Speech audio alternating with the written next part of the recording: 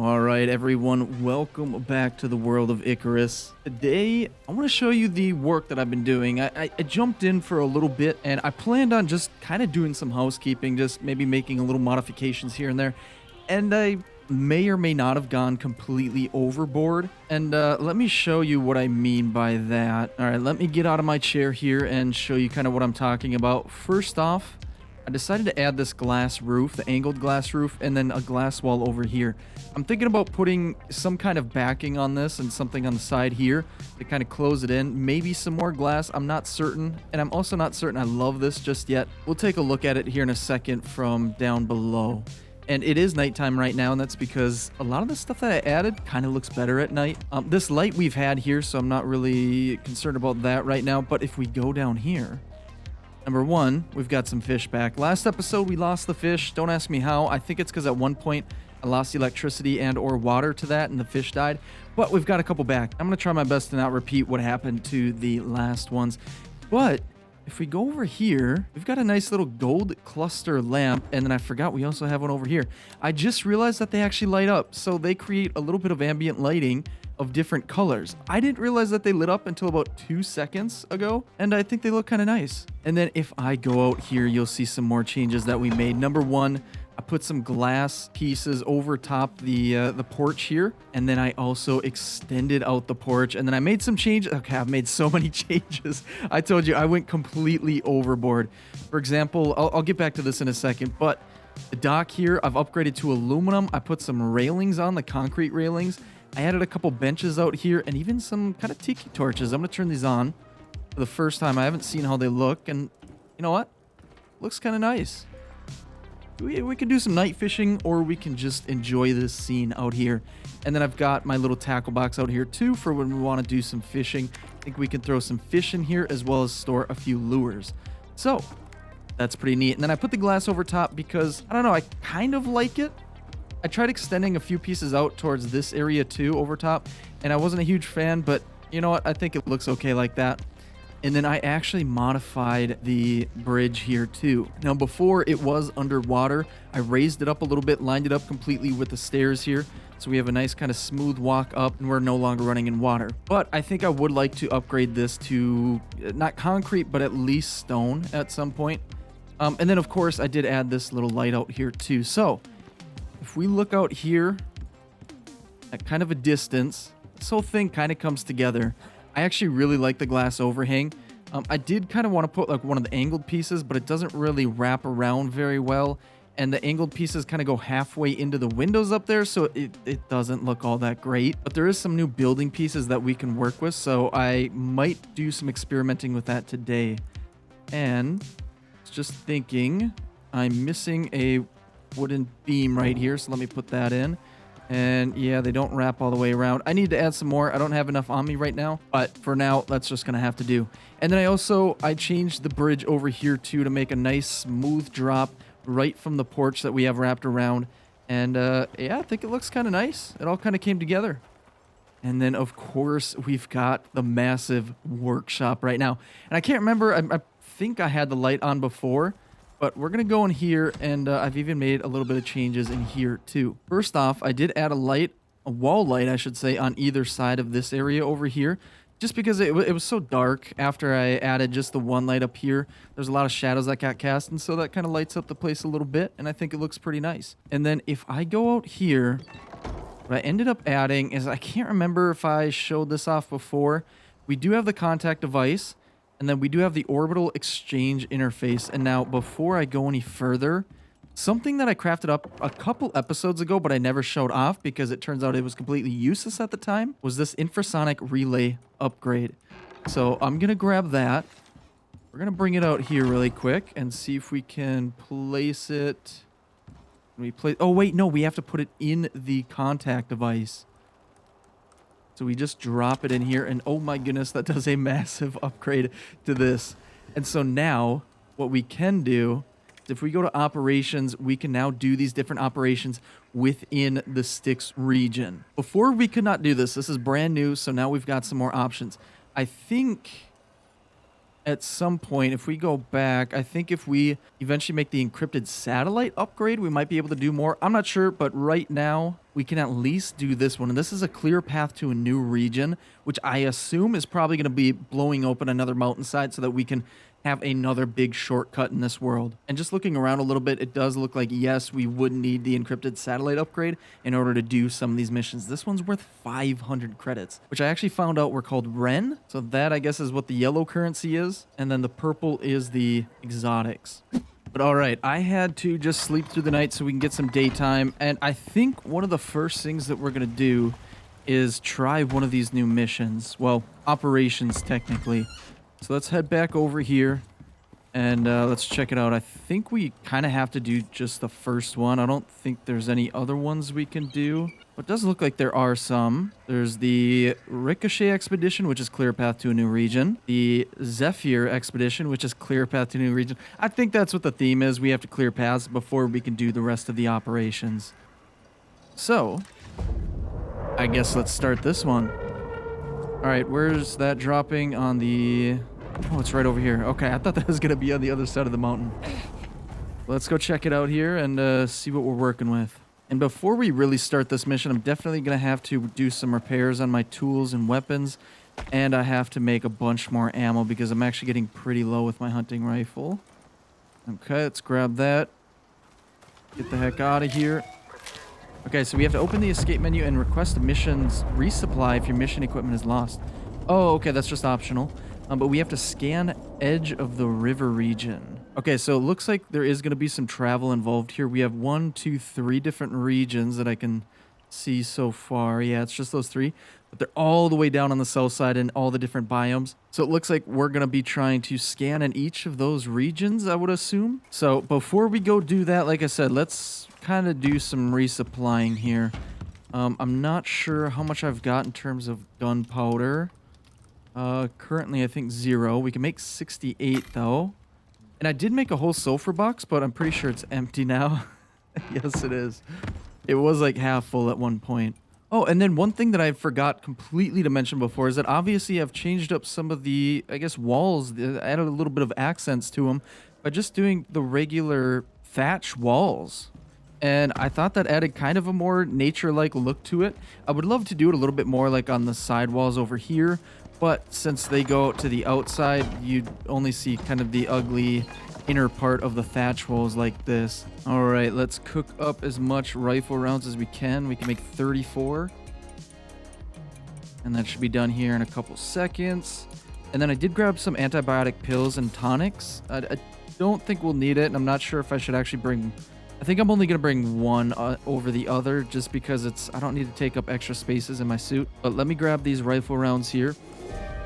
And we're going to have to wait out this storm too. It's going to be a thunderstorm. And then what do I need in order to repair my rifle before we go? I want to say we're going to need like titanium ingots. Let me grab one of those. And let's head out over here to our massive forge. No, we can't do it in the forge. Looks like we have to do it in the machining bench. Is that right? And I think we should be good on the rest. I'm not too worried about the rest of our tools. For the most part, we're just going to have to be fending off different enemies, I think. And now, since we have to wait out this storm, what I'm thinking is that we have this orbital exchange interface. And, well, let's actually move this. I was thinking we're going to need more room out here, so I moved it off to the side. But I think it'd look a little bit better right about here.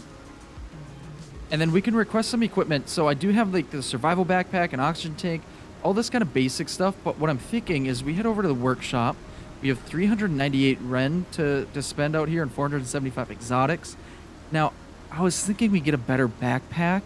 I don't know if we're going to have enough. This is going to cost 250 just to research and then another 100 to craft, which means it's going to cost 350 total. Now, is that going to be worth it? It gives us 25% extra shotgun ammo capacity, 25% reload speed of shotgun. This is a shotgun backpack, so I don't think that's worth it. I think we're going to have to go with the regular survival backpack because this gives us extra inventory slots, and that's kind of what I want to do instead. And we already have that, so I say we request that. And just because I've never used them before, we do have this mass dampener module, and that'll give us an extra 10% movement speed. Just for fun, let's give it a shot. I've never used it before. I want to try it, so let's go ahead and craft it for 50.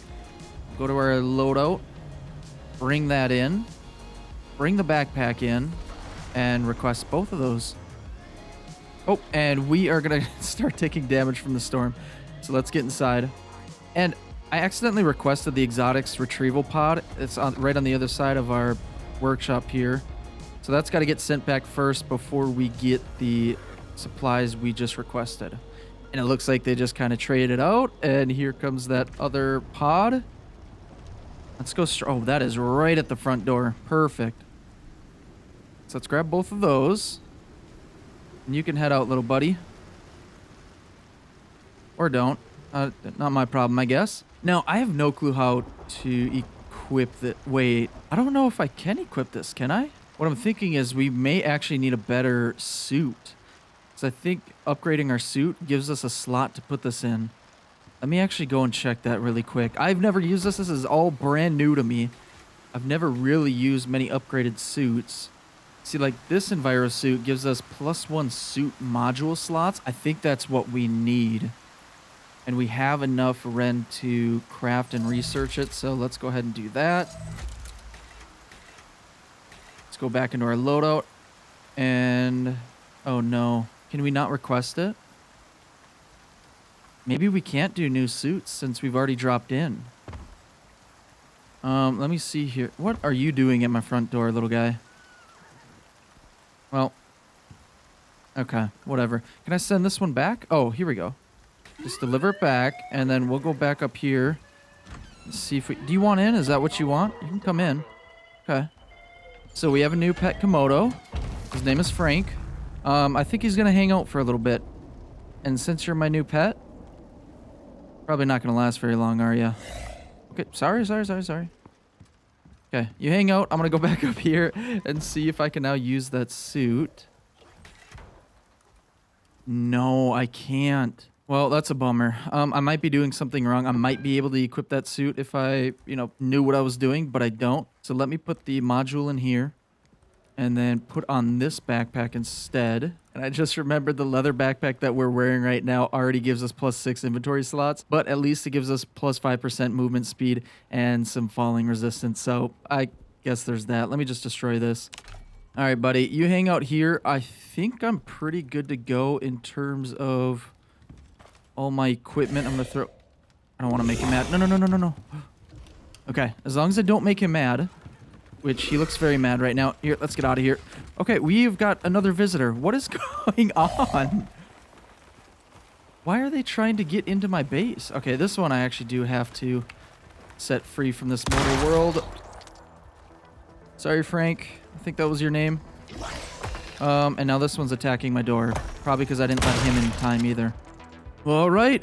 We're good to go. I'm going to start heading out. I don't think I'm going to bring my horse with me. He's probably not going to survive it if I do. Plus, it'll just be so much faster if I run. It's going to be a long trip, but my movement speed is actually pretty dang fast. And if I have my bow, it's increased even more. So let's make like a tree and get out of here.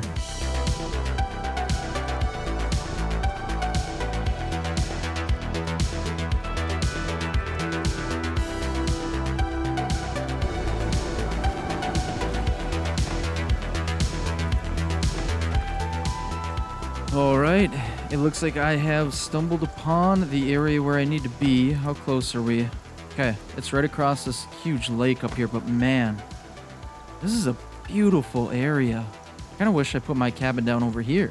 But either way, let's head over here. It looks like there's some massive waterfalls coming off this mountain. Okay, This is the zone. we've made it. It's around here somewhere. Throw that down. I just realized I don't have any arrows left. I have 24 total, and I really don't have a ton of ammo for this, so we'll we'll see how this all goes. All right, how do I start this thing up? Looks like the All right. unit's ready. This should be fun. Just get our gun out right off the bat so we can minimize the damage to this thing as much as possible by killing whatever animals come our way as fast as possible. Now, there is a bear over there as well as a gator. Oh, this is our enemy, it looks like. This is the wolves. The nice thing about this area is the fact that we're surrounded by water, so everything has to swim to us, which means it's going to take them a little bit longer because they're slowed down by the water, so that's nice at least. Oh, here we go. Now we're getting a little bit bigger enemies, but still not much of a problem for the rifle that we have.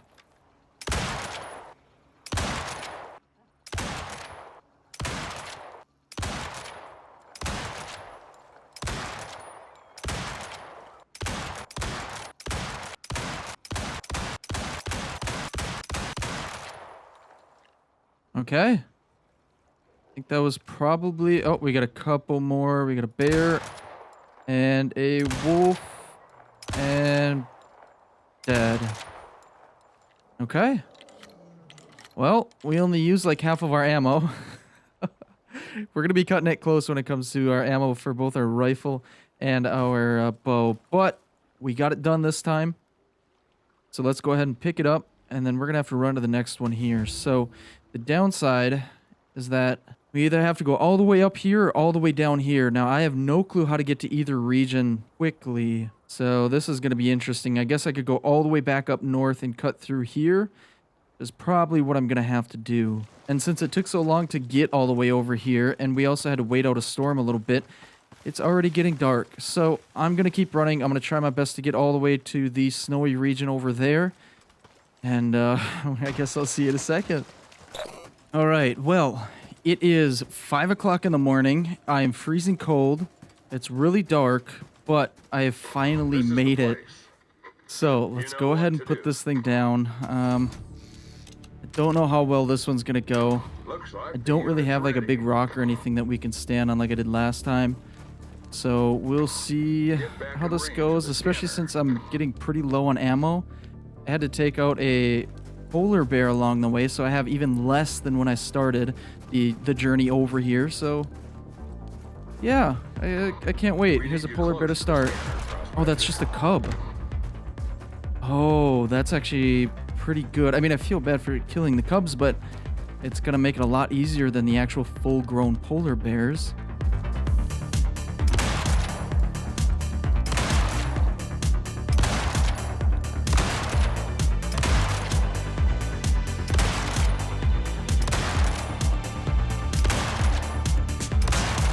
Oh my goodness. That's not a cub. There's a cub, but then there's the big guy right here. Oh, and I forgot to top off on all of my food and wine and beer. This is not good. Oh, no, no, no. Come on, come on, come on, come on, come on, come on.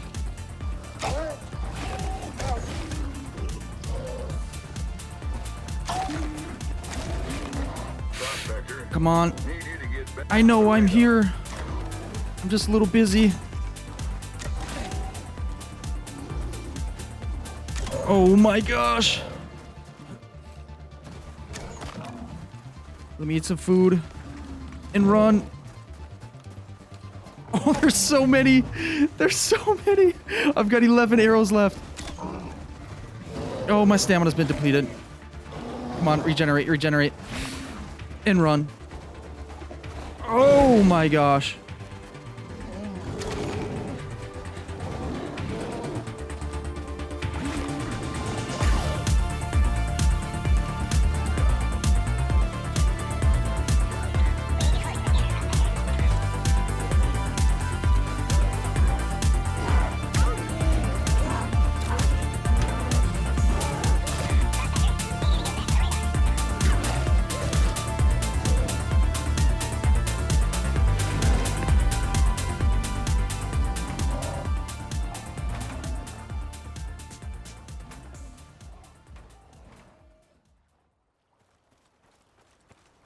All right, so we've got some good news, some bad news, a little bit of an update. Good news is we're almost done with this mission. Oh, and some more good news is we've got a little friend here. He really wanted to come into the base, into the workshop here. I don't know why, just like those Komodos wanted to. And so I decided to let him in. Now, I know I've got a horrible history with allowing all of my tamed animals to die, and I found a way around it. by just not taming this guy at all. So I'm going to keep him trapped in here. I mean, I'm going to let him live in here because he wants to live in here and he does not want to escape. And I'm going to keep doing what I need to do.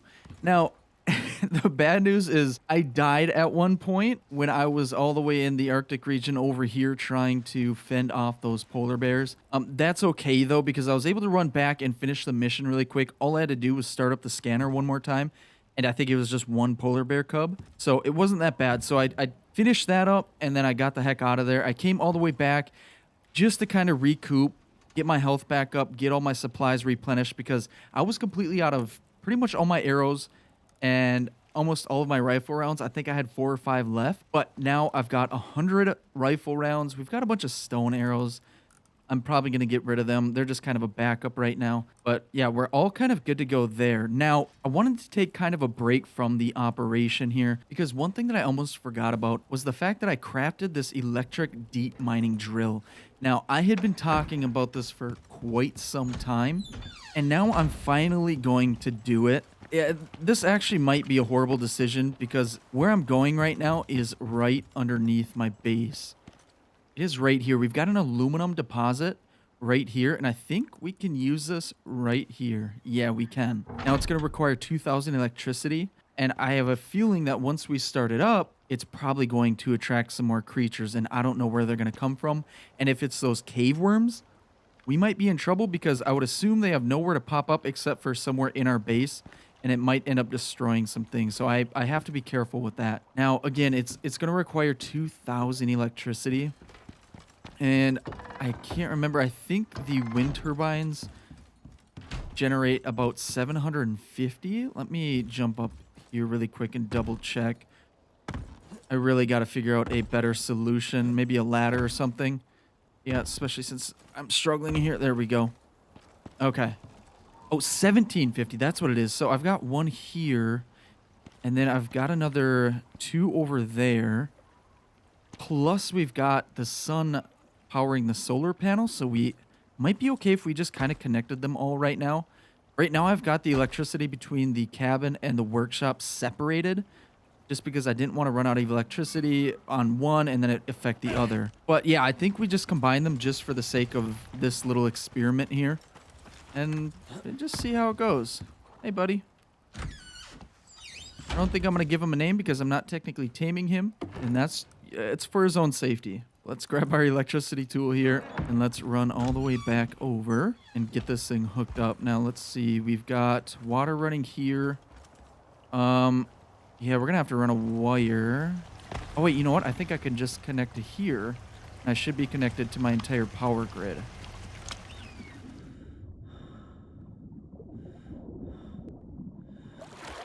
So we might not actually have to even connect to the wind turbine over here. We might have enough power from all the sources we've got over at the workshop. Now, I know this wire going across is going to be super ugly. I'm going to remove it all once this is all said and done. I just want to try this bad boy out. Okay. It's hooked up. Doesn't seem to actually be getting enough power, so maybe I do have... You know what? I'll go turn on that generator in the basement, and then I should be good to go.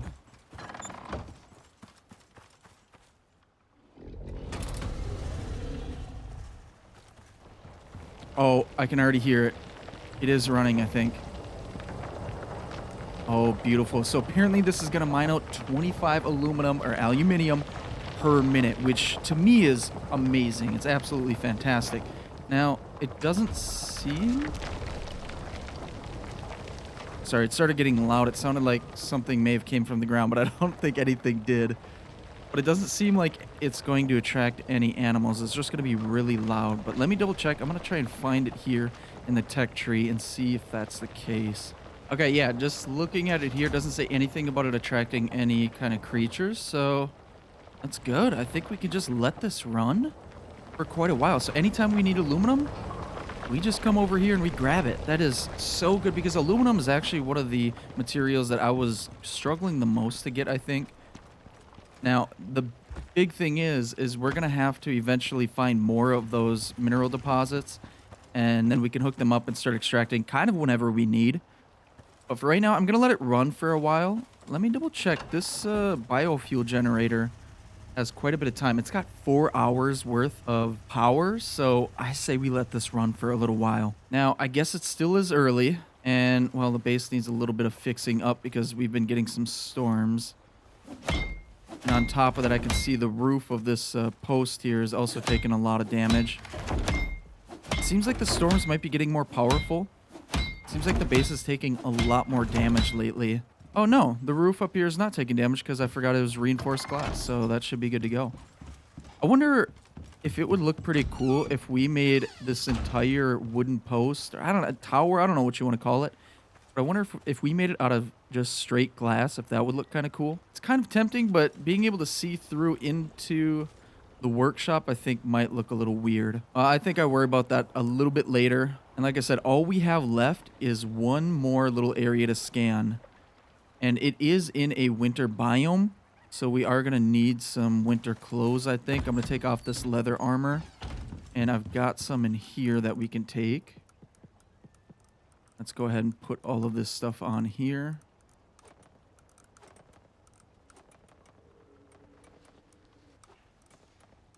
And there we go. We've got all the perks that we're going to need in order to, I guess, resist a little bit of the cold out in the winter biome. So let me put all this stuff in here quick. We've got a relatively full inventory. I want to keep as much on me just in case at this point. We just run into so many different scenarios that I feel like I need a little bit of everything all the time. And I especially want a lot of this cooked prime meat because this is going to be really good for health and just really good perks in general. Now, looking at the map here, I believe we have to go all the way back down south, pretty much to where our center scanner spot was. And then instead of going straight down south, we'll take a right and head out southeast. I think there's an area to get through here that we can eventually make our way over into the biome and get to the scanner spot over here. So yeah, I think with that, we're going to take a little drink of wine, take a little drink of beer, and hold on. Oh, no. Oh, shoot. Well, hopefully this guy will come back eventually. At least he didn't quote-unquote run away. But anyway, offloaded all the extra stuff in my inventory, so I'm just going to run all the way out there. Hopefully we can get this last piece done for the operation, and we're going to be good to go, and we're going to get our rewards for that. And we can continue working on our little workshop, or big workshop, and our cabin when we get back. Data says this is the area. Now it's up to you. Looks like the unit's ready. All right, here we go. The third and final scan. I'm not feeling super comfortable about this because we've got a massive scorpion right there. Might be kind of hard to see. And then, of course, a woolly mammoth right there. The mammoth I'm not too worried about because they're not hostile unless you attack them. But this scorpion is getting a little bit too close for comfort. Okay, just like that, we've got our first animal. It's just a wolf. And I'm hoping me shooting all these other animals isn't going to attract the scorpion. If it does, we're really in trouble.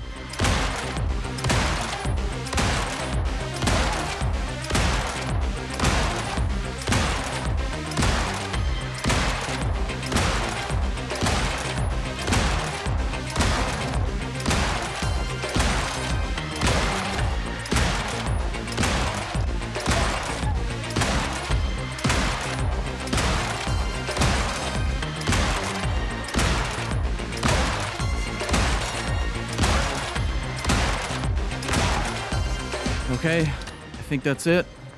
We got a couple more enemies and we got a snowstorm coming through. So let me finish these guys off. Wolf and then another snow leopard. It's down. Oh my goodness, look at all the dead bodies here.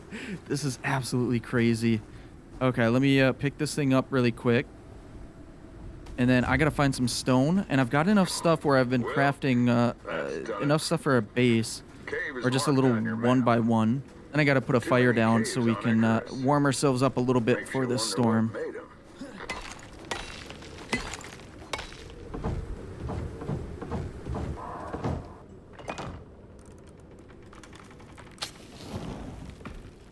Okay, I've got some stability issues right now. I gotta put some beams down up here so that it can withstand the storm a little bit. A couple down. Okay, how's that? Okay, the wood is not completely cracked, so that's a good sign. So we're kind of anchored to the ground at this point. We just need to last as long as this storm does, and then we can get the heck out of here. So I'm going to wait this out. Hopefully nothing crazy happens. If not, I'll see you back at the base. Okay, so a little update. I almost completely forgot that I have to blow open a wall of the side of the mountain in order to make that shortcut. I, for some reason, was thinking I was done with this operation, but I'm not. And now I'm freezing cold at almost 5 in the morning. But I made my way down, and we have the supply crate here. And in this supply crate is a couple of unstable prototype explosives.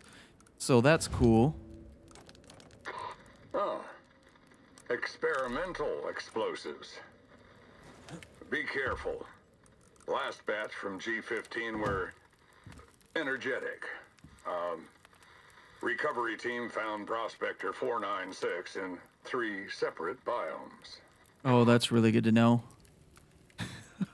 So I don't know if I'm just not going to know when this thing's going to blow up once I put it down. So I'm going to have to be super careful. But I'm going to try and wait out this nighttime. Got a couple hours before the light starts coming out. And I think once that does, it's going to get a little bit warmer. So it's not so miserable out here. And we'll have a little bit of light so we can see out there. And once we get that light, we're going to blow open the side of the mountain. Okay, I have finally made it. Got the explosives on me. What do I do? Okay, here we go. Let's see. Deploy. Place. Bad Okay. news from the UDA. As powerful as these explosives are, we need one on the other side to clear the blockage. Up No. for a scenic hike? Dangerous No. one. Wait.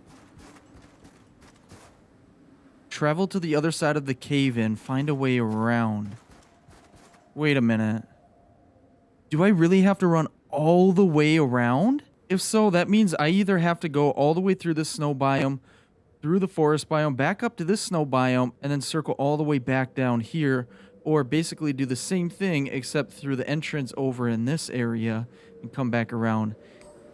Unless he's telling me I can build over the mountain, which would be nice if I had some materials to actually do that, but I don't.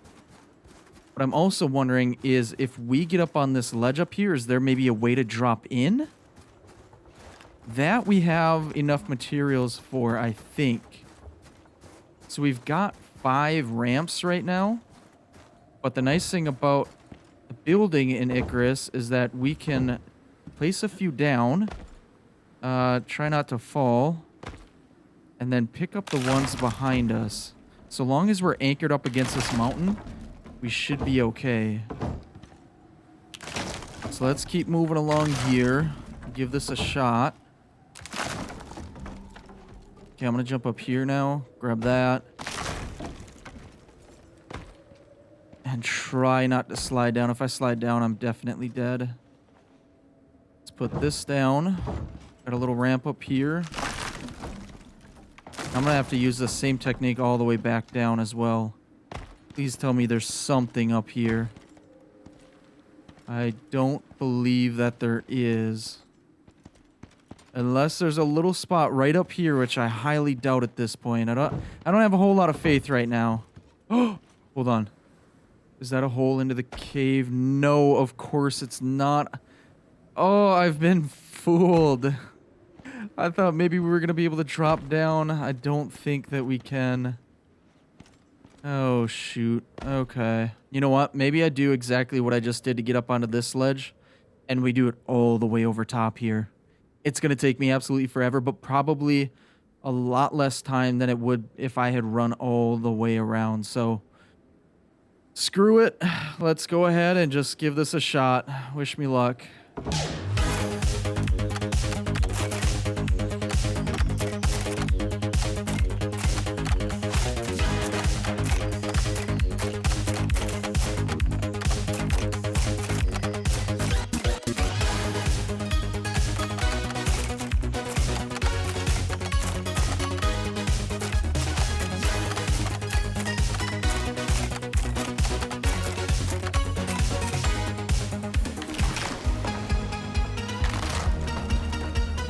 Oh, okay. So I'm so high up on this mountain that we can't even see down to the ground. And we are at the very top, and you can see that the biome changes right here. So I'm going to keep moving. I'm going to try not to fall off the edge up here. I just need to get a better view of what's going on. And turns out you can't see much from up here either. So what I'm thinking is I'm going to build down somehow. I have no clue how. Doesn't seem like it's wanting to really attach to anything over here, which is not a good sign. I'm clearly not supposed to be up here, but I'm not going all the way around.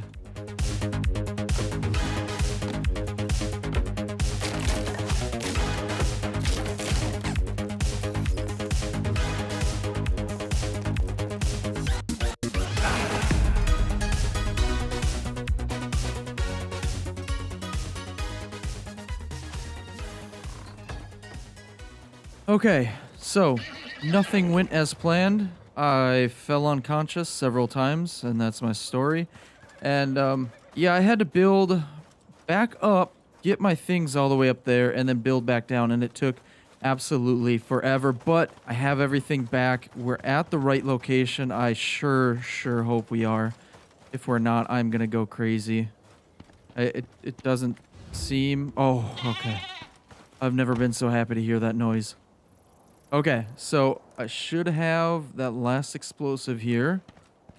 Place that there. Alright, what do I do, man on the radio? Oh, okay. Oh my gosh! That really gave me no time to run. I didn't even get to turn around and see it. But, hey. We did it. So I guess we can go all the way through, and yeah, there's the snow biome right over there, and we've got a bunch of ores in here as well. Looks like there's an alternate route over this way. But I don't really have any inventory space right now. I kept a lot of the building materials on me because I had to do a lot of building up and down. But we're done. We're finally done with the mission. The mission is complete. So the last step I have to do is just run home. Which... There are so many animals out here. Sorry, which means we have to go all the way back down here. Well, I guess we have two routes we can take now. I say we just run through the sandy area, and then we can loop back into our cabin there. So I'm going to run back. This was... I know I didn't show really much of it, but I'm telling you, this was an absolute trek, an absolute challenge. The amount of times that I struggled even just to get over to this area, and then I had to get back up there.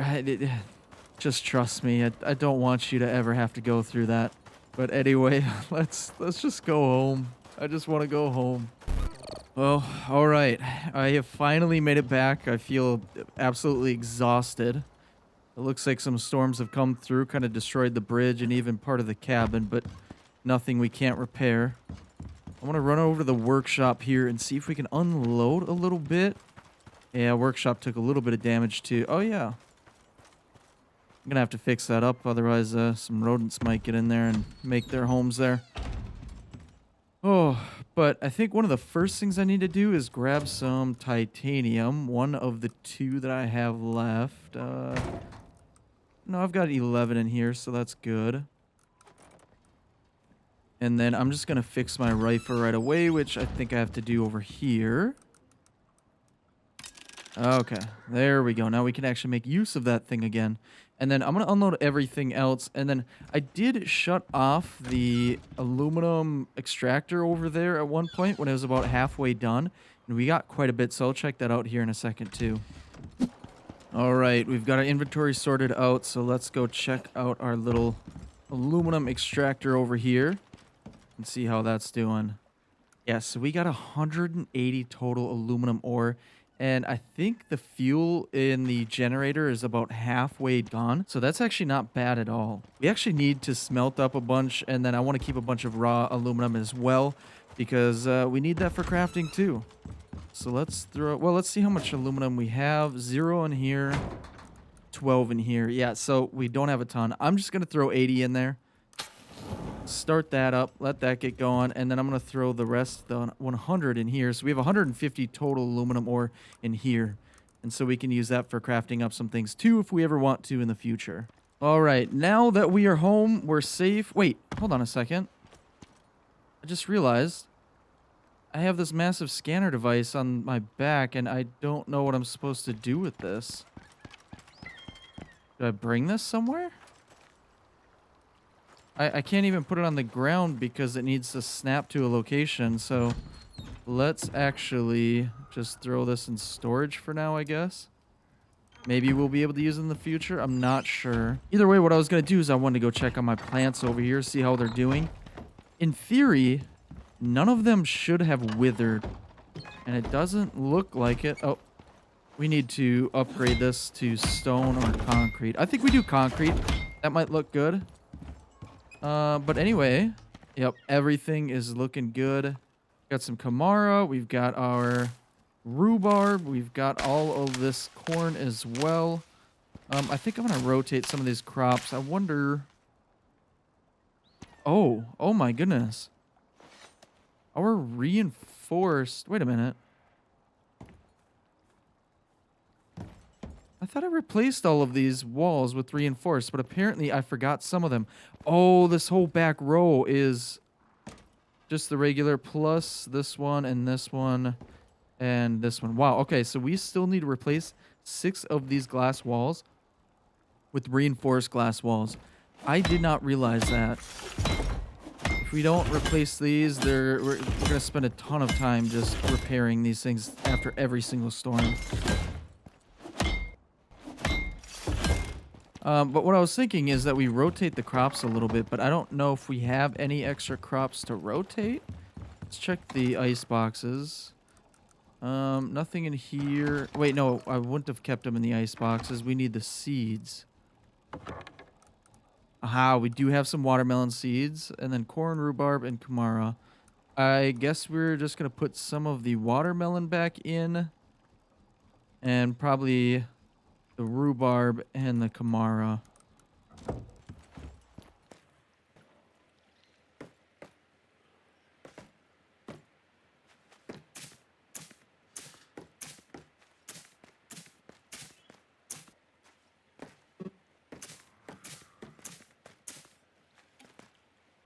And there we go.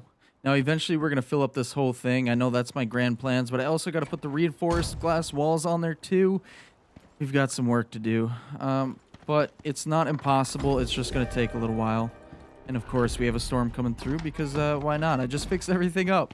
Why wouldn't we have something come through and destroy it all again? Let's head over here. Let's see what we've got in terms of glass. I don't think it's none. It's pretty much nothing at all, it looks like.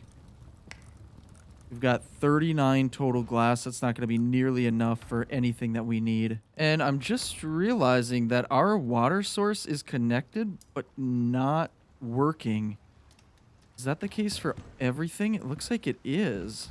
Now, I don't know why that would be the case. I don't remember changing anything with the water.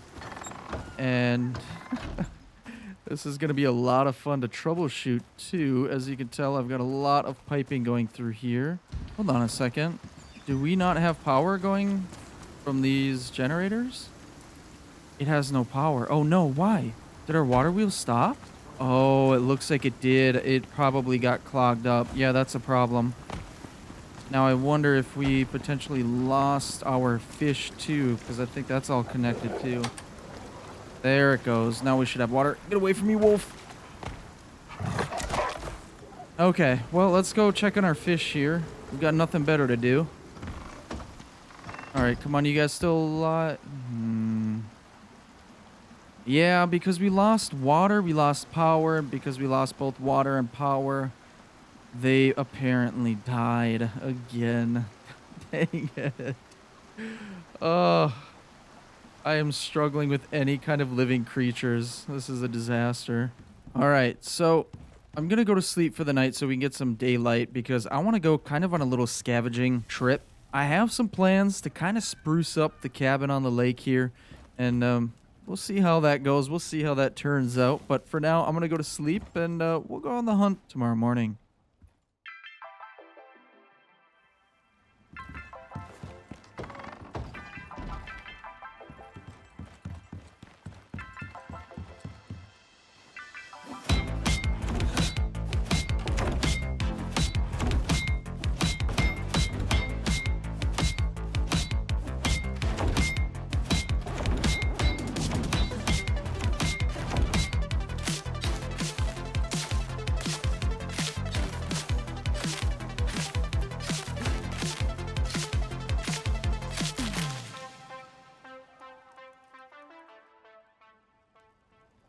All right, so I've just finished my morning hunt, or little scavenge, and this is what I ended up doing. I went and got as much seeds as I possibly could.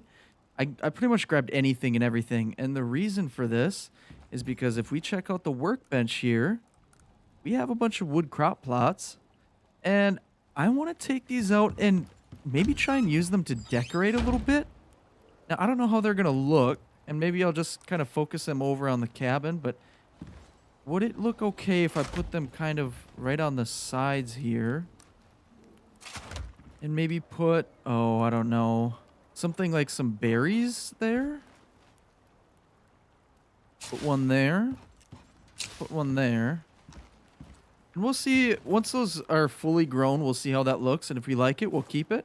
If not, we'll just get rid of it and put something else in. And the nice thing about this is we have the perk that makes sure that any plants that we crop will not wither. So they'll stay there forever. They don't need to be watered. They don't need to be taken care of in any way.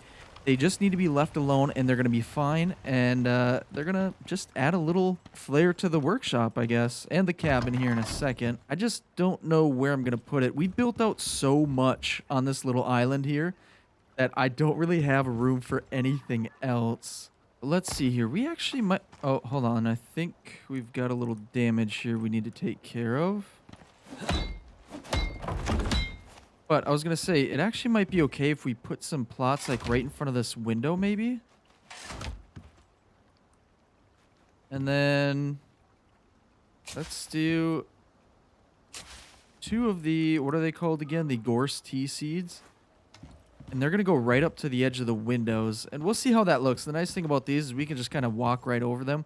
They're not going to get in our way. So that's kind of nice. Let's grab a couple more. And I say we put one down on either side of the door here. And then just because I want to experiment a little bit, I say we try out maybe some wheat. No, I don't think that would look very good. Let's do something else. Let's try putting down a cocoa seed. Now, do we do it on both sides, or maybe do we mix it up a little bit? Yeah, say we mix it up a little bit and put a coffee seed on this side. And we'll see how that goes. Maybe we end up wrapping crop plots all the way around here, so it kind of fills in this whole area. I think that would be pretty cool. I don't know, maybe it'll make it too packed because there's not a ton of space to move through here, but I guess we'll find out here pretty soon once these are fully grown. And now let's actually look up here and see if we maybe have a spot for some crops. Yeah, I think we would. Maybe one in the corner. I say like a tall one in the corner would look nice. Let's see what we got here. Could do the soybean, coffee, or the cocoa. You know what? Let's throw the tea plant down. I think that would look kind of nice when it's fully grown. And then I think for now that's going to be the only one that we plant up here. We might end up rearranging all of this at some point.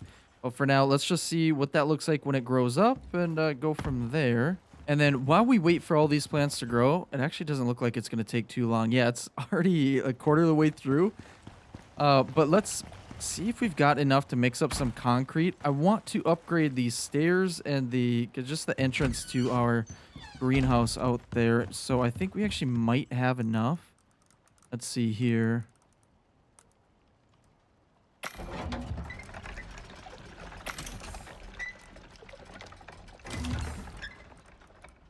And just like that, we've got just the floor and a ramp. So let's run over there and do a little upgrade. I think that'll help kind of clean things up over there. And getting rid of that wood on the outside is going to, again, that's just one less thing to repair in the future. So let's select concrete, upgrade that, and upgrade that. Okay, that already looks a little bit better. Maybe we put some walls down. Kind of, I don't know. I kind of like it. It's like a little bridge. I think I might keep it. And then we might swap out the railings at some point too. And then I say we keep the stone flooring in here. I kind of like the texture of that and how that looks. And I just noticed on our way back, our berry bushes are fully grown. And I kind of like it. It adds that green and red to the front of the workshop. It kind of makes it pop a little bit. We might end up moving these things like the fire pit and the drying rack, and almost even considering moving the forge over here just so that we can add some more greenery on the outside. Because I really like how that turned out.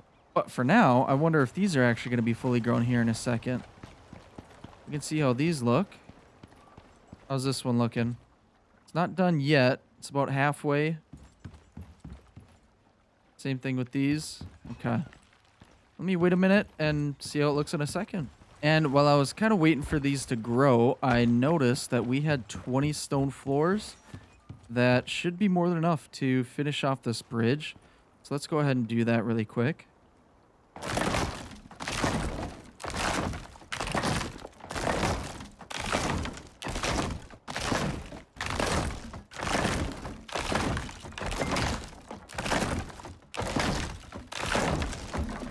All right, there we go. Again, we have all these wood railings. I think I'm going to leave them for now. We'll have to upgrade them later. Maybe something a little bit cleaner than what we've got. They're just kind of expensive to upgrade. But now we don't really have to worry about the weather damaging any of the bridges that we've got anymore, because they've all been upgraded to stone. So I'm pretty happy about that. All right, it looks like everything is fully grown. So let's go ahead and check it out. Okay. Not looking too bad so far. I mean, they're okay. I might swap them out for something different. Like the gorse flower. I wonder if we wrap the gorse flower all the way around. I think that would actually look really nice. I think I might do that. Yeah, let's go ahead and do that.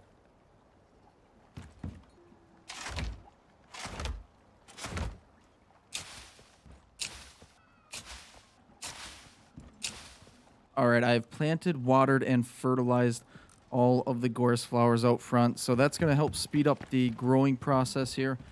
And I think it's going to end up looking really good. I guess we'll find out here in a second. I'm going to wait it out. It actually might be a little dark by the time it finishes, but that's okay. I think we'll still be able to see them, and I think it'll look okay. But I'm going to wait it out and see you in a second.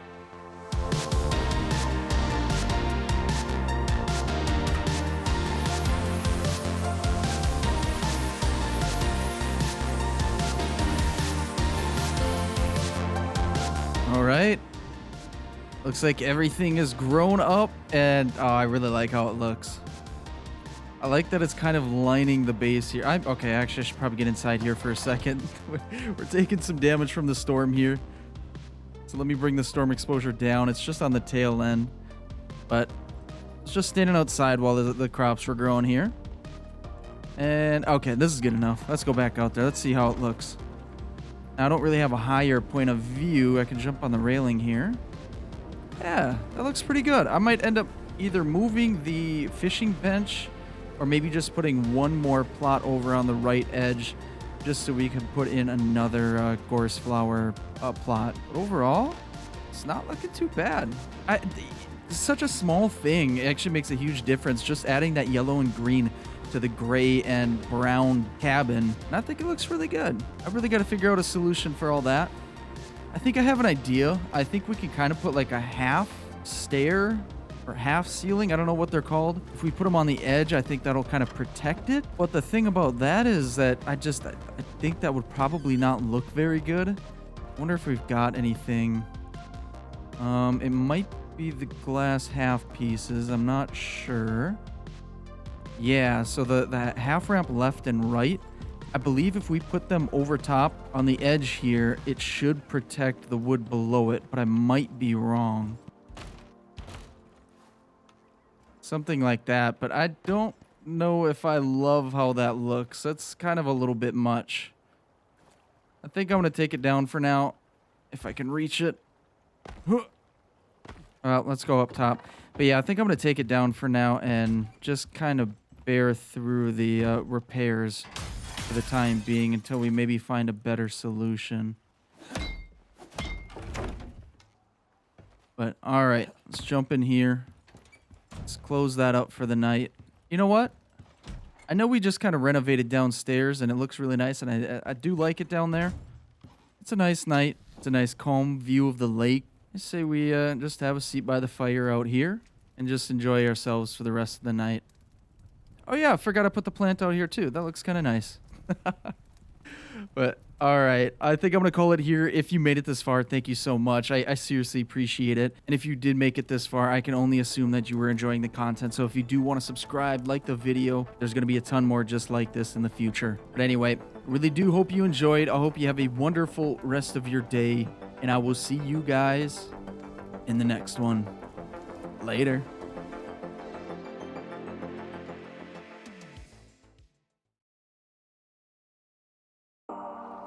Well, all right, everyone. Welcome back to the beautiful world of Icarus.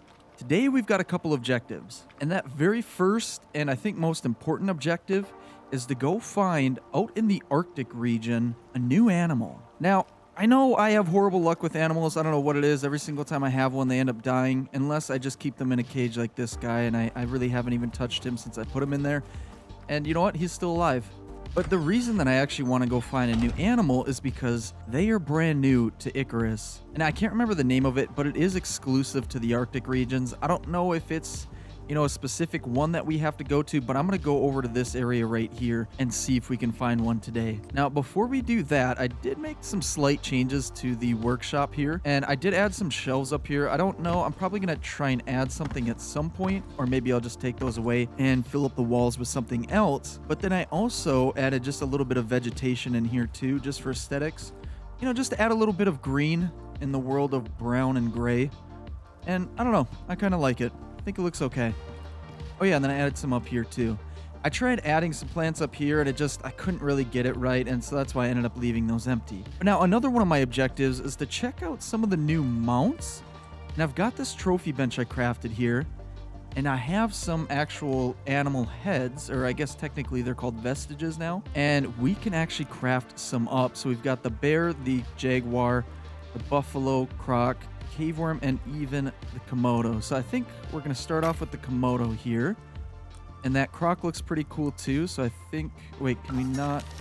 Okay, we can craft that. And let's go ahead and craft up the bear trophy as well. So let's grab that croc, the Komodo, and now the bear. And now I need some more refined wood in order to make some more, so I'll get that here in a second. Now it's just a matter of finding places to put them. I want to put some here in the workshop, but then eventually put some in the actual cabin as well. Let's just see how they look. See how big they are. Bear's not all that big. Oh, you know what? We could put some outside here. Oh, I don't have a spot right there. Could put some off to the side, I suppose. I don't know if I want the Komodo one out here. It's a little bit too creepy. You know what? I say let's put the Komodo on this beam. Check him out. Okay, not bad. Let's put the croc up here. Okay. Oh, they're kind of cool. And then let's find a spot for the bear here. You know what? Let's just put him right up here. And there we go. Now, once we add some more mounts up alongside that bear, it's going to kind of fill that in. So it's not going to look kind of goofy like it does now. You know what? Let's actually grab some more refined wood. I've got some stocked up here. And let's make this caveworm trophy. And the jaguar as well. Okay. Wow, that caveworm is a lot bigger than I thought it was going to be. So now that jaguar head is pretty tiny compared to the other two. But we're going to leave it for now. I just wanted to check them out, and I think they look pretty cool. They're going to add some, I guess, flair to the base and to the workshop as well. Now, I've kind of prepared myself for this trip to the Arctic region. I just need to swap out some of my armor here. We want all the fur armor, so let's grab all of that. And there we go. And then let's throw the rest of this back in the bench. And I think I'm kind of good to go. Oh, you know what? It's already getting late. I'm actually going to wait it out. I don't want to do this at nighttime. So let's head back to the cabin here and get some rest. And let me double check. I don't think I've added anything else here in the cabin since we last saw each other. But I do need to fix this up here really quick. And that one as well. And everything else looks like it's okay. All right, let's light that bad boy up and let's go to sleep for the night. All right, so it's the next day, and then I just remembered that I do have this buffalo trophy. I'm going to throw that up there with the other two to make it a little bit more even on that right side, and then we can get headed out on our little journey to the Arctic region.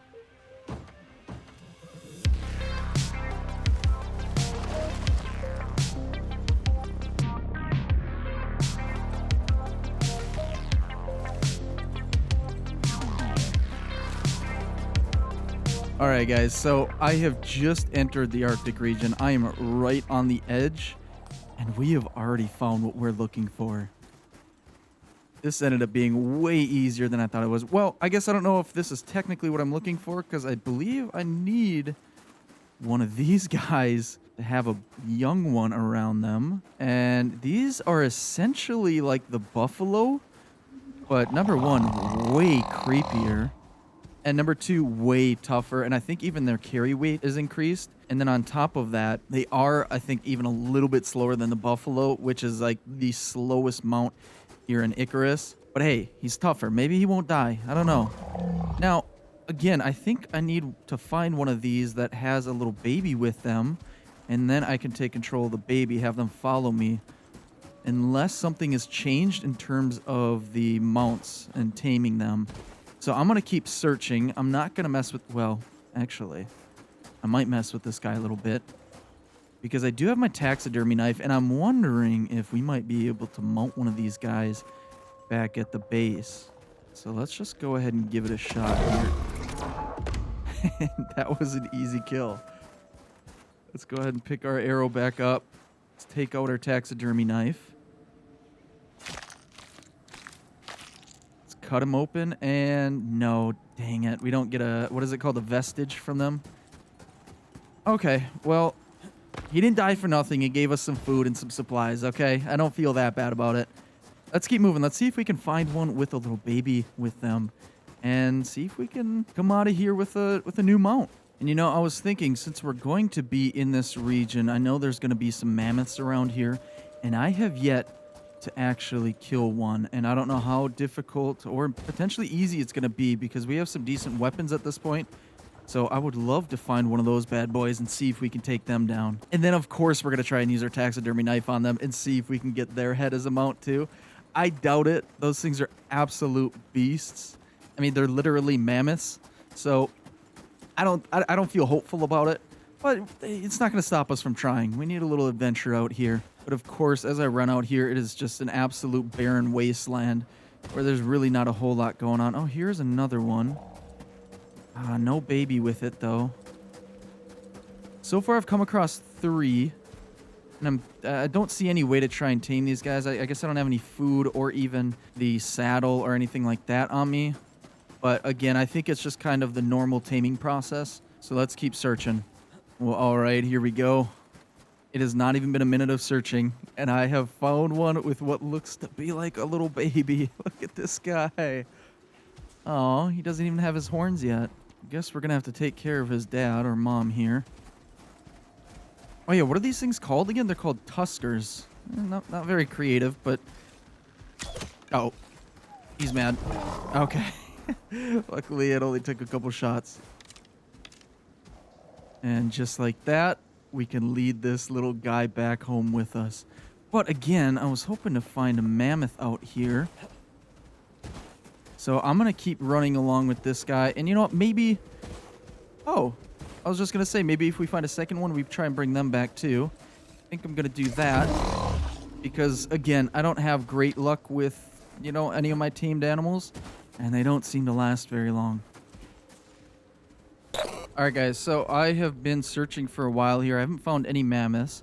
I'm all the way over here now. But if I look down here to my left, you see this massive, what looks like stone plateau. And I have no clue what this is. I can't remember if I've seen this before. But it looks like this massive fighting ground or something. It's like almost like a stage. Or something big, and I don't really know if that's the case or what in the world is going on here. But obviously I'm gonna go check it out. If we don't find a woolly mammoth, we might find something over here. Unless this has something to do with like a future mission or something. I really don't know. And of course we're running in a snowstorm right now. Maybe I should build a little shelter and try and wait it out. Here, let me see. Do I have anything in my inventory for that? Might just have enough.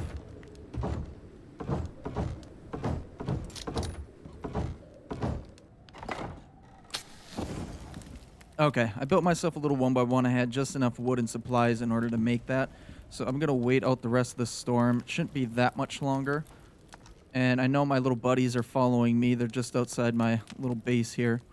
And so once this finishes, I don't think there's anything over here. I want to say I checked this out before, but I'm completely blanking. Either way, I'm going to keep running through here. If we look at the map, I might go a little bit further in here to see if we can find a mammoth. If not, we'll just circle through this entrance out here, exit, and then run back to the base.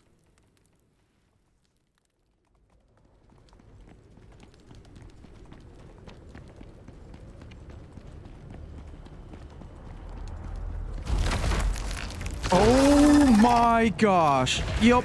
Okay, this is definitely a battleground. Oh, I thought I was free and clear. I was just running out of here. Okay, there is a massive scorpion. Oh my gosh. Ow. I lost my bow. I panicked and dropped my bow.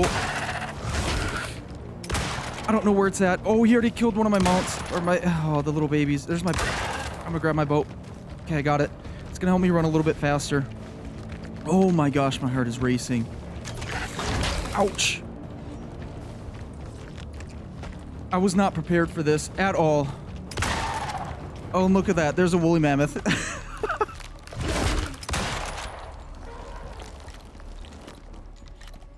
Holy. Okay, this thing's gonna pop up out of nowhere again. Oh. Okay, little buddy, you hang in there. Try not to die. Oh!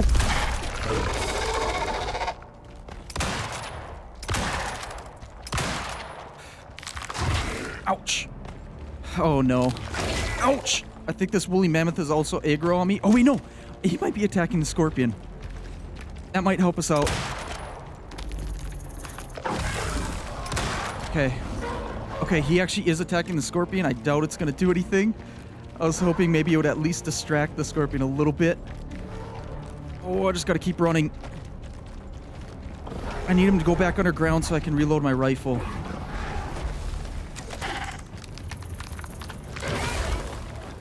Come on, come on, come on, come on.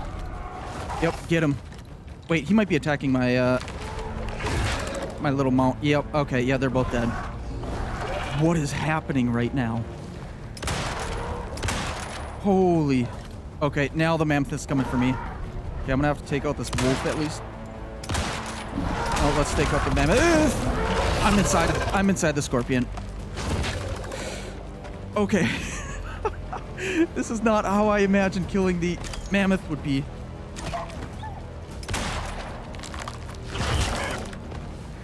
Come on, come on, come on. I doubt these the bone arrows are doing anything to the scorpion, but I have to damage it a little bit. Maybe that's what's sending him underground. Oh, he just sticks his tail out? That's not even fair. Okay. Come on, where are you at? Okay, I can damage its tail, at least. Oh, not if I keep missing, though.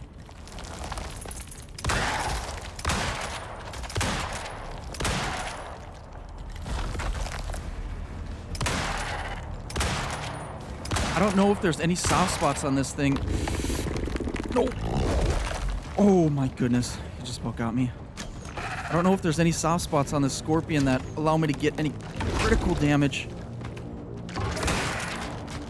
Holy!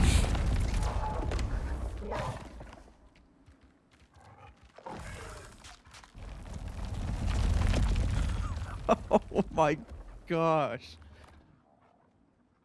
Oh. And here I thought I was doing pretty good against this thing.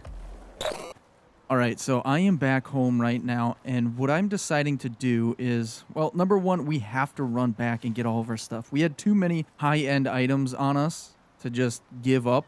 And so what I'm going to do is I'm going to go back, and I'm going to kind of go back with a vengeance. I thought about just giving up on that massive scorpion and just taking the loss on that. But instead, what I'm going to do is I'm going to collect up a bunch of wood here. And where'd the trees in the rock? But anyway, I'm going to collect up as much wood as I can, and what I'm gonna do is I'm gonna make some fortification walls, and on top of that I'm also gonna make some what are they called, the hedgehogs? Yeah, the medium wood hedgehogs. And the reason I want to do that is because well, normally those things are used to protect your home, but what I want to do is bring them out back to the scorpion, place a bunch of them down, and see if we're able to kind of get the scorpion to run into that. I don't know, either to slow it down or to at the very least damage it a little bit and hopefully protect us. I have a feeling it's when it's going to do that like ram thing that it does, like when it knocked me out. I have a feeling that's just going to burst through whatever structures I put down, but we have to try. I can't just completely give up on it. It was the first time I ever had the opportunity to fight that thing, and I'm not going to give up that easy. So I'm going to keep chopping up some wood here, and then we'll run back to the workshop and craft some fortified walls. And I guess I never explained the reason that I want the walls is because we can also mount on top of them some more like larger hedgehogs.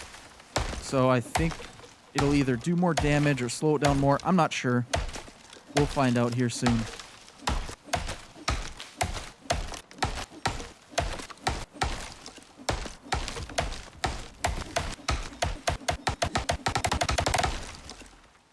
All right, so it looks like we're going to need some nails and wood. And then what else did we need in here?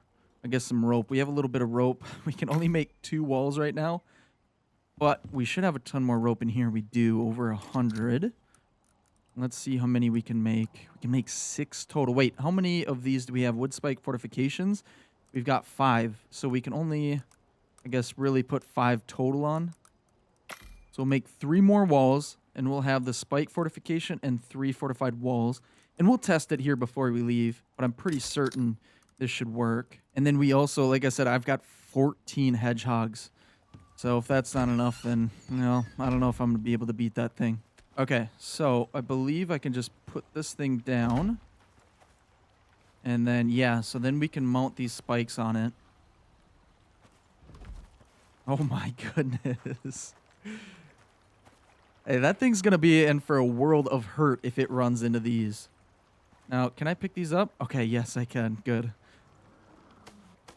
Okay, well, I've got my crossbow here. It's actually a horrible weapon in terms of, I mean, compared to what we've got, but it's better than nothing. I guess in terms of food and water, we should be good for this trip. I'm just going to beeline straight over there. Wait, which direction is it? Okay, it is out this way. I'm going to beeline straight out there, and as soon as we get there, I'm going to try and pick up my stuff, get out of the way of the scorpion, like at least that area, so I can kind of recoup and reorganize. And then we'll go back in, try and place down all the spikes and all the spiky logs that we've got in our inventory. And we'll go for round 2. All right, I have made it back to the platform out here. My body is just up the way. I need to go in, get all my stuff. Oh, there's a couple wolves out here. But I need to grab my stuff and try and get the heck out of here. That is a polar bear. Wonderful. That's the last thing I need to worry about right now. Oh my gosh! I just dropped my crossbow again. Oh, come on. Oh, he's still charging like that. I need to get out of here. I just need to go.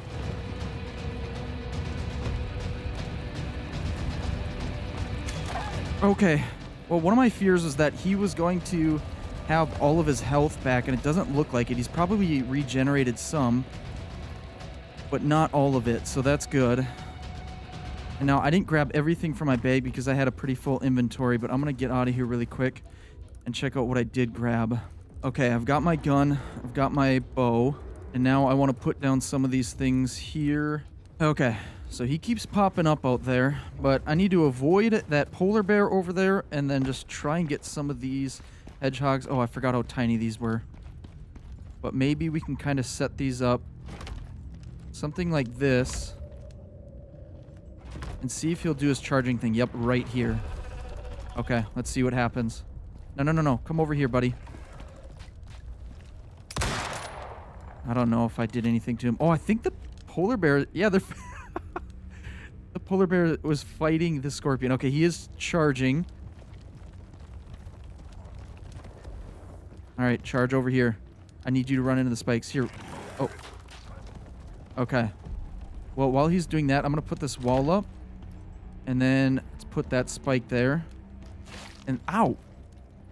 Okay, don't run into that. Okay, where are you at, buddy? Here he is. Okay, come on. Charge towards me, please. No. He's trying to fight the polar bear again. Here, I'm gonna set up some more hedgehogs here. And another wall. And then he's gonna see me here in a second. Okay. Yep. Come right into me. Okay, it's hurting him. Oh boy, I think he just destroyed them. Oh my gosh.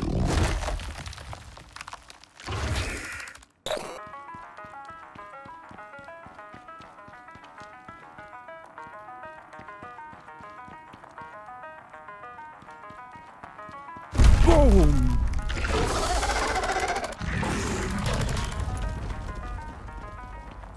Okay, we're back.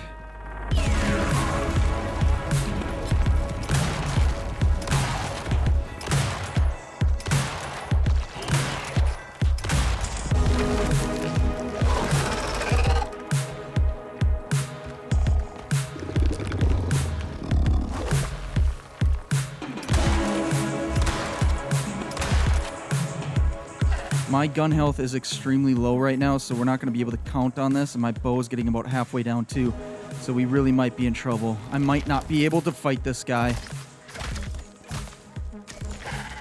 I need, I think, more specialized ammo.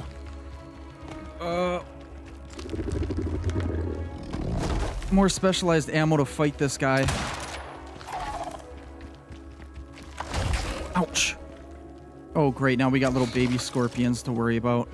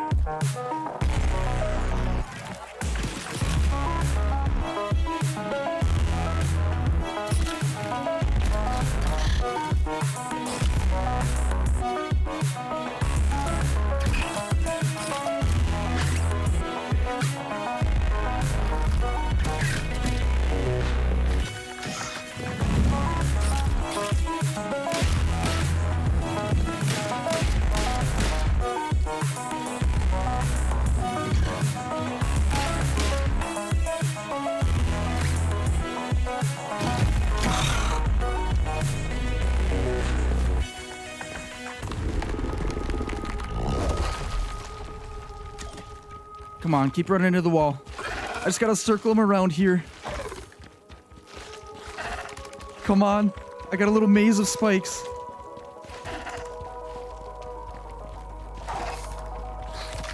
This is how we're gonna win it. This is how we have to win it. I don't have a choice. My two weapons are extremely low health. I have to just lower his health through these spikes. Oh, I'm running out of stamina though.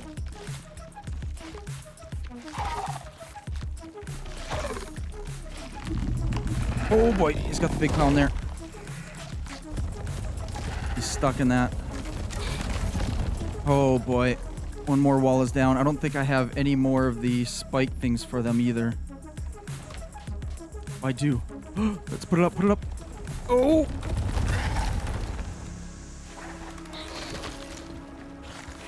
Come on. I've got this kind of makeshift wall here. I gotta keep running through it. He's gonna destroy most of the hedgehogs, but that's fine. Oh, he's right on me. Ouch! Oh, I took some poison damage there, but I'm mostly okay. Oh my goodness, we actually killed him. Okay, let's make sure there's no one else around here. I'm hurting from poison damage, but we've got some meat to heal our health a little bit. Holy... That was probably the most difficult fight that I have had so far out here on Icarus. And I've been through some pretty difficult fights. Holy. Can I chop him up? I don't think so. Hold on. Can I use my taxidermy knife maybe? I don't think so. Do I get anything from killing this guy? Can I use maybe my pickaxe on him? Doesn't seem to give me anything. Oh. Oh, that was absolutely brutal. Look at this thing. Oh, he is creepy and disgusting. Yeah, I don't know if I'm supposed to be able to harvest anything from him. Here, let me see if I can pick these up. I don't know if I have to repair them first. No, it looks like I can. Oh. These things actually saved my life. If it weren't for these things, both my bow and my rifle were going to completely run out of durability and break on me. And there's no way we would have beat this guy. There's not a chance in this world. Okay, I don't know. I guess I just kind of have to leave him here. Can't seem to get anything from him. Okay. Well, I'm going to pick up this last wall. And you know what? We're going to get the one thing that we really came here for. And that's one of these Tusker babies over here. And I did technically also take down a mammoth, but it it happened in all of the chaos, so I mean, it was fine. But definitely not the way that I was expecting to take one down.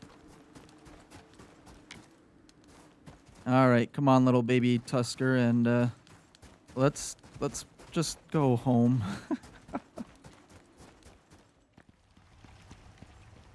All right, well, I have made it back to the base. We've got our new animal in its little cage, or home. And I've actually just been doing some housekeeping around the place.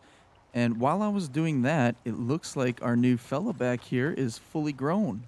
Hard to see. And now we're clearly completely out of room in here for these two. It was really only made for one animal, but it's not my fault that they decided to add a Tusker out here in Icarus. Let's go ahead and claim him, or her, Heimdallar? Heimdallar. I'm not sure how to say that. And since I'm not very creative and he's got a lot of hair, I'm going to name him Harry. Now, just looking at Harry here, it looks like he's got a total carry weight of 400. Let's go ahead and grab the saddle off of this guy and throw it on him. And just like that, we've got some inventory space for Harry here. Now, I don't think I'm going to bring him out anywhere just yet. But what I was thinking is that while we do have, pretty nice armor, this cured leather chest armor, I've never really fully upgraded to kind of some top tier armor. And what I was thinking about is actually unlocking this composite armor. Now, this is extremely expensive to make, and we also need the electric textiles bench. So let's go ahead and unlock that, and then all of the pieces with the armor. And now let's see what we need. So we're going to need a bunch of steel, some electronics, concrete, and steel screws, which I think we have most of that. Let's check out our concrete. Yeah, we have 52. Let's go ahead and grab some of that. And then how much steel do we have? Oh, no. We only have 7 steel, which means we also need copper, I believe, to make steel bloom, which we don't have much of either. And then on top of that, in order to make the composite armor, we need even more iron in order to make the composite paste, which makes the actual composites. Now, we have a total of 21 composite paste, so let's actually just grab that really quick, and let's throw that into the furnace. And for some reason, it's not powered. I have the generator running. You might be able to hear it underneath us. Let me go ahead and grab our wire tool really quick and make sure that we actually have a connection. Okay, so it's connected to something in this cobweb of wires. Let me go ahead and disconnect it and try and reconnect it here.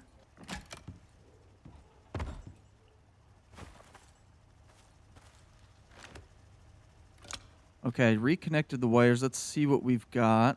Yeah, it says it's connected to power network, but insufficient power input, which isn't true. We've got 5,000 power coming from the generator under there, a few thousand more power coming from the wind turbines. So I don't really understand the electricity in this at all. So let me try and do a little troubleshooting and see if I can get this fixed. Okay, I don't know what I did. I had to disconnect some things and then replace this down. I don't know what I did, but it's working now, so that's all that matters. So I have 21 of these composites cooking up, which is great and all, but I think we need a total of 72 for all the composites that we need in order to craft this thing up. So I'm going to let these things cook, and then finish gathering the rest of the items that I need for the electric textiles bench. And I think, like I was saying earlier, we need a ton of iron, which we do not have. So that means we have to go on a little mining run for some iron. And I don't remember which caves have iron right now, so I'm just going to take some random guesses and go out and see what we can find. And I say we actually bring our new little steed with us. Well, I don't think he's technically a steed. I don't know what he is. He's like a buffalo hybrid with horns and made for winter, even though we're living in the forest biome. But either way, I'm going to put a bunch of my stuff away to clear out my inventory and head off to do some mining.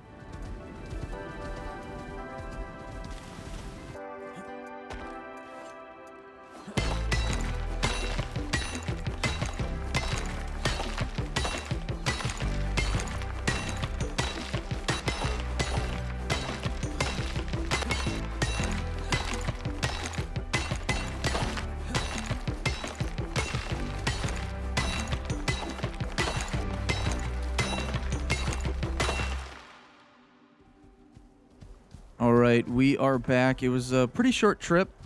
I don't like going very far with these mounts because they're unbelievably slow. No, get back over here, buddy. We need to go back into your nice, quaint little home here. All right.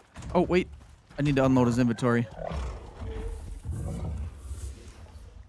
Okay. So we got a little bit of iron and some other things, just that were pretty much just left over in that cave. Let's see how many we can make here. We can only make 7 more. Oh, that's only because we don't have the silica or the organic resin. That we have, I think, plenty of. Let's go ahead and check that out. I made a little box just for the silica. We have a little bit. I'll just grab everything. And then organic resin, we've got another 32. So let's go ahead and see how much we can make now.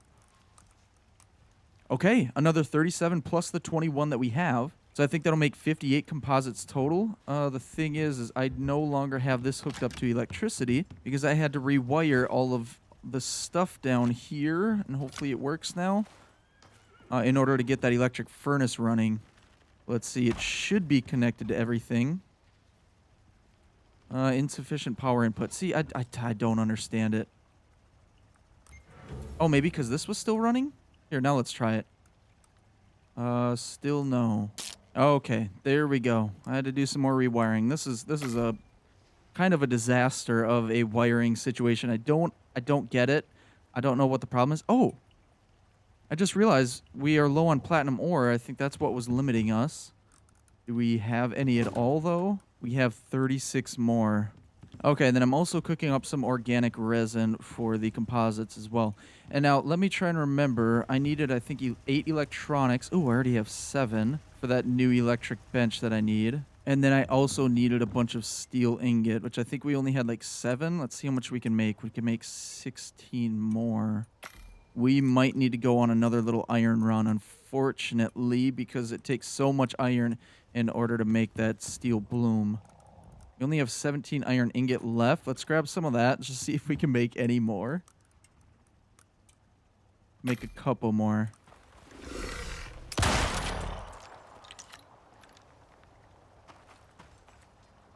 Okay, while I'm kind of working, doing my thing over here, my animals keep getting attacked through this glass. I don't know why. Maybe we need to move our little scarecrow over here and try and get them away. Does this even have anything in it? It does. Still has like 3 hours worth of fuel. So let me go ahead and pick this up. And hopefully putting this over here is going to stop those animals from coming over to this area. I'll have to get rid of the ones that are here already. Including this guy right here. And then I have to clean up all of the bodies that I just killed, just like 3 or 4 of them, so that it doesn't bring over more predators.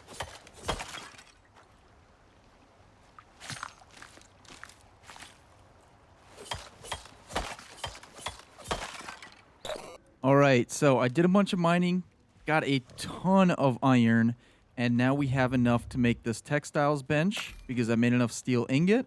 And so let's get this crafted here. And then on top of that, here, let's find a place to put this down first. And just like that, I'm out of room.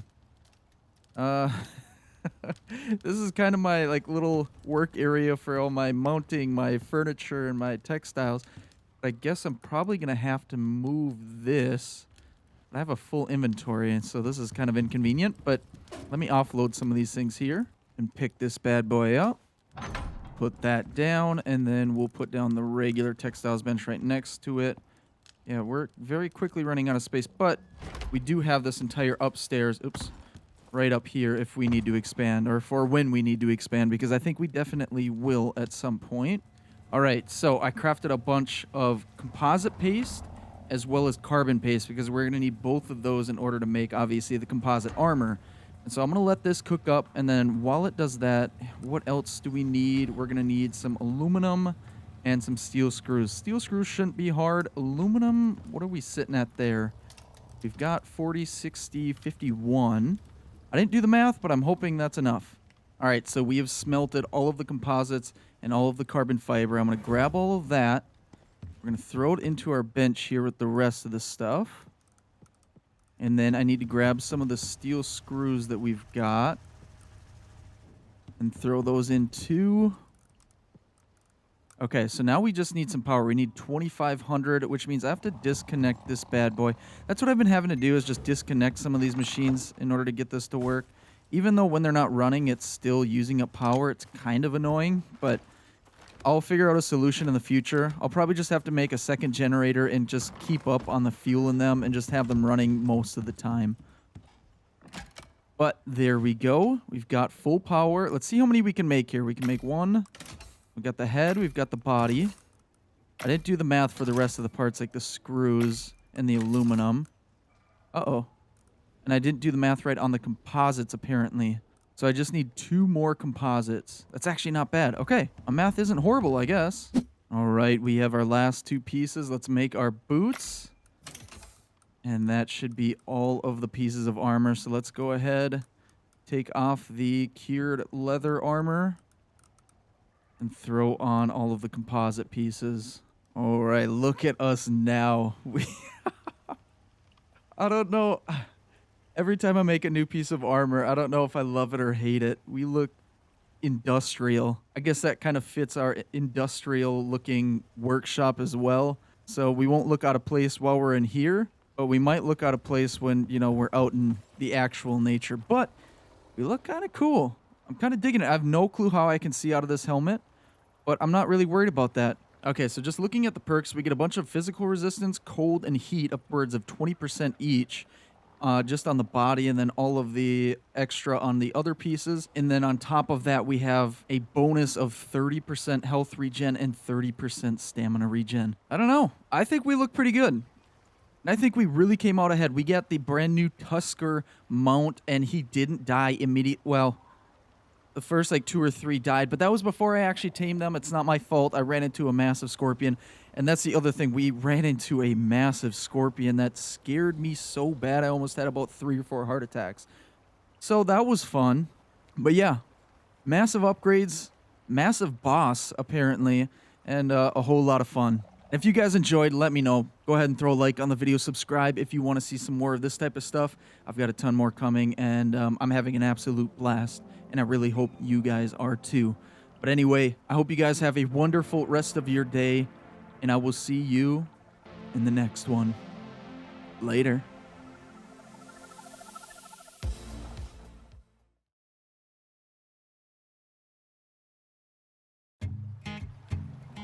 All right, everyone, welcome back to the beautiful world of Icarus. That is right, I am back in. I know it's been a while. It feels like it's been about a century. But, I mean, I think it's been about a month, which is still a pretty long time. Now, I think today is all about remembering how to even survive out here. I've kind of forgotten everything. Now, I did do a little bit of work on the workshop here. As you can see, we have a lovely grater right here. It's a crocodile trophy. And now, I should probably change this. It's been a work in progress for a while. I think it's okay to officially name it the workshop. But anyway, let's jump in here. Let's see what's changed since we've last jumped in. Not a whole lot. Like I said, just a few small changes. Up here, I added some plants just for some greenery and just for some fun. I should probably add some probably on either side of these mounts. I think that would look pretty cool. But what else we got going on? Oh, I added a few more mounts up here. And I think that's about it. Yeah, I don't think anything else has really changed. I didn't really change anything in the house. Oh, I did put a deer rug right here. Now today, like I said, it's honestly all about kind of relearning how to survive out here, because it really feels like it's been way longer than it really has. But I do have some plans. I want to make an upgraded machine, and we're going to put it up here. We're going to actually make use of this space up here. So I'm happy to finally start doing that. And the reason we have to put it up here is because it's going to be massive. So if we go into our tech tree really quick, and it's under tier 4 here, it is the foundry. So that's going to require 2500 power, which I think we're going to be okay. We'll just probably have to do what we normally do and disconnect some things in order to get this thing running. Right now, I've got the generator running underneath here. If you don't know, I've got a generator down in our basement down here. And that produces, I think, 5000 power. Yeah. And I don't think it's really powering anything right now. So I'm going to go ahead and turn that off. And now we got to figure out what we need. Oh yeah, I took the floor with the ladder here out just because it's a pain going up and down the ladder and trying to get through the little hole. So I just put some stairs here. I'll just have to jump up every time. It's really not a big deal. It makes things a little bit easier. But yeah, so we're going to need 5 titanium plates, 8 electronics, 15 concrete mix, 18 steel screws, and 5 glass. We've got most of that. Concrete should be easy. Electronics, I think we only need to make 2 more.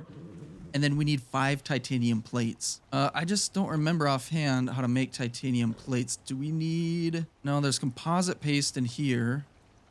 And carbon paste. Aha, here we go. We have to do it in the fabricator. We need 3 titanium ingots. And so we need 5, so we need 15 titanium ingots. Do we even have that? Nothing in the furnace. What about in here? We have 11 titanium ingots. Okay, so it looks like we're going to have to do some mining, which is fine. That's what I had on the agenda already because I need a bunch more iron because we essentially have 0 at this point. I think I used the last bit that I had to make rifle rounds. So we've got 100, and then actually we have a few to spare, I think, in... What is this? It's not the fabricator. It's the machining bench. Look at that. I'm forgetting all the names of everything. It's... We'll get back into it. We'll get back in the swing of things. I'm excited to be back in here. But since we need to do some mining, what I was going to do is head out... wait, which way was I going to head out? South. I was going to head south, and we're going to pick up the thumper. And we're going to move that thumper all the way up here, kind of towards the corner of F9. Because there's like 4 or 5 caves over there, I think. Yeah, I believe there's 4 caves in this area. And I'm pretty sure we've mostly emptied them out. So we're going to have to bring the thumper over there, regenerate them. And what that's going to bring are some serious enemies, because in the past when we've used the thumper, we haven't really gotten like any crazy enemies. We've gotten the huge worms that come out of the ground. Apparently that's not the worst that there is. Because we weren't really regenerating that many nodes, we didn't get that hard of enemies. So I don't know, how difficult it's going to be, but what I'm going to do here is I'm going to see if there's some extra food that's been cooked up. There is. So I'm going to grab that, and then also what I need is like that anti-poison paste. Is that what it is? Well, we are going to want this antibiotic pill, so in case we do get pneumonia. Well, actually, that'll protect us from getting it. But I thought I had some like anti-poison type stuff. Let me go check the house here. I should have something in storage. If not, we can craft it up. Let's jump in here. That's something that I need to do too, is I need to fill out this space. I haven't done anything with this ever since I did my big reconstruction. But let's check it out here. Is it in the herbalism bench? We've got stamina enhancement tonic, but we've got a bunch of anti-poison paste. Now that's if we get poisoned. This just reduces the amount of time that we stay poisoned. What we need is something to prevent it in the first place. And that is this anti-poison tonic. So we just need some charcoal and some poison paste. We should be able to craft up that poison paste. And we should have a ton of charcoal at this point. And I think maybe at some point we kind of expand our little animal enclosure. It's a little crowded in there for those 2 big guys. But that's if we've got time today. Okay, so to make poison paste, we need some spoiled meat and sulfur. Let's see how much spoiled meat we've got in here. We've got 35 for a total of 36. And then I think we've got a ton of sulfur up here. Yes, we do. We'll grab that, jump back into the mortar and pestle. How many can we make? We can make 19? Let's make 19. That'll take about 3 minutes, so I'm going to wait this out. And we'll grab the charcoal, and we will craft up some anti-poison pills. All right, so we've got 19 cooked up. We've already got 6 of them. Let's just grab... Well, we don't really need that much. I'll just grab 3 for now. That's actually probably too much, but can't be too careful. Now, the other thing I should probably remember to grab is the wire tool, because we're going to need to wire this thing up from from pretty much all the way over here, all the way over to where all of those nodes are, or those caves are, and that's quite a ways away. So let's grab the electricity tool. Let's just throw this down here. And then I should probably make sure that the wiring's good now and the generator's on. Let's jump in here really quick. I'm going to swap out the biofuel can with a full one. Turn that bad boy on. Now I've got to figure out what's hooked up and what isn't. These are not. I think this is only taking 2,500. I think we're going to disconnect the textiles bench for now. And then, I don't know, I guess just head over there. I should be pretty well prepared. Like I said, I've got 100 bullets for my gun. My bow's in good condition. I actually don't have really any arrows for it, so we're going to rely pretty heavily on our gun, but that's okay. Let's make sure this is clear. There we go. And now, ultimately, I'm wondering, actually, if... I can't remember if this is also connected to the generator. I don't know. Let's run over to the thumper, and then we'll get that over in position. And I have a feeling, for some reason, it's not going to work because the electricity in this is a little bit finicky. But we'll find out here in a second. Oh, and you know what? I never mentioned why I wanted to make that big foundry. The reason I want to do that is because I actually want to upgrade my bow to a compound bow. And then from there, we're going to want to make composite arrows. So it's going to be a lot more expensive than just your regular bow and arrow. But I think it'll be worth it. Or at least I hope. I haven't even bothered looking at the damage. I just thought it would be cool to use. If it stinks, then we'll go back to the regular old-fashioned bow and arrow. But we've made it here. Let's go ahead and pick this bad boy up. Yeah, right now it's not connected, which I did not check to see if this was fully connected. I assume it's not. So I think I disconnected it right at the water wheel, so I'm going to have to run back really quick and make sure it's connected. And then I'll finish off the wiring all the way over in the spot where we're going to put the thumper. All right, I believe I've made it to a decent spot that may or may not cover everything with this thumper. I'm just going to put it down and just check out the radius here. Okay, so it covers, I think it covers all of the caves because I think there's one in this area and then they're just kind of spread out in this area, but I'm pretty sure we're good to go here. Now, what I ended up doing is I changed my plans. I went back and got Lord Rutherford II, and I also decided to pick up the water wheel that I had already placed down. I wanted to make a second one. I didn't have the stuff for it, so I just picked up my current one and decided to bring it along with me. So now ultimately I'm just gonna have to run back down because I didn't think of it at the time, and I have to place the water wheel down in this water, and then we can run wires all the way up here. It's way simpler than running wires all the way from the base all the way through this river valley all the way up here. It would not be worth it. It is getting dark. I might end up going into a cave and laying down my head for the night if I can get some resources, starting with probably a different animal because I just scared that one away. Yeah, I think that's the plan here. I'm going to put that water wheel down, come back up, try and sleep through the night, or just wait it out, and then I guess we'll get to thumping. And there we go. Okay, so it took me literally all night. It's now 6 in the morning, but I was able to get the water wheel down and connected to the thumper, and it looks like there is actually power running through it. But I wanted to make a little home here really quick for Lord Rutherford in case things get a little bit dicey. That way he'll have a little safe spot, or hopefully safe spot for the time being. It's going to be a little cramped, big guy, but listen, you're going to be a lot safer than I am out here. And now I was looking at the thumper here. Like I said, it's got power, but it's saying the risk level is low and there's only 49 nodes to regenerate. And I thought there was going to be a lot more. Maybe I didn't clear this out nearly as much as I thought. Either way, I suppose let's just turn this bad boy on. And oh my goodness, that always startles me. And let's try and take out some of these worms. Or I guess whatever comes, like apparently this wolf here.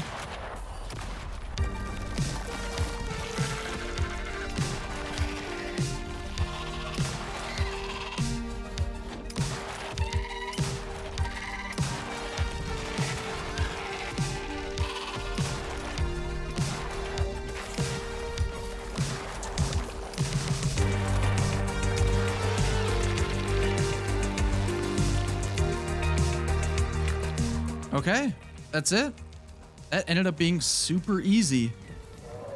Especially with the hunting rifle that we've got, we did a ton of damage. What are you doing here? Hey, the party's over, buddy. Oh, I said the party's over.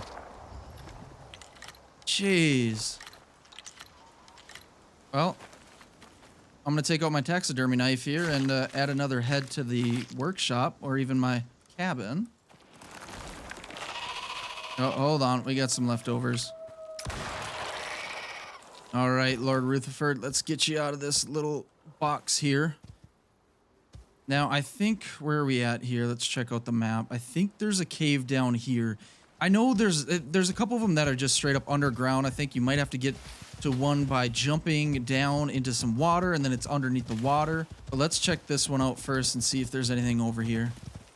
All right, here it is. Looks like we're going to have to pickaxe our way in.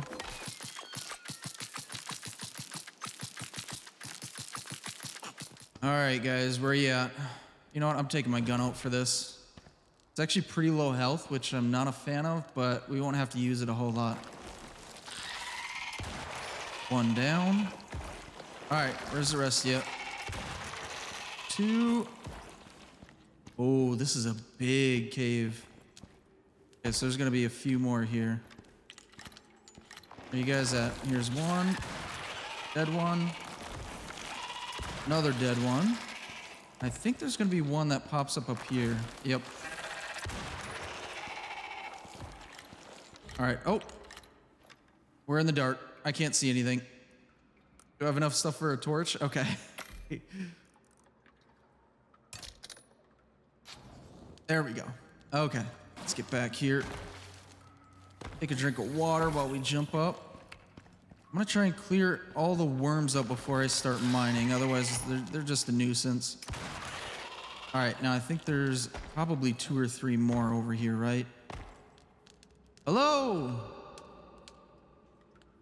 Well, looks like I got to get a little bit closer. Apparently, me yelling doesn't do anything. Okay, we got a couple. 1 and 2. All right. Any more? Let's go over here. Don't think any's gonna come out of there. I think we might be okay. Oh, I heard one. There he is. Now he's dead. All right, now the cave should be clear, so... Wow, there's a lot of nodes. I should have brought my... I already forgot what he was. I can't remember the ice buffalo. I'm gonna call him the ice buffalo. His name's Harry. But I should have brought him, but it takes so long because he's so unbelievably slow. But either way, I'm going to stock up as much as I can, and then we will head back to base.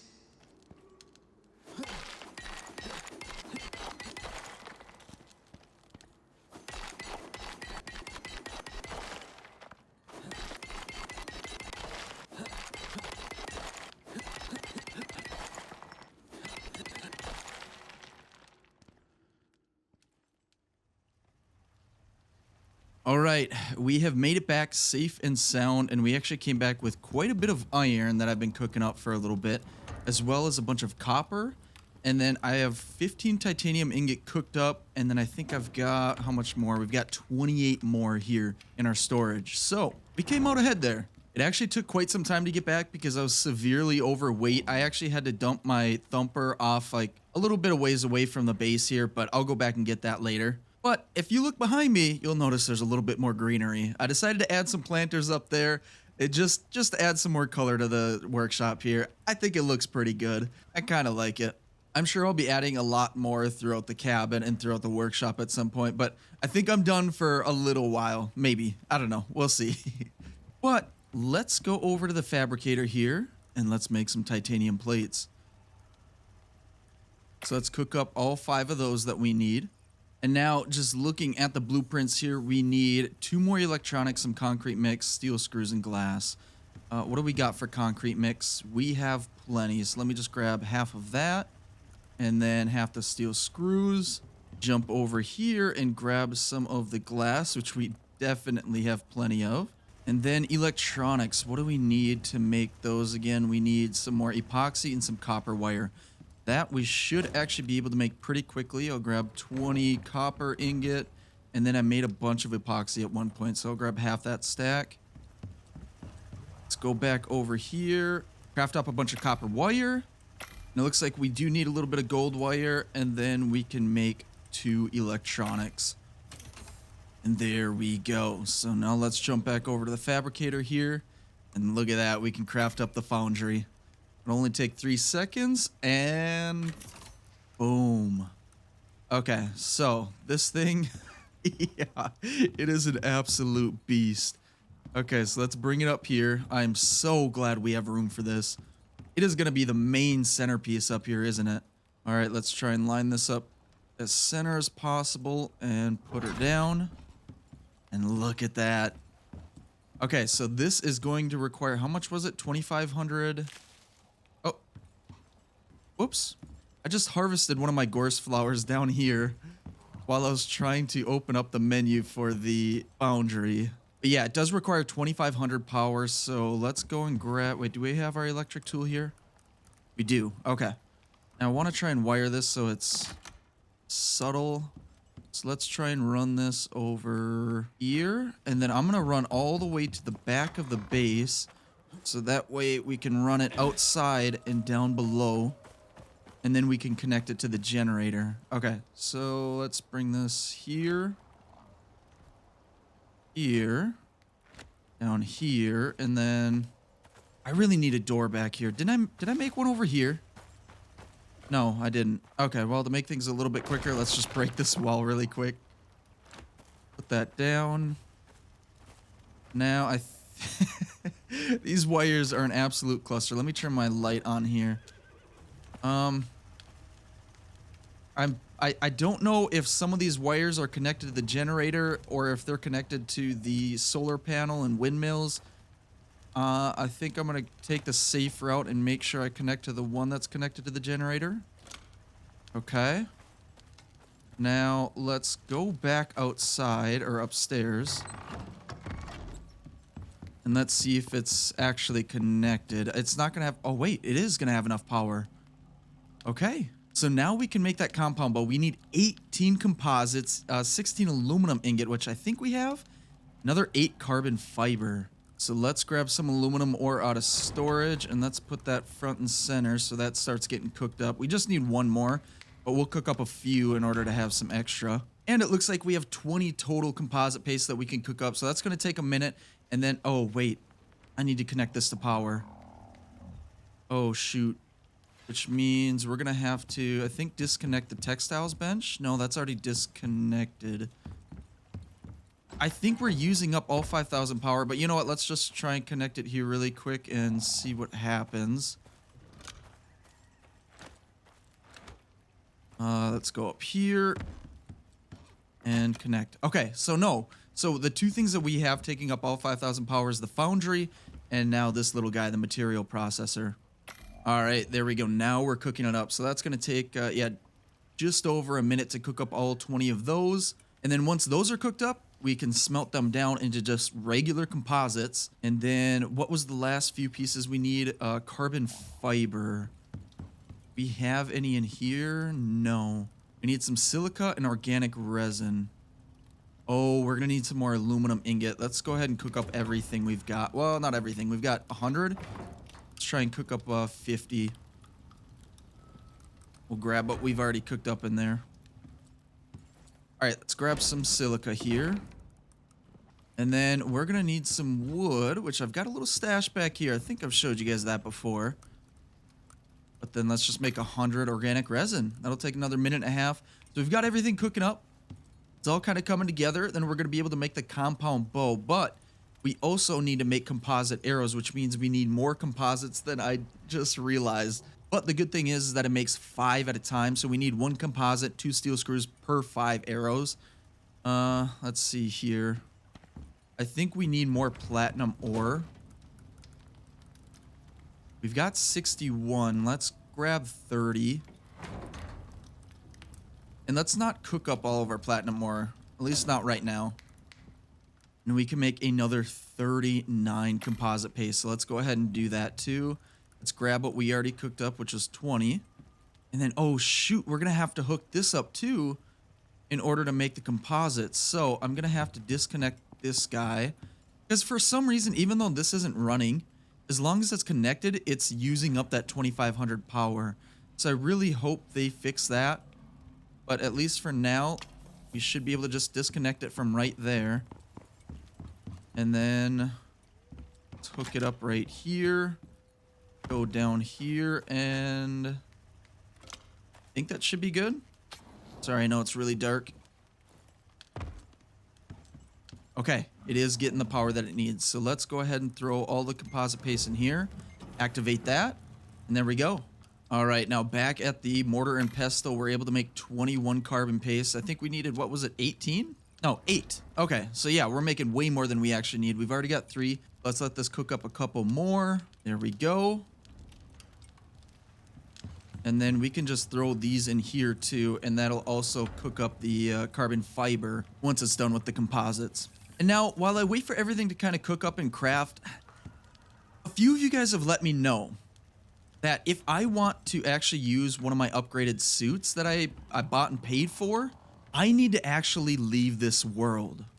I need to leave in my dropship and then equip it back at the station and then come back down. Now, what makes me nervous about that is that in the past, whenever you left your world, you lost it. It was gone.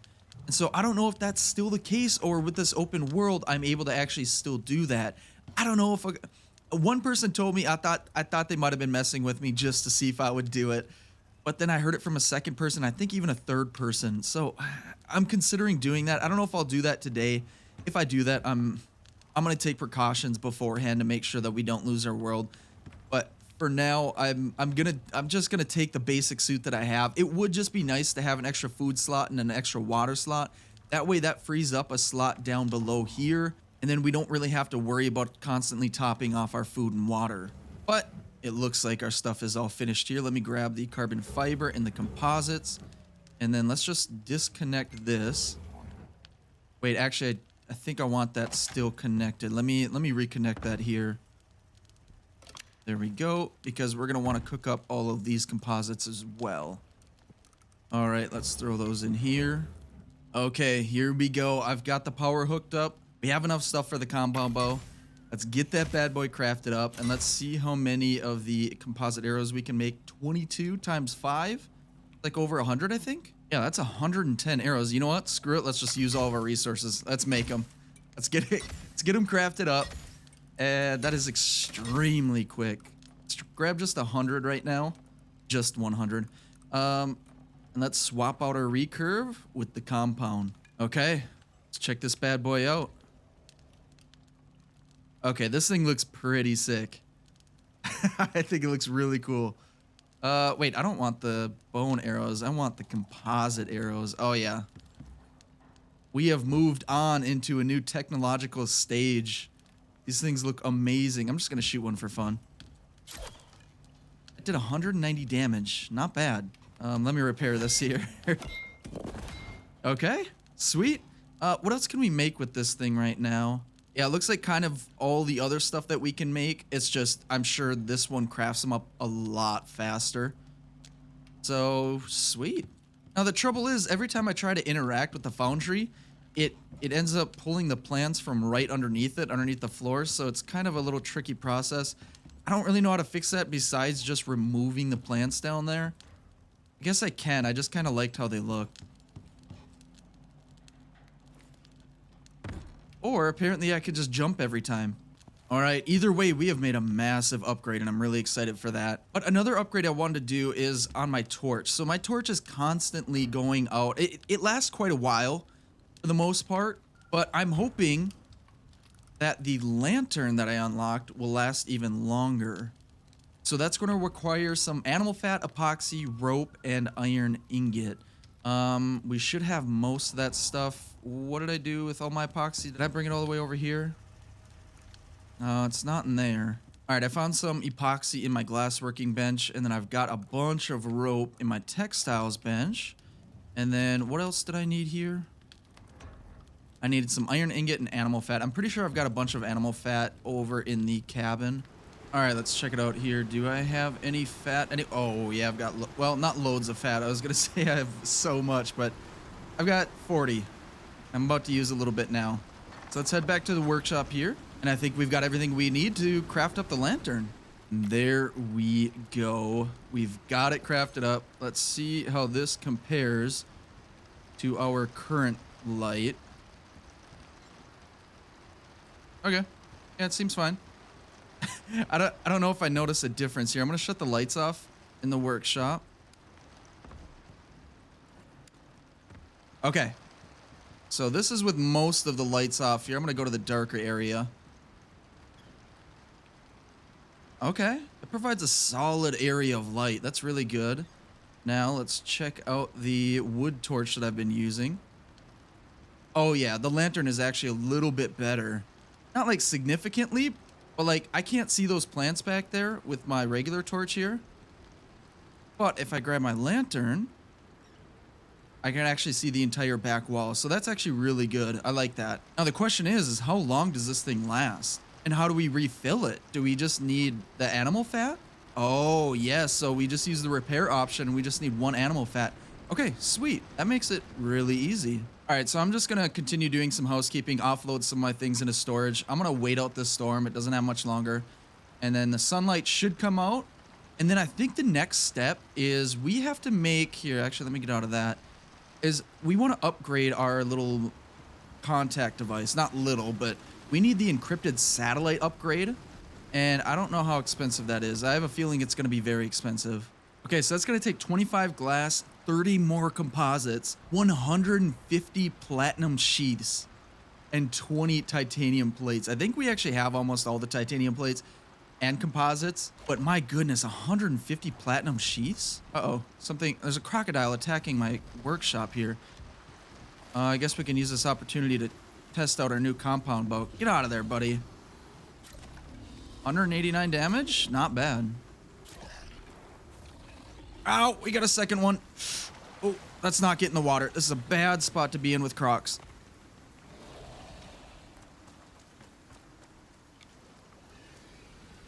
Aw, look who's stuck down there.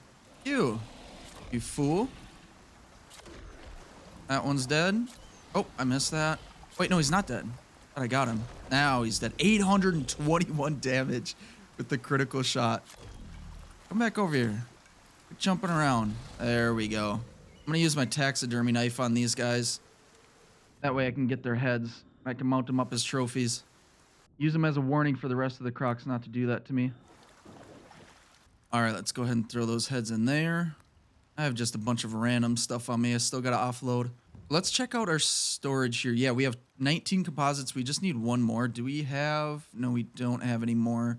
Just need a couple iron ore and one platinum ore. Uh-oh. We don't have any iron ore. I cooked it all up. What was I doing? No. Oh, man. Do I have any extra in here? Oh, I've got plenty. Okay. Oh, we're good. Then one platinum ore. Let's just make one composite paste here. Grab that. Get this cooked up. And then we'll have 20. And then... How many platinum sheaths did it require? 150? How do we even make those? You need a bunch of platinum ingot, which I think we actually have a little bit of, and it makes 4 at a time. So if we need 150, we need like 38 platinum ingot. How much do we got in here? Oh, we have plenty. Let me grab 40 here, and we'll get these crafted up, and I think we'll have pretty much everything. We do need to make more electronics, though. So let's grab all the epoxy we've got. I don't know if we're going to have enough for... I think it was either 6 or 8 electronics is what we needed. Oh, I just leveled up again. 5 electronics. What are we short on? We need more copper wire, and I think that's it. Let's grab 30 copper. Let's max out the copper wire. And these are going to take a couple minutes to all cook up. And let's go ahead and grab the 25 glass that we're going to need. I'm going to grab some extra gold because we need to make some more gold wire. Let's max that out. Oh boy, I am running out of space. Let's drop those sticks out of there. What can we kind of move out? I think it should be good because it's going to use the copper to make more copper wire. And it's going to free up some space there. And now that the platinum sheaths are all cooked up, let's grab a bunch of those. I think we've got enough. We should. I think I did the math right. I normally don't, but I think I got it right this time. But we're going to cook up the rest of these wires, and then we're going to make another electronic, and then I think we will have everything we need in order to make the encrypted satellite. All right, we need 3 more titanium plates, which I think it costs 3 titanium each. That's so expensive. So we need 9 total. Let's grab those. Let's head back over here. Let's make 3. That'll take about 23 seconds, and then I think we'll have everything we need. No, I miscalculated. We need 10 more composites. Oh, shoot. Oh, I'm telling you, me and math are not good. I'll grab some iron ore and some platinum ore, and we'll craft up 10 more composite paste, and then I think we'll have everything we need to make the encrypted satellite. It's been a lot of crafting lately, but once I get this encrypted satellite done, we're going to be able to do some specialized missions. I don't think I ever explained why I wanted to do that besides just upgrading the contact device. But upgrading this contact device with this encrypted satellite is going to allow us to do some better missions, or I think for some unique currency. I can't remember what it's called. I'll figure it out when we get there. I'm just winging it. I'm always winging it. And boom. Okay. Head over to the fabricator here, and there we go. We've got enough. Let's craft this bad boy up. It's going to take about 1.5 minutes. And then we're going to be able to upgrade the contact device. I think when we upgrade it, it's going to look all different than it does now. Here, let me turn off my lantern. But yeah, I think this is going to look a little bit different. It's probably going to look like the satellite device once I put it in. I'm not sure. And 3, 2, 1, we've got the satellite. All right, let's head over here. Let's throw it. Sure, hold on, let me put it down in my little hotbar down here, and then I think I can throw it in here. There we go. Oh yeah, whoa, okay.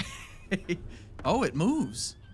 And it's kind of phasing through my base here. Let me pick it up, I'll move it forward a little bit. It's gonna bug me otherwise. Uh-oh. Oh, it takes out the upgrades with it. All right, let's place this a little bit more centered. And it pushed me off the railing. Let's go back up there and do a couple more upgrades. There's 1 and there's 2. There we go. Dang, this thing is a beast. All right, so now the operations that we can do now are these purple ones. We weren't able to do that until we upgraded it with the satellite. So this is not only going to give us the 300, I think, Ren? Is that what it was called? I don't know, 300 credits. Now it's going to give us 100 exotics with this specific mission. So this one specifically is eliminating hostile wildlife. What about this one? This one's survey for new drop sites. This just gives us 500 credits. What else do we got here? Some of the other ones are locked until I actually do the operations before that. We've got an easy one here that just says prepare a luxury feast, which seems kind of interesting. I don't know why. I know the other ones are obviously going to be more difficult. This one says construct plating for research station protection. That one, I'm guessing we're probably just going to need to stockpile a bunch of resources and craft things. This one, where it's exterminate hostile wildlife, so I assume it's going to be just an onslaught of dangerous animals coming in. We've done that 100 times before. I'll probably do that at some point. And then there is this one. Exterminate and research the native scorpion. Now, if you saw the last episode, which was quite a while ago, I know, we had taken out a massive scorpion in one of the snow biomes. I don't know if that's this one. Judging by the little picture, it looks like it wants us to go into the desert biome, but I don't know if that's exactly accurate. I think just for fun, we just got back in after taking so much time off. I say we don't push ourselves too hard on this. I say we prepare a luxury feast. It sounds kind of fun. We get 50 credits and 100 exotics. Let's go ahead and take that one. All right, so it's saying stock the ship as requested by the client, which means we have to travel to the map location. Now, where is that at? No, really, where's that at? Oh, it's all the way over here. I guess the nice thing about that is we have opened up some caves that allow us to take some shortcuts. It's still going to take us a little while to get over there. And I have no clue what we're going to need. It's not even going to tell us what we need until we get over there. I'm guessing it's going to be hunting some wildlife, and that's what the feast is going to entail. But I guess we'll find out when we do that. But before I do that, I want to offload what I've got in my inventory. Maybe stock up a little bit. Do I have any extra gunpowder? I've got 7, which means I don't think we have enough to make any more ammo, do we? No, we need 8 total. Okay, well, yeah, let me offload some things, prepare a little bit, get some extra food, get some extra water, and then we will move off to the mission location and see what we got to do.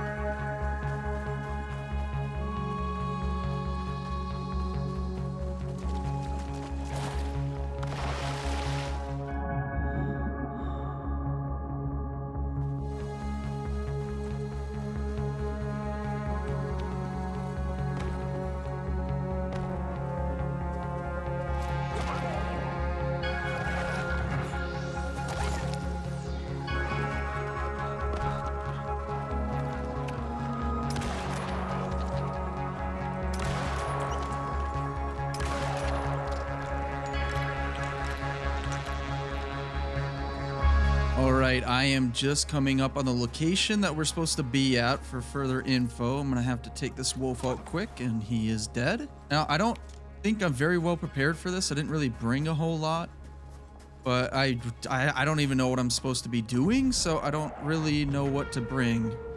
And it looks like our package has arrived. All right, let's go check that thing out. See what we gotta grab out of here.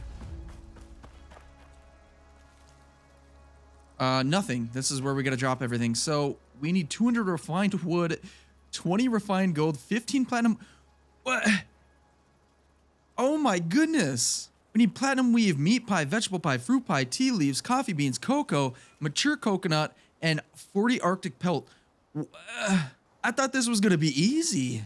This is an absurd amount of items that we need and stuff that I've never even made before. This vegetable pie, fruit pie, mature coconut. I'm guessing we have to go to a different biome for that? So we had to travel all the way across the map just to get to this dropship, just so that we have to go all the way back to our cabin to grab and craft a bunch of these things, as well as harvest a bunch of all these random fruits and veggies.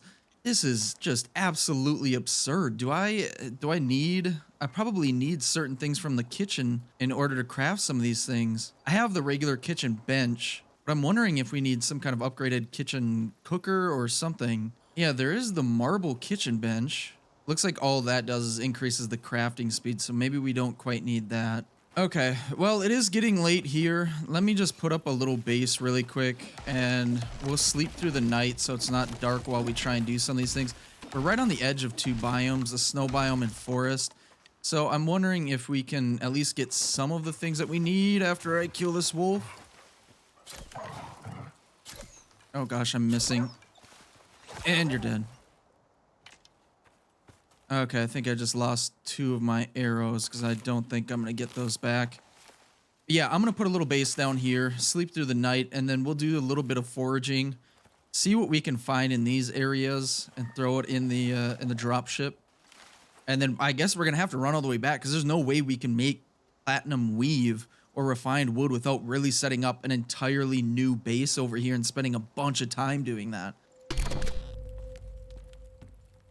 All right, I slept through the night. I made a little base here. I even made a crafting table, a couple of storage boxes, and a stone pile because I tried to hide from a snowstorm inside of a large boulder, and I ended up hitting that 1% chance that destroyed the whole thing, and it put like 500 or 600 stone in my inventory.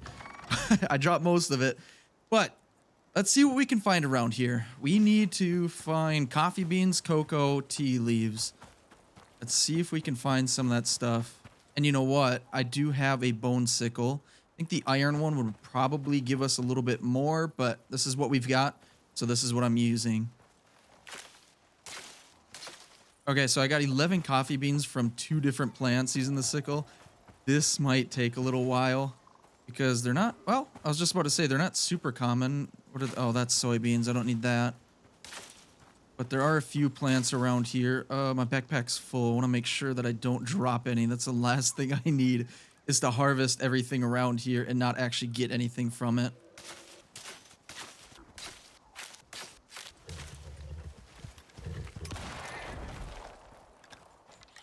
Okay, well, I'm going to keep searching for this stuff, and then I have a feeling we're going to have to run back all the way back to our cabin, and then we can craft up the rest of the stuff and bring it back over here. All right, well, I did a little bit of searching, a little bit of harvesting, and I found over 100 coffee beans. I got 47 tea leaves and 20 cocoa, and that's about it. And I'll be honest, I don't really want to continue, at least not in this area. I thought this was going to be a quick and easy mission just to kind of ease ourselves back into Icarus. So what I'm going to do is I'm going to run all the way back to the base, and I say we just have a little bit of fun. Maybe we add on to the cabin or the workshop or something. Build something creative. Because going around and harvesting all these different things, it's not really doing it for me right now. On top of that, I believe I'm pretty low on oxygen. Yeah. I've got some extra oxide on me just in case. I should be just fine, but I need an excuse to go back to the cabin. Okay, give me a break here. So yeah, let's head back. Let's go figure out something to build. I think we should do that. It's been a while since I built something actually interesting. You know, we've got the little farm going, which I haven't really touched too much unless I need to feed my animals. Then I've also got my nice little fishing dock. Then I've also got the nice animal enclosure. Like I said, I do need to expand that, so maybe that's one of the things that we do. But I say we do something fun, really kind of add some personality to the cabin on the lake. So yeah, I'm gonna close up this mission screen. The mission's still active. We can do that whenever. We can do it as we go along here. So it's not gone forever. I haven't abandoned it. But yeah, let's head back to the cabin and let's have some fun.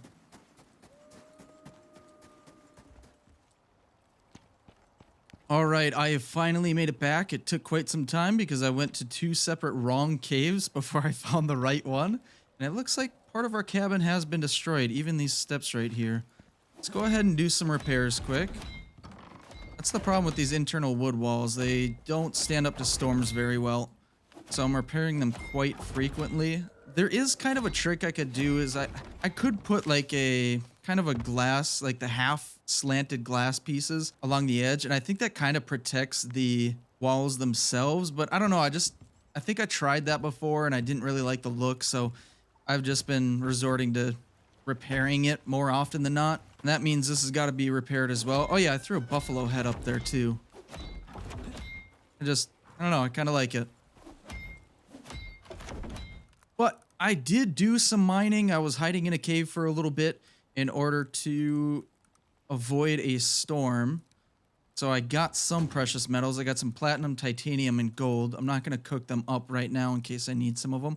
And then I collected a bunch of animal heads along the way. And by collected animal heads, I mean I killed a bunch of animals and took their heads off. But I did it so we can kind of spice up the place. We can add some special mounts, which I need some refined wood for. So grab that, throw that in there. So we can make a camoy trophy. We can make a cougar trophy.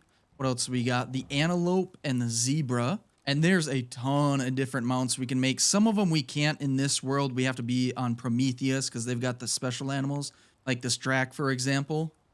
But we can make a lot of cool ones. So let's throw all of these heads in there. And let's make an antelope trophy. Then we'll make a zebra trophy. Oh yeah, and then I also have the hyena that we can craft up too. All right, it is a new day. The storm is just coming to an end. The sun is coming out. And what I think I'm going to do to start is just something simple. Is I'm going to try and build a little ramp up top here. I don't know if this is going to work. Ah, it might. Here we go. Let's jump up. And then let's see if we can put a little bit of lighting up here. Going to be subtle. Please do not comment on the fact that this is not perfectly parallel. I know, but you can't tell from down below. Let's put these here. Let's turn that on. And let's turn that on. You won't be able to see it very well during the daytime, but, oh, it kind of adds a nice little glow. Yeah, you can't really tell, like I said, during the daytime, but I think it'll look nice at night. And if I've got room up here... Oh, I don't have any room below the mounts there. I was going to add maybe a couple more. Do we have any more? Let's make these small little lamps. Let's see what we can do. For some reason, it's not... Oh! My water's not working. Is that because our pumps aren't running? Yes. That's because we don't have enough power. We need 2,000 power for both of them combined. Which our water wheel should be doing. I reconnected the water wheel. Do we have your electricity tool? No, let's go and grab that quick. I reconnected the water wheel, and I thought it was working, but apparently... Oh, I see why. It's been a little while since I've cleaned it out. Yep, it's completely maxed out. There we go. So now it's providing power. So let's run back, and now we should be good to go. Aha, there we go. Okay. So let's make these little lamps here. Let's put these down in the hotbar. And I don't think I'm going to be able to connect them, or not connect them, but place them because these planters are here. Oh. We can kind of place them on top. I wanted to create like a little bit of an underglow. So maybe I try and place two, one right here, turn that on, and then, wait, hold on, I want to see what these look like. We got the blue one on the right up here and the yellow on the left. Let's swap them on this side, or on this level, and I accidentally picked up the crop plot instead. Okay, crop plot put down, watermelon replaced. Now let's give this another shot. Okay. Again, we won't really be able to see the effects of that until it gets to be a little bit darker, but I think that'll look kind of cool. Now, before we go any further, I gotta do some repairs because that storm absolutely ripped apart my little tower here.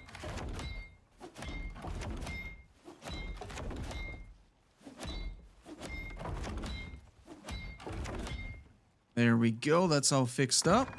Now, what is the plan? What building do we want to build today? Oh, wait. Yeah, I gotta I gotta explain this. I have to take these out. Oh, yeah, I built a little shelf down here, too, because I put a little geode lamp right there, too. But I had to take the ceiling pieces out because every time I tried to place a crop plot on the other side of this wall where that little shelf is, it would lock onto these pieces here. So that was a pain. But we're good to go now. Now, I'm thinking about doing like a little bit of a gazebo type thing. I don't have any more room on my little island, and I was thinking about putting it maybe off to the left, kind of fill up the space over here, but I don't know. I kind of want to just put it dead center right in this area, because that way it's a little bit closer to the cabin. It makes a little bit more sense. Wait, let's double check. I want to double check how much space we actually have over here, but I'm pretty sure we've taken up the entire island. Yeah, we have. So I say a gazebo right in this area, except I have no clue how to make one. I don't know what the building pieces are going to look like for that, because gazebos are usually kind of circular, and I don't really think we've got circular type pieces.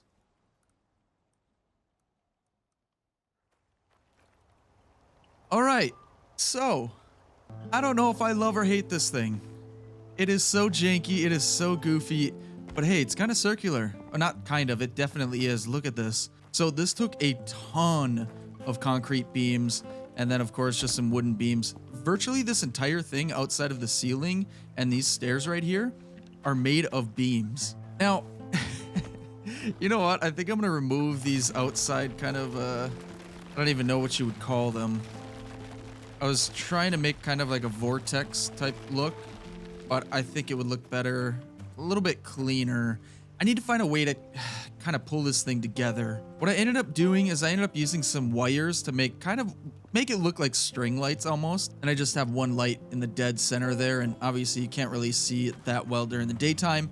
And then I made the glass ceiling in kind of a funny shape, almost like a star type shape. And again, not sure if I love or hate it. I might just take off that glass ceiling. Now, I'm pretty sure there's a way to be able to try and, see, this happened to me before too. Basically, some of the beams just disappeared. But let me go ahead and replace them quick. So this is going to be kind of tricky, because each of these are manually placed so that they're not like snapped in place. That's why it was so difficult. And you can tell they're all overlapping each other. It was a very long, difficult process, and it required a ton of patience. But we've got that concrete beam down. Now we should be able to place that right there. Okay, now the floor is good. I was gonna have all concrete flooring, but the problem with that is you see how this is kind of like glitchy? It's because they're phased together. And when I did that with concrete on the circle area on the inside, it did the same thing, but times 10. It almost made me motion sick looking at it. But for some reason, the wood doesn't do that. I don't know. It was fun. It was fun, like messing with the building and trying to figure out how to do this. I don't know how much I actually included in my little montage there, but I promise you it was not easy, and it took a lot of thought process. And I know there's a way where I could definitely make it look a lot better. I could probably get some kind of walls on here. But the building right now just isn't there in Icarus right now. Hopefully in the future, there's going to be some more creativity, more different options to choose from so that we can do more creative builds like this. But what I suppose this is missing is some furniture. So I say we get some of that crafted up. The base has taken a little bit of a beating. I've been through several storms. So I don't know if you noticed, that was a little bit charred. And at one point, all of these were charred until I replaced them. And there's this part that's charred in here too. Can I fix that? I can. Okay. And then also, I was charred at one point. That's because I got struck by lightning, set myself on fire, didn't have a fire whacker. I dropped my compound bow, ran inside to get supplies to make a fire whacker, set the floor on fire in the process, put the fire out on the floor, came back outside, looked for my crossbow, and it was just gone. So all that time and energy we put into making that crossbow, it's just gone now. Or compound bow, sorry. But that's okay, we can make another one. It shouldn't be too difficult. But anyway, let's get back to the furniture. Let's go to the decoration bench here. So I did unlock some of like the brutalist type furniture. So I kind of want to try that out. It's going to be outside, and, you know, to withstand the weather, concrete's going to be one of the best options out there. So I say we grab some concrete mix and probably some more leather and see what we can craft up.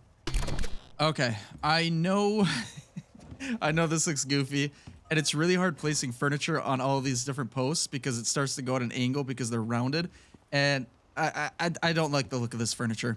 At least not out here on the patio, or not patio, the gazebo. So I'm gonna pick all this stuff up here really quick, and I think we're gonna go with some rustic furniture instead.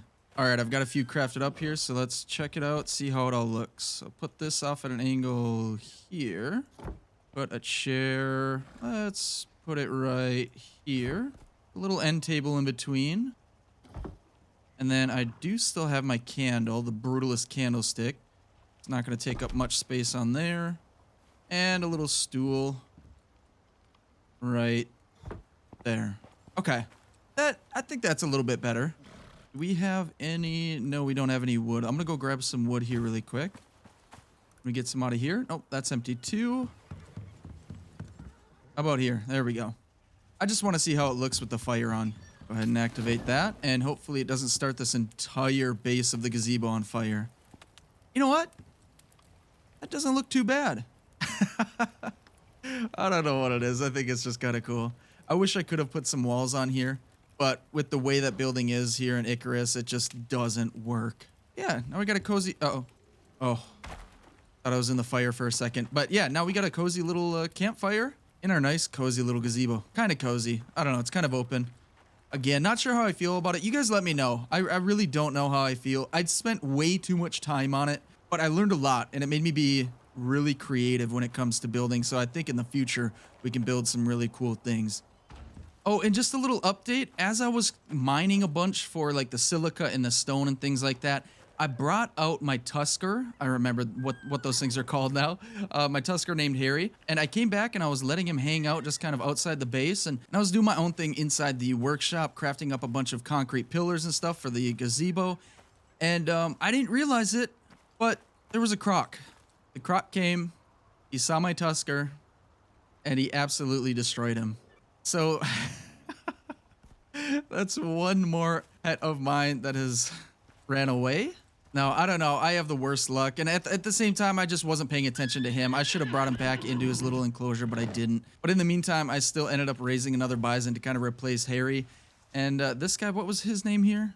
Oh, yes. It is Aristotle. That was the generated name. And these guys are hungry and thirsty. Well, this guy's thirsty. I should probably fill up his water. And yeah, but I'm going to wait till nighttime. I want to show you guys the inside of the base. I want to see this gazebo at night too. And yeah, I'm going to finish kind of some housekeeping stuff here, and I'll see you guys in a second. All right, nighttime is here. A severe lightning storm just passed, and our base survived. Luckily, so far, we have not been struck by lightning. Well, the bases have not been struck by lightning. I think I've been struck 2 or 3 times now, but that's besides the point. Everything's still standing.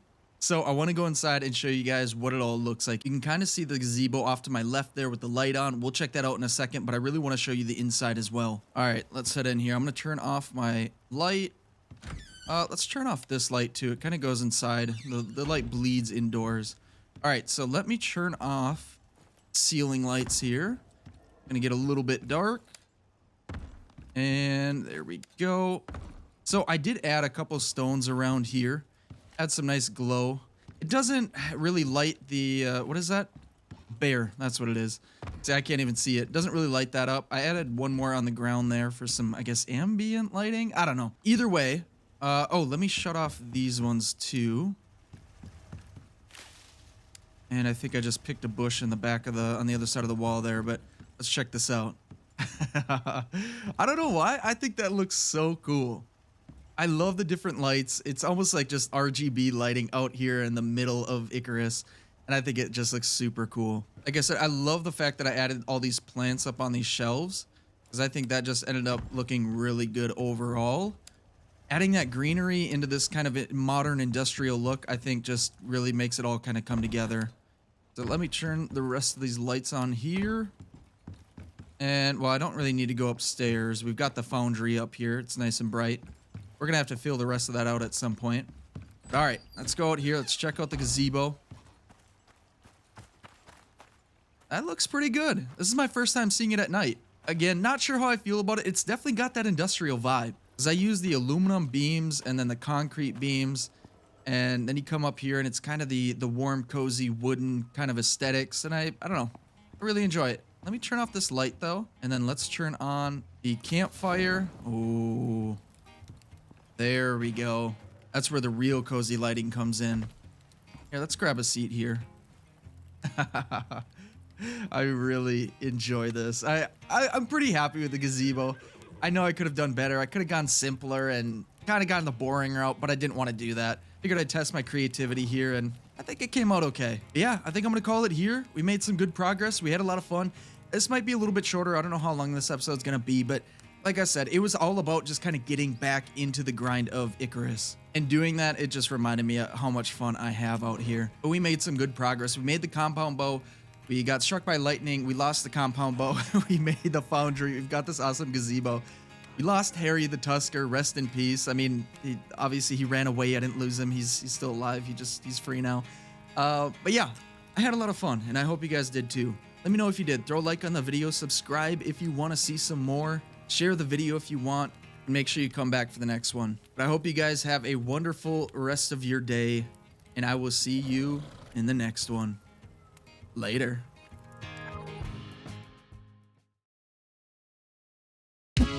All right, everyone, welcome back to Icarus. Today we've got some plans to kind of continue where we left off last episode, which last episode was kind of catching back up and getting back into the swing of Icarus. And we started a mission, and that mission was basically to collect a bunch of different plants, a bunch of different foods and things like that for essentially a huge feast, apparently, that's happening back up, I think, on the space station. And it ended up being way too much, and I didn't want to take the time to do all of that. I decided to just make a new compound bow, make a new gazebo, and have some fun. So today we're going to continue that mission, but we've got some other things planned before that. Now, you might notice that I have made a new compound bow. If you saw last episode, I made the compound bow, lost it somehow, but now I've got the compound bow back.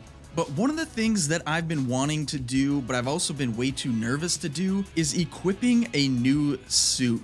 So the suit that we have right now, all it has is an oxygen slot. And with a new suit, we can add things like a food slot and a water slot, so we can throw like a bottle of water and a stack of cooked meat in those slots, and then we don't really have to worry about it. It'll automatically eat, automatically drink when I need to, and that would be way easier than what we're doing now. We're taking up extra inventory space with food and water, and I think it would just be beneficial to get a new Enviro suit. And on top of that, there's actually other Enviro suits that have extra slots beyond food and water, and we're gonna check that out. Now, in the past, I was told that I can actually return to the station and come back down into the world. And I was always nervous about doing that. I didn't want to lose all my progress, and so I just never did it. But I've had enough people tell me now that I should be able to do that. So long as I don't take anything along with me, I just offload it all before I leave, I can go back to the station, equip a new suit, and then come back down. So that's number one on the agenda for today. And then on top of that, in order to make all of these different things, here, let me pull up the list. So there's going to be refined wood, refined gold, platinum weave. We can make all that already. But there's meat pie, veggie pie, fruit pie, and I was looking, and the two cooking stations that I do have aren't able to make any kind of pies. So I unlocked something else. I think it's some kind of biofuel stove. So we're gonna try and make that, put that down, and see if we can actually use that in order to craft what we need for this mission. And on top of that, we need 2 mature coconuts, which I think we just need to go to the desert biome for that, and we can get a couple coconuts from the trees, and then eventually they will mature. Now, what I'm doing right now is looking for my dropship, which is over here. Wait, no. Before I do that, I need to offload everything. I don't want to go with all of the stuff that I have because I don't think I can bring that back. So let me run back to the base. I'll offload everything. We'll go completely buck naked, almost completely buck naked, back to the dropship, and we'll return to the station and see what we can do. All right, here it is. We found the dropship. I'm glad I didn't build very far away from it, but this is going to, this is going to be interesting. I'm still unsure. I don't want to lose everything, but I'm going to take the chance right now. So let's go ahead and climb in. We've got nothing in our inventory. All we're going to do is return to the station. Okay, so it says returning to orbit will remove you from this world and delete all non-workshop items you are currently carrying. You can return, but you will start with a fresh inventory in dropship. Are you sure you want to leave? Okay, that sounds good to me. Okay, here we go. Okay, here we are. We're back at the dropship. I'm going to head to the loadout tab here. And so we have some other stuff from other missions that I've purchased. And I did take the time to craft up this Zigo? Is that how you say it? The Hark S5 Enviro suit. So this is going to give us 10 physical resistance plus 2 module slots, 1 oxygen slot and 1 water slot, negative 5% perceived threat while stealthed. Now it doesn't come with a food slot. I'm okay with that because it comes with 2 module slots. So if we head over to the workshop here and head to the modules, what I was looking at was this one right here, the ad lift module. It gives us 15% carry capacity. It only costs 50 Ren and 10 exotics to craft. So let's go ahead and craft that. So that's been added to our inventory. Now we want to see what other ones we want. We can add 6 inventory slots. That would be really nice. Now there's these other ones that I definitely don't have enough for. It's this red exotic type thing. I don't know what that currency is, but I definitely haven't unlocked that yet. But the other one I was looking at was this module, which takes down oxygen, food, and water consumption by 15%. That would be really nice too. You know what? I say we go the extra 6 inventory slots. Okay, so let's head over. Let's load our open world. We're going to take our new Enviro suit and our 2 modules. I think that's all we really need. I guess I could do the canteen, but I've already got a couple made. You know what? Let's take that too. It seems like it's got a couple extra perks that we probably don't have on the regular canteen. So let's go ahead and confirm our loadout and jump back in. All right, here we are. Should be landing here in a second. And there we are. Let's jump out. Let's make sure we grab our stuff from the drop ship. And now, if we check out our inventory, now we have this auxiliary slots right here. So let's go ahead and throw these modules in here. And there we go. Now, prior to equipping this suit, we had 175 kilograms of carry weight. Now we have 190. So that's going to be awesome for us. And let's throw this in here. And let's head back to the base. All right, home sweet home. We have everything still here. I'm so glad that that works. All right, so I offloaded everything in here. So let's just take everything out of that.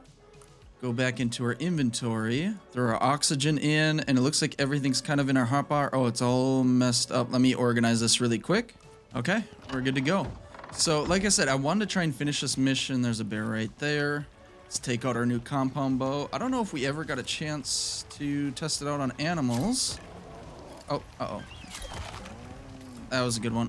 Actually, no, we did. I'm pretty sure we tested it on some gators. All right, let's craft up this biofuel stove. I think we do it here at the machining bench. Let's go ahead and search for that. Okay, so we're going to need 30 refined wood, 20 epoxy, some copper nails, 24 steel ingot. I don't know if I've got the steel ingot. Let's go ahead and check. I currently have 0, I believe. We've got 2 in here. Yikes. Okay, let's grab a bunch of our iron. That's one thing that we're definitely going to have to do today is a bunch of mining. All right, so we can craft up 10 steel blooms so that we can smelt down 10 steel ingot, but we're going to need a little bit more, which means we need more iron ingot, which I'm sure we have scattered around here. We've got some iron ore, which we can use. Let's go ahead and try that. We can make 3 more with that. We've got to have some extra around here. Oh, we have 3 more steel ingot. Okay, yeah, so we're definitely low on our resources, so that's why we're going to have to go out mining. So let me go ahead and smelt up some of this steel bloom, and then I think we should have most of what we need to make this biofuel stove. And there we go. All right, we got our last steel ingot. Let's head back over to the machining bench. Let's craft up the stove. It's going to take just a few seconds, and then we will head back over to the cabin and see if this works. Wait, we need some biofuel first. Let's grab the one that's mostly empty. I don't think we really need that much. Hey, buddy, you want to come in? Yeah. Mikasa, Sukasa, enjoy. All right, let's head over to the cabin. It's pretty dark out now, but I'm hoping that this is going to be what we need. I don't know for certain. This was mostly just a guess. Let's see here. It's saying it must snap. Does this have to be on top of something? Okay, so I think I found it. I think what we have to do is we have to snap it to the kitchen bench, and it wasn't allowed to do that because the kitchen bench was stuck in the corner there, which means we have to do a little bit of moving of furniture. Let's go ahead and pick up the skinning bench here, and we'll have to find a new home for that. All right, let's put the kitchen bench right here. And let's see, there we go. Yep, now it snaps in place. Okay, that's kind of cool. Now, do we have room for the skinning bench here in the corner? Just barely. Let's put it at an angle here. There we go. Okay, so this needs some water. I need to go get my water pipe tool. And then we should have plenty of connections in order to connect it to the biofuel stove. Oh, we got another guy here that wants to come in. Come on in. Everyone is welcome here, so long as you don't try and kill me. Are you guys just talking? Okay, well, anyway, let me grab the water pipe tool. And you guys do what you want to do. Stay in the workshop if you want. Leave, I don't care. It's your choice. All right, so let's go ahead and connect this. We're going to have to run it down here. I don't know where my closest water line is back here. Oh, yeah, that's right. I forgot our little greenhouse is running off of water. So we are over here. Let's just try and run this straight down here. And right there. Okay, hopefully it has enough water running through it. I think it should. I think we had some extra when we set up the garden. Yes, we do have enough. Okay, so let's just search for pie right off the bat. There we go. Okay, so we need a few things. One being kind of just general stuff like some berries and watermelon and pumpkins, but apparently we need pastries, and I don't know how to make pastries. Can we make it in here?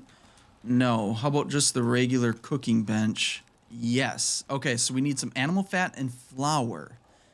But I don't know how to make flour just yet. I've got some animal fat floating around here somewhere. Wait, I do have flour. How did I make that? I don't know how I made I have no clue how I made that. Obviously, it was from wheat, but I don't know. Did I do that in here? It wasn't in here. Did we do it in the cooking station? No. Well, let's make some animal fat while we're here. Did I make it in the mortar and pestle? Yes, I did. Let's make 14 of that. We're going to use up all of our wheat. We should probably focus more on our garden at this point, because growing things like the wheat and the berries and stuff like that, we can find that around the world, but it'd be easier if we just had one concentrated spot where we had everything that we needed. All right, well, let's go ahead and grab our flour.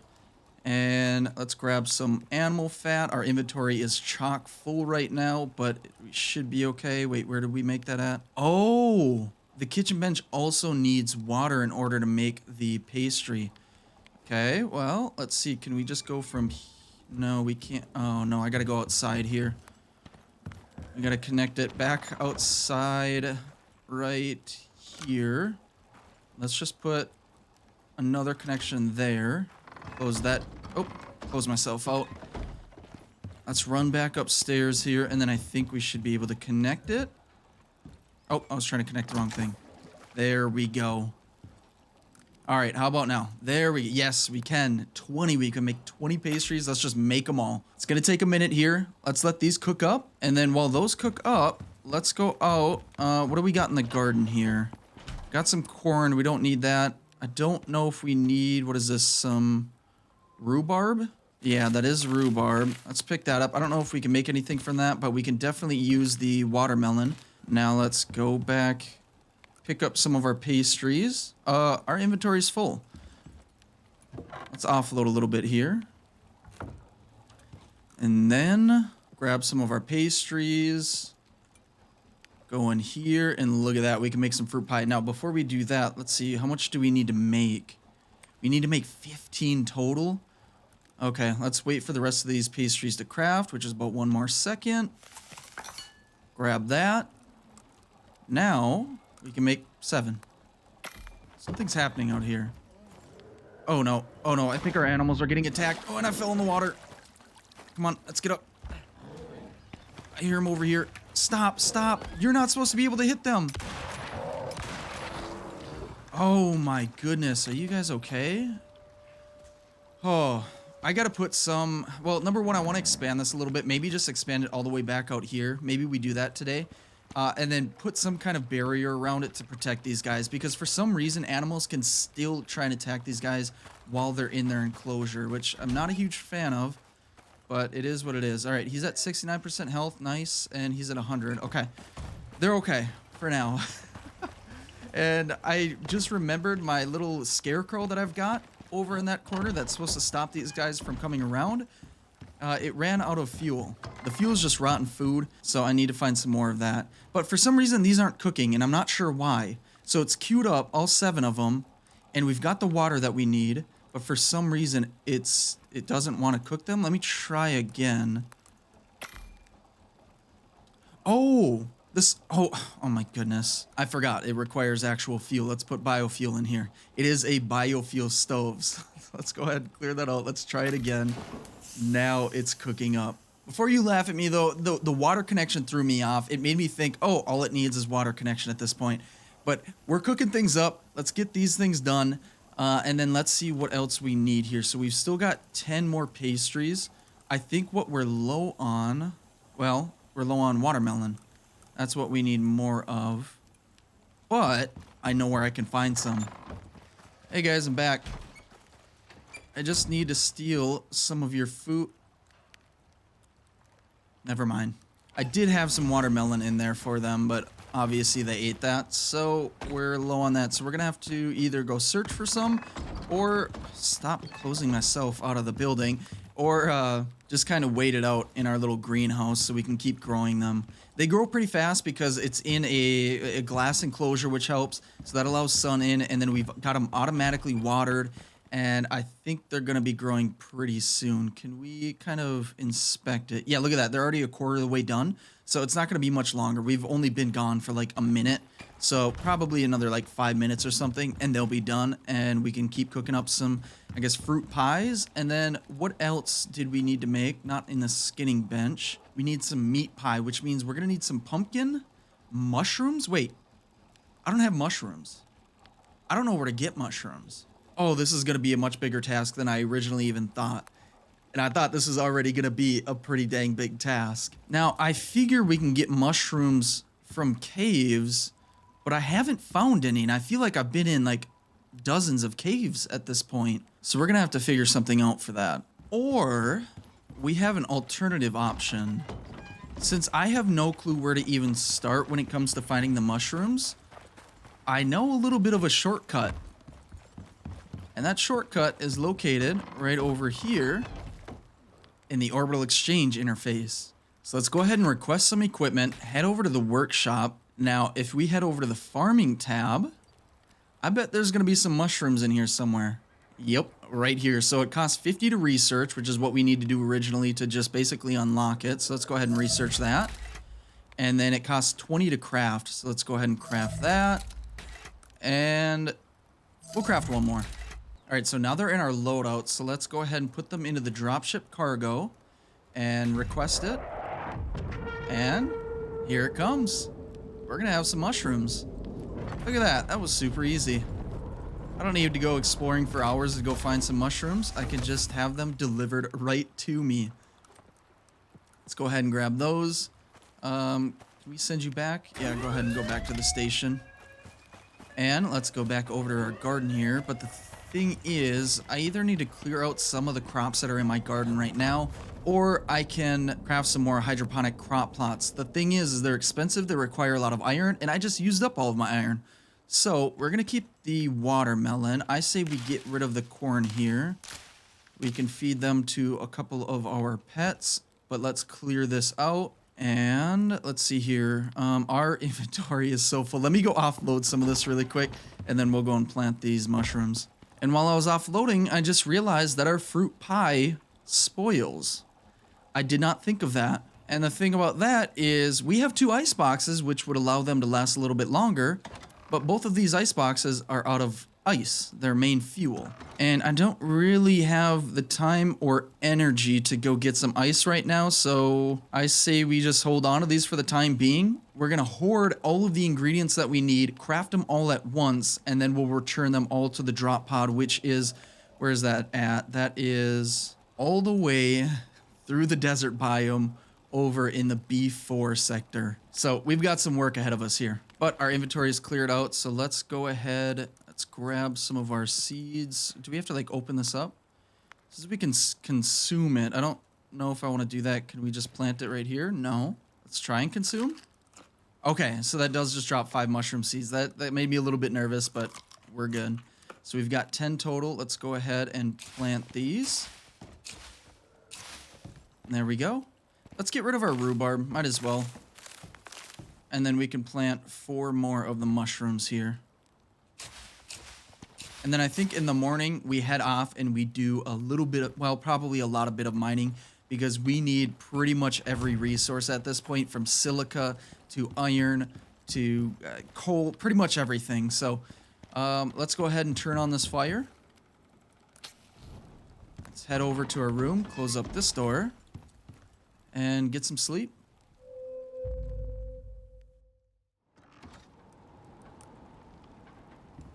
All right, it is the next day, and I've actually been working a little bit. It's already almost noon, and a storm is coming through. Hopefully it doesn't last too long. But what I've been doing is I just made some antibiotic potions, not potions, pills. That's what I meant, pills. So that we can go through caves and not have to worry about pneumonia. Now, another thing that I did was I made an attachment for my armor. This one specifically for my head armor. And this one is the supplemental respiration attachment. It's going to give us plus 30% health regeneration in caves, which I'm not too worried about. But it's going to give us plus 25% chance to resist pneumonia, which is going to be helpful if I run out of the antibiotic pills, because the pills are going to prevent me from getting the pneumonia. But if there's any time where I don't have the pills or the tonics on me, this is going to lower our chance to get that pneumonia. So what I want to do is go into the alteration bench here, throw the head armor in, put the attachment in, go ahead and alter it. Now this is going to take a minute here. We have to wait out the storm anyway. But once we've got this done, I say we take both our horse and our bison out. We're going to absolutely maximize the amount of ore that we get from this trip. And I'll show you here in a second, once this finishes, how I'm going to do that. All right, she's done. Let's go ahead and throw that back on my head. Dang. I like this armor a lot. I think it looks so clean. But anyway, let's go back out into our little pet enclosure. Now, I've got both these guys set to follow right now. That's why they're trying to break through. But let me go ahead and open up these doors. Now, Lord Rutherford II here has a saddle on, so I'm going to use him to travel. And then Aristotle here has the wagon attachment, so we're going to be able to hold a bunch of ore. I'm guessing we won't even be able to fill it out completely.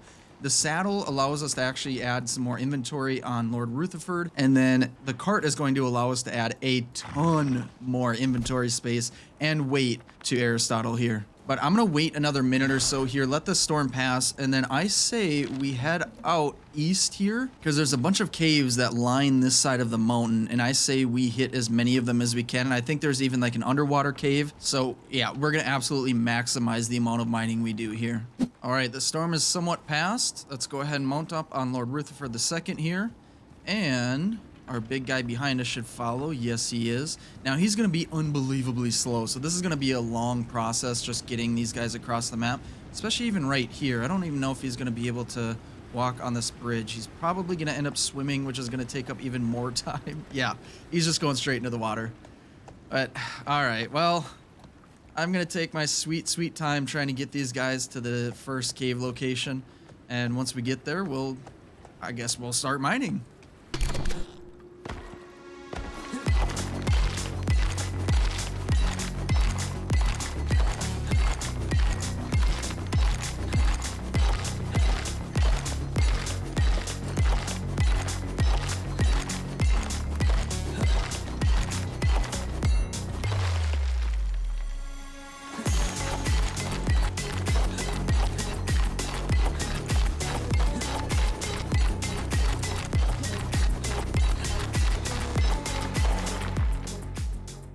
Whoa, wait a second.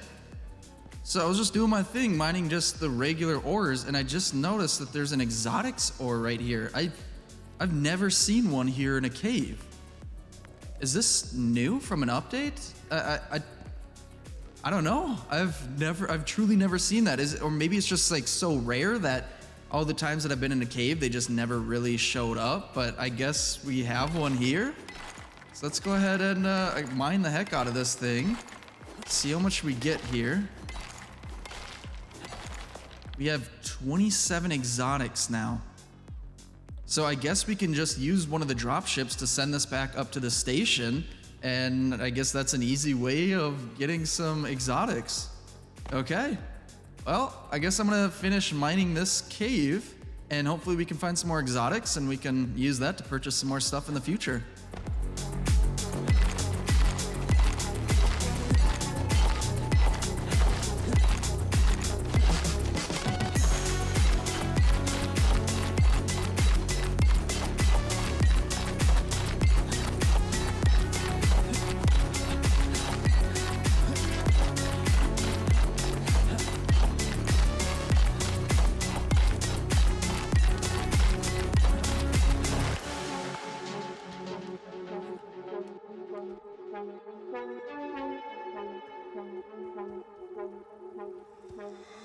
All right, so I have finally made it back and it took so long to get here, and that's because when I was out and about trying to get all the ores from the caves and everything, both of my animals became dehydrated and hungry. So with that, both their stamina regen decreased as well as their overall movement speed, and by a lot.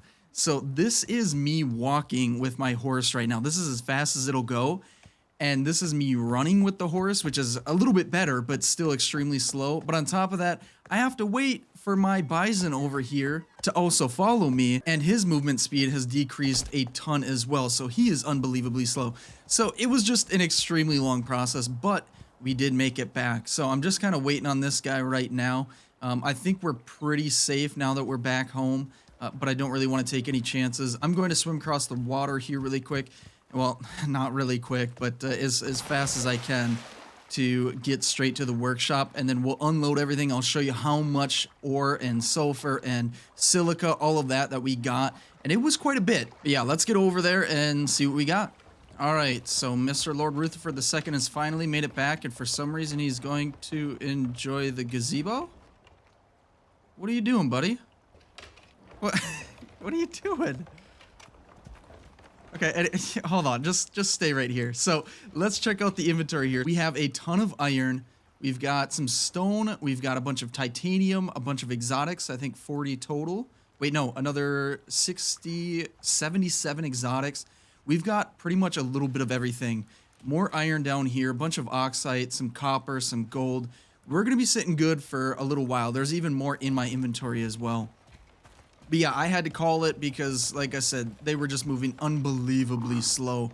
And I wasn't going to waste my time going from one cave even further away than where I was, just so I can just basically crawl back to the base here. But you, what are you doing? I told you to stay. Actually, follow me. Let's get you back in your little pen here. And then you can eat and refill your water. And you'll be much happier and much faster in a little bit. All right. So he's back in his pen. I'm going to offload all of the ores, probably start smelting a bunch up.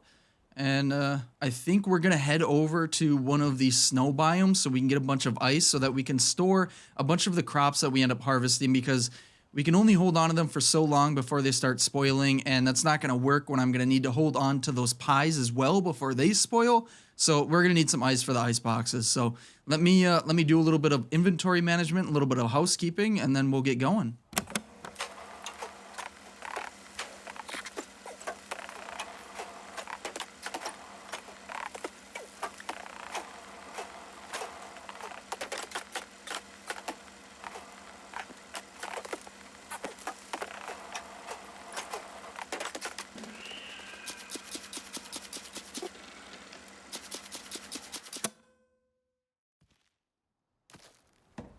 All right, so I've gotten a bunch of ice, and I actually made a second ice box so I can store some more food.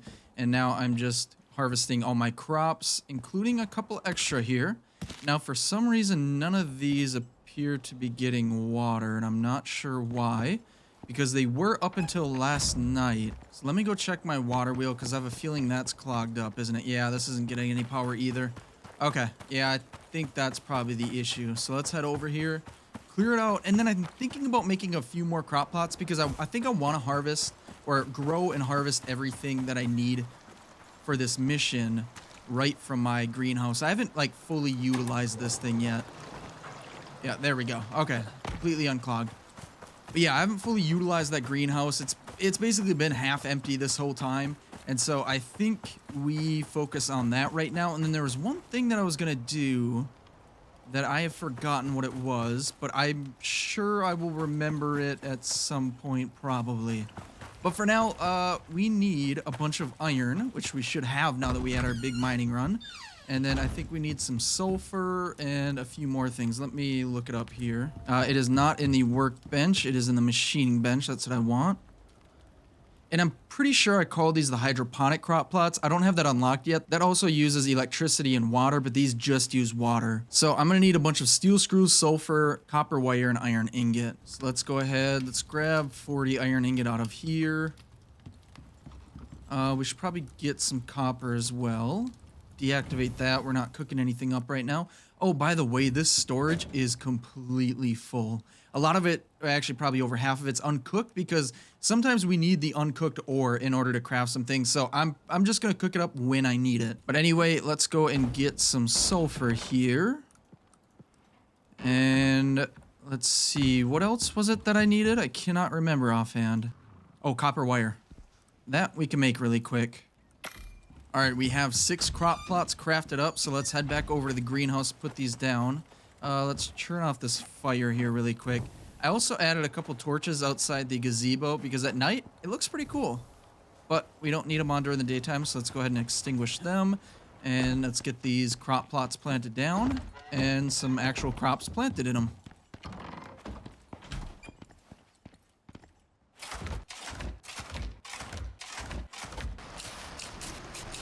All right, we've got everything planted. We've got some watermelon, we've got some corn, we've got some more mushrooms, and even some berries. But it looks like our mushrooms are done here, so let's go ahead and harvest these up. We actually might be able to remove a couple of these and replace it with another plant. So we're going to need both fruits and vegetables as well as some meat. The meat we can do some hunting and then we can cook up the meat a little bit later. That I'm not too worried about. It's mostly just making sure that all of these veggies and fruits are able to stay good long enough in order to actually cook them up into some pies. But now we've got this big storm coming through. It's gonna take a few minutes for it to pass. And so what I'm gonna do is I think I'm gonna cook up some reinforced glass to not only expand this, but I also never replaced the reinforced glass on my greenhouse over there. So I think we go ahead and do that.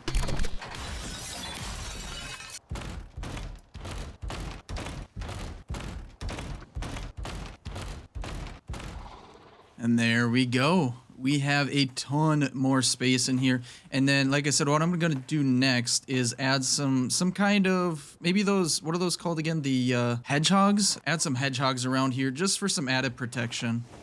And in the meantime, let's get this guy away from the door. He's been blocking the door ever since he came back. There we go. Okay. Now you stay here. You guys have food? You got food? You got some water? Yeah, you're good to go. I'm gonna leave you guys be, and then what do we need to make those hedgehogs? We need some rope and some wood. I thought I had a bunch extra left over. Are they somewhere in our inventory? Maybe over here? No. Okay, I don't know where they all went, but we do have, oh, only 1 stack of wood left back here. We are running pretty low. We've got a ton of stone. I stocked up a bunch there, and then a few back behind the stairs here. But we should have some rope somewhere in one of these. 35. There we go. All right, how many can we make? We can make 2. That's because it takes a lot of wood to make these little hedgehogs here. Okay, I salvaged some like wood floor and wood wall pieces that I had left over to get some extra wood. So now we have 5 total hedgehogs. Let's just see what that looks like. I don't think it's going to be enough, but I just mainly want to protect this back area. Yeah, I forgot how small these things are. Okay, well, I think this will do for now. We'll add some more a little bit later. I don't think it's going to be as much of a problem now that they have more space to kind of run around in. And I want to make sure that they're set to passive, so that way they don't try and fight them through the wall. Hopefully they can just kind of run away. That might be a mistake. I don't know. We'll see. Time will tell. But I also did refill my little scarecrow here too. So hopefully we won't see any predators near for a little while. But for the time being, let's head over to our greenhouse and see how things are looking. Oh, they are looking good. Let's go ahead. Actually, I don't want to use my bone sickle. I want to go craft up a higher quality one so we can get some more harvest from this stuff. That way it'll speed up the process a little bit at least. All right, so I actually unlocked the platinum sickle. So let's go ahead and craft that bad boy up. It's going to cost 10 platinum ingot, but we actually had a ton, so it wasn't too big of a deal. So let's throw that down there and let's head back to the greenhouse and see what kind of harvest we get now. This is 175% yield with this versus the iron one, which I think was or maybe the bone one was 100%. So let's go ahead and use that. 19 from 2 watermelon plots. That's pretty dang good. Another 46 berries. How many mushrooms did we get? 8, 16, 27. I think we're gonna be just fine.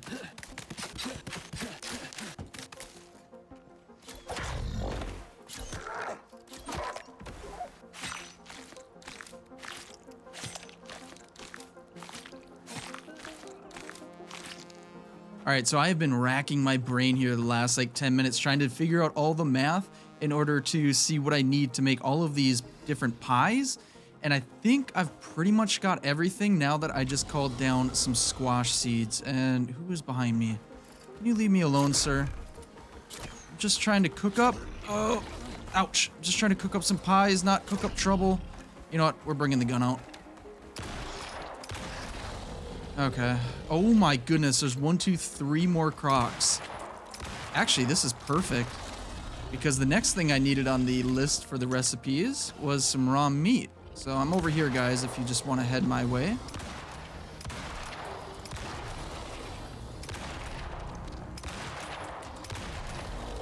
Okay. I'm willing to bet that now now that all 4 crocs are here, I think I'm going to have enough raw meat to make the meat pies.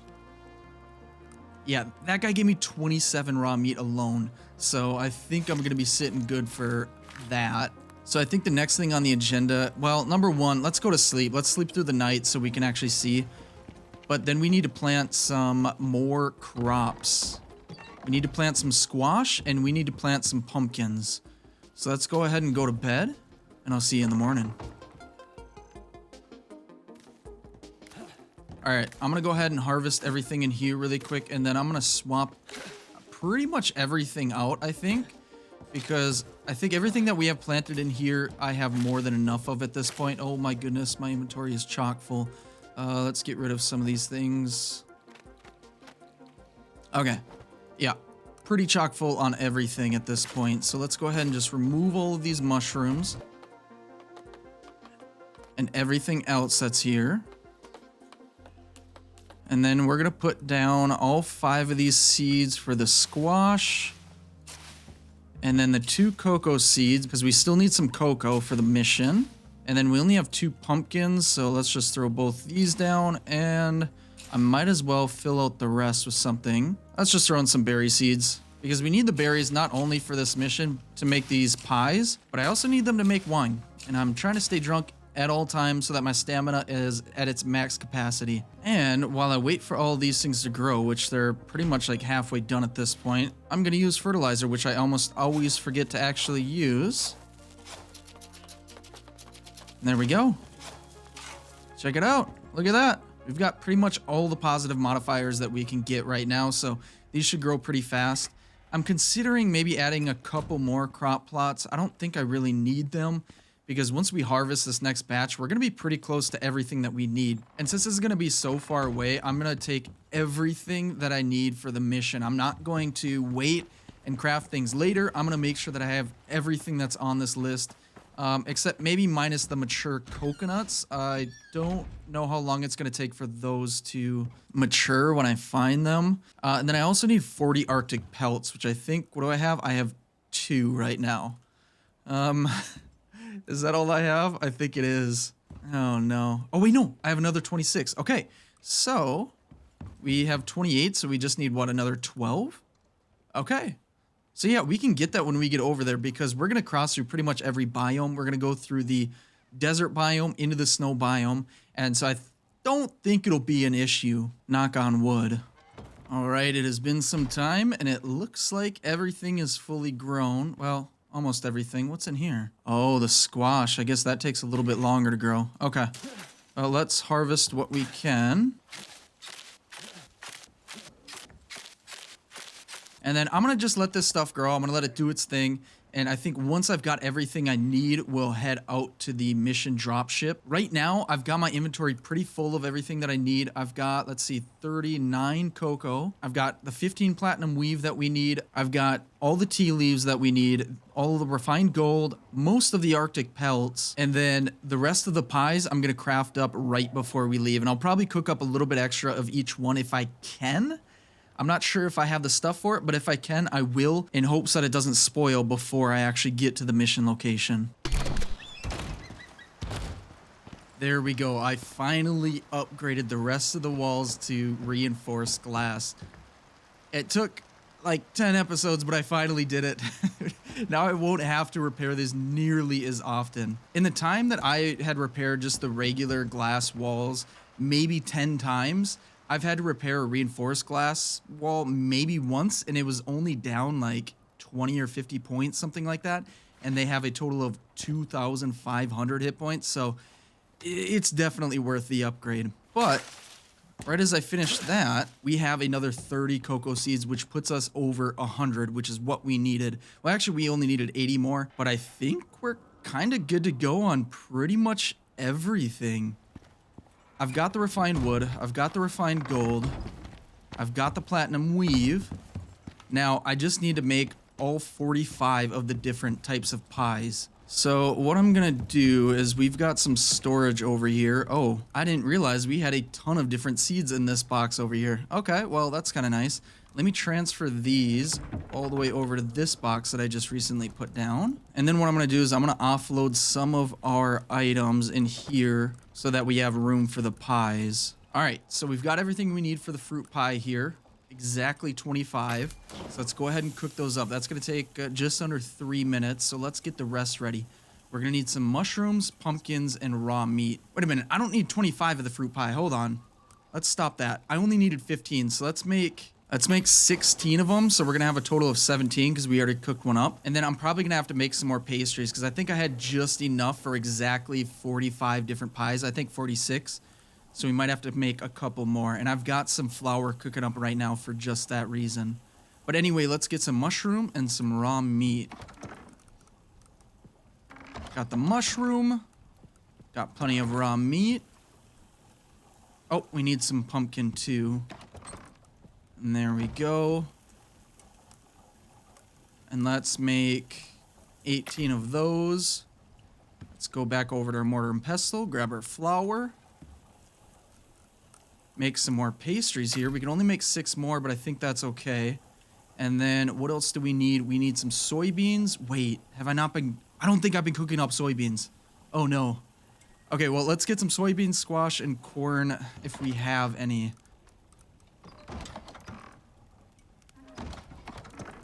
No, we don't have any soybeans. I might have jumped the gun.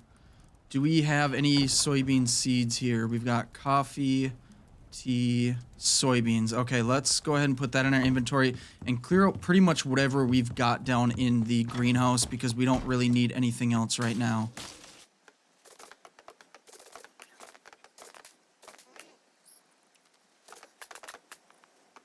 All right, most of the plots are now filled with soybeans, so let's hopefully our stuff doesn't spoil before we get this stuff grown.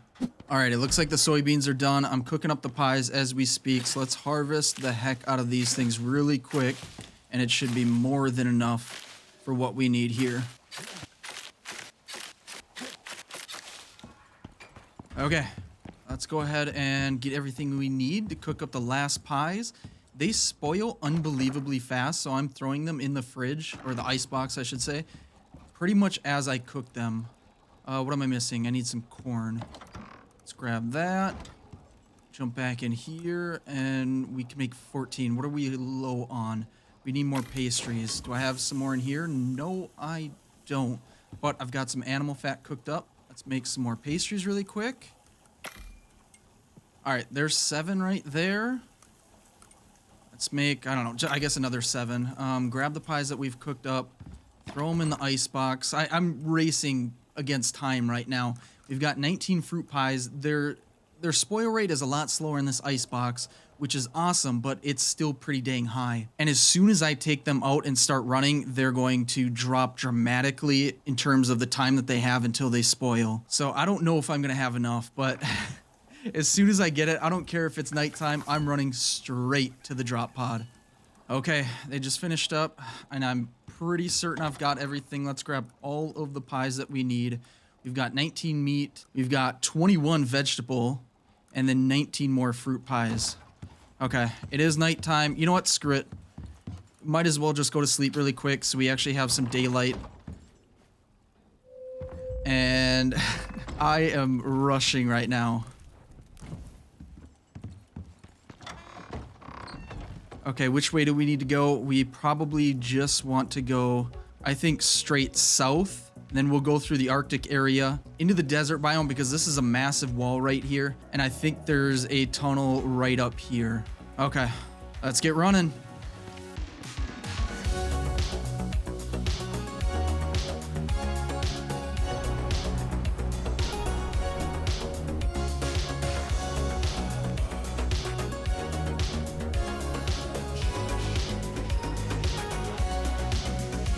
All right, we're in the home stretch right now as I speak. I am suffering from severe storm exposure. I'm trying to get to the next biome before I really start taking damage, but I think... Oh my goodness. Okay. Okay. Holy. I actually barely made it out alive right there. I thought it was going to be the storm exposure that killed me, and trees just started falling on top of me at the last second. Oh, but we have made it. And I don't know how much of our stuff spoiled. Nothing? Well, let's just get everything in there. Let's get all the pies, the platinum weave, the tea, refined wood, Arctic pelt, refined gold, and I chopped down a couple trees in the desert biome, got some young coconuts, and I believe that once these spoil, they will spoil technically into mature coconuts. All right, let's look at this list here. So we need our, we need to throw our coconut in there too. Okay, or not coconut, sorry, our cocoa. So now we just need some Arctic pelts and some mature coconuts, which I believe they should be mature here in just a second. Oh, ripe coconut. Okay, we have another 380 seconds until I think then they turn into mature coconuts. That would be my guess. So we just basically kind of have to wait this out. And while we wait, we can go back into the winter biome and see if we can kill any animals that would give us some Arctic pelts. Now, I don't know what's all going to give me the Arctic pelts. I don't think the wolves do, but I might be wrong about that. But I guess we have a few of them right here. Let's go ahead and get them knocked out. There you go. Okay, beautiful view. Is this one sleeping over here? No, he's sleeping forever. It looks like I just leveled up from level 60 to level 60 for like the 100th time now. Oh, we got another wolf on us. Let's go ahead and finish this up. And dead. Now, I wonder, we do have our taxidermy knife. Do we get any specialty pelt from using the knife on them? I know we'll get their head, but I don't think we'll get any kind of Arctic pelt. No, we just got just the fur, leather, bone, just the regular stuff. Okay. Well, I think that means we probably have to find some polar bears. So that's going to be fun, especially since I totally forgot to actually make some extra ammo. So we are down to 11 shots. We do have tons of composite arrows, though, so that's good. But I wonder if we can get any Arctic pelts from the Tuskers. Let's find out here. Come on, buddy, stop moving. I need to skin you.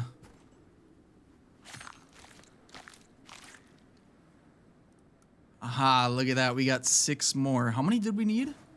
We need 12 more. Okay, so maybe we find another Tusker instead of a polar bear. They're much easier to take down. And I think even easier to find. So let me do some searching. And our coconut should be done here in a few minutes. Yeah, probably a couple minutes. And look at that. We got another Tusker right here. So hopefully he gives us another 6. I know it's a little bit random. There we go. Another 6. Perfect. Okay, let's head back to the little base that we had built when we originally started this mission. We'll fix that up, and then we'll put a campfire down. We'll cook up some of our meat, and we'll just wait for these coconuts to mature into mature coconuts. And I think we've got the mission completely finished. And all right, in about 5 seconds, we're about to find out if this goes in. Oh, wait, never mind. Yep, they go into mature coconuts. Perfect. All right, now we've got our 2 mature coconuts. We have our 12 pelts that we needed. Let's go ahead and throw these bad boys in here. And that's it. We got 50 red and 100 exotics. The exotics is good. But the 50 ren, that is just, for the amount of time and effort, it would make sense if that drop ship actually dropped near my base. But considering it dropped just basically across the world from me, it made things way more difficult because having that garden and everything set up already on my base actually would make it a very easy mission. But the fact that we have to basically travel halfway across the world just to get all of the resources and everything that we needed, we needed higher tier workbenches because we had to make the platinum weave, which requires like the machining bench and things like that. So it's not something that is really all that easy if you're traveling really far distances. I can't really set up a little shop like this, which is what I wanted to do, and complete the mission. I had to go all the way back home for that, but we got it. And honestly, I really do like that mission because it forces you to try things that you normally wouldn't. I don't think for a second I would have tried making any of those pies or anything like that. I didn't really check out the stats on them, but now that I know how to make them, and they're super easy, now we've got this awesome greenhouse all planted, and we can rotate the crops to all the different things that we need. I'm definitely going to try it out and experiment a little bit more in the future. So I do appreciate that aspect of the mission, and overall, I had a lot of fun today. We expanded the greenhouse. We expanded the little pet sanctuary, we're going to call it. We did a ton of mining, which is what we desperately needed. And honestly, we're probably going to have to go out and do a lot more. But we made a lot of progress, and I actually had a lot of fun. And I really hope you guys did too. If you did, let me know. Just throw a like on the video. Subscribe if you want to see some more of this type of stuff. Comment down below what you thought of it and what you want to see more of. But anyway, I'm going to stop my rambling. I hope you guys have a wonderful rest of your day, and I will see you all in the next one. Later.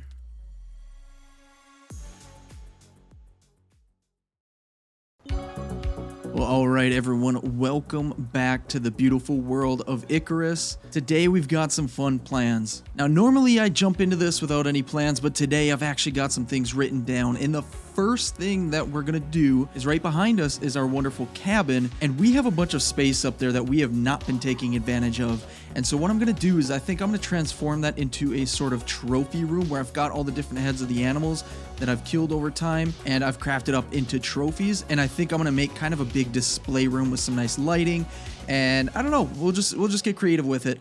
And the second thing we want to do is we're gonna find a MOA today. And the reason we want the MOA is because you guys let me know that it's one of the, or I guess the fastest way to travel. I guess it's faster than running. We'll find out, I guess, if we find one. And then the third thing is we want some condensed enzymes. And the reason we want those is because we can craft up some statues that require condensed enzymes. But in order to do that, we need to find some enzyme geysers. And there's kind of a whole process with that, so we will get to that for sure. And then if we've got some extra time, we'll find something else to do. But those are the 3 main goals today. All right, now I said I was going to go find a MOA, but it looks like right in front of us is a pair of MOAs. Now, obviously, we're going to have to get rid of the adult so that we can take the child in. And just like that, we have a new MOA pet. Let's get over here and grab him. You come with me, little guy. And let's see if we can add a vestige that we can craft up a little trophy head for. Yes, we can. Okay, we got the Moa vestige now. All right, come on, little guy. I don't know what your name's going to be yet. Normally, I don't. I'm not very creative with names. A lot of times, I just take whatever randomly generated name they're given. But either way, he is just absolutely adorable. Look at this little guy. All right. Anyway, come on, buddy. Let's get you over to the animal sanctuary. Hey, guys, we've got a new friend. Oh, you are quick. Okay. Come on in here. You go ahead and enjoy yourself. I'm going to have you... Oh, wait. Oh, no, no, no, no, no, no. Come back, come back, come back. So I accidentally stopped taming. I just wanted him to stop following me. Here, come here. Okay. So now he should stay in there. Let's make sure you guys got water. Yeah, that's good. What do you got for food? Got 3 corn left. Let me go and grab some. We have a wonderful garden out back here that we should have plenty of plants from. Now, I don't remember where I left off with that. I know I had a ton of things planted, but I don't remember what. Okay, so it looks like a bunch of soybeans, some squash, I think, and some wheat. But I believe they should be able to eat the soybeans. So let's go ahead and harvest all of these.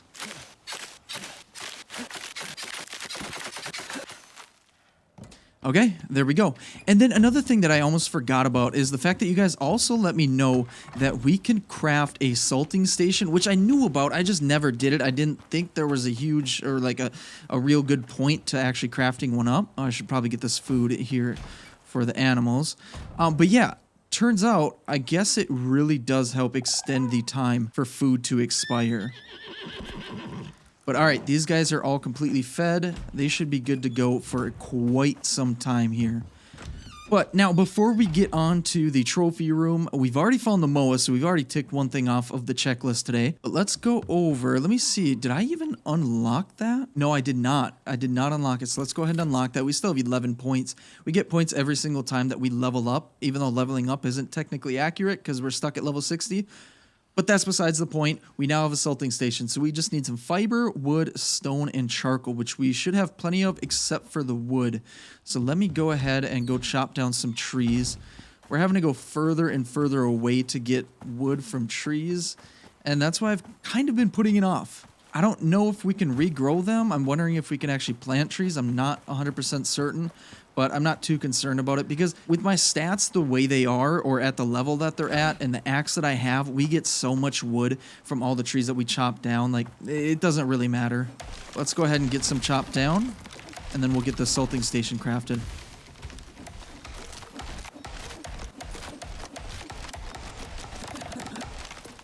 All right, and just like that, we chopped down 2 trees and we have over 500 wood. So, yeah, like I was saying, we get plenty of wood. I'm not really concerned about planting more trees or getting more to grow around here. I think we're going to be just fine. All right, let's go ahead. Let's grab some stone out of here. I'm going to have to kind of organize my inventory here in a minute. Let's grab some charcoal out of here. And then do we have everything for the salting station? We do. Go ahead and craft that up here. It'll take a few seconds. And there we go.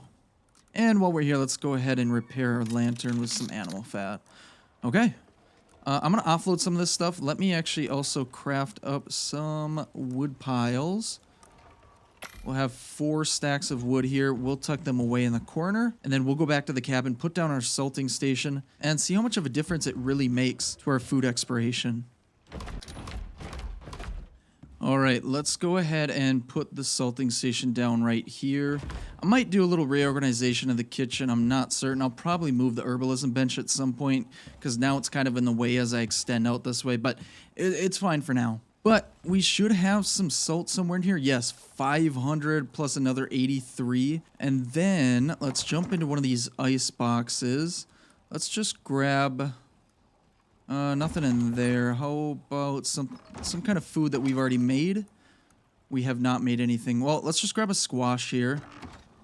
Let's go into the salting station. Can we salt the squash? Okay, so right now it's about 645 seconds until spoil. And now I'm guessing it was probably around 700 when it's full. So let's go ahead and salt the food. Oh, that's it. That was just super fast. Okay, now it's at 1600 seconds until spoil. Okay, so went from about 11 and a half minutes to over 26 minutes before they spoil. So yeah, that's actually pretty good. But I just realized that used almost 100 salt. So I guess we should probably focus on mining salt a little bit more in the future because I didn't realize it was going to use up that much. But that's really good to know. I don't think I'm going to salt anything right now. I don't really have anything cooked up that I don't want to spoil. I guess these meats, but I'll wait till I actually cook those up to actually worry about them. Wait, you know what? I do have some cooked meat on me right now. Let's go back, grab that salt. Go back into the station.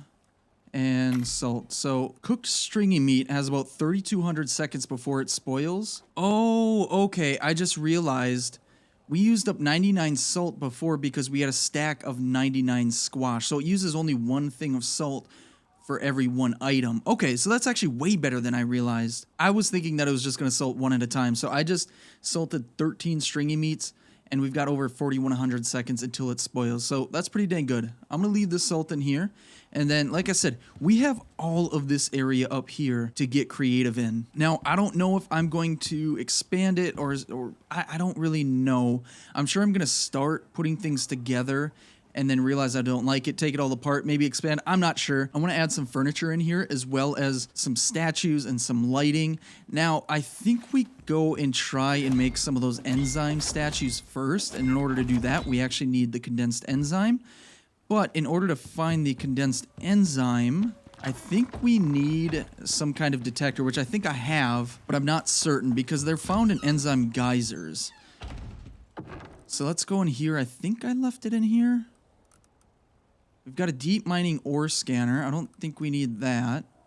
Or maybe I do need the deep mining ore scanner. I'm not certain. It seems to be the only thing that I can find that might actually be able to scan for the enzyme geysers, but I really don't know. I say we just take it out and give it a shot.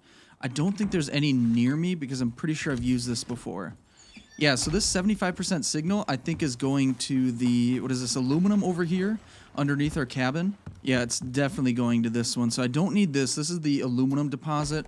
Let's see if we can get away from this and try and find an enzyme geyser. Okay, I moved a ways away from my cabin and now we do have another signal. Let's go ahead and check that out and see what this one is. Okay, so this is gold, which will be nice if we need it, but we don't right now. I'm going to keep searching. This might take me a little while, but I'm going to see if I can find any around me. Okay, I think this is actually what we need, right? An enzyme geyser. Beautiful. So I actually just came across this by accident because there's a platinum deposit right around here. Yeah, right on the ridge over here. And yeah, sweet. So I guess we've got two right next to each other. So I'm going to run back to the base. I forgot about this, but I'm going to need that vapor condenser. So let me go grab that. And I don't think it needs to be powered by anything, but I do want to prepare for this a little bit because it's going to attract some waves of animals that are only going to want to kill me. And before I go any further, listen, if I got too close to this guy, he was going to try and attack me anyway. What I want to do is I want to take his head. If we're going to build a trophy room, we might as well include as many trophies as possible. All right, so I have the vapor condenser here. Now, I don't know if I ever mentioned it. I'm pretty sure I made this like a million episodes ago. I don't know if I ever brought it up or not, and I think I actually made it by accident, thinking it was like the deep mining drill, and I just never got a chance to actually use it. So let's go ahead and throw that down in our hotbar. And I did make a little bit of extra rifle ammo. I only have 56, but we do have another 92 composite arrows. So I think we're going to be mostly okay. What I also probably want to do is make a few barricades, or probably just the hedgehogs, because we're going to be facing hordes of enemies and I don't really want to take any chances. Let's go ahead and grab some rope wherever I put that. I've got 13. Is that all I have here? Another 23, okay. Let's see how many we can make. We can make 5. That's not ideal. You know what? I say we make the wood spikes fortification, and we're gonna need some walls for that, which means I think we need some nails. Grab 100 out of there, jump back in here. And do we have enough to actually make any? We can make 1. That's because we need more wood. Did I grab it all? No, I've got 1 more stack. Okay, let's see here. Oh, shoot, I need some more rope. Okay, let's craft up this rope, make as much fortifications as we can, head over there, and start extracting some enzymes. All right, so here we go. And just really quick, what I ended up doing is I made some vegetable pie, which gives us like crazy stats. And I would have never done this before had I not done the previous mission where I had to craft up all the different pies and all the different things that we needed. And I absolutely love it. Gives us plus 150 max health, 150 max stamina, minus 15% stamina consumed by actions, plus 15% melee damage, another 15% health regen, and plus 10% experience gained. So yeah, that's pretty dang good. And if you look at my stamina bar, I mean, at this point, it might as well just be stretching across the entire screen. But anyway, let's go over to this geyser. Let's plant this bad boy down. I didn't start it, did I?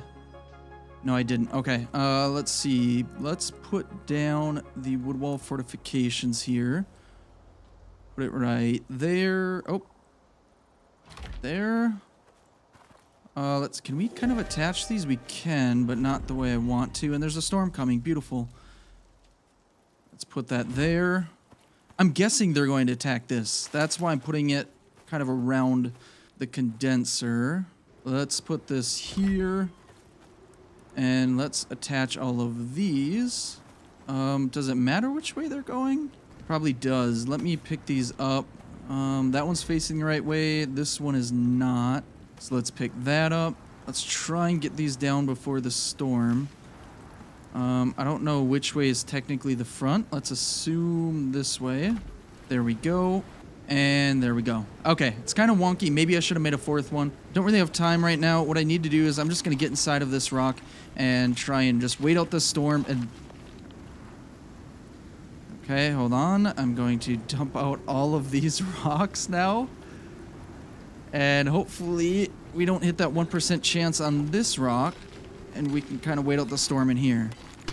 Alright, the storm has passed. I built myself a little platform that's probably going to end up doing nothing. But I say we just activate this bad boy and see how it goes. Okay. Red light normally means bad, but I mean, it probably does mean bad because I'm about to get ambushed by a bunch of animals. And I don't know. Wish me luck. Oh my goodness, they got here fast. Okay, let's see if we can... Oh gosh. Oh my goodness. There's so many of them. I did not expect to get this many this fast.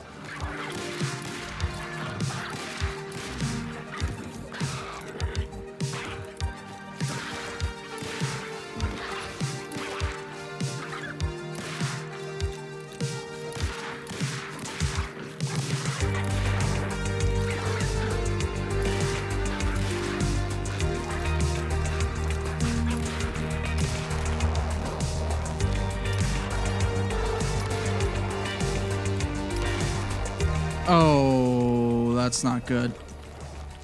I think I just helped in destroying the device. I was trying to shoot the wolf behind it and I just kept shooting the device itself. Okay. Well, I guess now I know for the future how to handle this a little bit better. That's with a lot more barricades and probably a little bit more preparation. But let's go ahead and try and finish the rest of these guys off without them finishing me off. And I think that's the last of them. Is there one more over here? It looks like it. Oh, it's a Komodo. He's just munching on all of the remains. Okay. So did it drop anything when it destroyed? Oh, no. I didn't get a single thing from that, I don't think. No. Oh, great. Okay. Well, let me see. Do I need to repair these? Yeah, I do.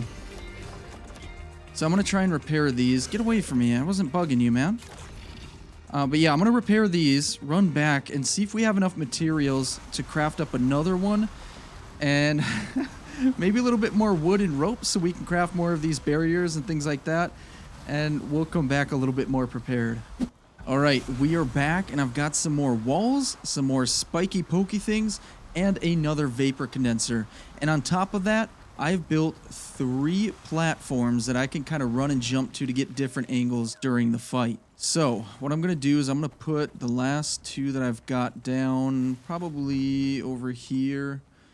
I'm putting them by the posts because I figure they're probably going to go after the posts if I'm on top of that. And I think I'm pretty much ready to go. I'm going to put the vapor condenser down here. I'm not going to start it just yet. What I am going to do is I'm going to eat some meat, eat a pie, drink some beer, and drink some wine. Make sure we're nice and drunk and full. And I had an extra wall. I still got one more in my inventory, but I've got one more extra. I'm just going to put it on this platform because I think I'm going to spend most of my time on this one.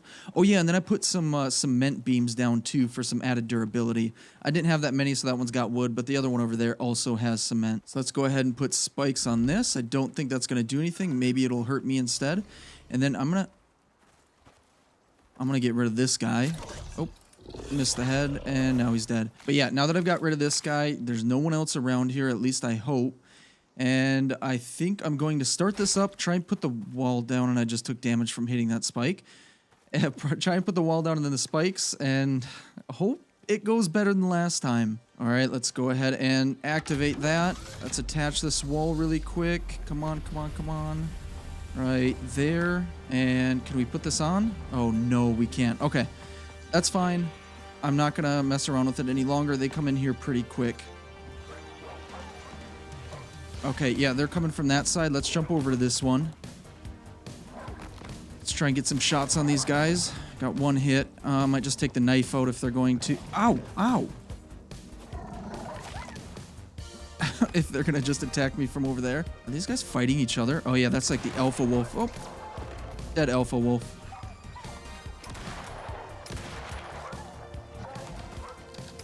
I'm going to try and make this last as long as possible. I don't know if I'm supposed to stop that at some point, because I think I can go in and collect whatever's in there. I think I just have to fend off these waves.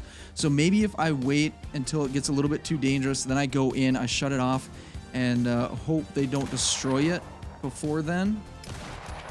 I'm actually making some pretty good shots so far, knock on wood. But yeah, I'm going to try and fend them off for as long as possible and see how this goes.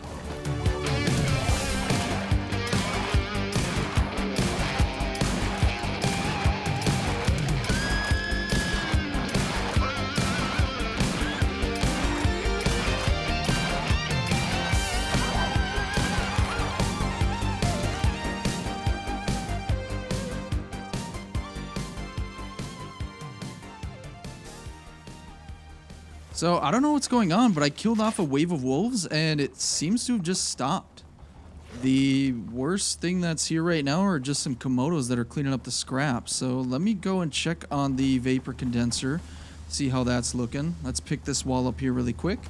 It's got 0 condensed materials. Is it not working? I'm going to try shutting it off and turning it back on.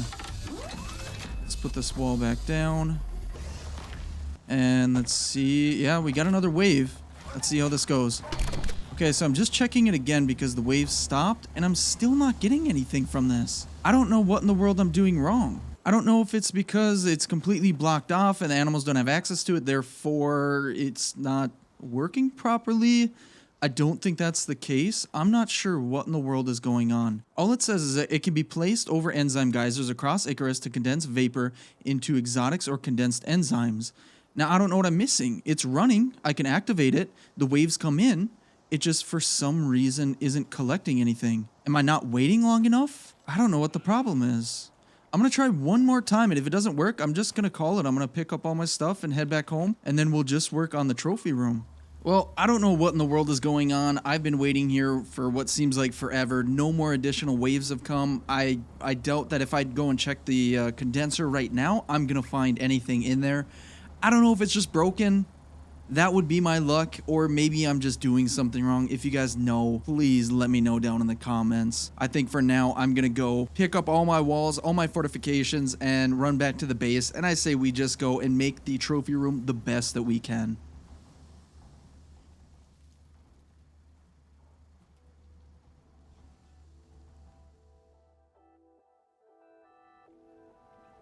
All right, so I have been hard at work for quite some time. I would say probably 6, maybe 7 hours of work. And trust me, it's not going to look like I did that. I just did a lot of different testing, a lot of different experimentation with the trophy room and struggled with some of the building and everything. And I'll get into that here in a second. But it is finally finished. It's nighttime and I want to get to it before the sunlight comes out because I think it looks pretty cool at night. So let's get into it. Let's go in here. Let's go upstairs.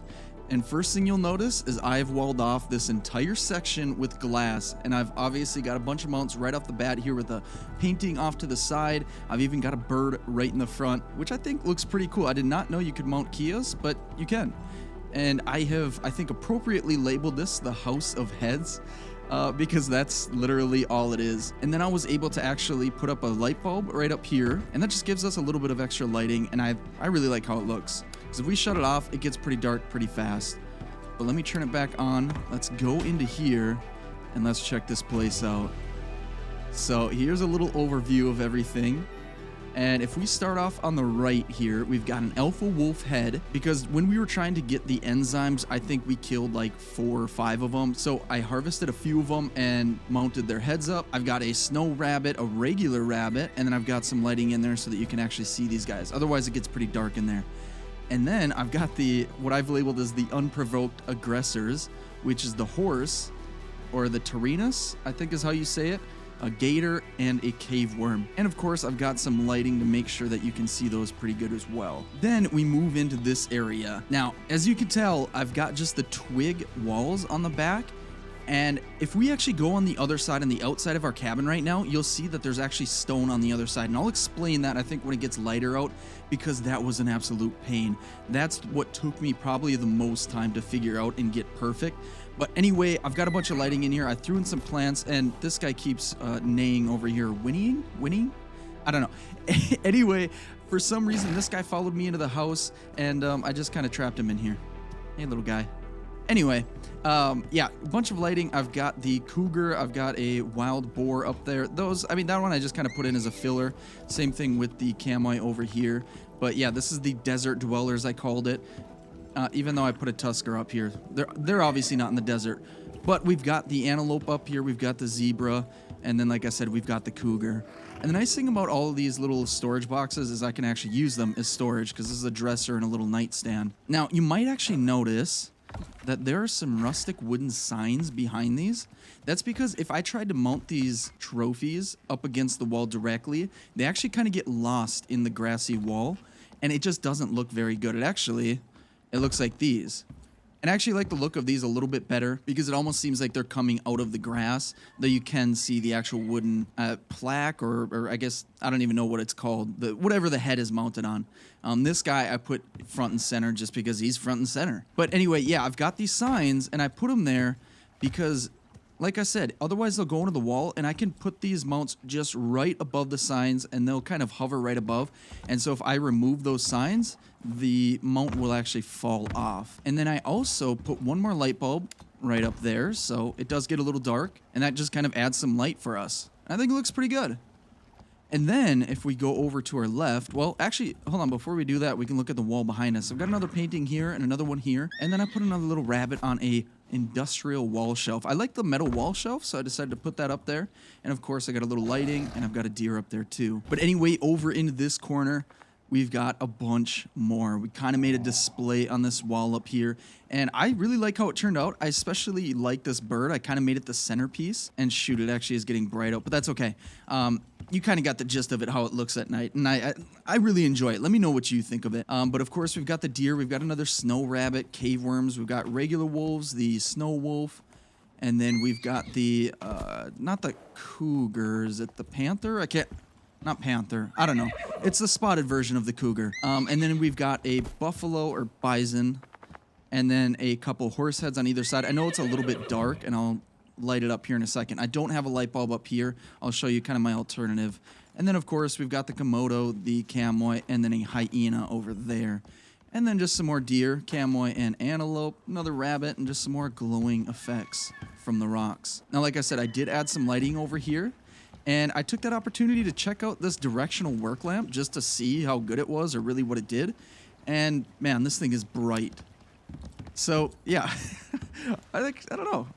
I kind of like it. It really obviously shines in this corner, and if we ever want to just kind of admire our work over here, we can just turn this bad boy on. And then of course I've got the bear rug, and then I think I've got, what is this, just a wolf rug? And then I ran out of heads to make any more rugs, so that's all we've got right now. And then I did add a creepy little alpha wolf trophy up here too. You can really, at least from my side, I can really only see his eyes glowing. It's really dark. You might be able to see it a little bit better. But yeah, that's kind of the gist of the trophy room. Now, let me get to this darn wall. This was an absolute pain, and it was nothing but trial and error over and over and over again. Like I said, we've got twig wall on this side, and if we go outside here and check it out, we'll see that it's stone right there. And I did put some glass up there. That's because there's essentially two walls placed right next to each other. Now, we normally wouldn't be able to do that, but what I learned when making that gazebo is that we can kind of place posts pretty much wherever we want. And so I took that opportunity to put a secondary post in here. You can see the one on the left, that's the original, and then I put one in the right. It's kind of phased into the original post. And I brought it up here. And since I offset it to the right a little bit, we were able to put the twig wall on the other side of this stone wall. So that's how I was able to actually do that. And the reason that I have to put this glass up here is because of the funky setup with the wall, storms will actually affect the twig walls on the inside. I'm not sure why. I'm guessing because it probably phases through the wall a little bit, enough so that the weather will affect it. And I ended up putting up some glass up there too, because in the past, I'm sure if you've seen past episodes, you'll know that storms start to damage these walls. And if I let them go too long, I have a feeling that it's going to take enough damage that the mounts are going to actually fall off. So I'm not a huge fan of like the glass over there and up here, but it's my best option for protecting the walls. And then on top of that, I did add some nice glass windows, and I really like how that looks. It's much cleaner than just these regular wood shutter windows. Oh, I think my steps here took some damage. But yeah, I do like these windows, and I'm going to keep those there, but I thought that was a really good kind of option to replace the windows up top, just to add some more lighting and just make it look a little bit cleaner. Now, on to what happened just about 30 minutes ago. I stepped away to take care of some things, and I was just hanging out in the cabin, and the next thing I know is all of my pets died. You'll notice some wood walls, one right here and one over here. That's because a gator came in, took down the walls, did a total of 2,500 damage, because that's how much HP the walls have, and destroyed the walls and killed all the animals in it. This guy just ended up showing up. I guess I started taming him without realizing it.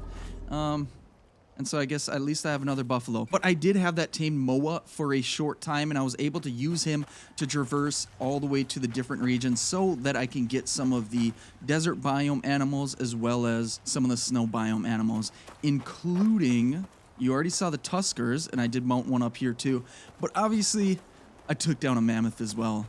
And I took that opportunity to take his head with me, and I could not fit it into my trophy room. It was way too massive, so I put it up there, and yeah, it's a little bit of an accent piece, or a lot of bit of an accent piece. But I like how it turned out.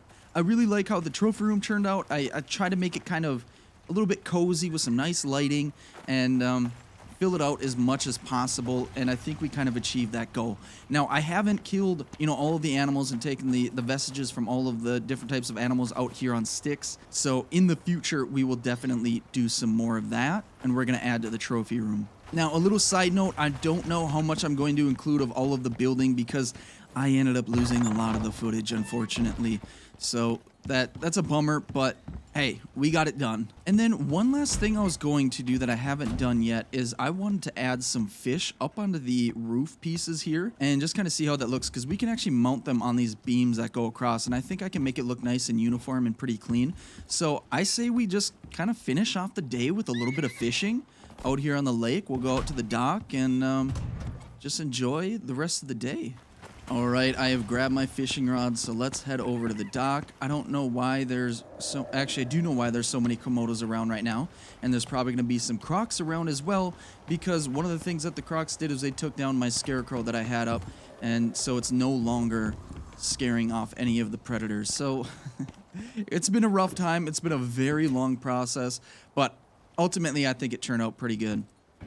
But anyway, let's go ahead and cast out, see if we can catch some fish. All right, and right off the bat, we've got a spotted snapper. It's nothing special. It's just kind of a regular one. Let's go ahead and throw it in our tackle box here. And so long as we have it in the tackle box, it won't spoil. I can only have 2. Maybe I should have made a second one, but for now, we'll just do that. We're going to keep fishing. I have 3 mounts currently because we had them up before we started the trophy room. So I want to catch at least 3, just see how it looks and go from there.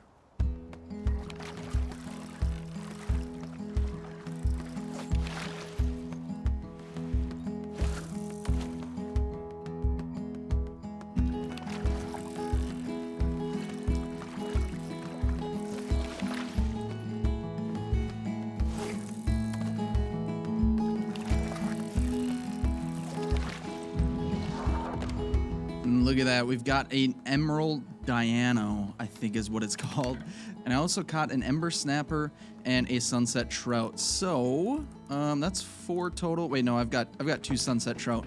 So, what I'm going to do is I'm going to go get those mounts. I think I've got them in the workshop. I'm going to put these guys in the ice box for now, just to make sure that they don't spoil. And then I'm going to go grab those mounts and we'll put them up in the trophy room and see how it looks. And there we go. So I added 2 on either side of this tusker here, which I kind of like those spots. I kind of like how that looks. I couldn't put them any higher. That's the only spot I could put them. I guess I could put them a little bit lower. And then I put 3 more up here. So what I'm thinking is that if we kept fishing, we made a few more mounts, we could kind of line these roof pieces with more of these mounts. And I think it'll just not only add a little bit more to this room, but it'll obviously add a little bit more color even, which I know we have a lot of color already, but I don't know. I like it. I like it. It feels full. It feels like kind of diverse in terms of all the different wildlife. And like I said, there's still different animals that we haven't killed. I want to say there's an elephant that we could kill, but I'm not 100% certain. But I know there's more. I know there's bigger mounts. I'm pretty sure we can kill like the massive sandworm, as well as some other big and small animals out here. But overall, I think it turned out pretty darn good. And I'm still not sure if I'm going to actually tame this guy or just keep him trapped in here forever. For now, I think I'm just going to leave him though. But all right, I think I'm going to call it here. I had a lot of fun. I spent so much time on this. You have no idea.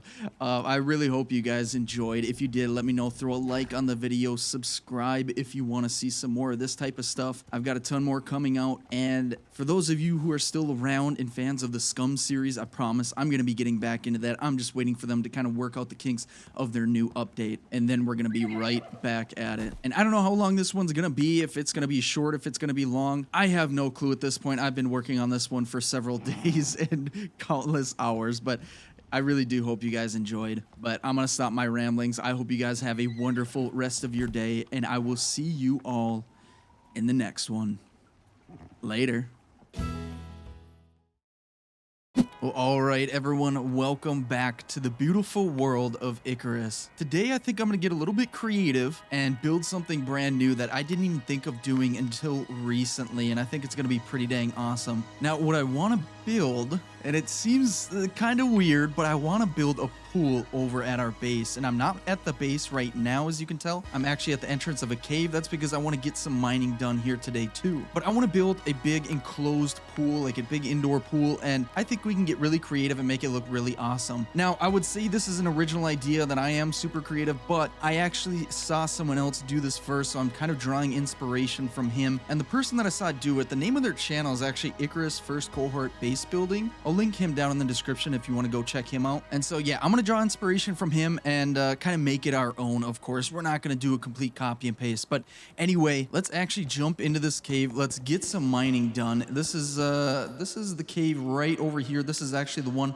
that we use pretty often to get into the desert biome. And I've always skipped getting the nodes in here because I'm only always traveling through when I'm at this cave. I'm never here for any actual nodes. So we might as well try and get some nodes here today.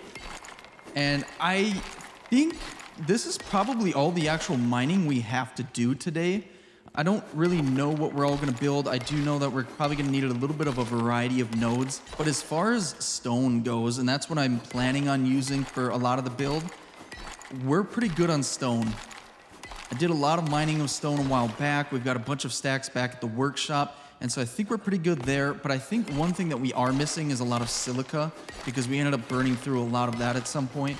So we'll probably do some mining of silica and probably some sulfur at some point. I don't think we'll need much, but I know that we are low. It seems like no matter how much mining we do, we're always low on something. But that's kind of the fun of it. I really enjoy mining. I love chopping out trees. I love chopping up rocks. It's fun for me.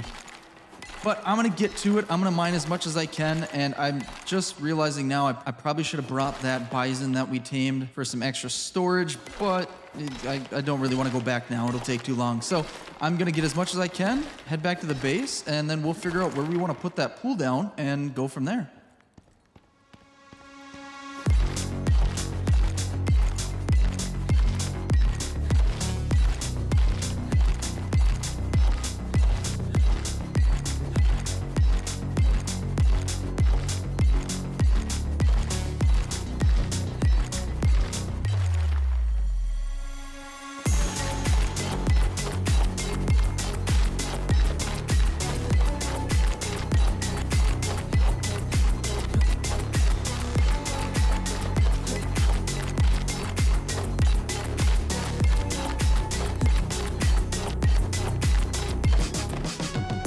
Alright, I'm just getting back to the base right now. I got quite a bit of ore from that cave, pretty much emptied it out, so at some point we'll probably want to take the thumper over there and regenerate those nodes. But for now, I think we're going to be okay for a little while. And one thing that I forgot to mention last episode, actually, is that I ended up adding a bunch of attachments to every single piece of my armor. So we get extra health regen, we get extra carry weight, we get extra even inventory slots. I think we added a total of 4 more. So we have a ton of inventory slots. I think a total of, what is it, 40 inventory slots, I think. And our carry weight is now up to 209 kilograms, so we're sitting pretty good there. But anyway, let's go ahead and throw some iron in here. We'll keep some left over, both iron and copper. Oh, we are out of space. Oh my goodness, I should probably make another metal cabinet. Where do we make those at? I think probably the machining bench, right? Yeah, so we need 40 iron ingot, 12 epoxy, and 4 rope. Let me grab some of that right now. We have 13 iron ingot cooked up, that's it. Plus another 4. So we'll let that cook up, make another iron cupboard. And then another thing that you guys actually let me know was that when I was trying to extract some condensed enzymes last episode, we were getting stuck. It just wasn't producing any. I wasn't getting any new waves or anything like that. But a lot of you guys let me know that apparently it's because there are some of the predators that get stuck out on trees and things like that. So essentially I have to go out on a little bit of a hunt and find them, kill them, and then the next wave will come, and then eventually it'll start producing some condensed enzymes. So I think we give that another shot today. I'm gonna get a bunch more wood, a bunch more rope, and we're gonna make some more of those walls and more of the spikes for the walls, and we're gonna get hopefully some condensed enzymes and be able to make some more trophies for the trophy room to add to that. And then we're going to make, I think, hopefully, an awesome pool.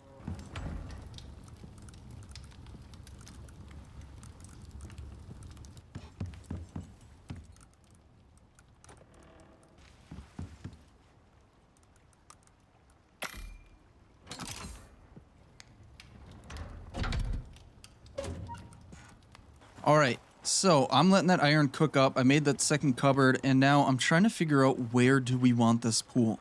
It's obviously going to have to be in water because we can't really fill up the pool. There's no way to do that, at least not right now, and I probably doubt that it would ever be a thing in the future. So what I was thinking was potentially right behind our cabin, or maybe somewhere out in the open here to kind of fill up some of this space, because if we kind of look back, I think a good way to connect the cabin with the workshop would be to have a nice little pool right in the middle.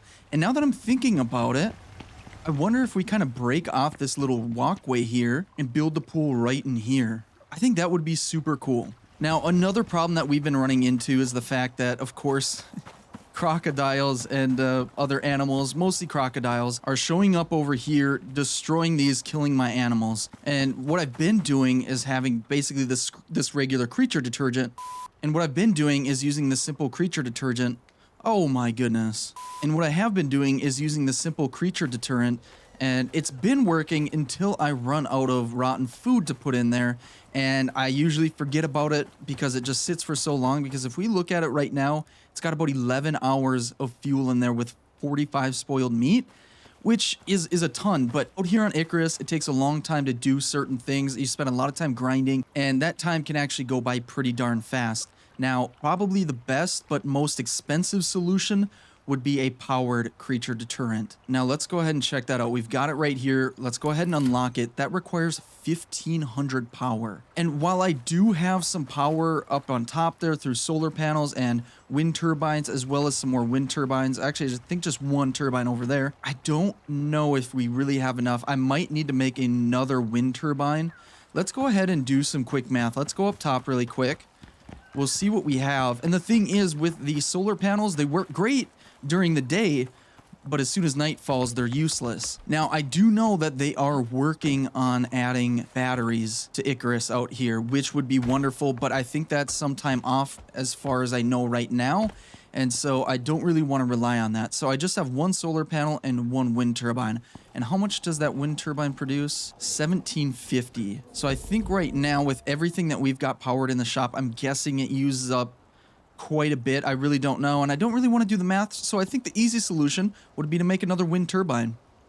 Oh wait, I've got another one over here. Wait, we actually might have enough. Because I think for the most part, the wind turbines are powering all the electricity, or sorry, the lighting, which really doesn't take up much. I think the light bulbs take up like 150, yeah. And then I think the rest, like these big machines, are powered by the generator underneath the workshop here. So we might actually be okay if we properly connect the powered creature deterrent to the wind turbines. The thing is, the cabling right now is a complete disaster. Oh, I was going to go through the door that I used to have there, but I actually removed it. I don't know if I ever mentioned that, but it's gone now because it was kind of a nuisance with the stairs here, and so I just got rid of it. But yeah, we've got wiring all over the place. I'm pretty certain the wiring is actually connected to both the generator as well as the wind turbines and the solar panel, but for some reason it doesn't work really as it should. But I'm just going to connect it all up and just see how it goes. So let's go back in here. What do we need for the creature deterrent? We need 15 composites, 25 electronics, 5 titanium plates, and 20 screws. Okay, let's see how many composites we have. Nothing. I actually don't think we have any at all. We have 5. We need 15, and we have 1 more in here. So let's go ahead and go get some organic resin. We've got 50, and see how many we can craft up now. We can make 17 total. I say we do that. I'm going to have to go turn on the generator quick so that we can actually power that up.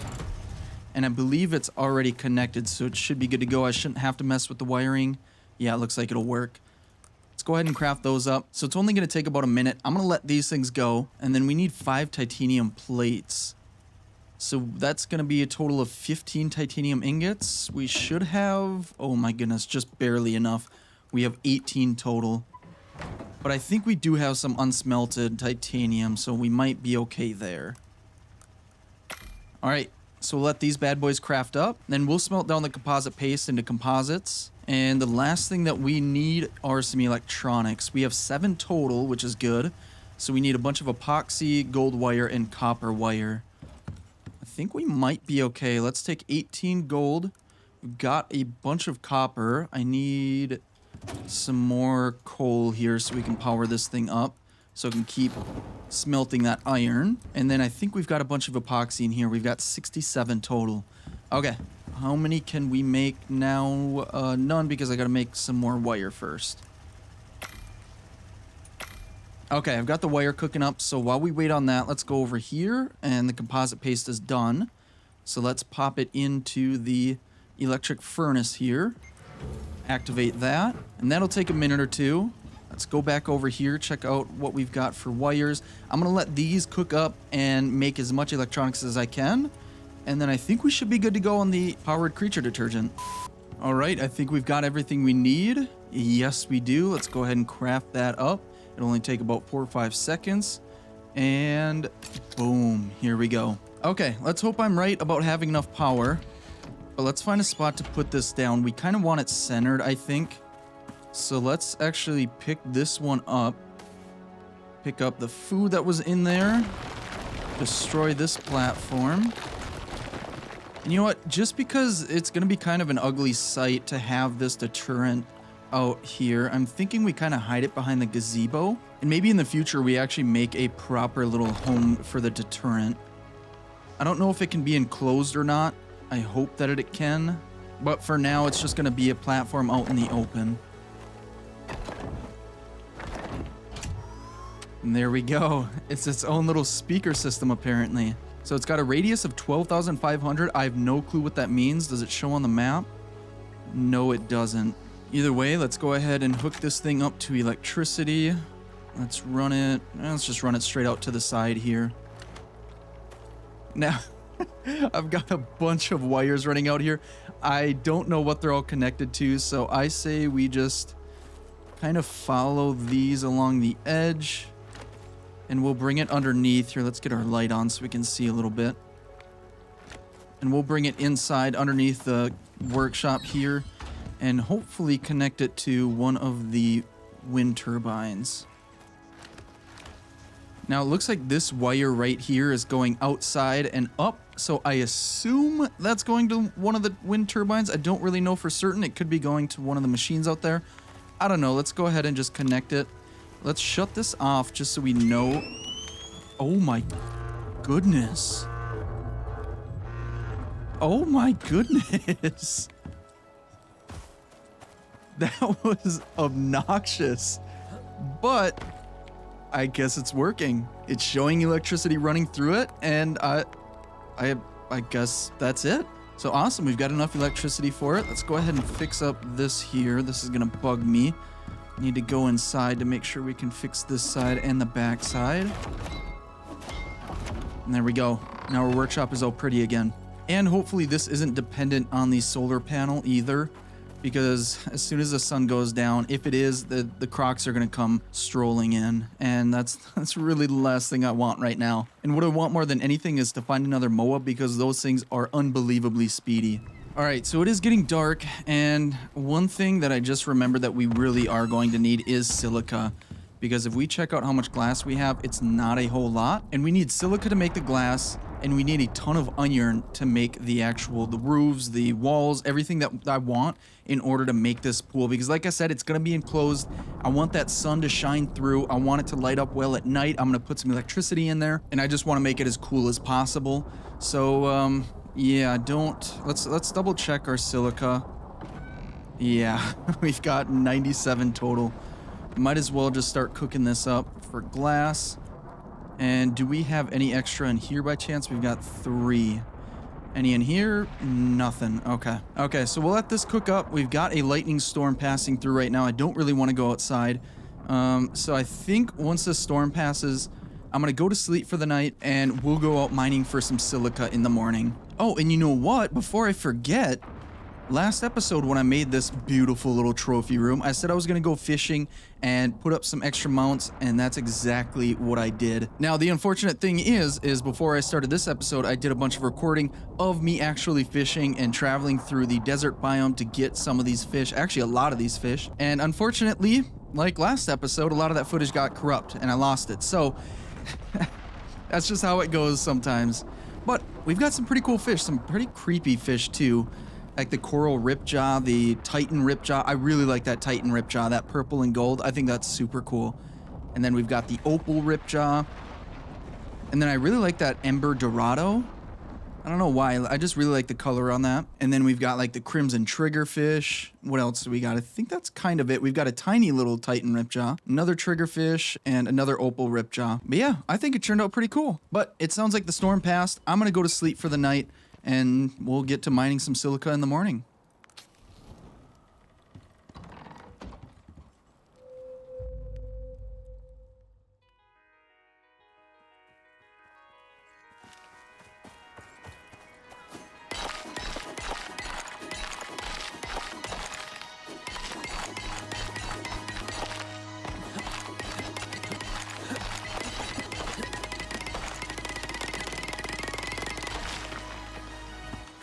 Alright, so change of plans. No big mining montage for silica because I ended up stumbling across this deep mining silica deposit. So I went ahead and crafted up a new deep mining drill, and this one does not require electricity because it's powered by biofuel. So let's go ahead and throw what we've got in there and activate it. So apparently it can do 1.714 per minute. So that's going to take quite some time. That's totally fine. I'm going to let that run, and that allows us to, I guess, go do other things, but that was kind of the main thing. So maybe I mine a few more nodes, head back to the base, do some housekeeping, and come back and check on this thing in a little bit.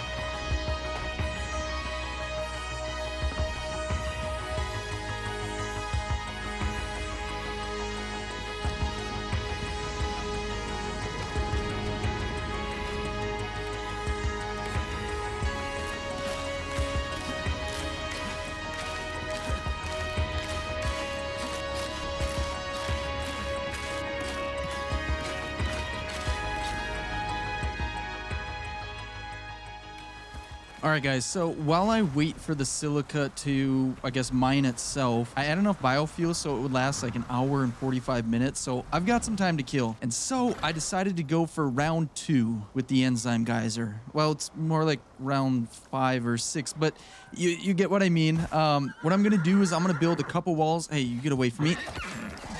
Ouch. I'm going to build a couple walls around it. And I was told that should probably be enough. And then I can actually build a platform over top of the walls. So I'm pretty much right over top of the actual geyser itself. And that way I can repair the walls and hopefully the spikes too. And that way I won't have to get down. And that way I really won't have to use much ammo. So it's kind of cheesing it. But honestly, I think that's fine. We have put enough time and energy and effort into this to where cheesing it, I think, is kind of called for at this point. So I'm going to put down these 8 walls total and I'll give it a shot.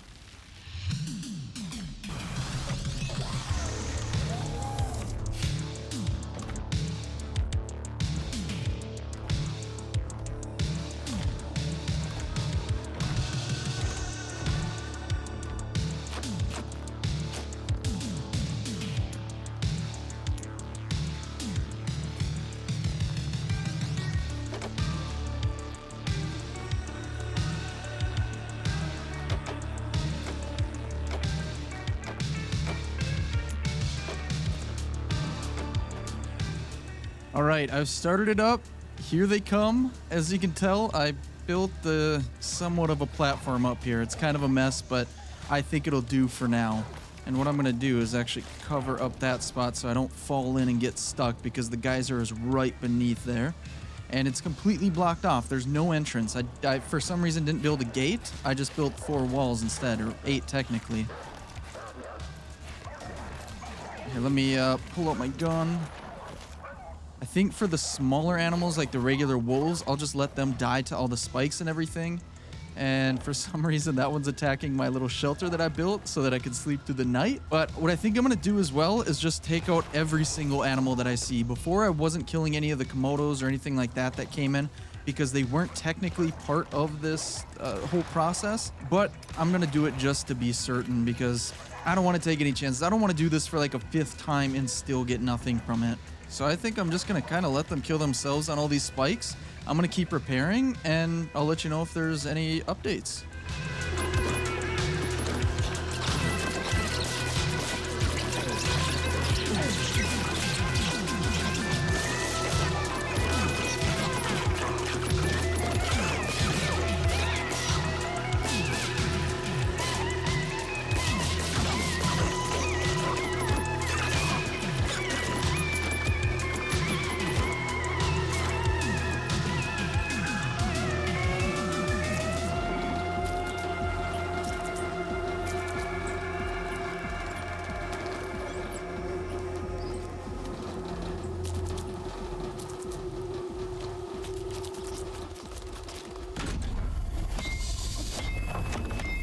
Okay, finally, we made it. We made it to the end, and you guys were right. There were some wolves stuck behind some trees that I was able to get, and then finally the jaguars came in, and then finally the bears, along with their cubs, which I never really feel good about killing the cubs, but I had to do it.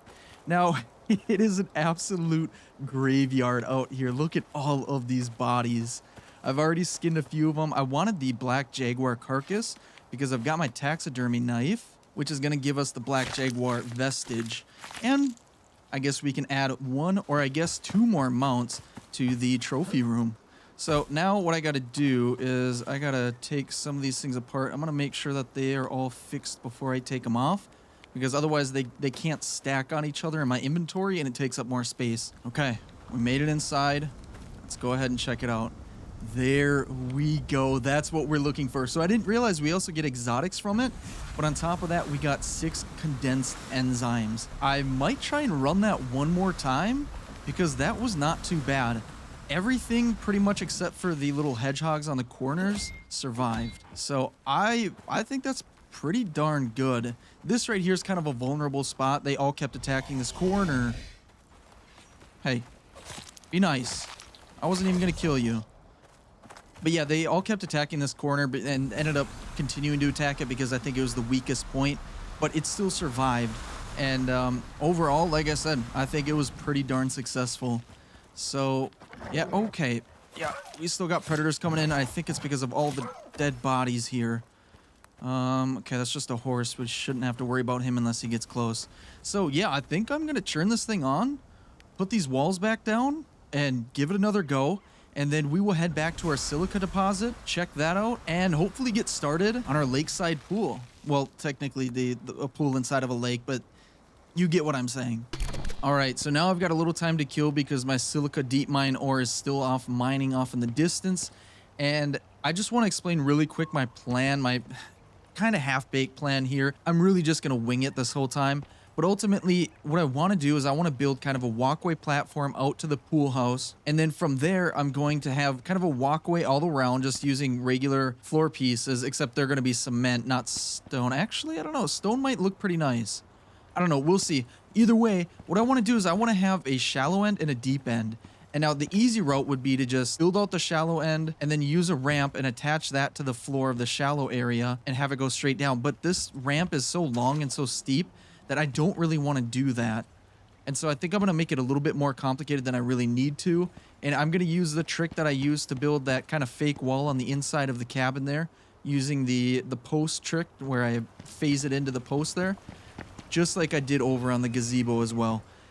It's going to take me a while. That silicon deep mine ore is probably going to run out of biofuel, which is like an hour and 45 minutes before I'm even finished with this. So I really think it will take a while. We'll see how it goes. I don't know. Maybe I'll give up on doing the little trick that I want to do, but we'll see. I'm going to try and get creative and experiment a little bit, just like I always do. And at some point, I will also make some enzyme statues so that we can place those in the trophy room, probably throughout the cabin, and probably also throughout the workshop. I have 12 enzymes total, condensed enzymes, and I think it only takes 1 per statue, so I think we can make up to 12. But either way, I'm going to get after this. Wish me luck. It's probably going to take me so long, and I'm not really looking forward to it, but I also am because I'm excited to start building this. Oh, great. The storm is starting. Okay. Well, I'm going to power through this and see how it goes.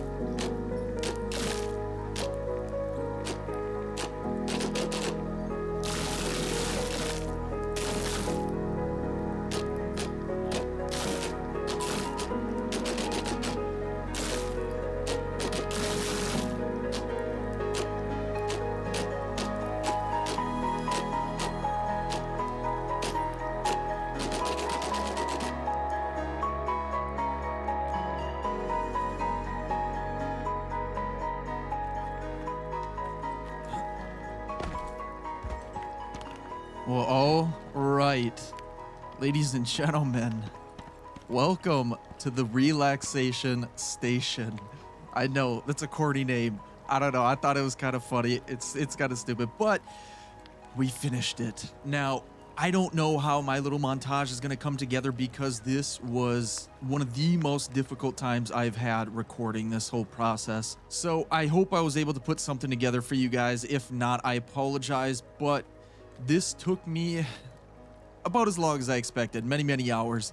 And now it's kind of perfect timing because it's nighttime, and I think this thing really kind of shines during the night. Now, 1 second here, I'm going to get rid of these. Gotta repair this. Just want to make sure that everything looks mostly perfect. Now, this is pretty much finished, but I will be adding more in the future, more than likely.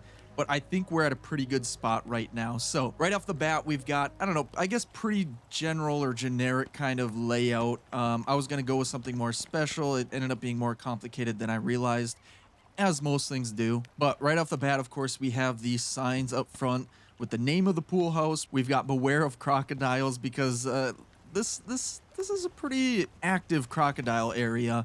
But hopefully with our little creature deterrent, we shouldn't have many issues going forward. Of course, no lifeguard on duty. You swim at your own risk. But let's go ahead and jump in here. Let's close this up. Well, actually, before we do that, sorry, let me jump back out. I did put some lighting in the windows so it kind of glows at night.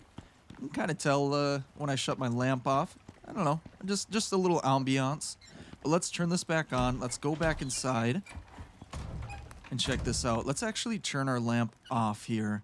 And you can see I've added lights into the pool here, so it's got some nice shine here at night.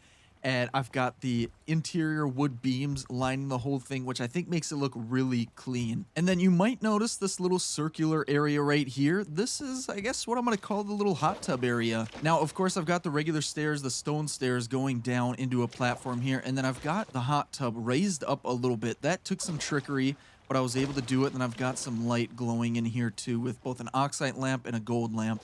And then a little chair, so if we want to take a seat in the hot tub. It's a little shallow, but hey, it's not bad. But anyway, let's get out of that. And yeah, like I said, we've got the ramp going down, and then we've got the deep end over here. So if we want to jump in and swim a little bit, it gets pretty darn dark down here. The lights don't look the same underwater as they do above the water, but that's okay. And I did add a little window, so if we want to check out the fish here underwater as we're taking a little dip, we can do that. Now, of course, we can't see anything down there because it's nighttime, but it's there if we want it. And then, of course, I lined the whole pool with the thatch walls, and I just think that looks really cool. I don't know what it is about that, but I really like it. And then I just realized I forgot to take these posts out, or at least replace them, or maybe I'll add in some more so it's kind of more uniform because I don't have them all the way around. But it's fine for now. But if we go off to the right here, we've got a little shelf, which normally, you know, you'd put some towels in there, but there's no towels out here on Icarus. So I used some of those condensed enzymes to make these little wood statues. Now, I can't believe that it actually takes condensed enzymes to make these little wood statues because those enzymes are unbelievably difficult to get. Not unbelievably difficult, but quite the challenge. But overall, I kind of like them. And of course, I added the little raw oxide lamp in here to add a little lighting. I've got some candles over here, which I don't have fuel for this. Let's go over to this side. I think I've got fuel in this little candle. Yes, I do. So it provides a nice little glow. And then, of course, I added this little wood deer statue too because I think it's adorable and I think it looks really cool. But then if we continue moving forward, we've got another statue in here. It's the bronze polar bear statue. That's another one of the items that took the condensed enzymes. And I don't know, I kind of like it. I added some more in the trophy room and we will check that out here in a second. But of course, I lined the back end here with some plants. We've got the signs, no running, no diving, and of course, absolutely no shenanigans allowed in the relaxation station. And then, of course, in the back of the pool, we have the sauna. So let me turn off my lamp here, and let's open this up and go inside. And we've got a little glow with all the copper lamps in here. I wanted to do other colors, but it didn't really fit the warm glow of a sauna. You know, it's usually kind of all the interior wood kind of look with the warm lighting. So I just wanted to kind of keep that aesthetic.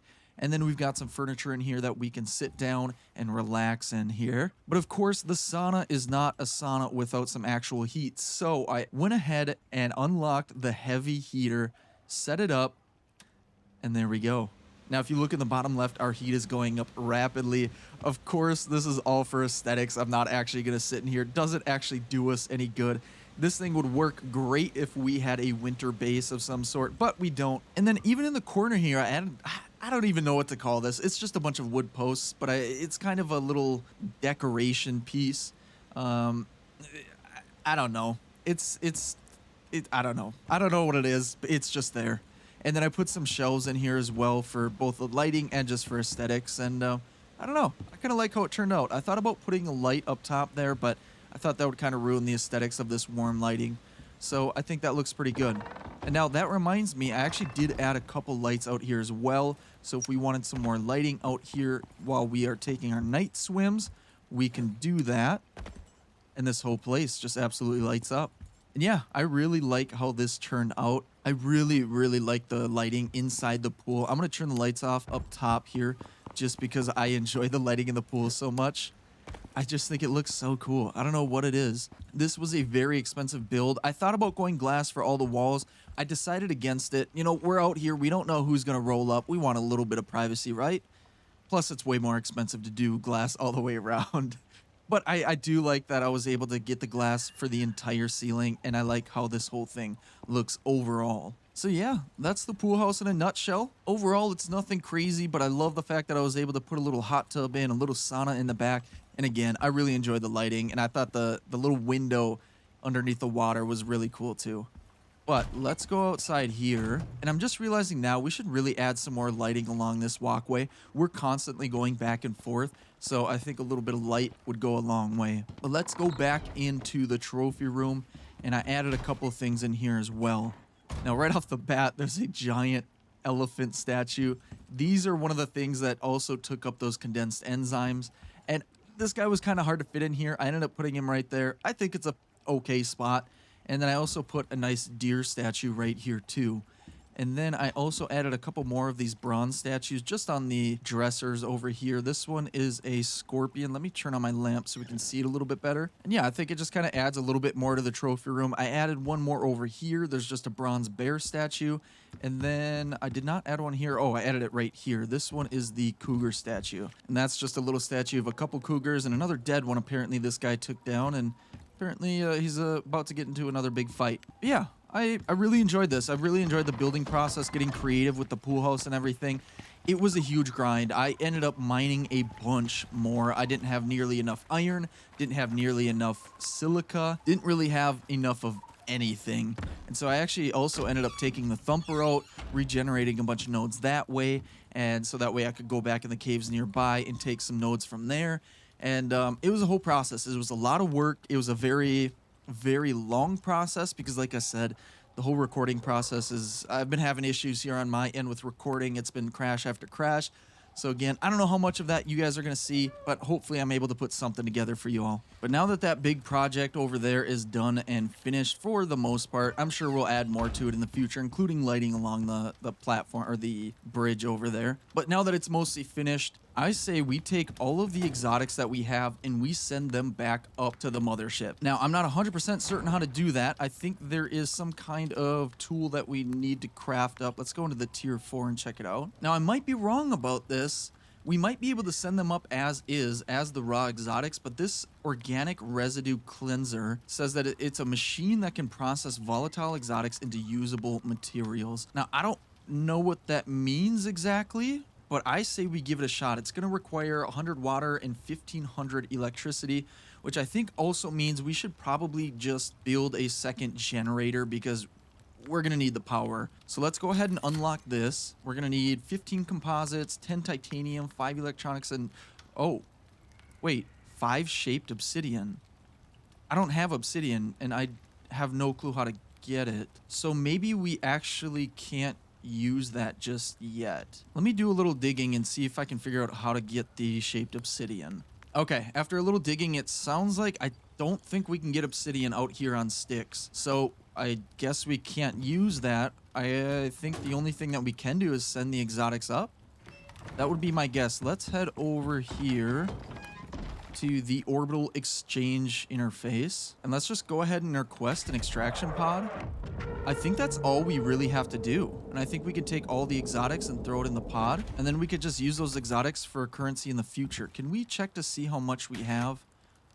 We go into the workshop here. We have 720. So let's go and grab all of our exotics here. Take those. And let's head out to that drop ship here. Let's go ahead and throw all those in and deliver to station. Okay, yeah, so we got 180 exotics from that. Okay, so that's much simpler than I realized. We didn't really have to do anything. We just have to mine the exotics and send them back up to the mothership, and that's it. And we just get it. And it's really nice because it seems like there's one node in every cave now. So it shouldn't be all that difficult to get more exotics, and then we can use that to purchase more equipment and things like that in the future. I don't know about you guys, but I think this is all seriously coming together. I know I've been saying that a lot, but every single time I add something else to the whole cabin on the lake, and it really adds to the whole ambiance, the aesthetics, and it just feels really cool. I always enjoy, after coming back from like a long mining trip or a mission or something, I always enjoy coming back to the cabin on the lake. And now I've got this beautiful little pool house, the relaxation station. And I'll tell you, I absolutely need this right now. And for some reason, these walls over here, both these corner pieces and these walls, they get damaged during storms. And before, I actually had one of these glass pieces extend out one more kind of block out so that it would provide some cover for these. But for some reason, that wasn't working and they would still take damage. So I'm not sure if I can really fix that unless I just decided to upgrade these walls, which I'm even struggling to fix right now. There we go. And that one's got a little damage too. But other than that, the rest of the place doesn't really take any damage, and it shouldn't with concrete walls and reinforced glass.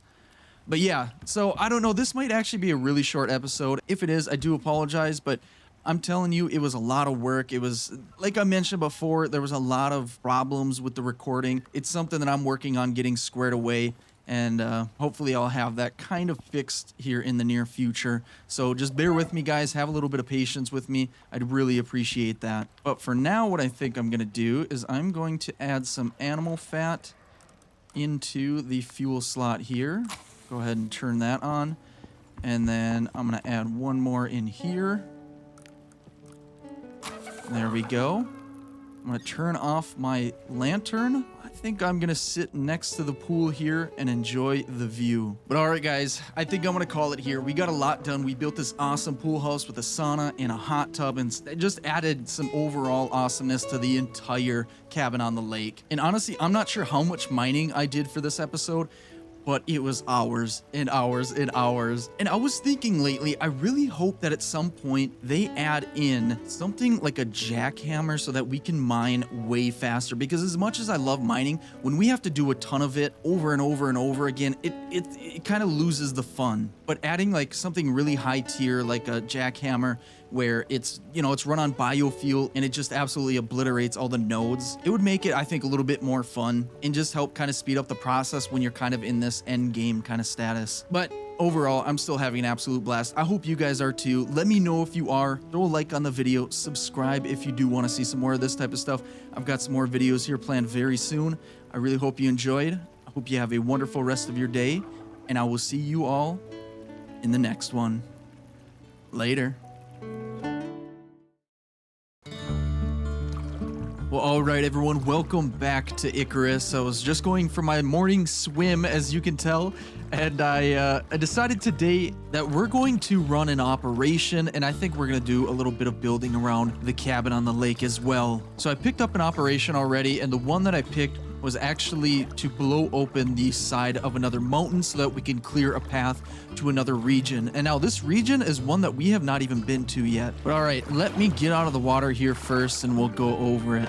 So like I said, I already started the operation. I haven't really done anything. All I did was pick up the radar that's now on my back right now. And we're going to have to travel all the way down southeast here to this region right down here. And like I said, this is an area that we have not even explored yet. I've never been there. And I believe it's something about an oasis. So if we actually check the mission log here, it says investigate reports of an oasis. And we have to travel through the cave. So I don't know what type of oasis that it's actually referring to, but of course we will find out when we get there.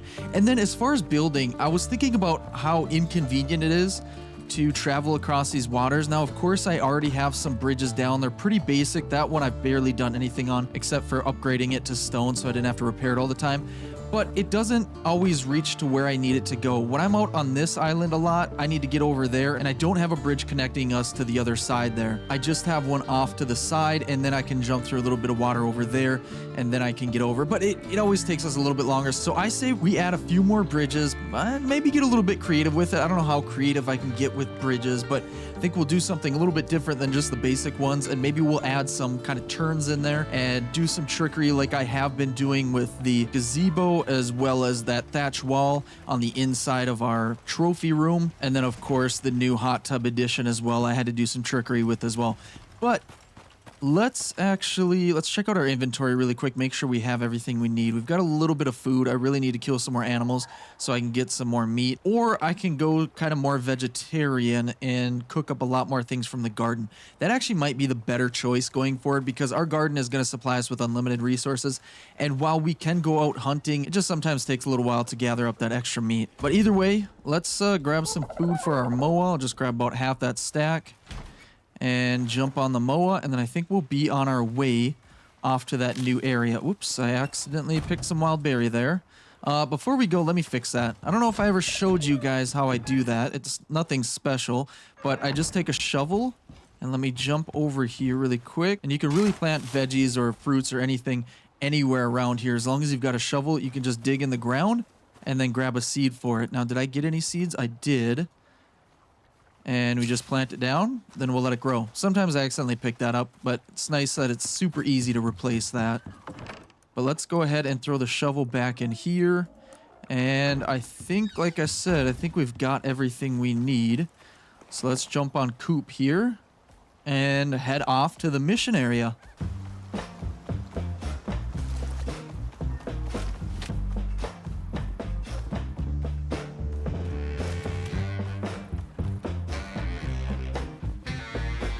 All right, we are coming up on the mountainside right now. It looks like we just have to get over this ridge here. So let's go around these rocks and get up here. Looks like it's over here. All right, what do we got to do now? I'm guessing put the radar down somewhere. Okay, I'm being told UDA has you sorted. Okay. Target coordinates for gear pickup are added to your map. Okay, so now we have to go back down to the lake here to grab whatever we need. I'm guessing the laser to blow up in the mountains. Let's jump on our moa and go down there quick. Whoa, whoa, whoa, whoa. Okay, I should probably be a little bit more careful. I could have lost my moa right there. That would not have been a fun run back to the base. Let's see. Can you stay here? You're already set to stay. I'm gonna swim across. I would normally have them follow me, but they are unbelievably slow swimmers. So I'm going to take this trek on my own just to pick up whatever I need to pick up here. And here it is. Let's grab the stuff out of there. Yep, biofuel drill. Wait, I won't need the biofuel, will I? A drill like this will get through almost anything. You're going to need to fuel it, though. Oh, no. No, we got to run all the way back just to get biofuel now. Okay, can we at least place it down first and then run back and get biofuel? Let's see if we can do that. All right, let's go, Coop. Let's go and place this thing down. Okay, yeah, looks like we should be able to place this. So let's go back into our inventory quick. Put that down there. And boom, there we go. Yeah, we're going to need some biofuel. Well, we do have a bunch cooked up, but we got to make the trek back here really quick. So I won't make you guys sit through that. I'm going to go get it, and then we'll be right back. All right, so we finally made it back. It's going to be dark very soon because it turns out I was out of biofuel and I had to craft a bunch up because apparently I left my generator on at some point and burned through it all. And then on top of that, my ice boxes ran out of ice, so I had to pick up a bunch there, and that makes me want to actually start using electric refrigerators going forward. But I'll work on that when we get back. Right now, let's put the biofuel in, activate this bad boy. I don't know if there's going to be some explosion or anything, so let me get a little bit of a distance away. Of course, something went wrong. Oh, ooh, okay. Here, let's get this guy out of here. I have a feeling we're gonna be fighting some worms now, aren't we? Luckily, I cooked up a bunch of ammo as well to prepare for something like this. But am I actually gonna have to fight worms? Yes I am. We're gonna make quick work of them because with this rifle, it's an instant kill essentially.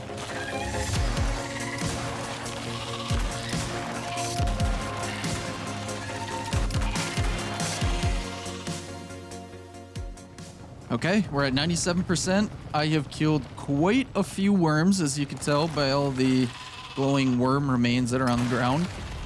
And there we go. We have a brand new opening. Now, do we have to open it on the other side as well, I wonder? Here, get out of here, man. We're done. I already blew open your mountain.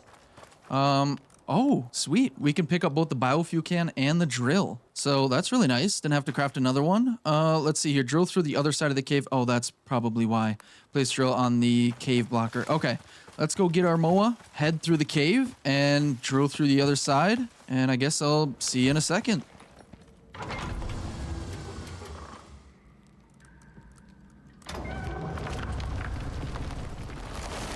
Oh my goodness, these worms are much bigger than the small ones we were fighting. Or at least that one was. Okay, I guess that's something we have to look forward to.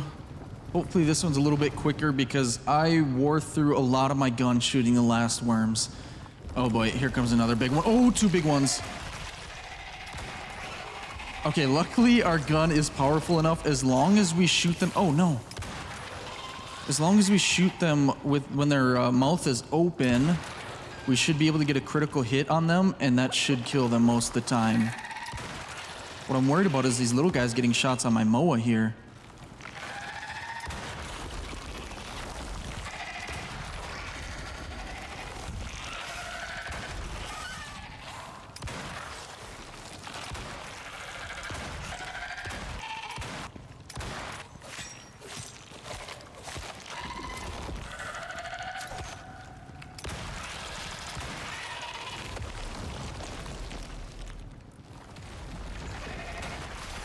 Oh my goodness, okay.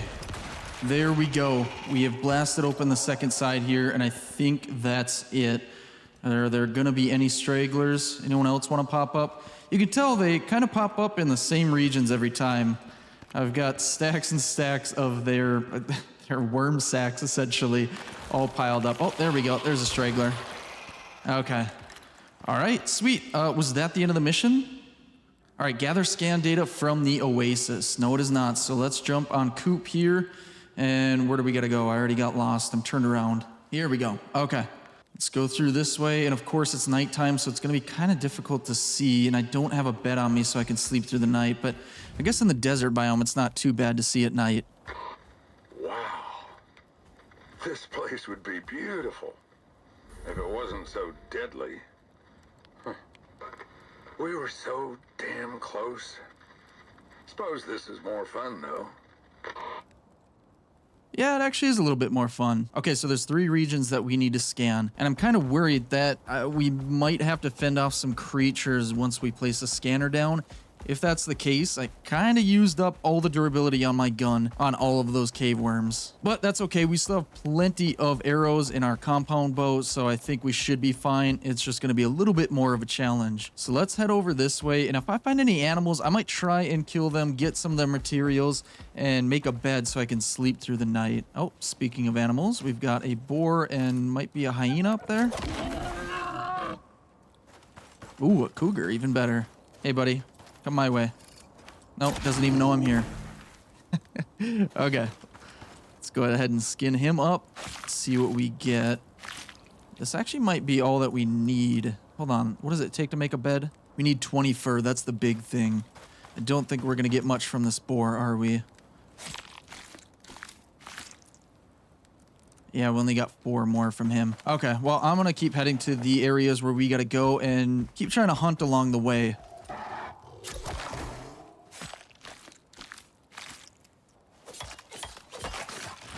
Okay, so I slept through the night. I'm cooking up some meat right now just so we have it on hand because I'm pretty low. But yeah, this is definitely an oasis area. I actually really like this spot. It's It's got tons of trees, a little bit of area for fiber, and obviously tons of water with some waterfalls over here. I think this would be a really cool spot to set up a home. I wonder if we can figure out a way to make almost like a second home out here on Styx. If not during this series, maybe we can do it in another series. I think, honestly, I don't know why, but I just really like the landscape, the layout, the whole aesthetics of this entire area. I just think it's really cool. But either way, where are we at? We have to... Oh, we're right next to where we need to be. It's just off to our right. So let's head over here. We're going to let that meat continue to cook up. There's a croc down here, I think. Yeah, let's try... Oh, there's a croc over there, too. Let's try and get through this water without setting them off. Oh, you set them off. Come on, let's get out of here. And let's take off running. We should be able to outrun him. Okay, where do we gotta go? I'm looking for like a highlighted spot to where it should be. There's a cougar right there too. Oh, I went the wrong way. Let's go back through the water and it should be right... Oh, there it is. Okay. You made it. Now you're gonna need to search the area. Okay. I guess here we go. We activated it. I'm going to expect a lot of angry animals. Let's go ahead and eat the last bit of food that we've got. Oh, maybe I should drink some wine and some beer. Here we go. Enemy number 1 is dead. Give me my arrow back, buddy. Is that it? Or maybe there aren't going to be a bunch of hostile creatures? Maybe I'm just setting them off and they're not actually part of the operation? I'm not sure. Radar needs supervision. Oh, okay. I got a little bit too far. I just don't want this guy near my MOA. Prospector, need you to get back to the radar. No. Get off my MOA, buddy. Okay. Yeah, this is definitely bringing in hostile creatures.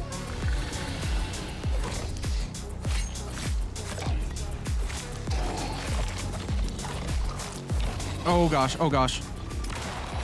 Oh, no. Okay, this is a little bit more difficult than I was anticipating. Stop. No. Run, Coop. No. Oh, no, of course I lost him. I did not get to him in time. Those alligators or crocodiles absolutely destroyed him. All right, it's my time to destroy the crocs now. Oh, no.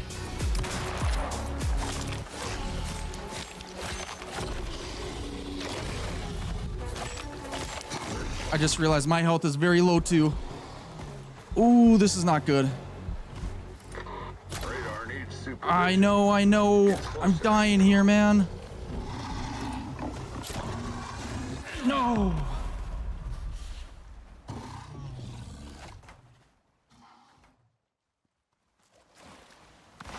All right, we have made it back. I brought some older tools with me that I just had in stock and that I could craft up so that I could make my way over here. And now if I look behind me, I've got a couple new friends. Now they're probably not going to survive this. Oh my goodness. Okay. Hold on. No, stop. Get out of my way. Oh, yeah, they're probably not going to survive this. I don't know if I'm going to survive this, but I'm going to try and get all my tools back. And one of them already died. Okay. Let's try... Let me throw some of this stuff up in my inventory. Grab everything from my body. That was not everything. Let's try again. Let's get rid of some things that we don't need. Oh my goodness. Oh. This is not a safe area. I thought the oasis is very deceiving. Okay, I gotta come up with some type of plan before I go forward here. There's a croc right here. I think I'm gonna have to clear out any other predators that might be over here. I think it's just the croc. And then I don't really know how to get this guy to stay away to a spot where he won't die. Let me kill this croc first, and maybe I'll put up a little base for him out of reach of everyone else and see if that works. And then we'll try and put this scanner back down and see how it goes. Okay, problem solved. The gator killed my other MOA, so I don't need to build a little base for him. But maybe I do need to build something for myself, or maybe if I can get up here, they can't attack me. Yeah, let's just try that and see how it goes. Before we do that, I'm gonna set my spawn point to this little base that I made over here.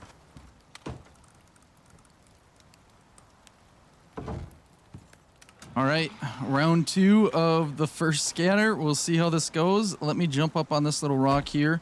And I really wish I had brought some of those hedgehogs or walls with spikes, but I don't have that option now. I just have to fight these guys as best as I can, so wish me luck. Okay, knock on wood. I think that cougar was the only thing I had left to kill, and it looks like we're about to complete this scan. I know I've came completely unprepared, and I should know better because I've done these missions before, but for some reason it just felt way more difficult. Maybe it's the region that we're in, it's more dangerous, I'm not certain, but we completed it. Let's go ahead and pick this bad boy up, and it looks like there is some predator off in the distance that might be coming after me, but oh yeah, a few of them. Okay, now they're coming. Now that I finished this scan, yep, wow, here they come. I'm gonna get the heck out of here. Let's just run towards our next mission area. And hopefully I can outrun these guys. I'm not going to be able to outrun this cougar, though. But I can outshoot him. And I'm not getting that arrow back. I'm just going to keep running. Oh, hold on. We actually found an elephant. I did not actually expect that. I completely forgot about them. And I really want to take this bad boy down. Now, my bow is about half durability. And my gun is pretty much done. But I think we can take him down. I mean, it's pretty overconfident of me, but I'm going to give it a shot anyway and see if we can get a mount from this guy. Oh my goodness, that did so much damage. Oh, this is going to be really easy. Look at that. Okay, I hope I brought my taxidermy knife, though. Oh, I did. It's down on my hotbar. Okay. For a second, I thought I did not have it. So now we should be able to get a vestige from this giant elephant. Oh, there it is. Beautiful. All right, I will let the local wildlife feed on him and continue off to the mission area. Oh, it's right here. Okay, perfect.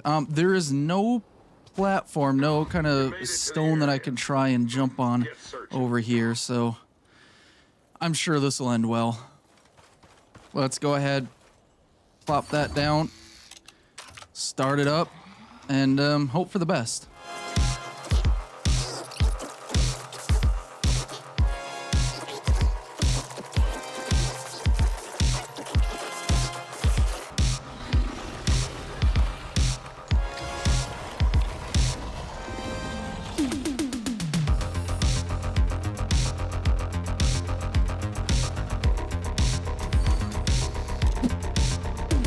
Okay, third and final scanner is up and running, and I think with this one we're not going to get any predators because I had to build ramps to get up here, and well, the predators can't build ramps. The second scanner I was able to finish, but my scanner did get destroyed, and I was able to call in a dropship that delivered 3 more, and obviously I only needed 1, so I was able to set that back down, finish off that scanner, and obviously head all the way over here, and we should be able to finish this one off without any issues, and we'll get our little reward. And there we go. It is finally finished. Do we get our reward? Do I have to pick it up? It's not showing that it's finished. There we go. Okay, now we have completed it. We got 250 Ren, 50 exotics. Nothing crazy. It wasn't a, unbelievably difficult mission. I definitely could have been much more prepared for that. What's going on down here? Oh, that's what I heard. It was the dropship pod taking off. Okay, anyway, I gotta find my way down here without getting myself hurt or killed. So I'm gonna slowly do that.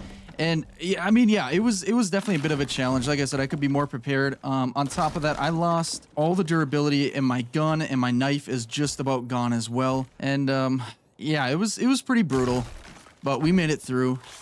And now we kind of explored this entire region. I actually don't know that for certain, but I mean, we are at the edge of the map. If we just push a little bit further over this way, we could definitely keep going this way, and I wonder if it would go into this forest biome. I'm not certain, but I say we get back to the base and we get some building done.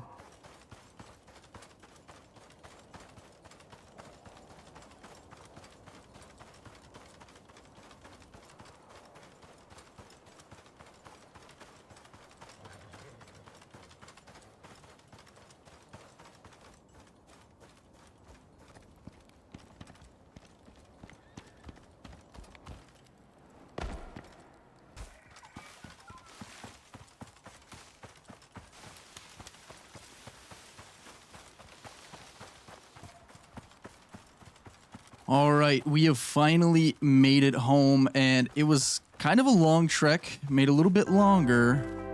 This guy right here. That's right, we're gonna get him all fed and watered up. Over this way, buddy. This is your new home.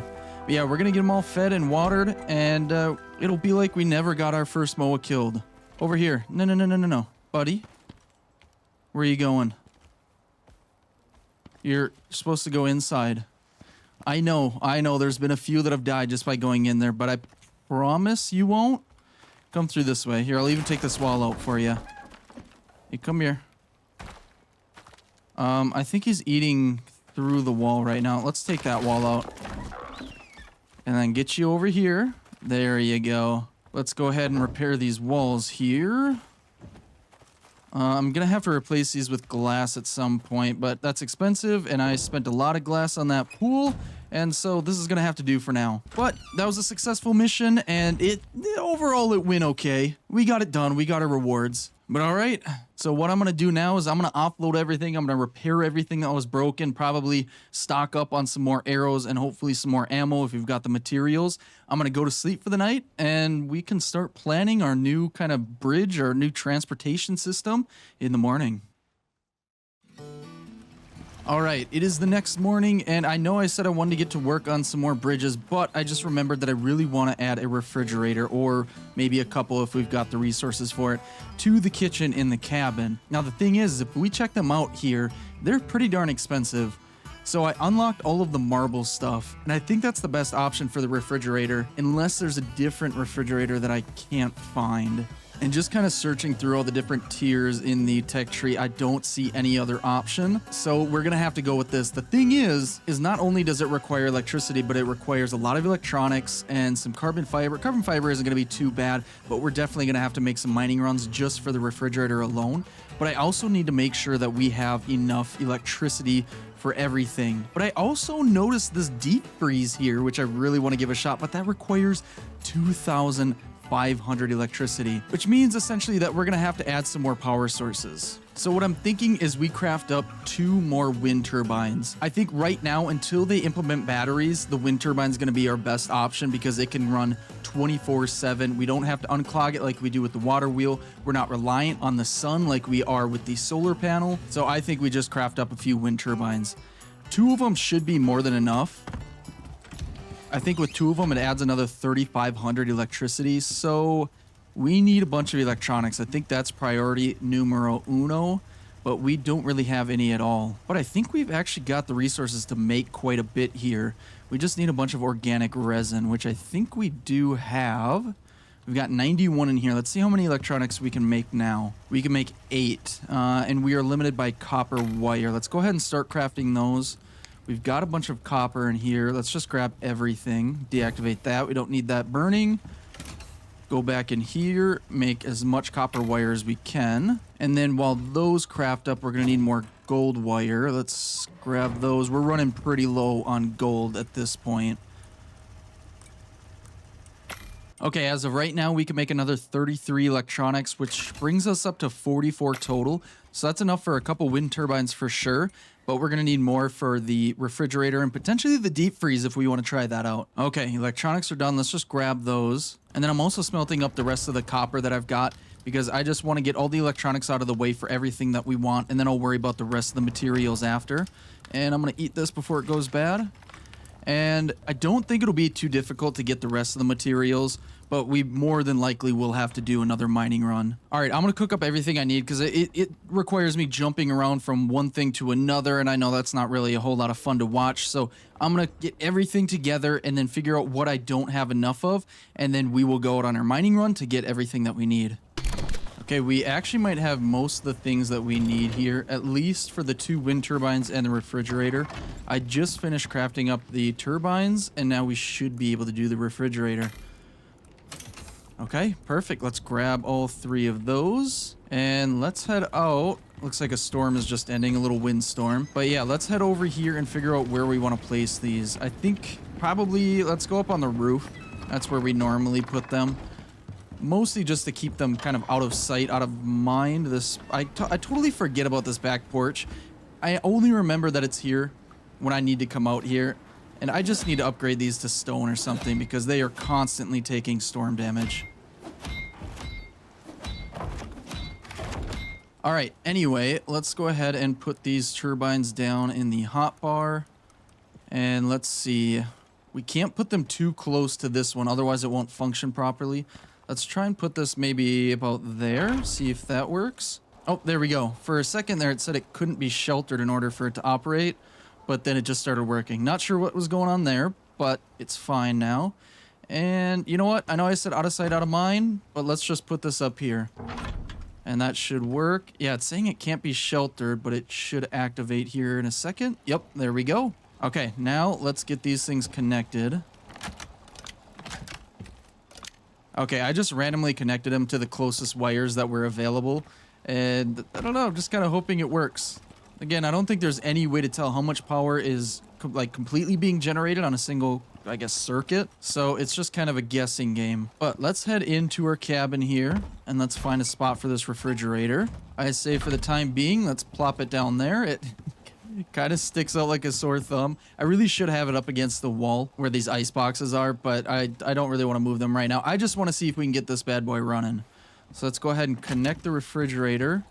Let's head outside here and jump up top. Oh wait, maybe I should do a little bit of cable management. I don't want the wire to just be strung straight up into the ceiling right there. So let's kind of bring it through here. There we go. Jump up here and let's just, I guess, put it right there and then connect here. Okay, let's see if it worked. Okay. Yeah, I need a better system for getting to the roof. Okay, let's see if this thing's running. Yes, it is. It only requires 500 power, which isn't bad at all. We just put up 3,500 power worth of wind turbines, so that's more than enough. So let's see here. We've got these watermelons. Right now they expire in about 1,170 seconds. Let's grab those, put them in here, and now they expire in 2,100 seconds. So improved spoil time. I think that's really good. And on top of that, we don't need to power the refrigerator with ice like we have to do with the ice boxes. So let's grab everything out of here, throw it in here, and these have about double the space, which is pretty good too. I'll probably have to make a second one because the amount of food that I'm trying to store right now, it's too much. I don't really need all of this, but we'll see. We'll see if I've got some extra resources and then we can make a second one if I do. Okay, that actually looks like everything. I think we emptied out all 3 ice boxes in a single refrigerator. Yeah, we did. Awesome. We might not even need a second refrigerator if that just takes care of pretty much everything that we had. Okay, sweet. So I guess the next one would be the deep freeze. I don't know what kind of stuff we can put in the deep freeze if the refrigerator does a pretty good job already. Maybe if we do get the deep freeze, it's going to do even better of a job than the refrigerator, and crafting up that refrigerator was kind of pointless, but I don't know. We'll see. We'll see what materials we need here. Okay, so we have the aluminum, the electronics, and I think even the carbon fiber. And platinum ingot, I'm not certain, but we definitely have enough screws, I think. Got some platinum ingot there. Oh yeah, definitely have enough platinum ingot. Let's go in here. Let's craft up the deep freeze. Okay, I guess we don't have to do any major mining, or I guess any mining at all. We just have all of the resources. That's very rare for me. This is the one time that I actually had everything that I needed, and we didn't have to go out on a mining run. Even though I do kind of enjoy the mining runs. But either way, let's see if we can put this deep freeze down somewhere. Again, I know I kind of want it up against the wall, but we're going to put it down, I think, right here for now. And oh my goodness, that thing is shiny. For some reason, they're not really the same color. This one's more of a darker silver, and this one's definitely not dark silver. It's a much brighter. But anyway, let's go ahead and wire this bad boy up. I think we can just kind of connect it to this existing wire here. And there we go. It's up and running. So now this says it's a freezer that preserves food, but amasses ice very slowly and uses a fairly large amount of power. Okay, I knew about the power, but I guess it also accumulates some ice, which I guess isn't that bad. Oh, not a whole lot of storage in here. But let's compare the two really quick. So we've got just under 3,500 seconds left on these squash here. And let's throw them in here. And now what do we got? Oh, they just won't spoil at all. I'm okay with that. Let's grab a stack of a few things and just throw them in there. Okay, sweet. We got kind of all the important stuff in the deep freeze. Well, not really important, just stuff that I don't really want to worry about having to go back and farm in our garden. Then I guess we could probably just get rid of these ice boxes. All right, so what I want to do really quick is just offload a bunch of stuff in my inventory, and then I want to go reorganize that kitchen, and then we can go work on adding some bridges out above the water. And one more thing, I did end up replacing that mammoth head with just a regular elephant. It's a lot less obnoxious. The other one, it was so massive, that mammoth head, but I just ended up putting it off to the side there. So it's still out there. It's just, you know, less in the forefront. I like that elephant head a little bit better. It's, like I said, just a little bit less obnoxious, and I think just looks a little bit cleaner with their whole workshop here.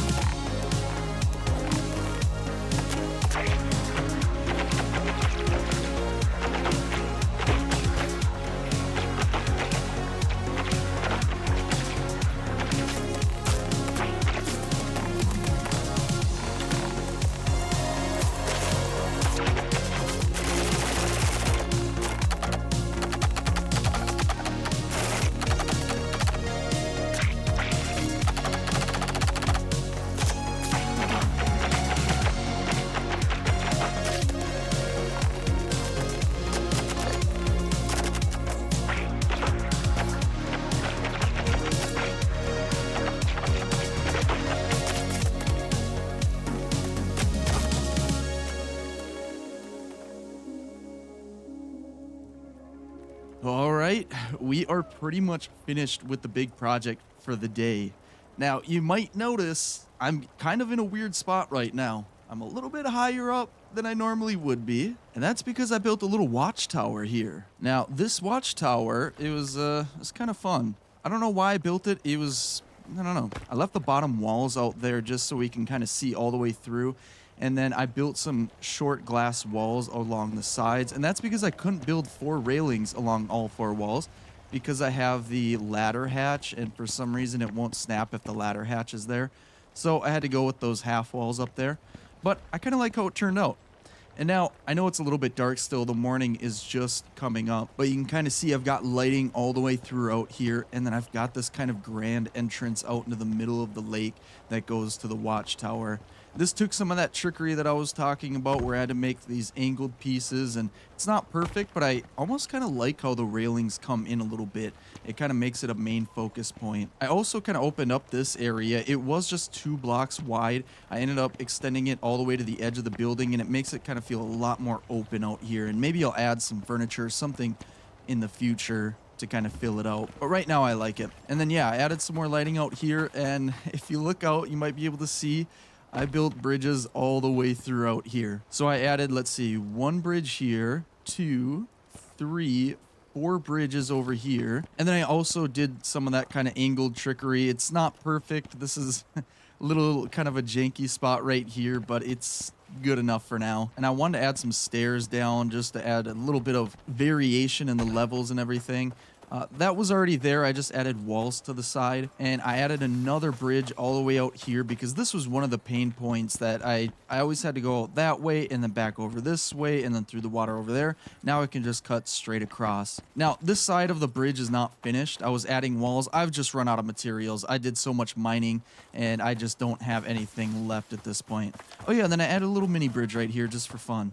I don't know, I kind of like how it turned out. And yeah, I added walls to bunch of the bridges over here just because when they don't have walls going down the side, it looks bare, and when you add the walls here, it just, I don't know, it makes it look like an actual solid bridge. And most of them don't actually go very deep. You might be able to see down here. Well, let me just jump in. Oh, you can't really see it all. You can kind of see through, but yeah, the walls don't go all the way down. That's just because it's so darn expensive. And then I did add another little wind turbine right here just because in the past, we have the fish tank in the cabin, and whenever the water wheel runs out, or sorry, it clogs up completely, it stops producing water, and then it ends up killing the fish inside because they don't get water or electricity. So I added a couple more in here, and I think they should be good to go now. They should have a constant source of electricity with that wind turbine. Yeah, this was a very expensive process because all of these wood railings, they're the interior wood railings. And so it was a bunch of refined wood and a bunch of copper nails and just a whole process. Let's actually go back up here. Now that it's daytime, we should be able to see a little bit better out here. And I'll even shut off all these torches because we don't really need them. And there we go. Yeah, now we've got a little bit better of a view of the whole project. It took quite some time, I would say 5 hours or more, but it was worth it. I didn't do anything too crazy. I don't know how crazy I can get with bridges. I wanted to make them a little bit angled off to the sides, and then I wanted the elevation changes as well. And I think in the future, as we kind of mine up a little bit more, we'll add walls to the bottoms of these so they'll actually look like solid bridges. But for the most part, I really like how it turned out. Oh yeah, and then I made a little bit of changes over there too. Let's run over there really quick. It's nothing major, but I just want to go over it really fast. So yeah, over here, I ended up taking the railing off and just putting some stairs down here. And then I put the little fishing bench off to the side, just so we can always just have access to this area a little bit quicker. Because before, it was blocked off by a railing and the fishing bench. And I've also been running this aluminum ore extractor. So I've gotten a total of 100, almost 160 aluminum just from the last time I checked. I think overall we've gotten closer to 200, and that's what allowed me to build some of those aluminum pieces over there. I wasn't really sure what to do in terms of what building pieces to use. I ended up going with mostly aluminum here, and I like how that turned out. Some of you might love it, some of you might hate it, but I think it's better than the wood, both the regular wood and the interior wood, because number one, they're going to get damaged every single storm, and I'm going to have to repair them, and I know I'm going to get tired of that really fast. So aluminum was one of the better options. And then, of course, the reinforced glass shouldn't really take any damage at all either. This feels like it's almost like a little city that we're building out in the middle of the woods. And I kind of like it. It's like a big compound. Maybe at some point, we wall off this entire area. Now, I wouldn't do the walls anywhere near in this like water area or anything like that. I would keep it probably way on the outskirts. So it would take a lot of walls. But I think we could do it with enough tree chopping and enough determination. I think we can. Yeah, that's kind of it. Let me go inside here. I did make one more mount that I forgot to mention and put it in the trophy room. Now, this mount came from our last operation that we just did, and it is a teenage cave worm. If this is the teenage cave worm trophy, I'm wondering if we could get a fully grown cave worm trophy. Maybe we do that next episode, because I know out in the desert biome, there is an area, I think there's actually a couple, where there are the massive worms that come out from under the ground. And I don't know how much firepower it's going to take, but I don't think I have enough right now. I'm actually really low on my rifle rounds. I've only got 16 total. And yeah, I don't think I'm quite prepared to fight it, but we can be. But yeah, I think that's it. We put a ton of work in today, and it took quite a while, but I think it was totally worth it. I definitely had some challenges building off the angles with all the bridges and everything, but overall, I really enjoy how it turned out. If we just look at this big overview of the entire compound, I guess we can start to call it, this little town, I'm not sure, but I like it. I'm digging it. It's all really coming together, and I know I say that every darn time that I put any little addition on, but I really enjoy it. But I'm going to call it here. I hope you guys enjoyed. Let me know what you guys think. Do you love it? Do you hate it? Let me know down in the comments. Throw a like on the video. Subscribe if you want to see some more. And I hope you guys have a wonderful rest of your day. And I will see you all in the next one. Later.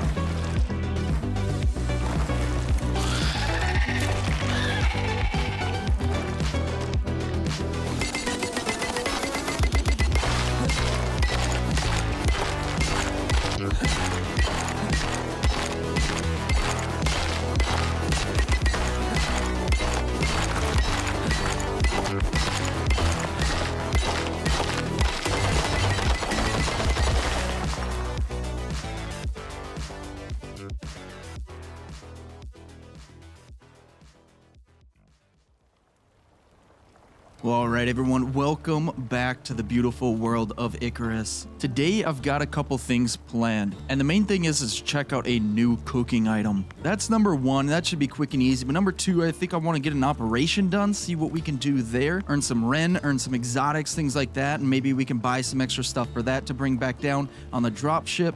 And then I also want to try lighting up the water around the islands, and I think we can make something that looks pretty darn cool, but we'll have to do it. We have to do a bunch of mining. I've already done a bunch already, but what I've got planned requires a lot of iron and a lot of copper, so we'll see how much more we need to do here in a little bit. But anyway, let's head into the workshop here, and we'll see what we need to craft up the new cooking item. So that cooking item itself is a smoker, and I believe it's a tier 3 item. And the smoker itself is supposed to do essentially the same thing as what a drying rack does, but I'm guessing it's a little bit quicker, plus I think there's some unique recipes that go along with it. So let's go ahead and unlock this bad boy. We're gonna need some iron ingot, copper ingot, concrete, steel screws, and charcoal. We should have pretty much all of that. I think I saw concrete mix in here. Yes, we've got some there. We've got a bunch of iron on us already. Let's grab, I don't know if the 20 steel screws is enough. I wasn't paying attention, but then we just need some charcoal, which I think I've got some out here. Yes, let's grab 250.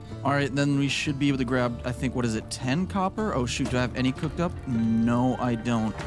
Here, let's get some of that cooked up really quick. All right, there we go. We've got all 10 copper ingot. Let's head over to the machining bench, and here it is. Let's go ahead and craft that bad boy up. Only takes a couple seconds. And boom. Now, I don't know what it's going to need for fuel, if it requires any fuel at all. I would assume wood, because it's a smoker, and that would make sense. But anyway, let's put it in the kitchen here. Or is this more of an outdoors type of device? You know what? Let's put it out on our deck here. I think that's a good spot for it. Let's go ahead and throw that in the hot bar. And what does this thing look like? Let's put it right in this corner. There we go. Okay, so for fuel, it looks like it only takes charcoal. Interesting. Well, let's throw 200 of that in there. And now, of course, I don't have any meat on me. I need to go hunting desperately. But we can make the typical dried meat. And then on top of that, it looks like we can make a dried giant steak. I'm not sure if we could do that before. We could do the regular cured leather.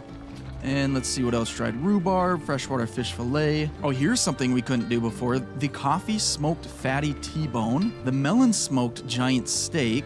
The cocoa smoked soft meat. Okay, so we got definitely a few new recipes.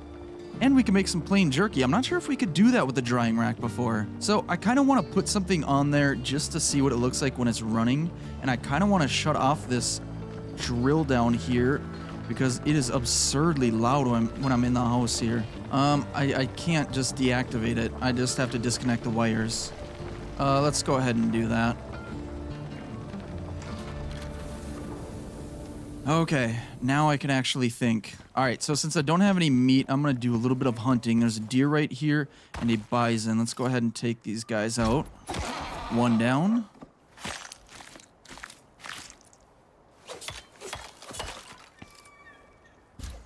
And two down.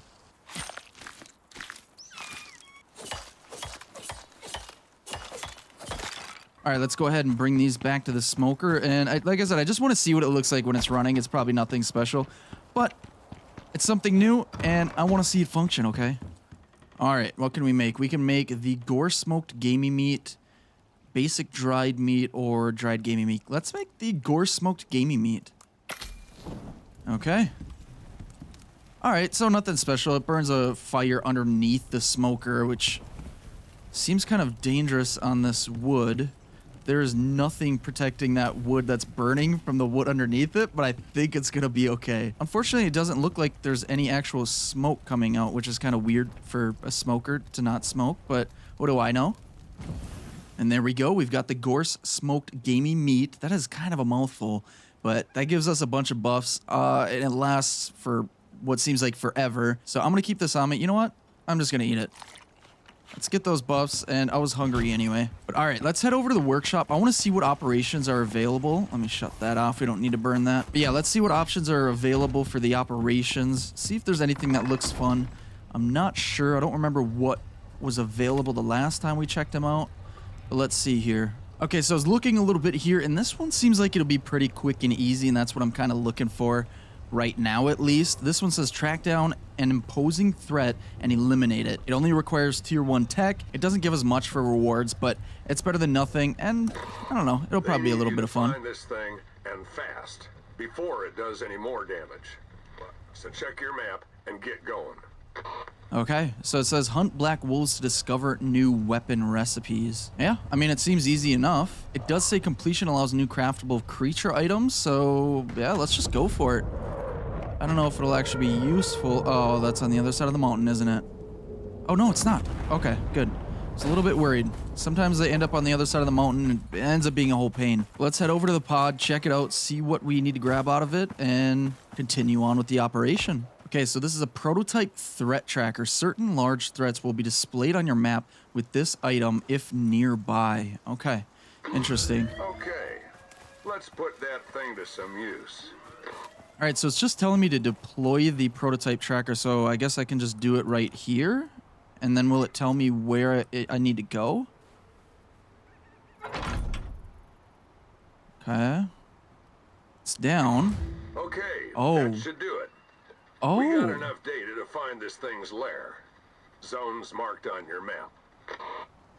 Yeah, we've got a bunch of zones marked on the map. So this must show where, like, I guess some of the boss type creatures are. So we've got the wolves over here. I don't think I've ever encountered anything over here. I think these are wolves. I'm not sure. But obviously there are the sandworms up here too. And then even over here, there's a big scorpion.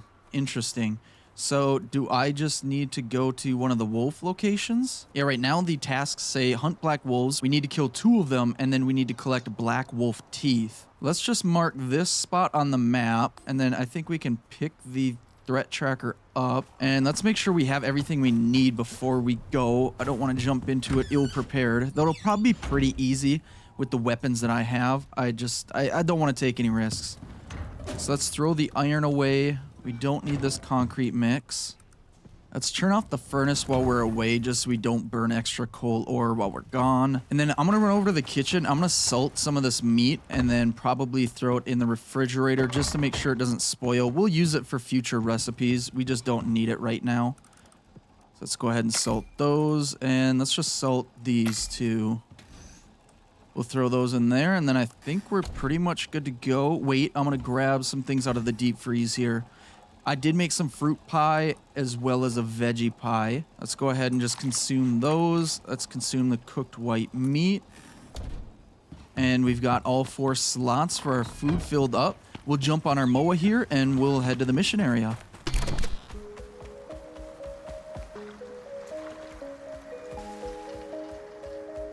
Okay, I think we are about there. I think we just need to cross this stream really quick and we should be pretty much at the location we need to be. But what I'm gonna do before I get too far is I'm gonna put down the threat tracker one more time. I don't know if we need it down just to, oh, yep, we do need it down. Because as soon as I did that, it identified the boss man up here, Shakur the Sleeper. Oh wait, let's not bring this guy over here. Let's keep you on the other side of the water. Don't need to lose you. I've had too many run away. Okay, you are set to stay, so that's good. Let's head over to Shakur the Sleeper. All right, let's go, guys. Oh my gosh, it's pretty dense in terms of foliage and trees. Oh. Oh boy. Okay. Maybe I bring my gun out. And keep running. Okay, a lot more wolves than I anticipated.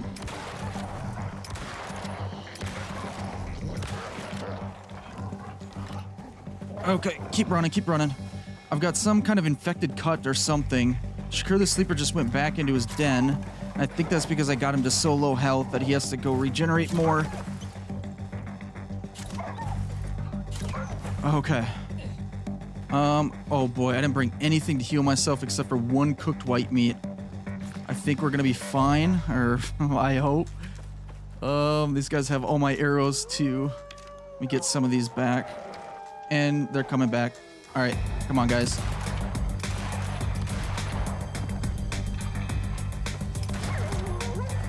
Oh, I almost have him.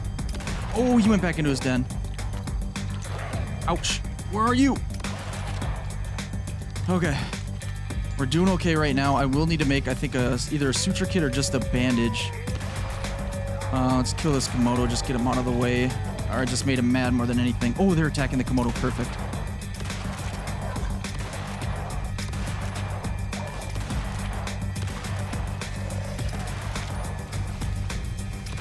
There, he's dead. Okay, now I just got an angry Komodo on me that I got to take care of. And done. There we go. Okay, let's go ahead and slice and dice this guy really quick. That was round 1 of 2. I'm gonna have to find another one after this. Oh my goodness. He gave me 48 stringy meat and then 24 black wolf tooth. 24 black wolf teeth. All right, I'm gonna cut up the rest of these guys, hopefully get some of my arrows back and probably a bunch of meat as well as bone. And then I say we move on to the next location. Oh, no, no, no, no, no, no. There's a wolf on my MOA. Please don't kill him. Oh, okay. I think we're safe. What's your health at? Oh my goodness, he got you down to 43. That's not good. Let's get you home. I say we cook up some of this stringy meat so we can have something to refill our health when that gets low again, and then we can go on to the next location. All right, we are coming up on the next location right now, and what I did is I stopped by the base. I dropped off the MOA. I didn't want to endanger his life. It wasn't too far of a run, and then I cooked up some meat. I smoked some meat, and I think we're going to be a little bit more prepared than we were last time. So let's go ahead, put this tracker down. Anything change? Am I close to the location? I'm pretty close. Let's pick this back up and get a little bit closer, though. All right, what about right here? Oh, hold on. Before I go any further, I'm going to drink and eat a little bit. Some stringy meat, some wine, and some beer. I don't see the boss man anywhere. He's got to be in here somewhere, right? Oh, right here. Shakur the Sleeper. Okay, so it's basically the same one. Wait a minute. There's two of them. Why are there two? Okay, hold on. This might be a little bit more difficult than I anticipated. I'm going to get up here. Hopefully they can't get me. I'm just going to need to be able to hit my shots. Okay, I just used up most of my ammo. I didn't realize how low I was, but, well, let's just send it. Let's go in. Let's see what we can do here.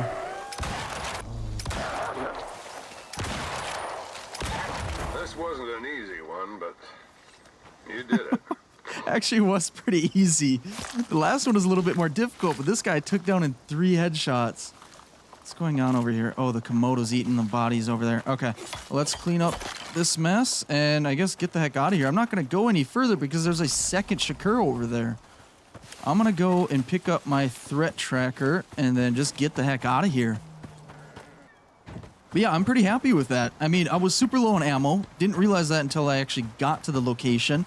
But I had just enough, the exact amount of bullets actually that I needed because I hit 3 headshots in a row on Shakur the Sleeper, and we took him down very quickly. We didn't even give him the opportunity to go back into his den and regenerate health, so I'm pretty happy with that. It was a pretty easy mission, so there's really nothing to complain about. We didn't get a whole lot of credits, but again, super easy mission. Yeah, let's keep going. Let's get back to the base. Let's go ahead and craft up a few more lights and see what they look like, see how expensive that's gonna be. I already know it's really expensive, but hopefully I have enough to make somewhat of a decent kind of ambient lighting in the water, kind of brighten up the place when it's nighttime, but we'll see here in just a little bit. All right, we have made it back safe and sound. I'm just offloading some things here. And one of the things that I'm going to be offloading are these black wolf teeth. I don't know what we can do with them. I think we already unlocked stuff that we can craft with them in the past. It's been so long that we've been here out on sticks so that I don't even remember at this point. Apparently, I didn't think it was good enough to be consistently crafting anything from them. So I guess I'm not super concerned about it. But we do have a bunch more meat that I think I'm just going to go and throw in the refrigerator because I don't really have a use for it right now. We cooked up a bunch and smoked up a bunch earlier, so I just have a bunch to spare at this point. And you know what? Before I throw them in the fridge, let's go ahead and salt all of them. There we go. And boom, throw them in there. And they're going to last over 13,000 seconds, which I think is like over 3.5 hours. So I think they're going to last quite some time before they start rotting. But yeah, I think we're good to go there. Do we have anything cooking up here in the smoker? We do have some more stringy meat. And let's just cook up the rest of these dried stringy meat and we'll have some extra to spare. Now let's head back over to the workshop and we can see how many lights we already have crafted as well as how many more we can or want to. I don't really have a plan on how much I really want to put down. We'll just put them down, see how it looks, see how expensive it is, and go from there. But all right, we have 1, 2, 3, 4, 5, 6 lights currently crafted. What are we missing? We're going to need more iron ingot and more copper wire. We have no copper wire in there. How much copper do we have? We've got a little bit. Let's turn this back on and craft up some more copper wire. And then let's grab some iron ingots wherever they are. Don't have a ton in here. What about in here? Got a little bit more. I won't grab all of it. We're going to need some more in the future. We always do. And we've got all the copper wire cooked up, so let's grab that. Head over to the fabricator and see how much we can craft here. Another 5? Let's just go ahead and send it. It's so expensive, but I hope it'll kind of be worth it.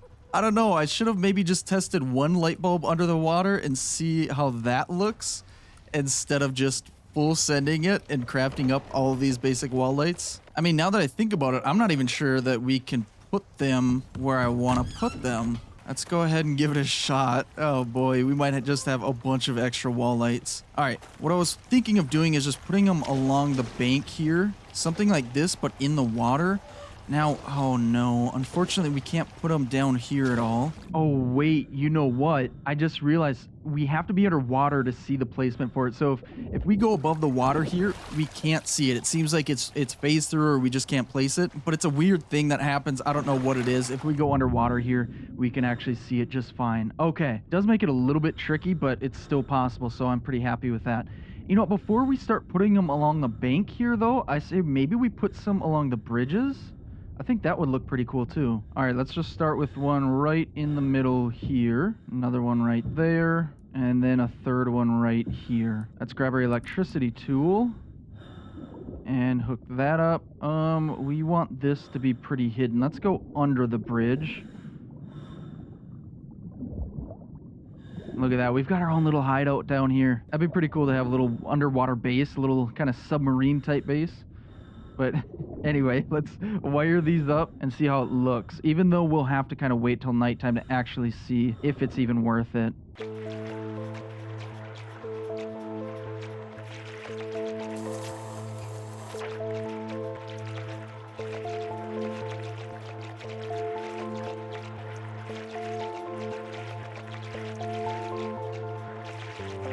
Okay, we've got them all hooked up and they are all turned on, so I think they're good to go. Let's see how it looks from out here. Can't really see them, like I said, during the daytime. We're going to have to wait till nighttime to see how it really looks. But so far, I don't know. I think I'm going to end up kind of liking it. We'll have to figure out how to space them throughout, but we'll start with that and go from there. And then I say we kind of run it along the bank over here and see how those turn out too. All right. It's pretty much finished, at least for the time being, for what I wanted to do. And I think it looks kind of cool. There's not as much glow as I really would have liked there to be. And I apologize, there's a windstorm going through right now. But yeah, not as much glow as I would like there to be. Let's check it out from the tower here. Okay. You know, not bad. It took me some time to do all this because I actually had to craft up another wind turbine because I ran out of electricity. But overall, I like that it kind of adds a little bit more shine, a little bit more to the aesthetics of the entire area. I think it looks pretty cool. I don't think it has as much of an effect as like it does in the pool that I've got over there because the pool's a much smaller space, whereas this is wide open water, so it doesn't have that glow. It doesn't have anything else to reflect off of. But overall, I think it does brighten up the place a little bit. And now I'm thinking, I mentioned this before, I'm thinking I want to put some furniture out in front here to kind of fill up this open space and make it feel a little bit more homey. So let's head into the workshop, craft some things up, whatever we think might look nice. I'm thinking rustic benches. That's normally a good go-to. Well, let's see here. We need some wood and some iron nails. We should be okay on most of that. We've got 20. Let's grab some more iron from here and just craft up a bunch. Okay, we've got a bunch of nails, and I should have some wood stored in here. Yes, I absolutely do. I'm going to have to go on another tree chopping adventure because I'm always out of wood. But anyway, let's put up at least 2 benches. And then what else can we make here? I say let's make a couple nightstands to go along with it, just as kind of end tables. And then let's grab some fiber and sulfur so we can make some of these rustic pots. Now, I am completely out of sulfur, so we can really only make 1. But that'll be good enough for now. All right, let's see how all this looks. I say a bench. Ooh, do we put it flat up against it or in the corner? I say let's put it at a bit of an angle just to kind of fill up some space. Let's put one right here. And then let's put this here. And then I'm thinking we get another bench to put along flat side here. And I changed my mind and I went with a 3-seater couch because we want a little bit of comfort out here, right? This has at least got some cushions. These are just hard wood that you have to sit on. And there we go. Yeah, I think that kind of fills it out a little bit. Let's actually move this over a little. We'll put the nightstand right in between. And there we go. We got a nice little resting area if we ever just want to hang out outside on a nice, beautiful night like tonight. Matter of fact, let's go ahead and jump on here. And would you look at that? Nice and cozy. We got a flame above our head. We've got a bird watching over our shoulder. I forgot about that guy. But all right, I think this is a good spot to call it. I do want to say really quick, though, that I know I've mentioned this a couple times in the past, but it sounds like they will be adding batteries here very soon, is my understanding. So hopefully our whole electrical mess that we currently have will be somewhat fixed, and we can invest more in solar technology in the future. And it sounds like they're going to be adding bees here in the near future, I think in the very next update, so very, very soon. And of course, you guys know, if you've ever seen any of my videos, that's all I ever talk about is becoming a beekeeper. It's been my passion, it's been my lifelong dream, so I cannot wait for that. Okay, no, I really haven't ever talked about that, but I think it would be cool. It sounds like we can actually have our own bees. We can go out and capture some. They will attack us, it sounds like, but ultimately we can bring them back to the base and we can harvest honey from them and things like that. So I can't wait to see what the buzz is all about with the bees. And yeah, I hope you guys enjoyed. If you did, throw a like on the video. Subscribe if you want to see some more. I hope you guys have a wonderful rest of your day, and I will see you all in the next one. Later.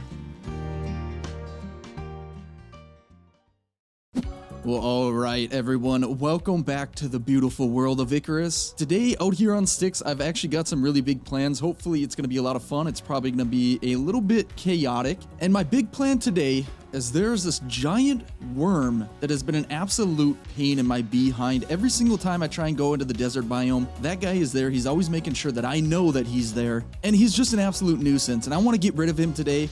And I think I'm going to bring an entire arsenal of weapons, things that I haven't tried before, that I haven't crafted, that I have no idea how they work or what they're even going to do, if anything at all. And yeah, that's the main thing. And then you know what? There are some bees, I believe, out here on Styx. So we're going to see if we can find some of those guys as well and then start a little bee farm out here. But yeah, anyway, let's go into our workshop. What I started doing already was cooking up some gunpowder. I don't have much. I only have 19. And for what I want to do today, it's going to require a lot of gunpowder. And I'll explain why here in a second. But let's get a bunch of these cooked up. We'll get 100 and then we can do a max of another 5. So 105 total. Honestly, I don't even think that's going to be enough, but ultimately, what are we short on? I think it's just charcoal. We definitely have enough sulfur. I just did a little bit of a sulfur run before I started here, so we've got a little bit on us. And then I've got the fire going down here, cooking up some charcoal, and then I believe we should have some spare in the cabin over here, or at least I hope. But let's check. I usually have some stored in this. Oh yeah, plenty. Over 1,000. Let's just take all of that. It's going to put us overweight up to 280 kilograms, and we can only carry a max of 209, so we're going to be a little bit slow here, but we'll get there. Luckily, we're home, so it's not a far trek. All right, let's offload all of the charcoal. How much can we make now? Another 100, and then another 100. You know what? Let's start with that. We still have a bunch of leftover sulfur. I'm going to put that away in storage. All right, and now the reason that we need a bunch of sulfur is for several things here. If I pull up my tech tree, I've unlocked a few things under the tier 3. Now, I unlocked the pistol rounds, and incendiary ammo.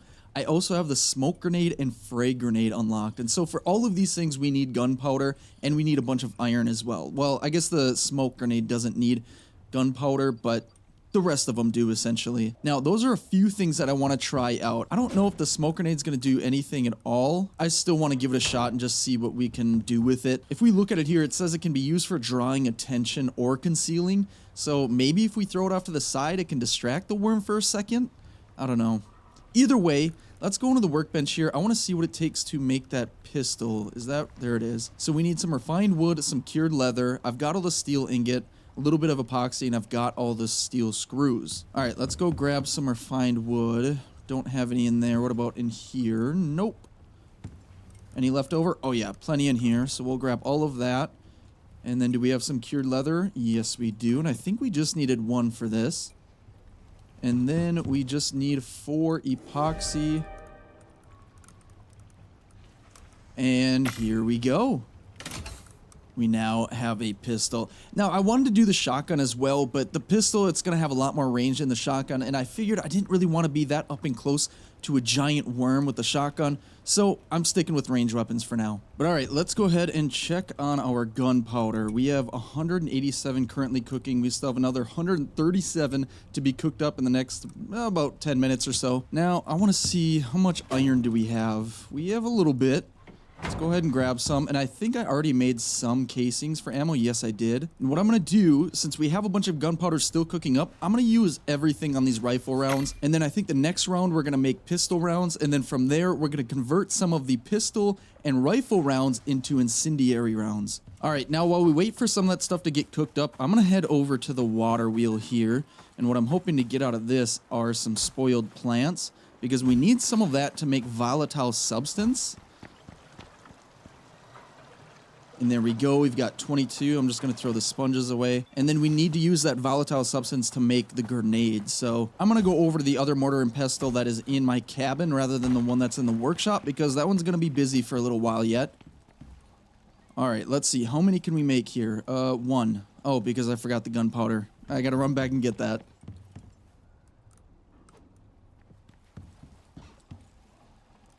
All right, how many can we make now? We can make 13. Let's go ahead and make all of that. And I think it requires 3 volatile substances to make 1 grenade. Is that right? Yeah, okay, 3 volatile substance, 2 gunpowder, and 1 iron ingot. All right, I went back and grabbed a few more things so we can make 21 total, and we got all those finished up here. So let's grab all of them, and let's head back to the workshop. All right, so it looks like we can craft all these things up here. And it said it requires fuel. I wasn't sure what that was exactly, but it's just the biofuel canister that we've already filled up in the past. I just didn't know that anything would actually require that without having like a specific slot where I can put the fuel. So, I don't know. I just thought that was kind of weird. But anyway, how many can we craft? We can craft 7 now. So let's go ahead and send that. Let's cook all those up. And then how many smoke grenades can we make? 1. Oh, it's because I don't have enough stone. Let's go and find some. Here we go. Let's just make as many as we can here. So we can make 9 smoke grenades as well. Wait, hold on. I don't understand what's going on. I'm trying to cook up the grenades and nothing happens. Does the fuel have to be in here? Oh, okay. That's so weird. Normally they have like a dedicated slot for the fuel, but okay, now I know, I guess. Okay, we got 7 grenades. Let's make all 9 smoke grenades just because we can. And there we go. Let's grab both of those. Let's go back over to the mortar and pestle here. We still got about a minute left on the rest of the gunpowder, but we've got 57 more here. So let's go. We need to make some pistol ammo. How many can we make? 67? Okay, let's go ahead and do it. All right, there we go. Now, I say with the pistol, let's try and make at least half of them. Oh, actually, we probably won't have that much gunpowder. You know what? I'm going to cook up some more gunpowder. We're going to need more.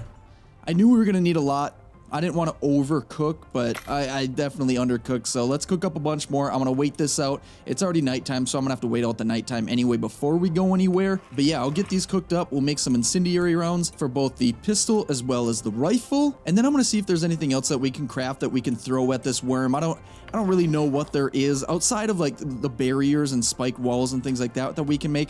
I honestly don't think I'm going to take those because I'm going to just try and dodge everything this guy throws at me. If you look at my inventory here, I've got some health enhancement tonics. I've got 1 stamina enhancement. I've got cooling bandages because we're going to be in the desert. We've got the antibiotic tonics, anti-poison pills, and antibiotic pills. So I think we're going to be okay, plus quite a bit of meat in order to heal ourselves a little bit quicker. So yeah, I think we'll be all right. Ultimately, I might be wrong about this, but I think it's gonna be pretty easy considering what we have. More than anything, I just want to try out like these grenades and incendiary rounds and just see how they react and see what happens and really just have some fun with it. But yeah, like I said, I'm gonna wait this out, get everything crafted up, and then I think we're probably ready to go.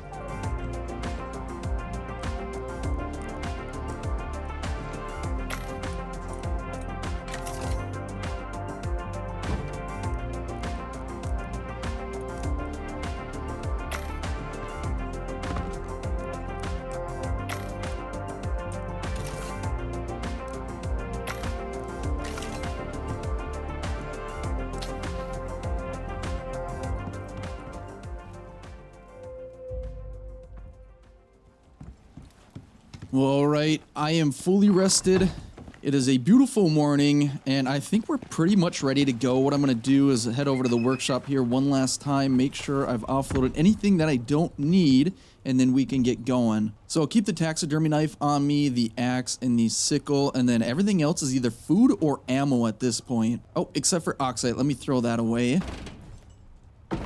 There we go. And there. Now I think I'm good. And my oxygen levels are good. My water should be okay as well. And the only thing left is to eat a little bit and be on our way. But first, of course, we're going to jump on this guy right here. His name's Tangaro? Tangaro? Oh, no. Never mind. Hold on. We have to wait this storm out. I can't be running out into a flash storm. So I guess I'm just going to hang out in here for a little while.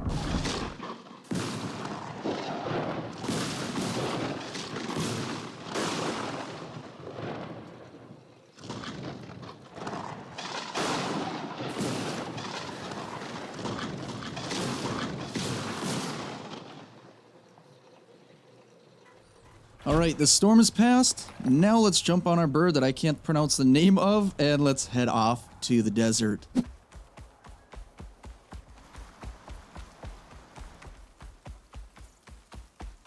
Alright, so we have made it to the biome here, and the thing is that worm is pretty much right outside this cave here.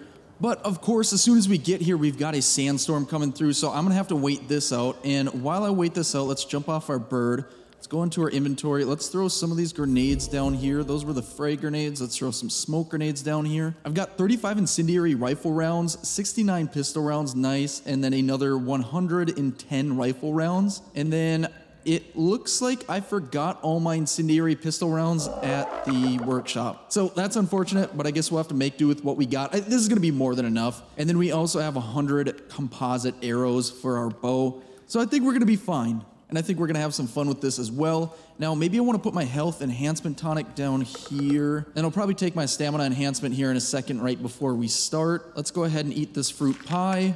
Let's drink some wine and drink some beer. Now, down here, I've got my pistol, I've got my compound bow, and I've got my hunting rifle. Now, the thing is I'm not sure how to switch from regular rounds to incendiary. Ah, here we go. Let's start off with incendiary. I say we just probably use all of them up right away. Try and get that fire damage to do as much as possible, and yeah, we'll just see how it goes. Now, you, buddy, let's make sure you are set to stay, okay? And I suppose let's go ahead and take our stamina enhancement. Take out our bow to start. Hopefully there's no predators around here that I have to worry about right away. A lot of animals right here for some reason. But none that are going to attack me.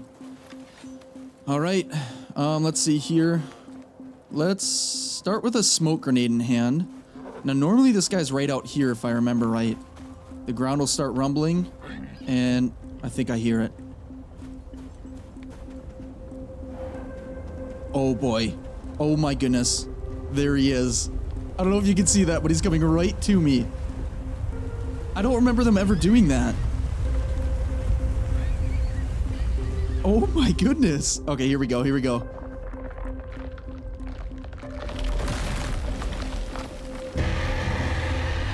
That is absolutely terrifying. And I don't think that grenade's gonna do anything from there. All right, he spit his acid. Let's get that. Oh man, he hit me hard there. Here, let's throw another one. Oh man, I can't throw very far. Let's try and aim real high. No! I don't know how to aim these things. Okay. I thought I could dodge all of this. Let's take our antibiotic tonic. Okay, he just went underground. Let's take out our rifle. And let's see what happens. Let me see here. Anti-poison. Let's try and protect against poison here. Oh my goodness. Oh no. I thought he was just gonna shoot some acid at me, but he just straight up tried to eat me.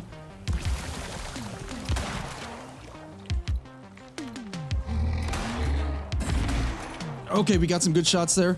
I'm pretty sure I've got my incendiary rounds on, but it doesn't seem to be doing anything. Ouch. I gotta hit him as soon as he opens his mouth so I can get some critical hits in there. Oh my gosh. I can't even talk right now. I'm stuttering. I'm just panicking right now. Let's try and take some of this health enhancement.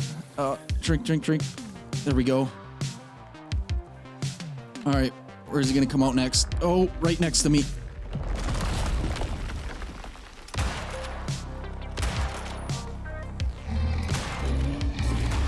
There we go. Got a good hit. There we go. Oh, dodge.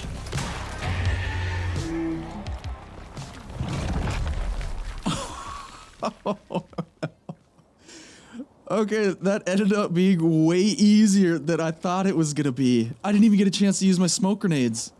Well, let's try it.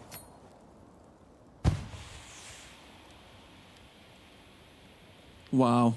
So cool. I didn't even get a chance to use my pistol. Oh, it's a one-shot. Well, that was unfortunate for this little guy. Wrong place at the wrong time.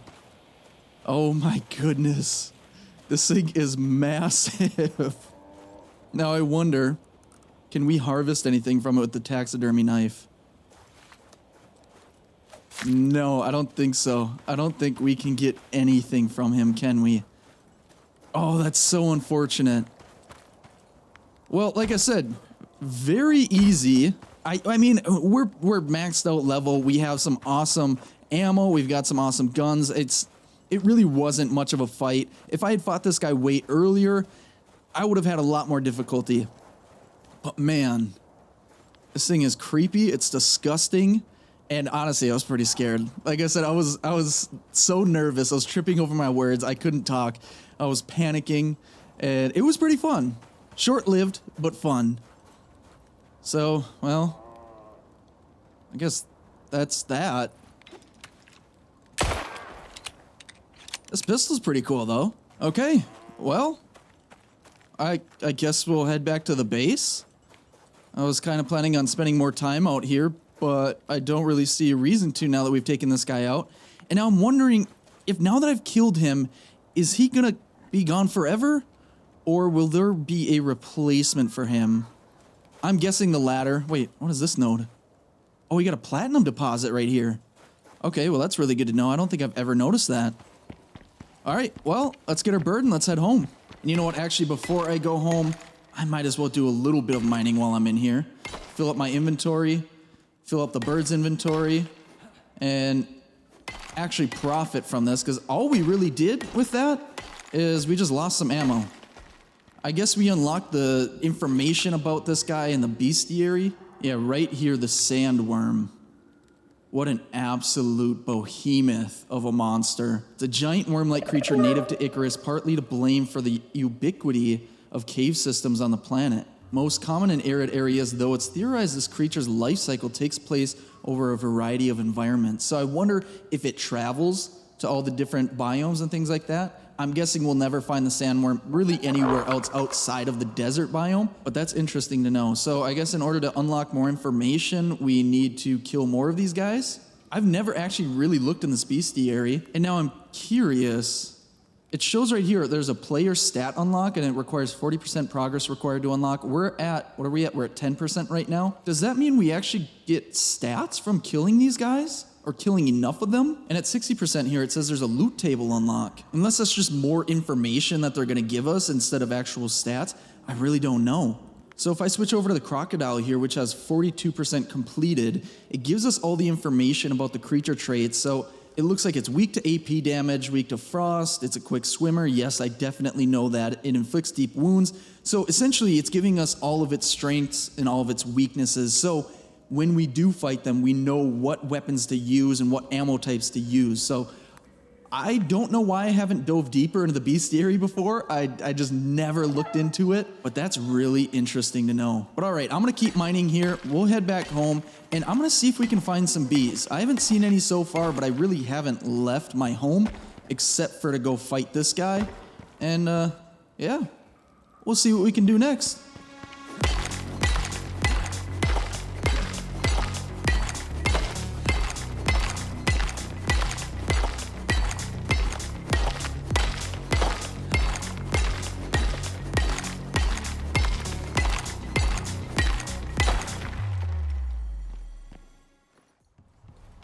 right, we have made it home safe and sound, and I did, like I said, a little bit of mining, not a ton. There really wasn't much left in that cave because I have mined that cave before.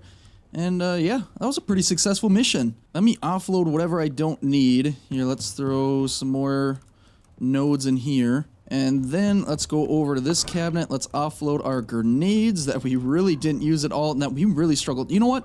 Let me take, not the fray grenade because we don't have many of those. I'm going to take the smoke grenade here. I need to figure out how to throw these further. I don't know if I just need to hold it for longer or if I need to aim higher. Let me try here. Okay, that went pretty far. Let's try this. So I think, yeah, I think I just need to hold it for longer. That worm didn't really give me much time to throw it. Every single time that I wanted to throw one, he was already about to spit his acid at me. But yeah, I guess this is what it looks like inside the smoke. Apparently they can't see me, and I definitely can't see them when I'm in it. Oh my goodness. Huh, okay, interesting. Well, now I know for the future. So let's go ahead and offload the oxide that I've got, and then a little bit of silica as well. And now I know that bees are typically in caves as well.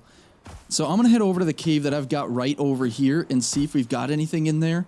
I'm pretty sure they're on Styx. I know for sure they're on Prometheus because I've actually captured them there, but I haven't seen anything just running out in the forest, so the cave should be a really good indicator on whether or not they're actually here.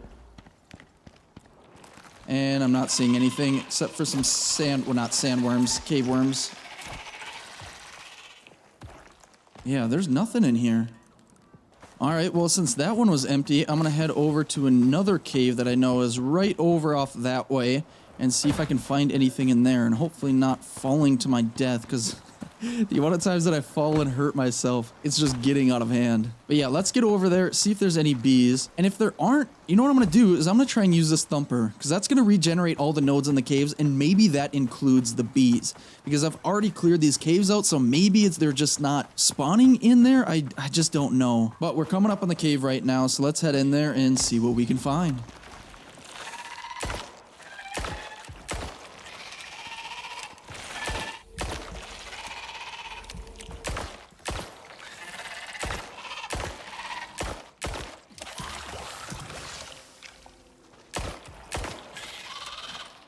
Well, I'm not seeing anything in here either. Cleaned out most of the worms, and I've definitely hit this cave before because there's virtually no nodes left. There's one copper one out there, but I'm not hearing or seeing any bees anywhere. So am I wrong to think that there's bees out here on Styx? I know for sure that they're out on Prometheus, but I haven't seen a single sign of them out here on Styx. Well, I'm heading back to the base now, and I'm going to grab my wire tool, and then we're going to hook up that thumper over there, and we're going to try and regenerate the nodes in the cave and see if we get any better results. So let's grab our electricity tool. Let's go down here, because I think we need our generator on in order to have that thing function. Okay, there is biofuel in there. Let's go ahead and just activate that. Let's take out that wire tool, make sure that we've actually got a connection out there. I really don't know if we do or not. But let's see, we've got wires running absolutely everywhere. But this one, I believe, runs out to that thumper. Okay, let's see here. I think we just have to connect this to here. And we don't have power. How do we not have power? Oh my goodness. Oh, now we do. Okay. Well, oh my goodness, that always startles me. Alright, well, let's get up on this rock, let's take out all of the worms that come up, and then we'll check out the cave afterwards.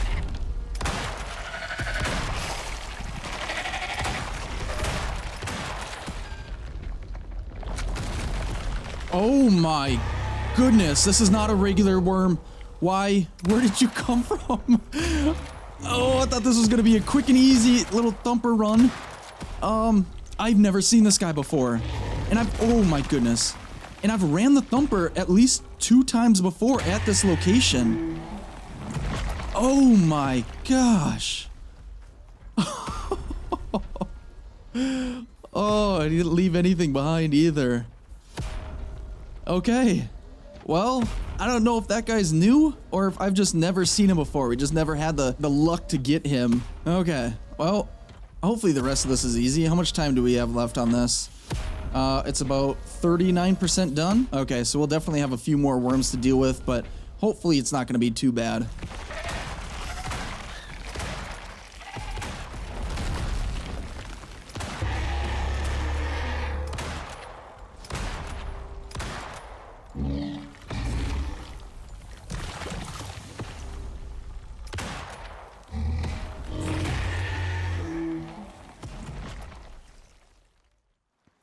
All right, we finished it up. I had to deal with one of those giant ones one more time, but now that I knew to kind of expect it, he was a lot easier. It really helps that we've got the hunting rifle as well as our awesome compound bow.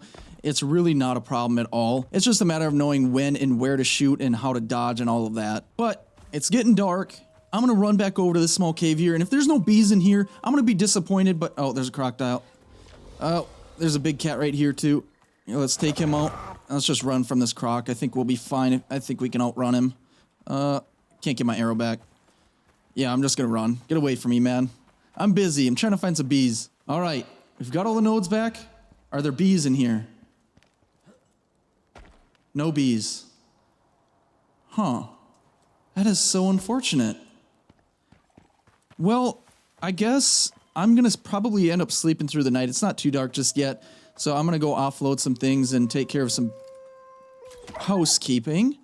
And then, oh wait, hold on, I need my arrow back. And then maybe try and explore a little bit to see if we can find some bees. I hope this isn't completely fruitless. I hope I'm not doing all this for nothing, because I thought that there was gonna be some bees out here on sticks. So, I don't know. All right, guys, it's the next morning. I'm feeling refreshed and ready to explore a little bit. And I'm gonna do some treasure hunting. I'm gonna see if we can find any bees out in the wild here, see if we can find them on any old broken trees, or maybe if I can go back into some other caves and see if we can find some. I don't know. Wish me luck. This might take a little while.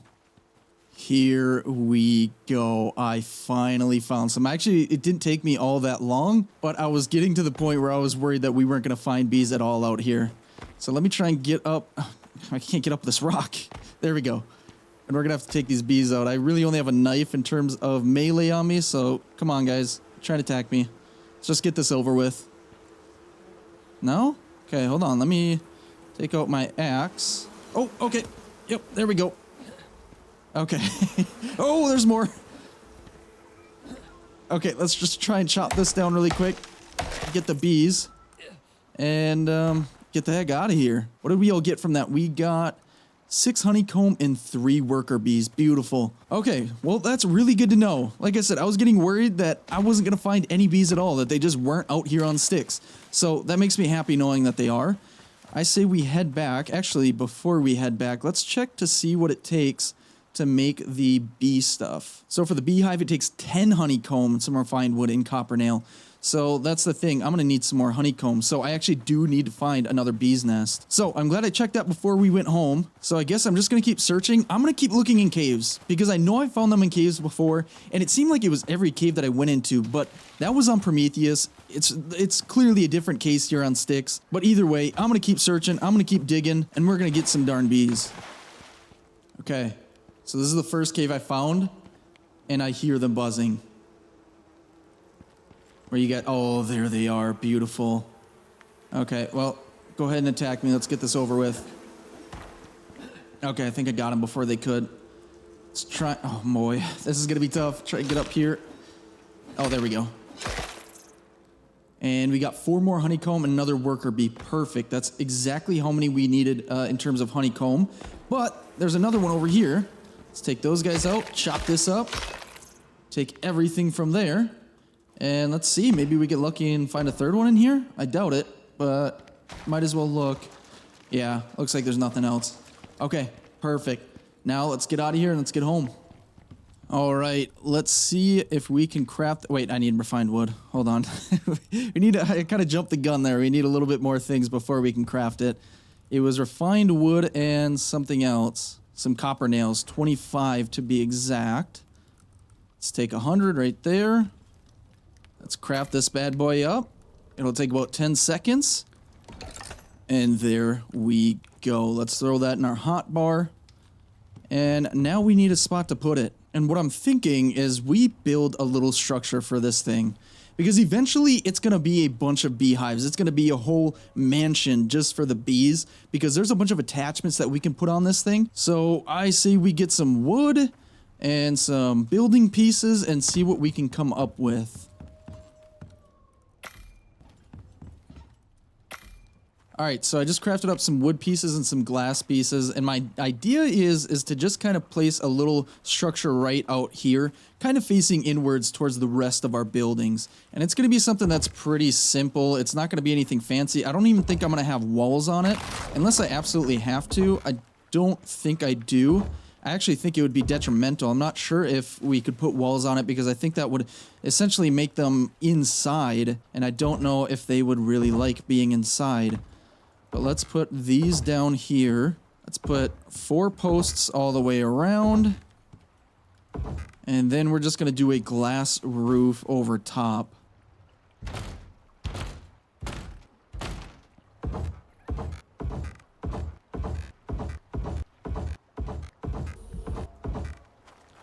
And there we go. It's finished. Like I said, nothing fancy, but I kind of dig how this looks. It's very simple, very open. And you know what? I'm wondering if we should put some angled beams up here. Let me go craft 4 more and see how that looks. Yeah, no, never mind. We can't do that.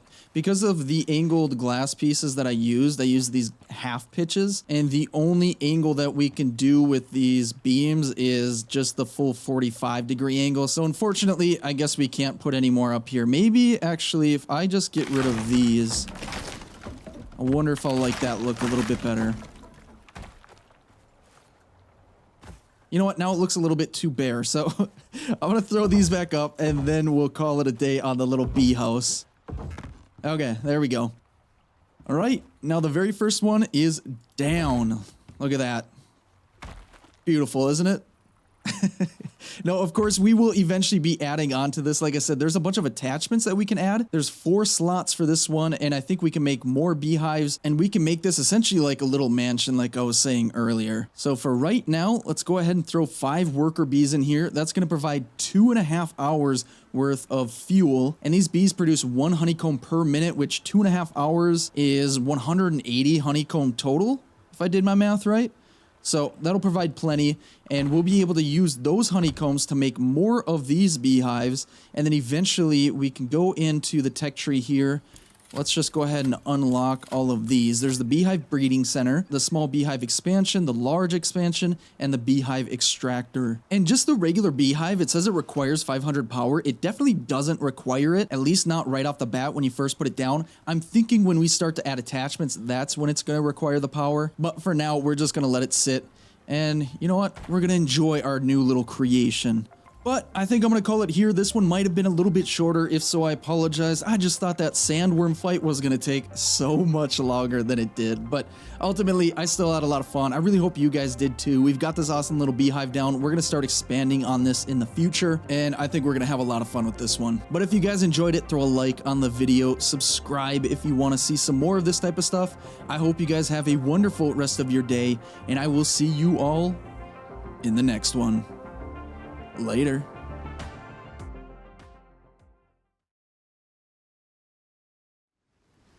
Well, all right, ladies and gentlemen, welcome back to the beautiful world of Icarus. As you can see behind me, we're in the middle of a storm, and my workshop looks a little bit different than it normally does. And, well, that's because it caught on fire and burned everything down. So I jumped in, I was really excited. I wanted to check out the new battery system, which, by the way, batteries are finally here, and there's a whole new system to go along with it, and I was really excited for that. And I started off by coming over to my cooker here, the fire pit, and it was on, it was just burning wood, and I've had this here forever. And it's always cooked food. I haven't had any issues. I don't know what happened. I don't know if I caught on fire and then I spread that to the stairs or what happened. But as soon as the stairs caught fire, it was a lost cause. It was all downhill from there. We lost essentially, I would say 90% of this workshop Obviously, most of the structure is still up, but the 90% that I'm talking about is literally every single storage box, every single crafting bench. It looks like it's pretty much all destroyed. The only thing left, we've got the plants up there, we've got the generator here. Everything else has burned to the ground. No. Oh. I'm devastated. I am absolutely devastated. And of course, as soon as everything starts burning, an entire storm starts hitting, so I have to sit here and wait that out too, and just admire everything that we used to have here. Oh man. Well, I had some big plans for today, and it looks like now our plans have changed drastically, and we're gonna be rebuilding. And I think when we rebuild, we're not gonna use as much wood as we had before. Oh man. Oh, I'm laughing, but it hurts. It hurts so much. Well, I guess the only thing I can do right now is, well, let's check on our animals. Our animals are safe. Luckily, there's no wood in there that could have burned them, except for this piece right here, but the fire didn't spread that far. But this guy looks okay. Both of these guys are okay. Oh, man. That's brutal. Well, let's go to our cabin. Let's wait this storm out. Let's sleep through the night. And, well, I guess in the morning, we're going to focus on rebuilding basically the entire workshop.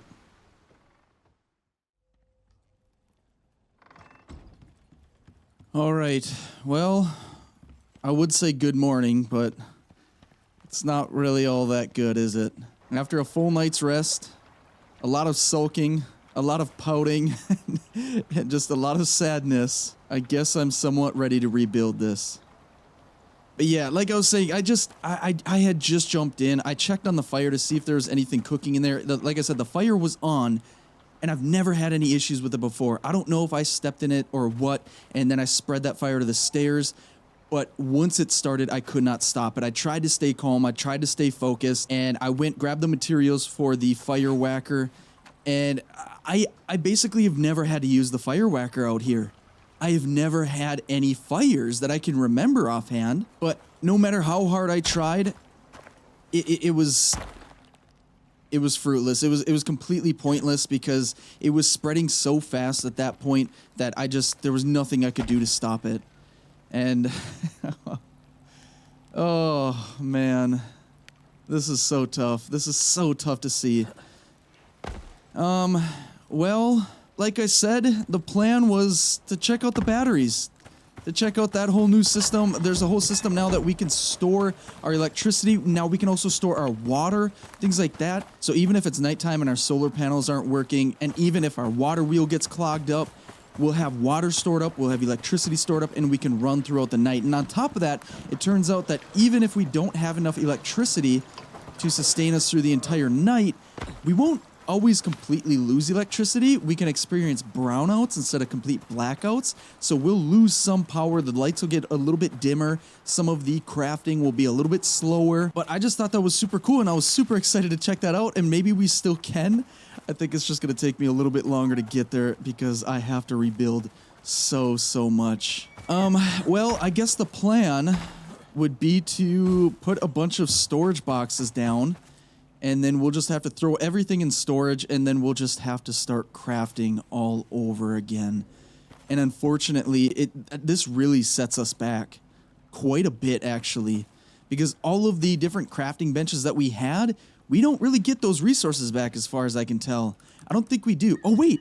Hold on. So the bag that it drops here includes all the resources that were in the storage for this particular thing, which was the masonry bench, but it also includes the masonry bench. So does that mean there's the cement mixer?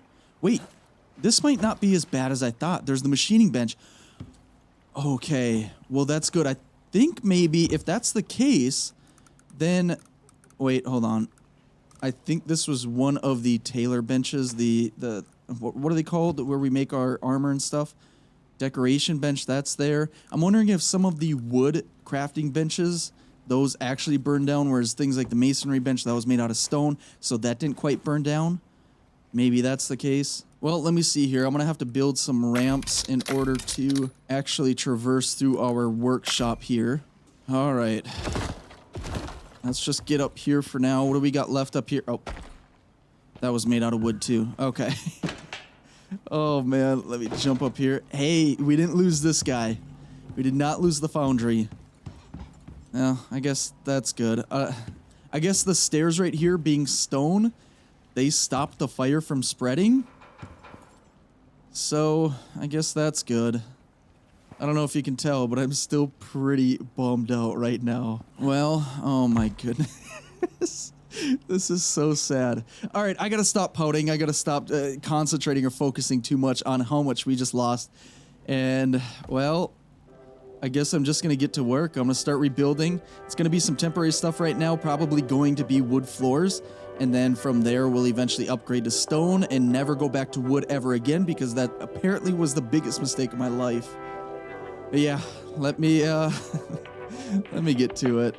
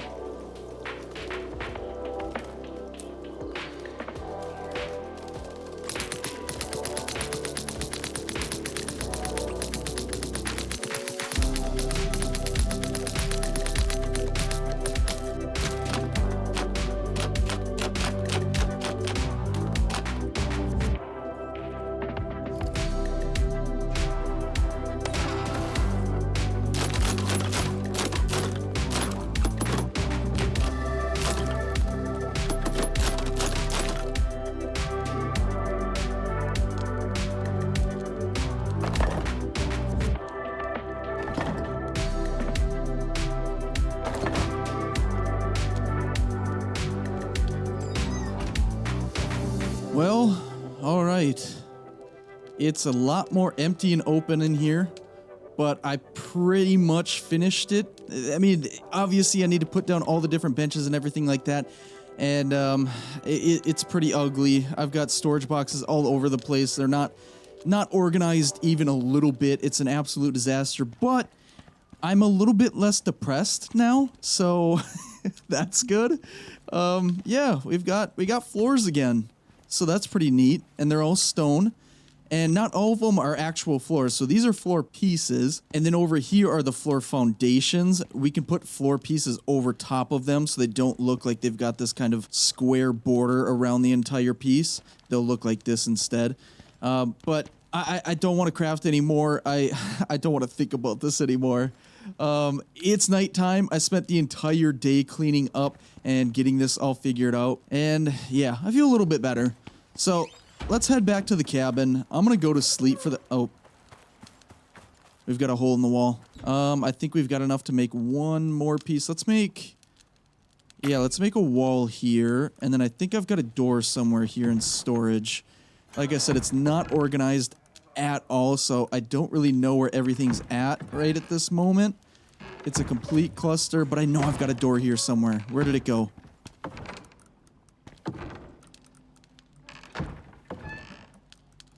Here we go. Reinforced door. Let's grab that. Let's go and grab the wall piece. And let's throw that right here. Let's make sure that's a doorway. And there we go. Okay, yeah, it's kind of a shell of its former self, but it's got some structural integrity again, so I guess that's good. But yeah, let's go to sleep for the night. And then in the morning, we'll have to put some more of those crafting benches down, and from there, I think we can start making batteries. I don't even know what they cost. We'll have to check that out, but for now, I'm tired. Let's go to sleep.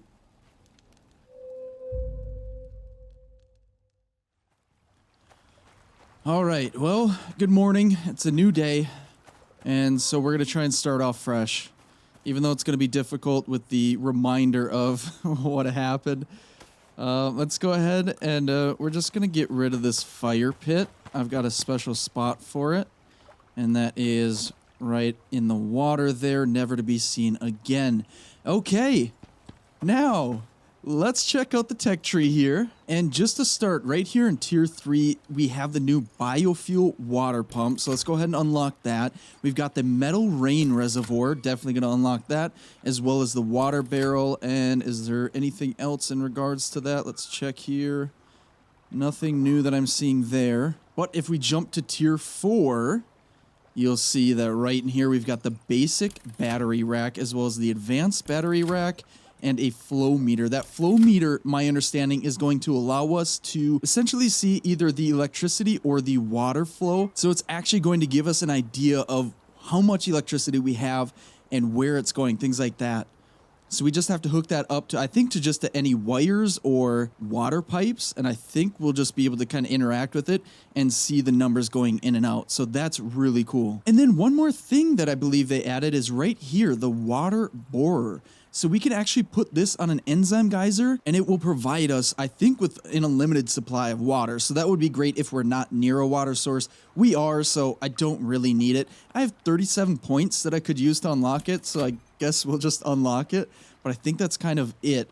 But let's go back to the electricity, or the batteries rather, and see what they require. So the basic one just requires 4 electronics, some copper wire, refined wood, platinum sheath, and titanium plates. And then the advanced one is, well, pretty much the same thing, except just a little bit more. And it looks like the advanced one stores 6,000 electricity with a max rate of 10,000 per second. Not really sure what that means. I guess that's maybe just the output. And then the smaller one only stores 1,000 with a max rate of 1,500 per second. So we might as well just go with the advanced one. We'll probably make a couple, honestly. And the flow meter looks like it's actually pretty cheap too, with some aluminum ingot, gold and copper wire, electronics, and glass. We should have pretty much everything. Just, you know, it'd be a lot easier if we had, you know, a little bit more crafting benches put out. And, you know, I had it a little bit more organized, but this is what we've got, so we're going to deal with it. Now, let me try and remember. Machining bench, I believe, is where we make the electronics. Yes, it is. So we need some organic resin and epoxy. Now, to make that, I believe we need the mortar and pestle. And we're going to need some sulfur and tree sap for the epoxy, as well as some wood and oxide for the organic resin. Now, I know we've got most of that. Sulfur, we actually might be super low on. Unfortunately, where we would normally go to check, there's nothing here. So we're going to have to search all of our storage boxes. Like I said, I just threw everything in just pretty much random boxes. I guess I tried to keep it somewhat organized, but ultimately it's still chaos. Now, I know I've got oxide somewhere in here. Where did that go? What in the world did I do with my oxide? I know I had like 3 or 4 stacks of oxide. Am I missing it? Did I put it in this one? Yes, I did. Okay, let's just grab all but 17. And let's just make a bunch of organic resin. I'm sure I've got some somewhere in storage. I remember seeing 2 at one point, but that's all I remember. So might as well just craft up a bunch here. And then for the epoxy, we need some sulfur and tree sap. So here, let's throw all of the oxide in there. Let's offload some of the stuff in our inventory. Just whatever we can. And then let's go ahead and eat a little bit here. And then drink some beer and wine because we really need to drink after what happened yesterday. But now I say we go look for some sulfur. It's been a while since I've actually had to mine for some, so I really don't know where it's at. Oh, there's a big cat right here. There's a dead big cat right here. So let's go ahead and skin him up, and then we will continue on our journey for sulfur. I really am excited to get some electricity stored finally. I've been really waiting for these batteries to be implemented down here in Icarus. So I'm super excited for that. But with that massive fire that we had, it almost feels like we're starting over. I mean, I know we're not really because we still essentially have everything that we did before the fire. But it just seems like a major setback. That's what it feels like. And once we get the sulfur and we get these things crafted up, I say we put together a little storage shed, or more like an electricity shed, where we're going to store these batteries and everything that we need for that. I think that would be cool. Just have a little separate thing. Plus, I mean, if there's another fire, then maybe we reduce the risk of losing that too. So I'm going to keep that in mind going forward. I'm really surprised that's the first fire that we've really had, even through all of the storms, the lightning storms. I know we put up the lightning rods relatively early, and it just seems like they basically had 100% effectiveness. We never had lightning strike or anything like that. And then, of course, what ultimately did us in was, I think it was just me. Like I said, I think I must have just stepped on the fire and then spread the fire that way. So I guess the moral of the story is, don't build things out of wood on Icarus, because you're only asking for trouble. I put it off for so long, but ultimately it was inevitable. And it caused major, major damage. But we've got one sulfur node. I'm seeing another one right up here. I'm going to keep searching for some. I'm going to just basically max out my inventory, or at least my weight, whichever one comes first. And then we'll head back to the base and hopefully get to crafting some batteries.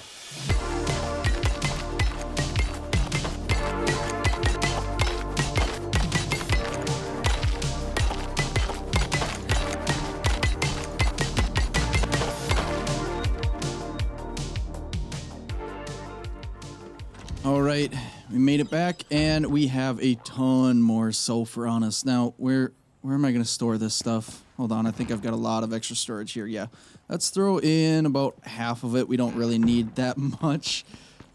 And then, oh shoot, I need some tree sap. Let's go ahead. I'm sure I've got some somewhere. Let's see, I'm just going to search really quick. I'm not really seeing any, so let's just grab the wood, and we're going to churn that into tree sap. Just max that out, craft those up. That'll take just under a minute here. And there we go. Let's craft up 50 epoxy. And while all that crafts up, let's see how much gold do we need. Let's grab 10 out of there. Do we have any copper somewhere? We've got a little bit. Let's just grab all 40 from there.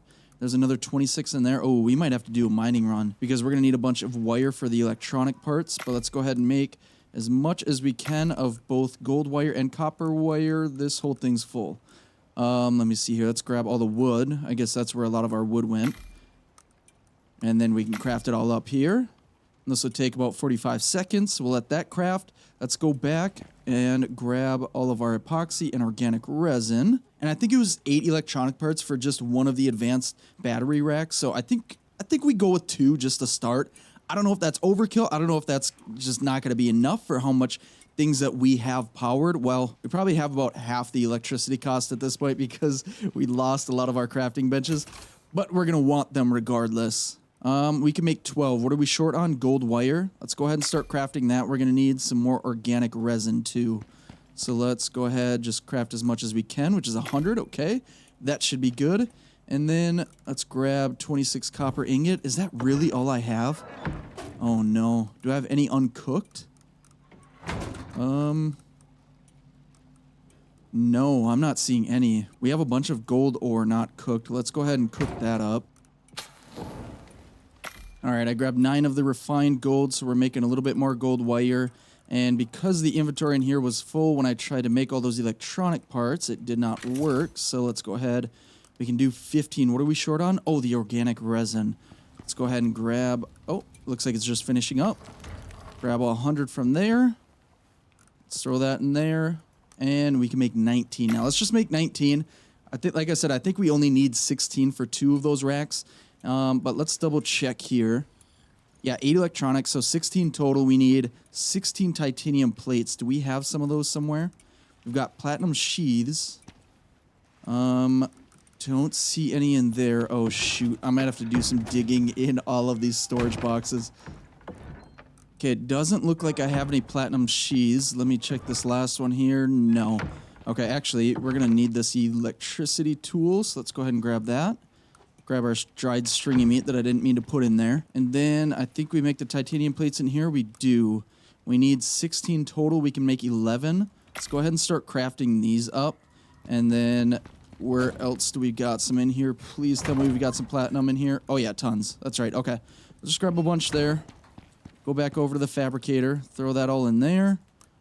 And can we not make any more? Oh, I was grabbing platinum. What am I doing? I keep mixing up platinum and titanium. Okay, looks like we have to smelt up a bunch of titanium, so let's go ahead and start that. We've got 78 total, but I think it takes like 3 titanium ore for 1 ingot, right? No, it takes 5. Oh my goodness. Okay, well, hopefully we have enough. I'm not doing the math on it, but I'm going to let these cook up. It takes over 40 seconds for just one of them to smelt. Let me double check. Am I sure that I don't have any more?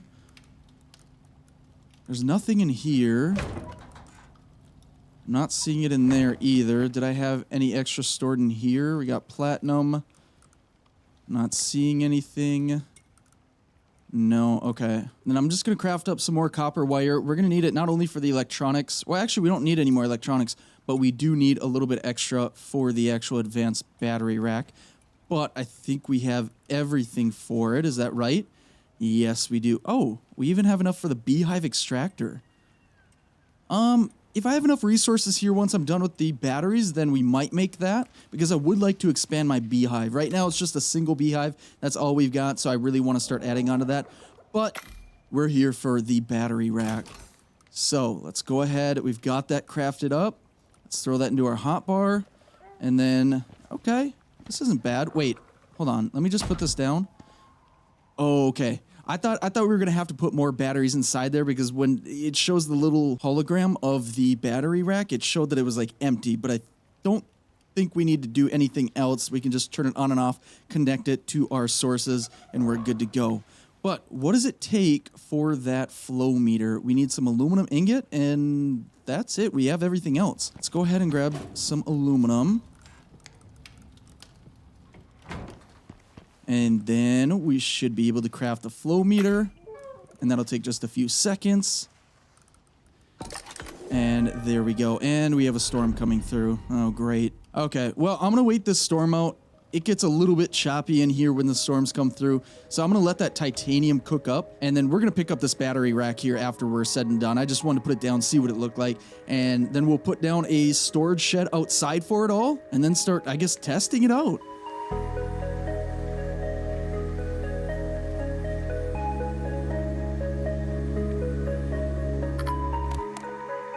All right, so the storm has passed, and we've got a few more titanium plates. We just need one more in order to make a second advanced battery rack, and they should be pretty close to done here. I've got one more cooked up. We got 45 seconds, and then we'll have enough for the last titanium plate, and then we can start building. But now that I'm thinking about it, how much stone do I have? 44. So not much, because what I wanted to do, like I said, is build a little shed out somewhere out here. I'm not sure just yet for the batteries and whatnot, but I'm not gonna make it out of wood. I know better now. I know my beehive is made out of wood. I'm hoping it's gonna be fine. You'd think I learned my lesson, but I just think it looks good. I like the basic wood, the interior wood with the glass. I just like the look of it. Let's just hope and pray that lightning doesn't strike or I set myself on fire and walk on it. Let's just try not to do that next time. But yeah, the battery shed, that's gonna be all stone. I just don't want to take any chances. But we have our last titanium plate that we can craft up. And then once that's done here in 2 seconds, we should be able to craft this. Yes, we can. So let's go ahead, grab that out of there. Let's pick this one up. Oh, we are overweight. Let's just throw these in here for now. And I need to mine some stone. Now, it's getting dark. It's about 5:20 right now. Let's try and make this quick. We've got some stone nodes out here, and we're leveled up pretty high so that we can get stone pretty quick. But we do have these crocs here. I'm just going to try and avoid these guys. No need to fight right now. I don't have it in me, okay? Not after the last couple days that we've had.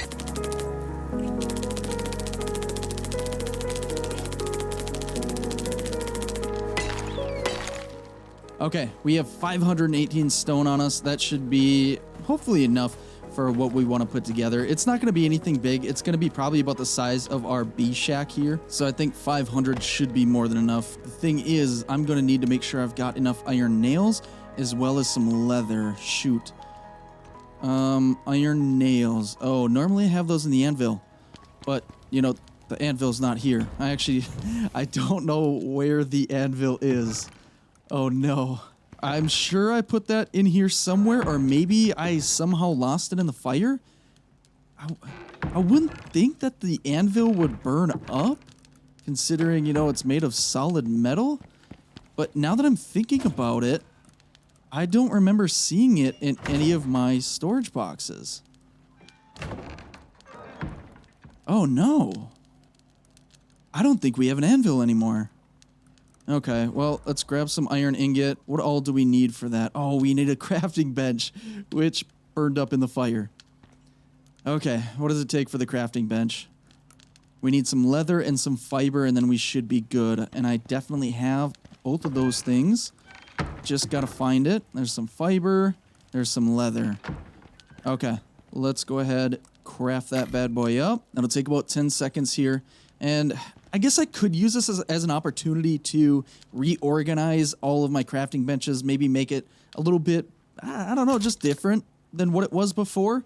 But I kind of liked how it was before. I knew where everything was at, and I didn't really have to think about it. I just knew exactly where I needed to go for whatever I needed to craft. So I think we just stick with what we know. Let's put the crafting bench right back here. Let's go ahead. Let's see here. I do have everything for the anvil. Let's craft that up. That'll take about 10 seconds. And there we go. And let's put that right about here. In the exact same spot it was before. And, oh, we need some more iron. Yeah, we really might... Oh, never mind. I was going to say, we might need to go on a mining run for iron, but we definitely don't, at least not right now. Let's just max out at 52, which is 520 nails. Yeah, that should last us for a little while. All right, we got a bunch cooked up. Let's just grab 200 and let the rest continue cooking.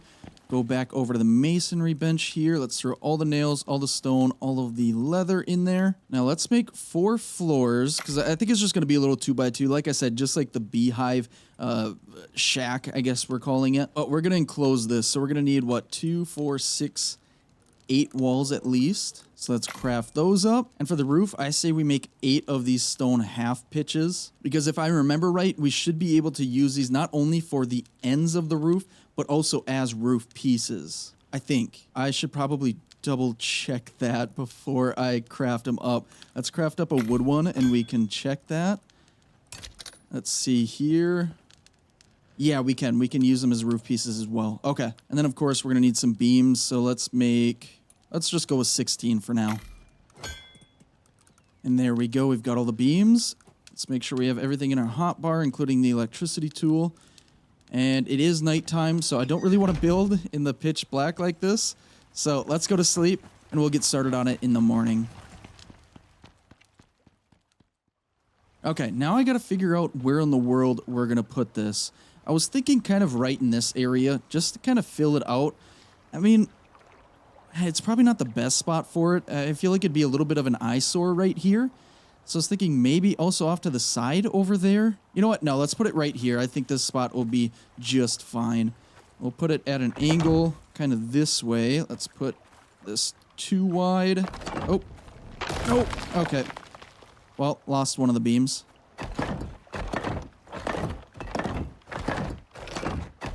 And there we go. Let's put these floors down. And I realize now I probably do want to fill out the bottom here. I guess I could have made just the foundation pieces instead. So I guess we'll have to make some extra walls, but that's okay.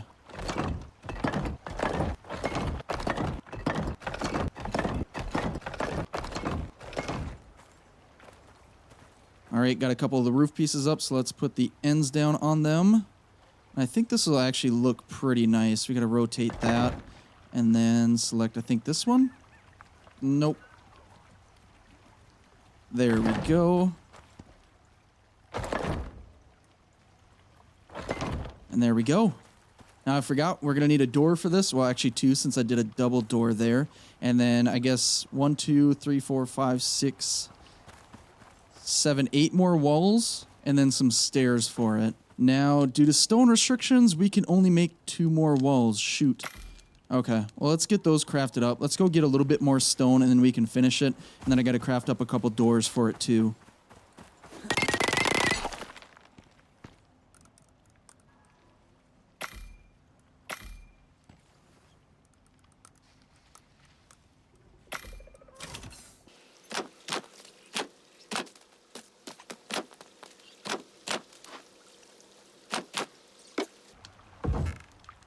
And there we go. So, turns out the stairs were kind of pointless because they're just underground essentially, but that's fine. But now we've got a battery shack, I guess. I don't know what to name this thing. Maybe I'll figure something out. If you've got one, let me know. We can name it. We'll put a sign up for it. But anyway, let's go ahead, grab what we need here, the advanced battery packs and the flow meter.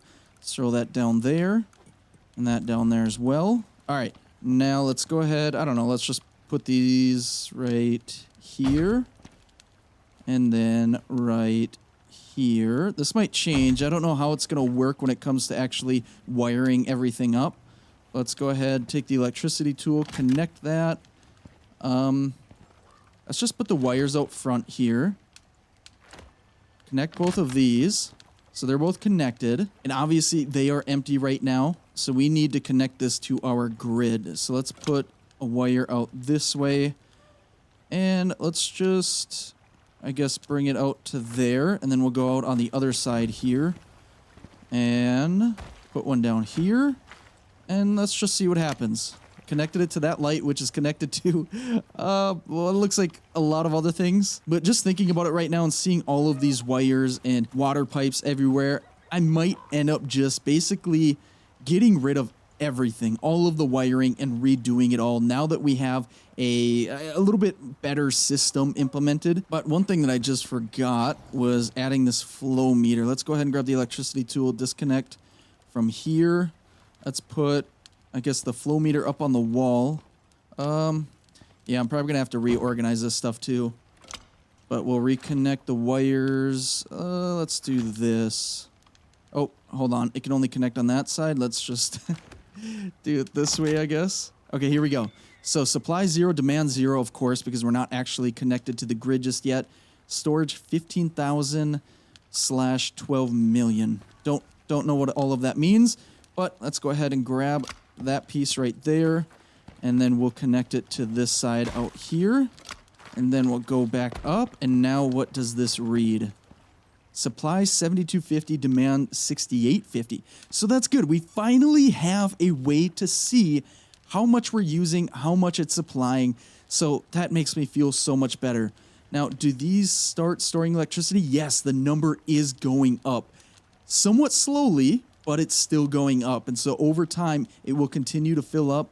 Is this the same? Yeah, 13, 14. Yeah, they're both filling up at about the same rate right now. So even at night, when we start to get low on electricity because of these solar panels up top, we should still have enough electricity to last us through the night. Now, we'll see how that ends up going when it comes to adding back some of these crafting benches that require a lot of electricity. I don't know if we'll be able to have them connected and running at all times. Like, that's kind of the goal. But hey, we've got a self-sustaining, off-grid, not just cabin, but workshop, pool area, gazebo, beehive, essentially an off-grid compound out in the middle of the woods. And yeah, it's a huge bummer that so much of this burned down and we're set back what seems like so far, but I'm going to see this as an opportunity to kind of improve on things going forward. Now, of course, I've learned stop building with wood, or at least don't set yourself on fire and then step on the wood because you're going to burn everything else down.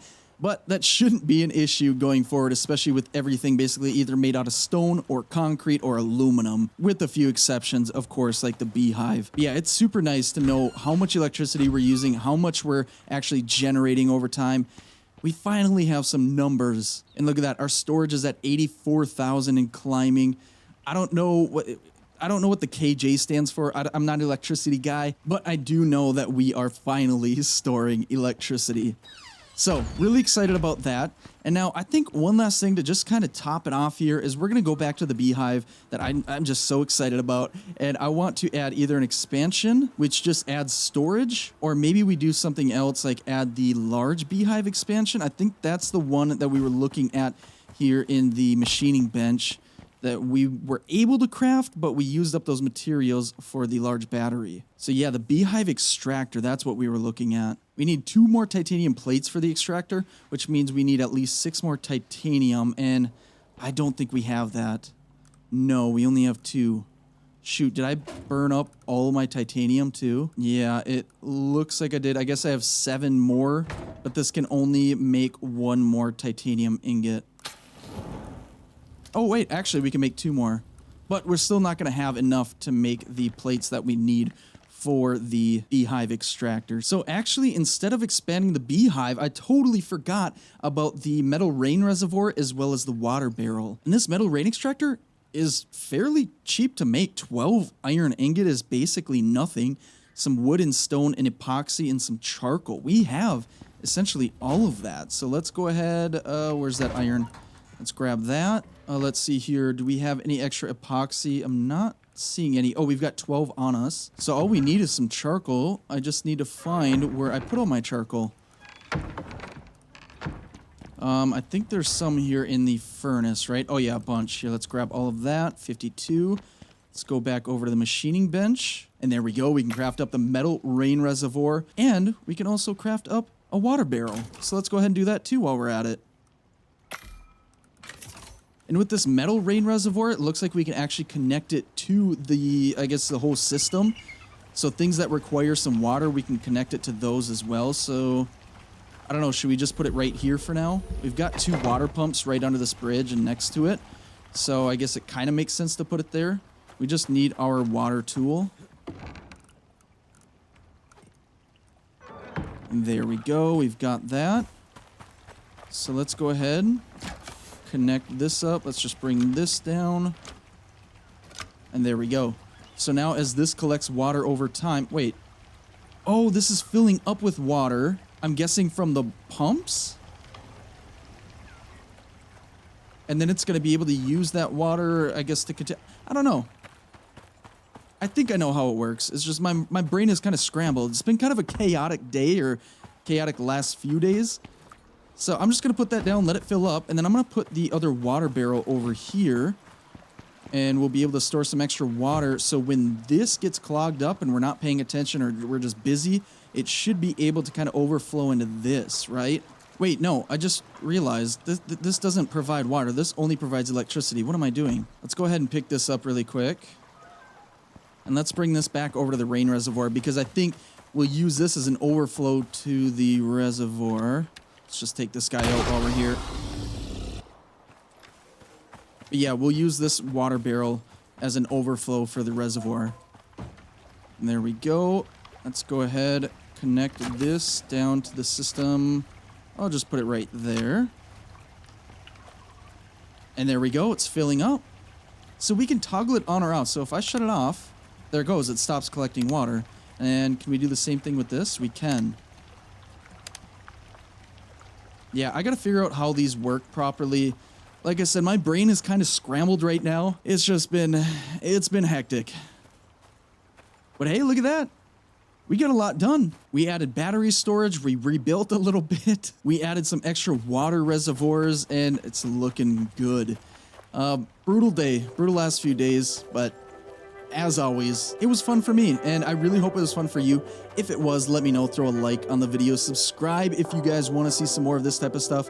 I hope you all have a wonderful rest of your day, and I will see you all in the next one. Later.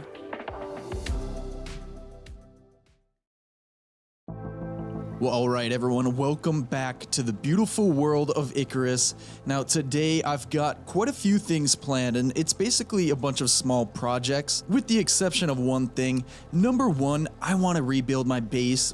Not necessarily rebuild, but rather get everything organized again, get some storage down again, and try to get it back to where we were before we lost everything in a fire. Now, I'm actually going to be going back on some things that I said last episode, and if you saw that one, you'll know that I now have a bunch of stone flooring inside of the workshop here. You know what? Let's actually go check that out here really quick. But yeah, I have a bunch of stone flooring in here, and it was mostly because I was so heartbroken that I lost pretty much everything in the fire, and I didn't want that to happen again. But I'm changing my mind once again. I'm going to put the interior wood back down on the flooring here. Number one, because it looks so much better than the stone floors. The stone floors look fine, but I prefer the interior wood. Now, I've got a plan to put out any potential fires that may start again in the future. Hopefully there aren't any, but I'll have a plan put together for them, and we'll get something built specifically to put out fires in case they do happen. So project number one today is to get wood flooring down, reorganize this whole workshop, and get everything kind of back to normal and working order. And then the second thing that I want to get done is actually head over here to the beehive, because I was kind of messing around with things. I was actually testing out the sprinklers. That's actually what I was kind of thinking about inside there for potential fires in the future. But I was testing out the sprinklers, and a storm rolled through, and this entire beehive station, I'll come up with a name for that here pretty soon, but this whole thing was fine except for the beehive itself. Now, the beehive was actually down to 60% durability, so the storm definitely did its damage, and I think that's obviously because it doesn't have any walls on it. I was hoping we could get away with it. I figured it would have to be outside and not enclosed, but apparently that didn't do it. Unless, I know at one point a gator came through and attacked me around this area, but I didn't think it did damage to the beehive. Either way, what I'm going to do is just put up some glass walls around it. I think probably just on the sides as well as the back over here, and then I'll try and leave the front open. We'll see how that looks, how that comes together, and we'll go from there. And then I got to come up with a name for this as well. And if you don't know what this is the new power station. This is where we've got 2 advanced battery racks as well as the flow meter, so that we can actually see how much electricity we're producing as well as how much we actually need. And that's essentially it for the projects today. I know it didn't seem like a whole lot, but number one, reorganizing this whole thing is going to take a lot of work, so that's going to take me a while. But like I said, I'm going to actually end up creating, I don't know if I'm going to make a new room or just a corner in the workshop. Maybe I'll repurpose this area. This was closed off before. It led to stairs down to the bottom into the basement here. I think I might just turn this into a little storage room, just a little 1x1, and we're going to put a bunch of supplies in there that we're going to need in order to put out any potential fires in the future. So if there are any that do start spreading uncontrollably, hopefully we'll be able to actually rein it back and get it back under control. Now, I suppose I should probably get started here. I feel a little bit overwhelmed because we have a lot of work to do here, but I think the main thing is getting a bunch of storage down. And I think going forward, instead of these wood cupboards, we're going to make the metal ones instead, the iron. And we do have a bunch of iron in here. We're probably going to have to go on a mining trip. I don't think we're going to have enough for how much I want to do. Actually, how much does it take for 1 iron cupboard? Do we make that here in the machining bench? Yes, we do. We need 40 iron ingot for 1 iron cupboard. That is absolutely crazy, because just thinking about it, every single one of these signs had a storage cupboard right in front of it. So that's 1, 2, 3, 4, 5, 6, 7 storage cupboards, and that alone is 280 iron. I don't know if we have that. 20, 40, 60, 80, 100, 20, 40, 60, 80, 200. So we're already short on that. We might, nope, none in here. Well, I guess we have some uncooked iron in that one. And then we only have 5 more in the furnace. So yeah, we'll probably be doing a mining trip. I do want to replace all of these wood cupboards, but hopefully we'll have a more organized and a better layout. I mean, essentially I'm going to go with the same layout, but I'm going to stop my ranting. I know I've been talking for a while. I do that sometimes, but yeah, I'm going to try and get all of the different crafting benches and things like that down where I want them. And then we'll start with the storage after that. And I'll do some chopping of trees, probably some mining of iron. And we're going to get this place back to where it was before we started. Or at least I hope. Hopefully in a better state. But anyway, let's get to it.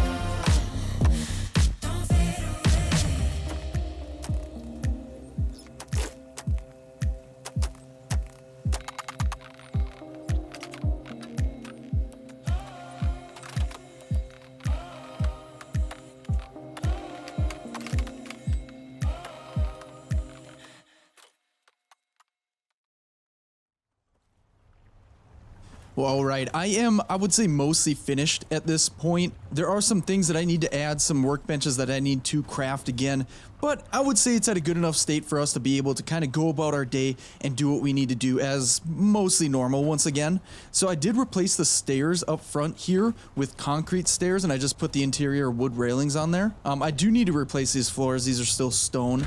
But if we go inside, we have the beautiful interior wood once again. And like I said, I have a plan for the future in case there are fires, and we're going to build that here in a second. I've already got a steel cupboard right there, or sorry, iron cupboard. And then right in here, I need to grab these 3 stone walls. And then also what I wanted to make was a door that will hopefully withstand fire as well. And that would be the steel barred door. I'm hoping it withstands fire. I know it is made out of wood, actually refined wood, but it was the same doors that we've got right here, and these withstood the fire no problem. So I'm assuming in case there is another fire that it shouldn't be an issue here either. Let me go ahead and grab my hammer here, and what I'm gonna do is I'm gonna upgrade this floor. I'm gonna make this floor specifically concrete.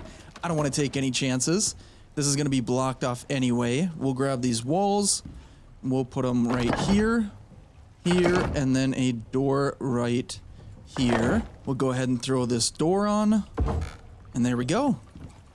Look at that. Now we've got a pretty darn safe room. I would say this is pretty fireproof. The only wood that you can see is really just the beams that are within the stone walls, but those won't catch on fire. So even if this entire place burns down all around it, this should still be safe. Now, what I'm going to put in here right now, you can tell it's just empty. But what I'm going to put in here is pretty much everything that I need to put out a fire. So that means fire whackers, fire extinguisher, water bombs. I've just never made them before. Outside of the fire whacker, which is just the most basic thing you can craft for fires. I thought there was an upgraded fire whacker, by the way. I couldn't find it. I might just be blind. And I might just be completely delusional and remembering a newer, better fire whacker that was never there in the first place. But regardless, like I said, we are going to look at these water bombs. Where are those at? Right here. So we can make those on the crafting bench, and all we need is some leather and fiber, and we have a ton of that. Oh yeah, look at that. All iron cupboards now. I don't think it looks as good as the wood cupboards, but I don't really want to take the chance in the future again. So let's go ahead. We'll grab some leather. And then some fiber here. Go over to the crafting bench. Search for water bomb. And oh, I need water somehow. Can I use the canteen that I have? Yes, I can. Let's make 10 total. That's as much as we can make. And I just realized they're making 5 at a time. So I guess I'm making 50 water bombs. So we should have more than enough. And there we go. Let's grab all of those. Let's get our water bottle back. We're going to have to fill that up, but I don't need to worry about it just yet. Let's throw all of those in there except for a stack of 5. I want to do some testing with this.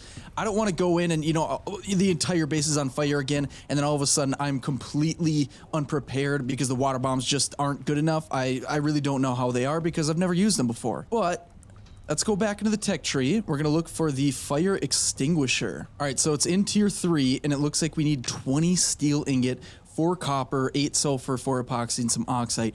So most of that should be fine except for the steel and the copper. I have essentially none at this point.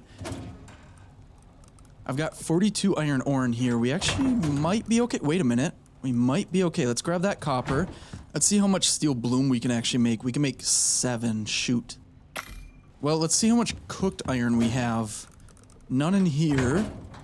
None in here. We have 1 in the furnace. Gosh, I think I have some more somewhere. Here we go. Here, let's grab 40 from here. I might have to go on another mining run, but I'm going to try my best not to because I don't want to. I've already done a bunch of mining. I've already done a bunch of rebuilding, and I'm ready to keep moving forward. And so just looking in the machining bench, though, it looks like we already have 16 steel ingot. So we're going to have more than enough. So let's go ahead and grab the 10 out of there.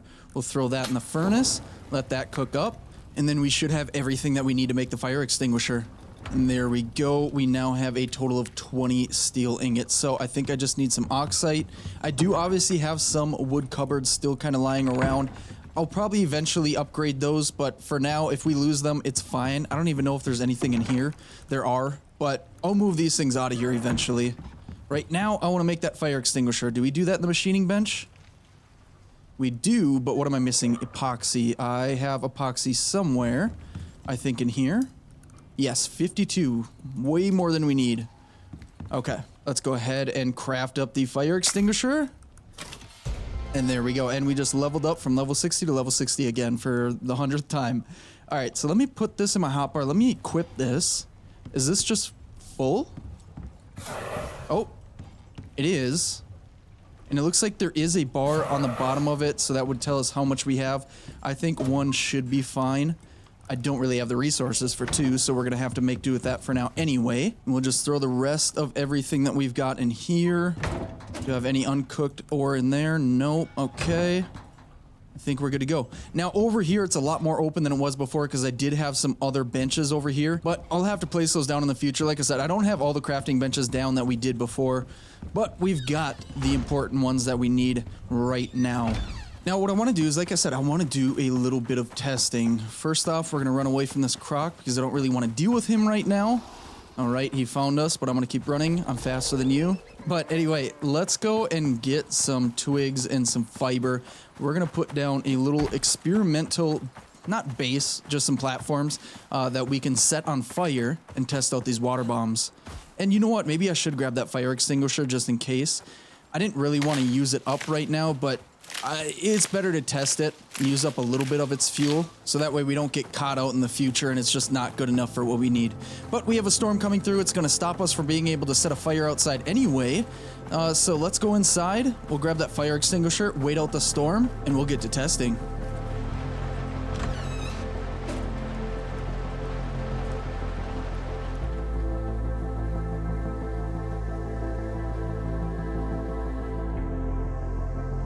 Alright, the storm has passed. I slept through the night so that we can have some daylight as we're testing this out. I didn't want to do this in the middle of the night.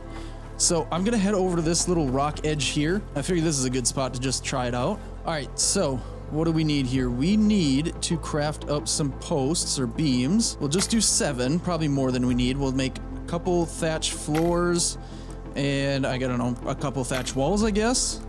And of course, the fire starter, the wood rag torch. All right, everything is crafted up, and now that we've got that crafted, let's go ahead and throw a couple of these things into the hotbar. We'll put the posts or the beams down here. We don't need to do anything too fancy. Put the floor down. We'll put a ceiling up just for fun. And let's see here, where's that torch at? All right, let's go ahead and light up the torch. And then I'll just throw that right down here. And the torch didn't fall down on its side. I don't know if that makes a difference, but I want to make sure that it falls so that it'll light the floor on fire. Well, it's not falling. I swear it was actually falling before when I was doing a little bit more testing with the fire. But I'm going to get my water bomb ready just in case. And while I wait for this, what I want to do after this is test out the sprinkler system a little bit more. I was testing it a little bit more before I started today, and it seemed pretty good at putting out fires. I just tested it in a scenario like this. Then I tested it with 3 walls high. And when it was 3 walls high, it could not put out a fire that was on the ground like this. And in the workshop that we have, that would be a problem. But what I didn't test is 2 walls high. Hopefully, if it could do 2 walls high, we might be able to make that work. But this torch doesn't seem to be burning how I want it to burn. Let's go ahead and try again here. There we go. Now it fell to the ground. Now, in just a second here, it should start this on fire. Okay, here we go. It's on fire. So we've got the water bomb here. Let's just throw it. And look at that. Immediately puts it out. Okay, well that's pretty cool. Let me grab that. And, oh, we're gonna need to repair this quick. All right, light the torch back up. We're gonna set it back on fire, and then we're going to try out the fire extinguisher. Okay, it's on fire. Let's go ahead and just start spraying. Oh, that is immediate. That is just as fast as the water bomb. Interesting. What if we put down a few more floors, let the fire spread a little bit, and see how much the water bomb and the fire extinguisher can actually do?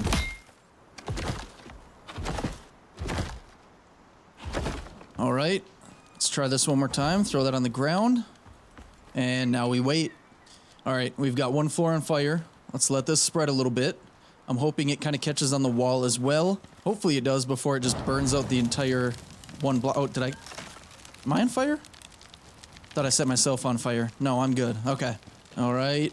So far it's not spreading like I was hoping. Oh, there we go. Now we got 2 on fire. 3. Oh yeah, this is bringing back memories. Not good memories either. All right, we got 4. Let's go ahead and throw this on here.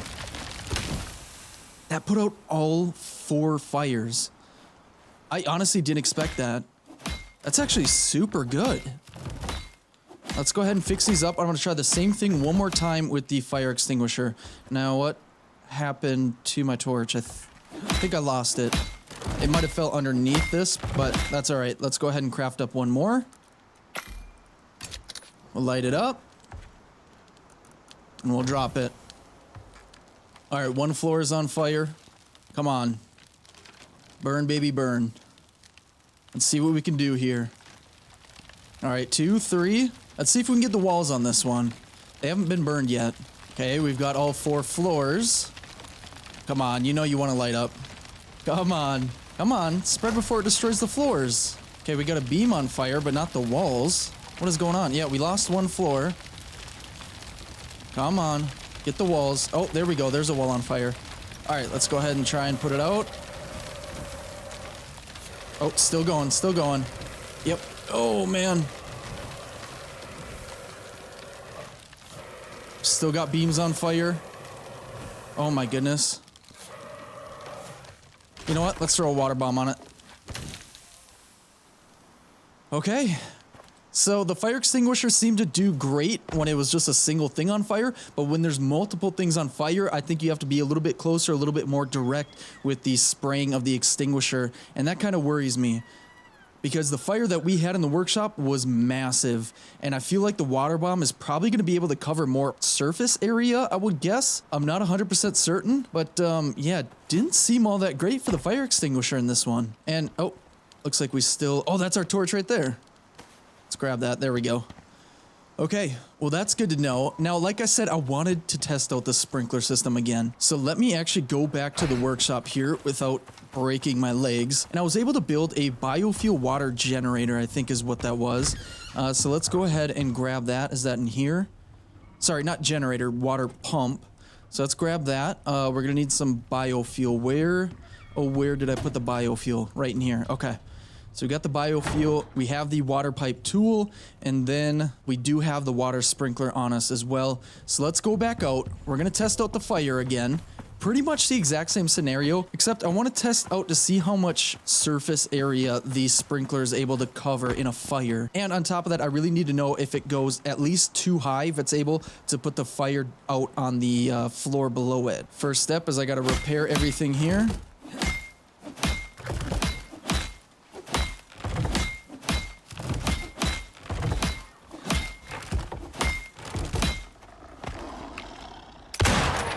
And then we're going to build up a second floor here and put this up here as a ceiling. Let's take this water sprinkler and put it kind of in the center. We just have to imagine we have an entire ceiling right here. And, oh, actually, I think I do want to move that. Oh, shoot. Am I going to be able to? There we go. I was able to grab it. So I actually want it in this corner so that way we can cover as much area as possible with the 4 floor pieces below us here. So there we go. And then I need to replace this floor here. Let's make one more floor piece. Put that there. Now let's take our water pipe tool, connect it there. Just put it jankily all the way down here. And I'm going to have to wire this all the way down to the water because that's what we're going to be using as our source to put out this fire.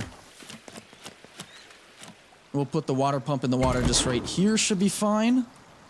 We'll connect that to our current water piping that goes all the way up to our test subject. I don't know why I didn't just build that right next to the water. A little bit more planning next time would make more sense.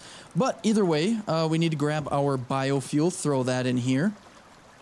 And so we can turn this on. So right now it's on, it's using power. If we look at it, we've got about 2.5 hours of time of, I guess, fuel on it. So I guess we could leave that running or we would turn it on in the case of an emergency, obviously.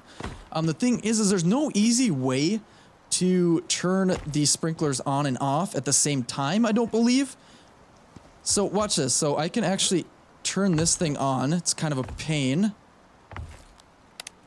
So now it's on, and now I can actually initiate it so it starts spraying water, which is great and all, but I would need to do that with every sprinkler when I have a fire. And that would be an absolute pain. I would have to turn on the water pump, come back to each sprinkler, and turn them on individually. And I don't like the idea of that. Okay, so that's off. You know what? The description for the water sprinkler says fire reduction. I figured they were used for farming. So are they specifically for fires? Am I just realizing that? So if there's a fire underneath it, will it automatically turn on? Well, let's give it a shot here. Let's throw this on our little test subjects down here. Let the fire take hold of the floors and just see what happens. If it doesn't turn on automatically, I will just turn it on manually. But automatically would be great. But again, with this being 2 floors high, I don't know if it's gonna work. But anyway, let's just see what happens. All right, 1 floor is on fire. So far, sprinkler's still off. Wait, hold on. Is this actually activated though? Oh, it's off. Hold on. Turn that on. Okay. Floor's going. Oh, let's get on this rock. I don't want to catch on fire.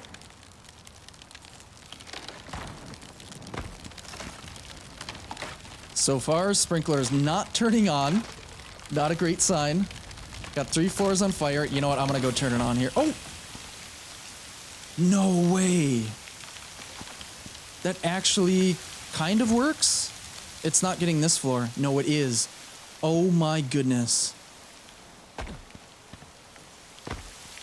It actually works. Now, does it turn off automatically? I'm gonna let that sit. I just want to say I feel so dumb because I thought when I saw sprinklers, I just immediately thought it was for the garden. It'll, you know, sprinkle water on the crops and everything that you have growing. And look at that. It just shut off automatically. So that's actually super cool. Why have I not set up a system like that already? Let's go down here. Let's turn this off. See, this is why I do it though. I've got to experiment. I got to learn for myself. I don't like looking these things up too much. I really just enjoy figuring it out for myself. And I make mistakes all the time, obviously.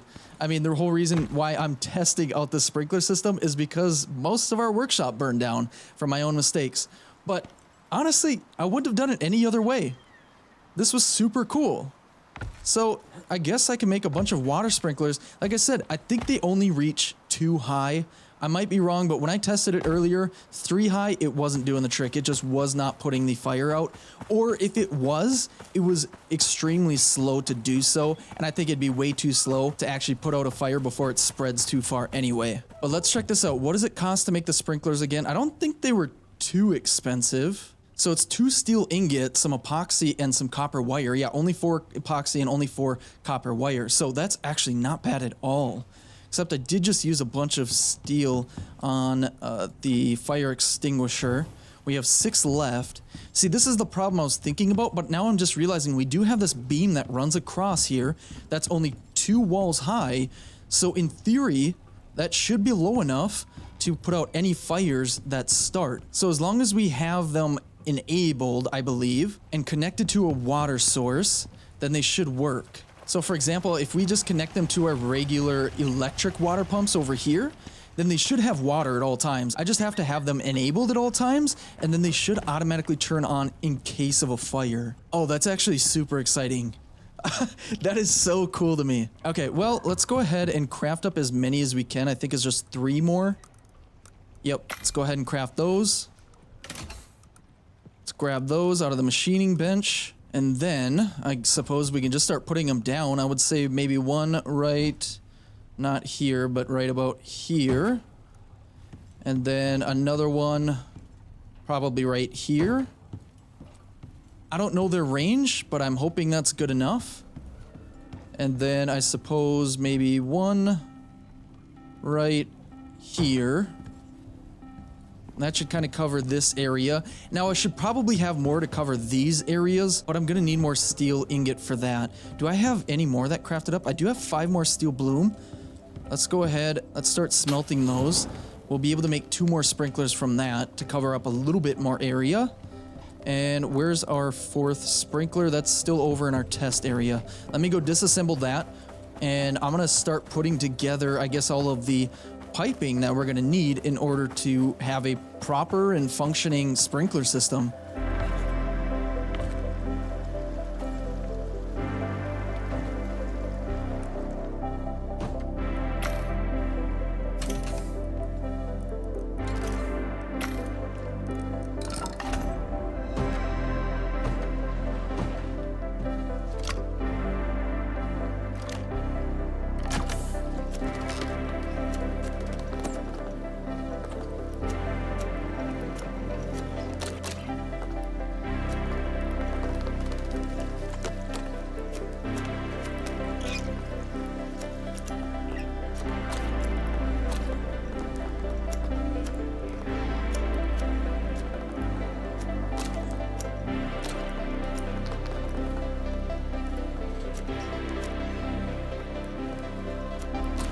Okay, I think I did it for the most part. I've got a couple things that I need to add, but I ended up finding some more steel ingot, and so I was able to craft a few more sprinklers. I've got one here right at the door. I've got one right here, a 3rd one right here. Go into this area, we've got a 4th one, a 5th one over here to protect everything that's in that corner, and then even a 6th one right here. And I believe they're all getting water. It's hard to say without actually turning them on, and I'm gonna do that here to test. I don't think that's really gonna cause any issues. I guess the worst thing it could do is water my plants up there, so I don't think I really have much to worry about. But what I ended up doing as well is I connected it to this flow meter, and I thought this flow meter would also work for water, and I think it does, but it does need electricity. So let's go ahead and grab our electricity tool, go ahead and connect that there, and we've just got a random wire right here. Don't know where it goes, but it looks like the supply is 33.96, demand is 28.50, so we're demanding less than we have of supply, so that's good. And we can switch network type. Hold on. Oh, water, here we go. Oh, so I was just on the electricity, so I don't think I actually needed the electricity, but we can switch between water and electricity. So the demand is 1460 and the supply is 2000. That's awesome. Unless I go ahead and turn on one of the sprinklers. Hold on, what is the demand here? It's 1460. I'll try and remember that. And I'm gonna try and turn on one of these sprinklers here. All right, there it goes. All right, what does it say down here? 1460. Okay, so I think whether they're on or off, it's always gonna be the same. Sweet. Is it really that easy? I'm kind of flabbergasted. Normally working with water and electricity, it's about 10 times harder, but they did a major revamp. Hold on, let me shut this off and then turn it back on, and there we go. Okay, so now if there is a fire, and I don't really want to test it in here, but if there is, these should all eventually turn on and hopefully turn on. But yeah, working with water and electricity in the past has been a complete pain in the butt, but I think with the huge rework that they did, they've made it much easier. And I cannot believe I have an entire sprinkler system set up in our base now, or at least in our workshop. Technically our base is over there, the cabin, but I'm not too worried about fires over there because number one, I actually don't even spend most of my time in the cabin, even though it's really nice. And over here, the pool, the relaxation station, don't really have to worry about fires. We just have the wood beams and that's pretty much it. I guess the sauna back here, by the way, if you haven't seen this, this is awesome. I love going in here every once in a while just to check it out. But yeah, the only wood in the entire place is just in the sauna. We've got the heater. Is that on? That's just been on this entire time. Okay. I didn't know that. But we've got enough electricity for it. We've got enough water for the entire compound we have built out here. And man, I'm just super excited about that. I don't know why. Just the fact that we are in the middle of nowhere and we're able to have this giant setup, this entire workshop right here that should hopefully be safe from fires now. We kind of did some cleaning up. It looks a lot more open now that we don't have a lot of the crafting stations. But like I said, I'll eventually put those down. Yeah, this is awesome. But it's nighttime. I'm gonna go to bed and then we're gonna finish up some things in the morning, like making some extra glass. Wait, am I gonna have enough glass? We'll figure that out. But for now, let's head back into the cabin and let's go to sleep for the night.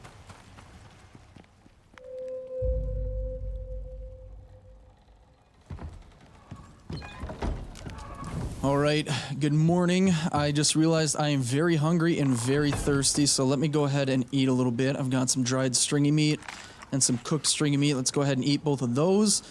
And then I do need to fill up our water, so let's go ahead and do that really quick.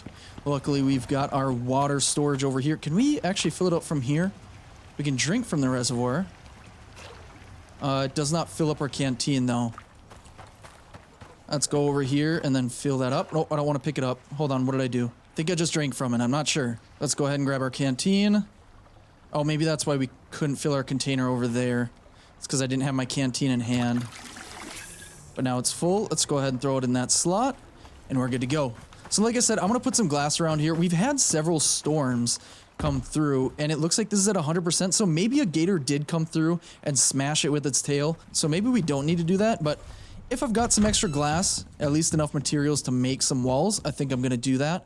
What do we have? We've got a couple of the half pitches. We've got a roof. I don't need that. But we do need some iron ingot. Shoot. I don't know if I have any left. I have 17. Let's see what we can make. Hold on. What do we need to put up? Like I said, I was going to put the 2 walls, which is going to require 1, 2, 3, 4, 5, 6 walls, and then 4 of the half pitches. So I'm not sure if I'm going to have enough. How many walls can we make? We can make 4, but that's because of our epoxy. Let's go ahead and craft those 4. Let's see. Can we make any more epoxy? We can make 21 more. Let's go ahead and do that. There we go. Let's head back over here. We can only make one more, and that's because, oh, we don't have enough glass. Okay, hold on. We've got some silica, though. Let's jump up here. That's the oxide. Let's grab the silica here. Just grab 100. We'll throw that in the smelter. That'll start up. That'll take a little bit. Wait, can we connect? We can connect water to this to make it faster.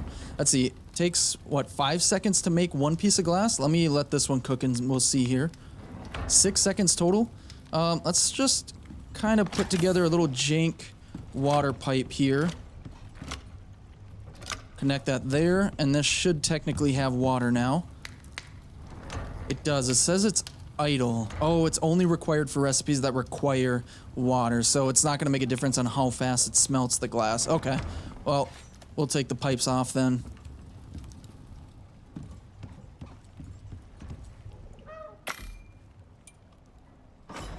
Okay, I crafted the last couple pieces of the glass wall, and I just realized if I'm not going to cover up this front, then I'm only going to need the 2 glass half pitches on the backside. So this actually might work out because we are completely out of iron anyway. So let's go ahead, throw this glass down. And there we go. Now let's double check this, make sure there's no issues. It doesn't look like there is. So I think that's totally fine. Yeah, I kind of like that. Maybe we do put a front on it eventually, but yeah, it does look a little bit naked, but maybe because it doesn't have any stairs in front either. Let's make a couple sets of stairs for that quick.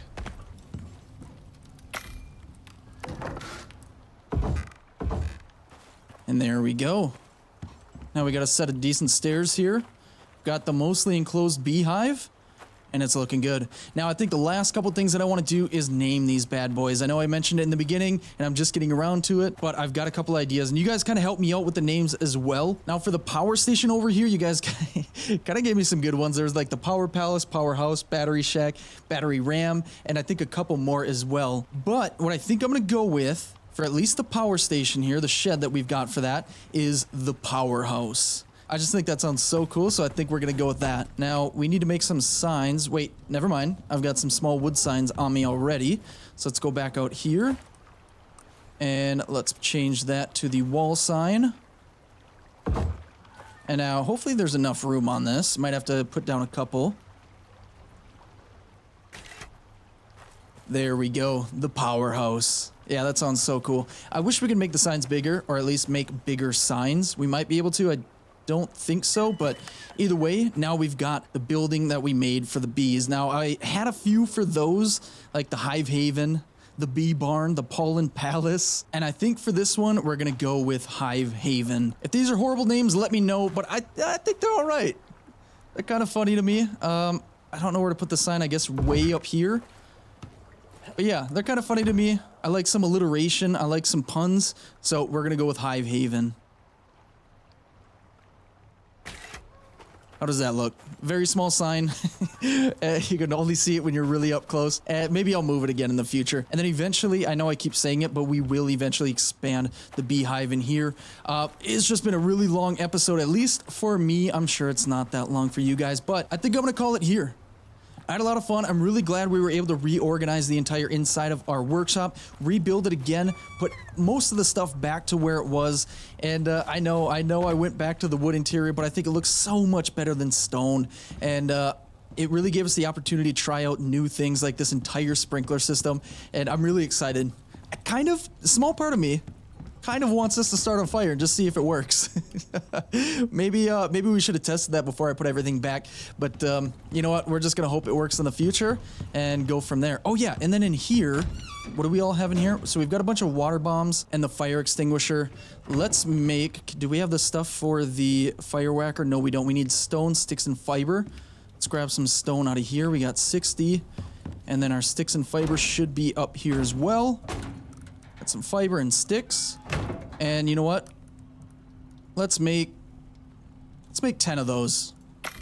I found that as I was using it, trying to put out that last fire, the durability was dropping extremely fast. So it's easier to do this, just make a bunch of them, because while we're using the fire whacker, we're using up stamina. And then in order to repair the fire whacker, we'd use up even more stamina. So we ended up waiting up. Oh gosh, hold on.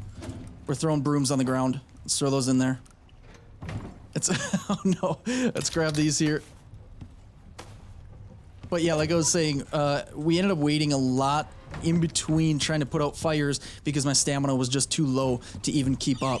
But I swear there was an advanced fire whacker, so like a better one that would have more durability.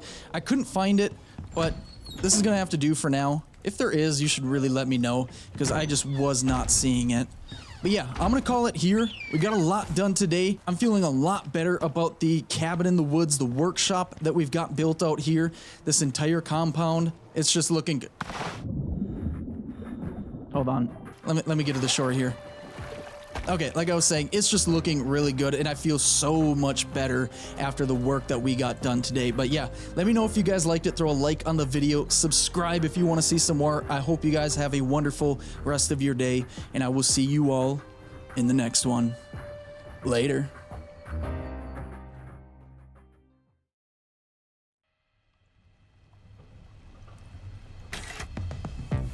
Well, all right, everyone, welcome back to the beautiful world of Icarus. We are out here on Styx, and today I've got some plans to basically focus on becoming the best beekeeper in the world. Now, how am I going to do that? Well, I'm not 100% certain. I just know that I just want to upgrade this lonely little beehive to something magnificent, and I'm going to grind until it looks amazing, and I'm going to put some plants around the edges, I think, because apparently when you have a garden or any kind of plants growing or crops growing around the beehive, it only enhances the plants. I don't know if we get more yield from them or they just grow faster or if it helps the bees at all. I'm not certain. I just know that it helps something. So I'm gonna do that as well. So we're gonna turn this lonely little hive haven into a real hive haven. Now, the first step for that is to figure out what we need to actually upgrade it all. So let's head over to the tech tree and check out the beehive wherever that may be. No pun intended. Okay, so we have everything unlocked for the beehive. So we've got the small expansion, the large expansion, the extractor, and the breeding center. So I guess we should start with the first small expansion, because I think that just sits on top of the beehive if I remember right. So we need 15 honeycomb, some refined wood, 25 aluminum ingot, and some steel screws. I think we have all of that. The aluminum I'm not certain of. Oh yeah, we've got plenty. I think we needed 25. So let's grab all of that. And then we need some steel screws. How are we sitting on that? 0 in here. And then nothing in here. Do we have any steel in here? I don't think we do. Oh, shoot. What about in here? We have 1 steel ingot. Well, let's go ahead and make some steel screws out of that 1 that we have left. We'll probably have to do some mining. I feel like I say that every episode now, and then I end up not really doing it. But for this, I don't know what it all entails to create everything, but I'm sure we'll have to do at least a little bit of mining. Anyway, we need some refined wood, which I have 0 of.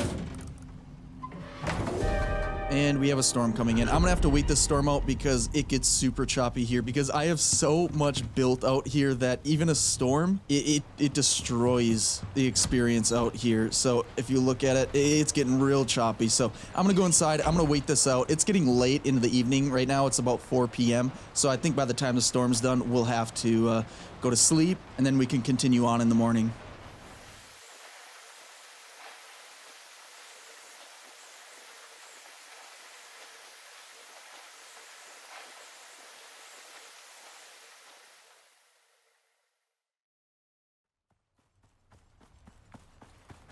Well, all right, it is a beautiful morning, and I'm just heading off to the tree line over here since I've chopped down virtually every tree in this area. I don't know if that was a great idea. I maybe should have left some around, but we need to chop down some trees so that we can turn that into refined wood, and then we're going to be able to use that refined wood to make the new beehive expansion, and then I'm sure we're going to need to do a bunch more mining or crafting at the very least to craft up the right materials for the rest of the expansions, whatever they may be. So, excuse me, Mr. Buffalo. I'm gonna start chopping and we'll see how this goes.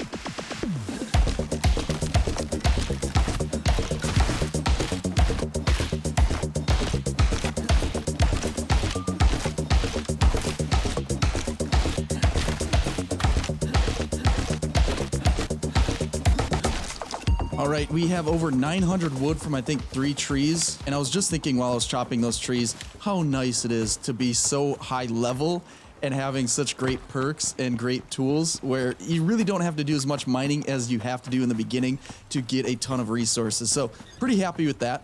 Though I don't mind mining and I don't mind chopping down trees, things like that. I think that's actually a lot of fun. That's probably one of my favorite parts out here on Icarus.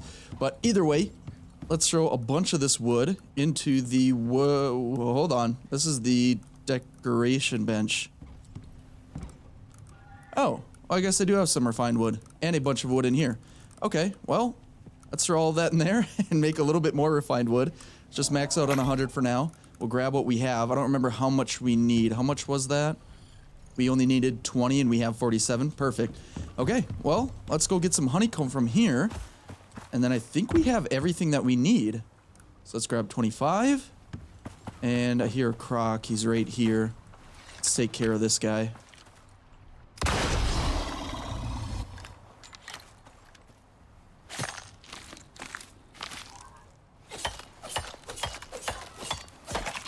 All right, now I think we can just go straight to the fabricator because I don't know if you guys saw my Prometheus episode, but there's been a new change with how the crafting works. Everything that we can craft in the workbench and the machining bench, I believe we can now craft into the fabricator. So let's search. Here we go. The small beehive expansion.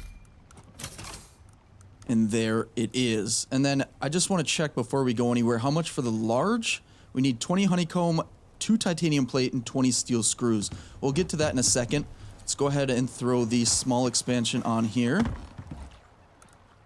And there we go. Yeah, just adds it right on top here. Now, we have 3 more slots. The large expansion is right here, and then the other 2 expansions are on either side. So that's the extractor and the breeding center. I think we go with the large beehive expansion first. I think we've got everything for that. Oh, hold on. Need to grab some more honeycomb. And then we need 2 titanium plates. Do we have any of those crafted up? I feel like we do somewhere. We've got platinum sheaths, composites. Let's check the storage over here. No. I don't know where I would have put it if I did make those. Maybe in here? Because if you don't know, I'm a little bit unorganized right now because this entire workshop burned down just a few episodes ago. So everything's still a little bit disorganized, but I mainly have everything kind of back in place. But I guess I don't have any of those titanium plates. Now, in order to make the titanium plates, we need 3 iron ingot for just 1. So for 2 of them, we'll need 6. Now, I don't think we have that many. Let me check here. We have 4. Shoot. Yeah, we actually do need to go on a mining run. We need to find some titanium. Okay, well, let me offload on whatever I have here. Try and empty out our inventory as much as I can, and then we'll go on a little mining run. And I also just realized that my oxygen tank is completely empty. So I just want to grab whatever oxide that I have, which isn't much. I probably need to pick some up along the way too when we go on this little mining run. But yeah, we're completely empty. So let's go ahead and throw this in here. Or whatever oxide we have. So that's almost full. We got about 81 in there right now. And then let's throw the sulfur that we have. So we have 36 for fuel. So we'll let this fill up. Then we'll grab our bird and then we'll head out.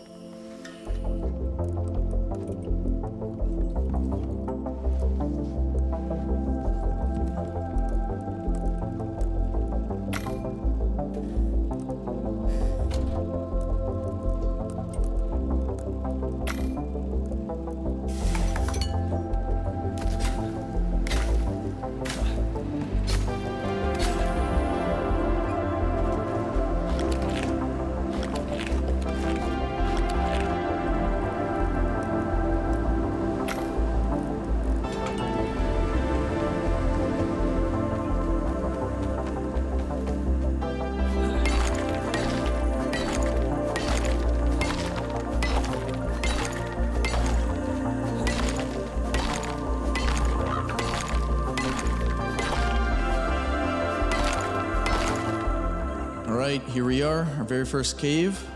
I was hitting some nodes along the way of both oxide and silica, and the reason for that is because number one, I'm not really concerned about the weight and how much stuff I have in my inventory, because all I'm really here for is titanium, but I'm trying to wait for some worms to come out. Get away from me, guys. Can I hit him with my axe? I don't think so. My knife? Hey, I didn't know they could attack my bird. I cannot reach these guys. Here, let's bring you in a little bit. I don't think there's any nodes here that we need. What do we got here? That's some platinum. We don't need platinum right now. Oh, we got some exotics. I probably want that. Let's try and take out this beehive. Get stung a little bit. Grab everything from there. Let's get our bird out of here. For some reason, I can't kill the bees, so I'm just going to try and take out their hive and then get out of here after I get the exotics. Oh, no. Can I not get out? Come on. There we go. Get away from me. Did I get him? Okay, I think I got him there. All right, we're suffering from bee stings, but I think we're going to be okay. So let's get these exotics, and then we'll get the heck out of this cave. And then I think there's one actually pretty nearby, but I'm wondering if I emptied that one out as well. I might have to take that thumper over here and regenerate all the nodes. But, hey, we got some exotics. That'll give us some more currency. So I'm happy with that, I guess. Wait, hold on. What is this node? That's some silica. Okay. All right, let's keep going. And you know what? Before I go any further, I'm just going to grab some sticks and fiber. And that way we can build some platforms in the caves in case there's any hard to reach areas, like the beehives, for example. I don't think I really need any more, especially since we're going to be upgrading the beehives today. And essentially, we're going to be creating an environment where it's just unlimited bees, unlimited honeycomb, all that stuff. So I'm not super worried about it. But we're right at the next cave, so I'm going to jump off this guy, and let's craft up some ramps. Let's just do 3 for now, and maybe a couple floors. And then we'll throw away some of the spare that we don't need. And what we're going to do is we're going to take this antibiotic pill, because that's going to prevent us from getting pneumonia when we're in there. And I think even... Oh, no, I don't... I was going to say I thought it was going to be preventing poisoning from the worms, but it's just food poisoning and wound infections. But I'm wondering, does that stop me from getting food poisoning from infected water? Because now with the latest change out here in Icarus, water is dirty by default and we have to purify it, which I haven't done out here on Styx just yet. I only have dirty rainwater, so I'm not actively drinking my water. I'm keeping it in my inventory and only drinking it when I need it, instead of having it in my water slot where I'm constantly refilling it. Because if I did that, we would constantly have the modifier saying we have a 5% chance to get dysentery. So I'm hoping to kind of avoid it that way. What I'm going to do is I'm going to put this ramp and floor down in my hotbar. We're going to bring this guy in here, and hopefully we don't have to worry about any cave worms, but I'm sure we will. Oh yeah, speak of the devil. Luckily, with the weapons and tools that we have, they're pretty easy to kill. I don't need any of their skin anymore, or their poison sacs, or at least not right now. All right, anyone else? This cave is looking pretty darn empty, though. So, pretty sure I've emptied this one out. There is a gold... Oh, hold on. Take those guys out. Grab my arrow back. Right here. But yeah, there is a gold deposit in here. Don't really need that just yet. There's a beehive here. Yeah, see, this is where I need to use the ramp, because it is a pain sometimes getting through these caves. Grab everything from there.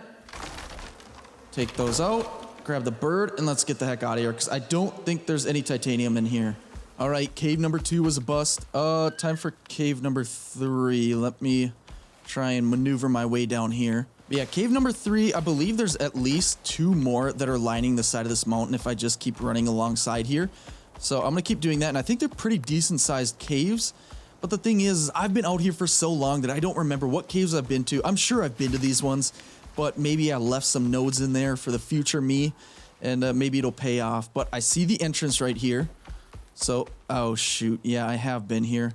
I'm gonna run in there really quick. I'm gonna leave this guy out here, so you stay. I'm just gonna run in and run out. And it is looking pretty bare. Oh, wait, hold on. Titanium ore, here we go.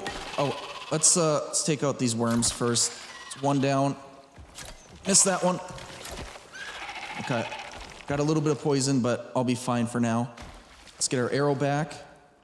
Now, it takes quite a bit of titanium ore to smelt down, and then from there it takes 3 smelted titanium in order to get 1 titanium sheath. Let's kill him and him. Let's get our arrow back. And we do have some exotics. Let's take this node. And I do hear a beehive buzzing just to my right. I don't know if I'm really going to bother with it. We have a ton, so I don't think it's really a necessity. And I'm doubting that there's going to be any more titanium in here, but let me go up here just in case, just to check. If I can jump up. Come on, there we go. Yeah, it looks pretty empty up there. Okay, well, there was one node, so that's pretty good. What do we got here? We have a platinum deposit. All right, well, let's keep going. Cave number 4. Let's see if we left any titanium in this next one, and fingers crossed. Oh, here we go. I do not think I've touched this one, considering that we have no entrance to it. So let's bust this bad boy open. We're going to get a ton of stone from this, which I'm just going to throw on the ground because I don't need any stone right now. And I'm wondering, I know in the past, when we have the 1% chance to destroy an entire node and take all of its resources, in the past, that worked on these walls. So you would end up destroying this entire wall, getting an absurd amount of stone on you. And I don't think that's the case anymore because it hasn't happened to me. But I don't know, it's a 1% chance. It might still happen. But either way, let's get this cave checked out. Let's clear out this walkway. Yeah, we're overweight. Got a couple more hits here, and we'll just throw this stone on the ground. Like I said, we don't need it. We got plenty of stone nodes. But let's see. Looks untouched so far. Let me take my rifle out, just so we can kill these guys really quickly. I don't really want to waste any time. I do see one up there. Got some iron and copper. Let's take him out. Let's go up here, grab this titanium node. Take a rifle back out, and let's see if there's anything else in here. It's actually looking pretty bare. Oh, hello. Okay. I don't see... Ah, these are so hard to navigate sometimes. Get away from me, bees. Yeah, I'm not seeing anything else, though. Okay, let's get out of this cave, and then I'm going to check to see how much titanium we have. Get away from me! Okay, got him. Goodness, those things can be annoying. All right, let's check our inventory. How many titanium ore do we have? We have 78. I think that's more than enough. I think it takes 5 titanium to smelt down into 1 ore. Without doing the math, I think we have enough. So, let's make the trek back. Wait, actually, hold on. Are we going to need more titanium? We are. We're going to need 2 more for the extractor. And then we're going to need platinum sheath for the breeding center. Let me actually try and do the math here really quick. Okay, so I just did some quick math. We have a total of 78 titanium ore. To make it easier on myself, I knocked that down to 75 because they smelt down at 5 at a time. So 75 ore smelts down to 15 ingots. And then out of 15 ingots, we'll be able to make 5 more titanium plates. I think I've been calling them sheets or sheaths, but they are plates. But yeah, we'll be able to make 5 more plates, which is more than enough. I mean, just barely more than enough, but enough. So let's get back there. We have everything we need, and we'll start building up this beehive. All right, I'm just making it back to camp. Well, I don't know if we could call it camp anymore. It's more of just a compound because it's so massive. And it is getting dark. It's about 5:45 p.m. And I was just thinking along the way how happy I am that we have this bird. If I was making this trek on foot, it would take so much longer. This bird is so darn fast. I am so happy that we have animals out here to ride, to use as a mode of transportation. And I would highly recommend anyone to get a bird and tame it. I mean, in Icarus. But it's by far the best and easiest way to get around. They might die occasionally. Definitely not speaking from experience on that. I've never lost a bird out here or any kind of animal, but they're 100% worth it. But either way, let's get this guy into the safety of his little home here. And I still gotta fix the glass on the sides, but we'll do that another time. Maybe, I'm not sure. We'll talk about that in a second. But we made it back. Let's go ahead and throw all of the titanium ore in here. We'll get all of that smelted up. It takes 50 seconds to smelt down 1. And like I said, it takes 5 ore just to smelt down 1. So it's going to take quite a while here. I'm going to let that do its thing. I'm going to drop off these bees, I think, into their new home, or maybe not. Maybe I make a bee storage. Yeah, I think we do that. I think we just use this empty cabinet as bee storage. Hold on, we've got a wolf down here. Let's go, buddy. Well, that's easy. Like I said, it's so nice having all these upgraded tools and weapons. It's so easy to kill animals now. I mean, most animals. We've got some bigger creatures out here that are a little bit more difficult, but for the most part, fighting out here is not much of a challenge anymore. And now we are low on water, so let's go ahead and take a drink. Like I said, since it is rainwater, it's got the 5% chance of dysentery for the next 300 seconds, but I think we'll be fine. I haven't gotten it yet, but I haven't been out here that long to experience the chance for it. But either way, we've got some exotics in our inventory. I say we go ahead, go up here, and I think we have to go to the orbital exchange interface. Go ahead and request a drop pod. That's not dropping down on my workshop, is it? No, it's not. Okay. I was getting a little bit too close for comfort, but what I'm gonna have to do right now is take out this bear that's in our way. Yep, quick and easy. I love this rifle so much. It's so powerful. So let's go ahead. Let's throw all these in here. Deliver that to the station. And we just got 53 exotics. And we can convert those exotics into currency so that we can buy stuff. Or I think we have to use the exotics as currency as well. But either way, let's go inside here. I think I'm going to wait the night out and just wait for these things to smelt down because we only have 2. And it's going to take a while, like I said. And now, a second ago, I said I might repair the walls on this. And the reason for that is because I'm not sure how much longer I'm gonna be out here on Styx.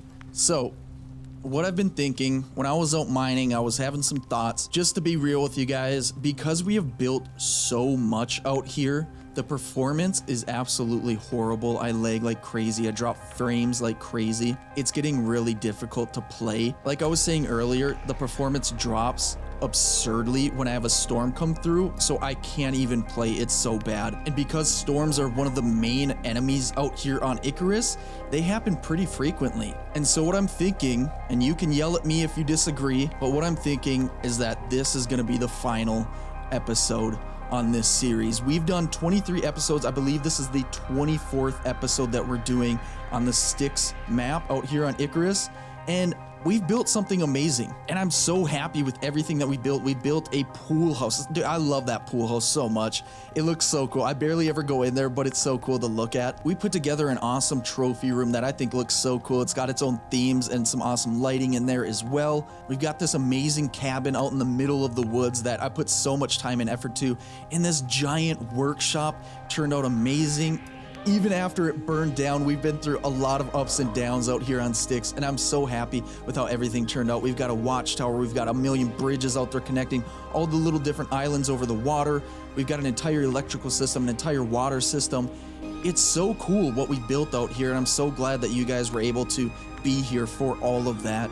But like I said, I think it's time to end this series, and I think I might even put together an entire compilation of every single episode into one video. I don't even know if that's possible. I don't know if YouTube will even allow me to do that with the length. I think it'd probably be around 24 hours for the entire video if I put every single video back to back. And that idea was inspired by Guns, Nerds, and Steel. If you guys don't know who that is, definitely go check out his channel. I'll throw a link for him in the description. But yeah, I think we built something awesome out here, and I think it's about that time to bring it to an end. So I think at the end of the day, when we're done building this awesome beehive, we're gonna go over everything, check out all the builds that we made, and I think that's where we say goodbye to this series. Now, I'm not done with Icarus, I'll tell you that right now. Number one, the Prometheus series is still gonna be ongoing. I think we have a lot of adventures to be had in that series, and I'm thinking about either coming back on Styx and building somewhere else, or even going to the original map out on Icarus, which is Olympus, and starting out there. It's actually an easier map in terms of like the enemies and difficulty out there,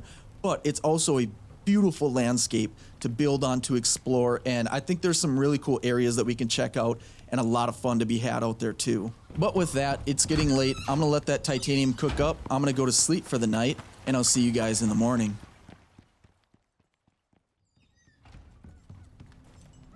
All right, it is the next morning. I'm gonna drop off a bunch of the silica, a bunch of this oxide. Oh, we did not have any at all. I'm glad I got a bunch there. And a bunch of the sulfur. We'll sort that. Do we need anything else? No, I don't think so. It's just kind of a bunch of random stuff. Now let's see where we're at here. We've got 10 total. Let's grab 10 titanium. And how many do we have left? We got about 5 more, I think. 5 or 6 to cook up. Let's go over here. Search for titanium. Make 3. We'll grab 2 of them. Well, actually, I don't need to grab 2 of them.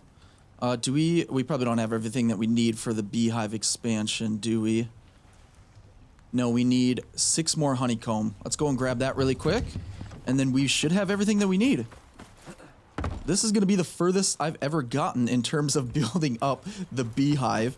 So I'm kind of excited to see how it looks when it's all built up together.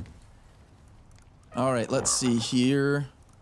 Where is it at? Yeah, so there's so many more things in here because, like I said, everything that we could build in the machining bench and the workbench are now included in the fabricator. But let's go ahead and craft this bad boy up, the large beehive expansion. Grab that. And then what was the other one? It was the breeder, which requires some platinum sheaths, some beeswax. See, I don't have beeswax. I got to figure out how to make that. I think we can, though. And then there's the beehive extractor, which needs 1 more titanium plate, which we should be able to get here in a second, some copper wire, glass, and 8 electronics, which I might have to grind a little bit for the electronics. But let's go ahead. Go over here. Add that. How does that look? Oh, it just builds up. I didn't know if it was going to build up and around or what, but that goes straight up. So now if we interact with it, what can we all do? So we still have to upgrade to unlock the breeding center, and this requires the extractor down here. So far, this is looking like a cyborg type of beehive with the metal and everything, with just the regular normal beehive made out of wood and everything, and then the giant metal housing on top with apparently some electronics in it. I didn't realize that was a thing. Okay. Oh, yeah, that's right. I think it does require some electricity as well once we start upgrading some more. But let's go over here. Let's grab 3 more titanium ingot. Jump over here. Search titanium plates. Let's just make as many as we can, which is 1. And then we need some platinum sheaths, which we have 25 right here, which I think is exactly how much we needed. So let's go ahead and throw the platinum sheaths in there. And then we need some copper wire, 3 glass, and 8 electronics. Do we have any electronics in here? Shoot, no we don't. Got a bunch of gold wire. We need copper. Do we have copper? We've got a little bit. I don't know if we're going to have enough. What about in here? Nothing. Oh, shoot. You only have 1 copper ore. Maybe I should have mined some copper as well. Well, let's go ahead and make as many copper wire as we can.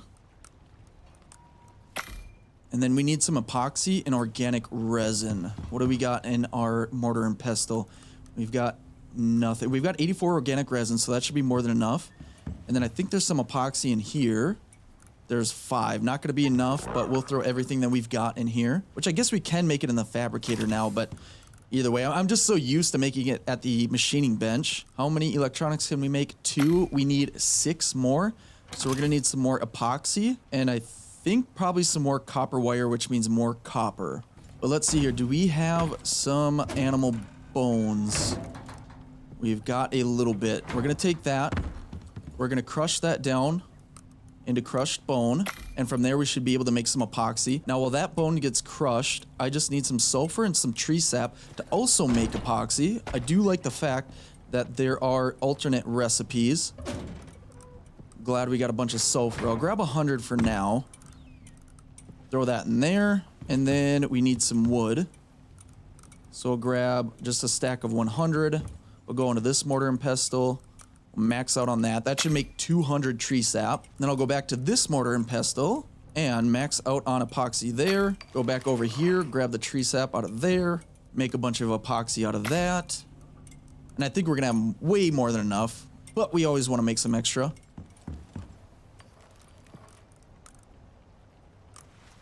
Oh, hold on. Wait, we have more than enough. So I'm crafting up 7 more electronics. That's 1 more than we actually needed. And there we go. So, do we have everything on us that we need? No, we don't. Oh, we need that copper wire. Oh, shoot. I used a bunch on that last electronic. Oh no. Oh no, I used all the copper wire. Okay, well, do we have any glass at least? We don't technically, but we could get rid of the glass window and glass roof.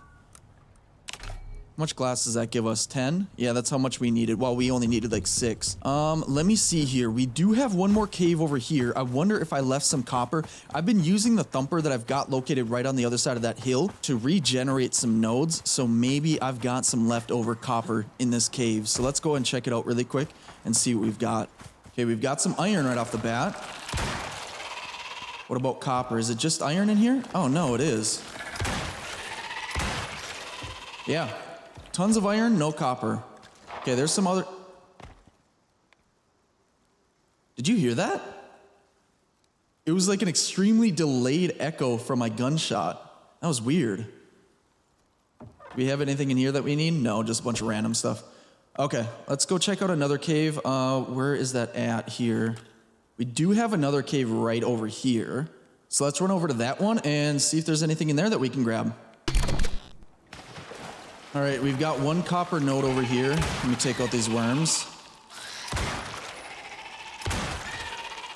But this seems to be the only copper node that I can find. I might see one right over there. Hold on. Oh, there's a third one. Okay, I think we're gonna have more than enough. Let's take these out. We'll run back, smelt it down, make some copper wire. And like I said, I think that's gonna be everything that we need.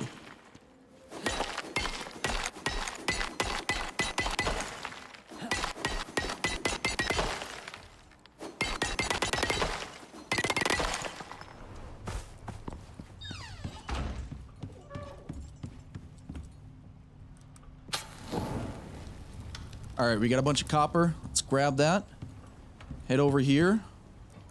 Just throw it all in there.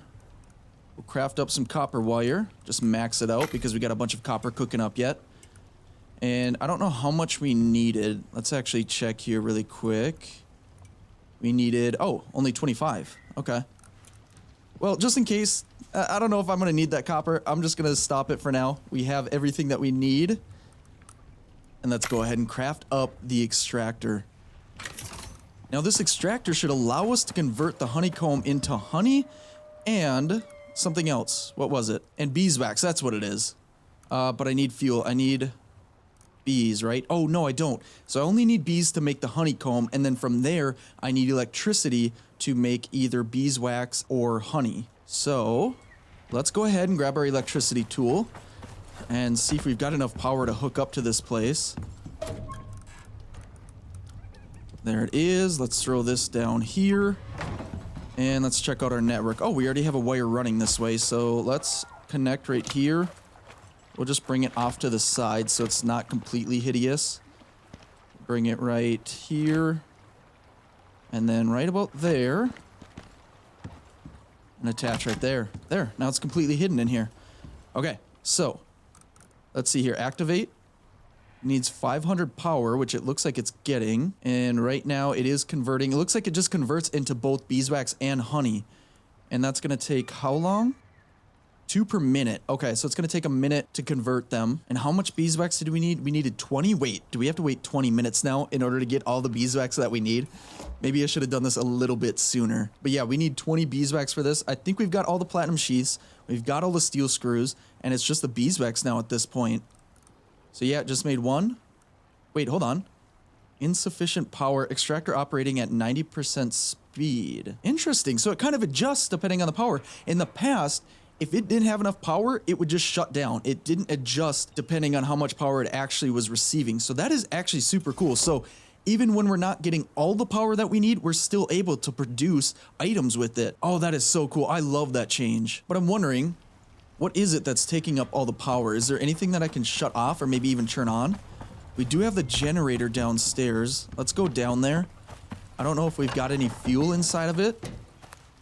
No, we don't. We need some biofuel. Oh no, I don't know where or even if I have any biofuel stored. Oh yeah, we've got a ton. We've got 3 cans, well 2.5. So let's go down here, throw that in there, turn it on. And I'm thinking it's connected to the whole network. If we go and check out the monitor here, supply is 8590, demand is only 1350. So let's go over here and check to see if it's running at 100%.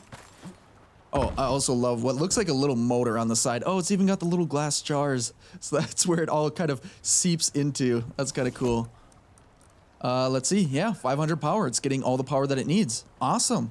And so we already have 4, so I guess I'm just gonna kind of wait this out. Well, in the meantime, I could put some plants around it. Let's go ahead and do that. So for a wood crop plot, we need 8 wood and 10 sulfur. Let's grab pretty much half the sulfur. And then a bunch of wood. We'll just throw all of that into here so it's not taking up inventory space. Max that out. 15, no, we do not need 15. We'll just do 6 right now. I don't even think we'll need that many. And then what we're going to do is we're going to head over to our garden or our greenhouse, which we haven't really been to in quite a while. I guess we haven't really needed it. The only time that I do go in there is when I need to feed the animals. I'll come in here, grab some of the plants, and bring them to the animals. But we've got a ton of seeds. I think we just do some flowers. Does the gorse tea seed count as a flower, I wonder? Because it does make the yellow flowers. Let's grab those. And then let's grab some reed flowers as well. Yeah, we'll go with those two. I'll close myself into the greenhouse. And then I'll close myself out of the base. Oh my goodness. Yeah, doors are difficult. Have you guys ever tried using a door? It's so confusing. Which way is it going to open? Which way is it going to close? It's always going to change. All right. Let's go. I'm getting distracted. Let's see how many I've crafted up. Oh, all of them. Okay, let's just grab all of them. Open up our inventory. Throw everything that we don't need up into our actual backpack. And the rest of the crop plots down into our hotbar. We'll head over here. And then we'll start placing some down.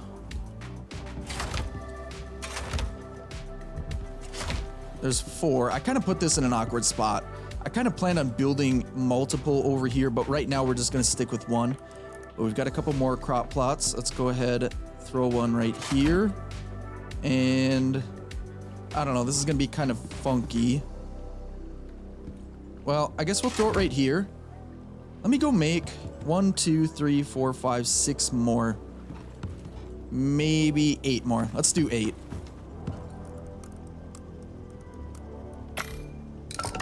All right, we've got 8 more. Hold on, let me throw some down into my hotbar quick. There we go. And I think we're just gonna fill this entire thing out. We have a croc nearby.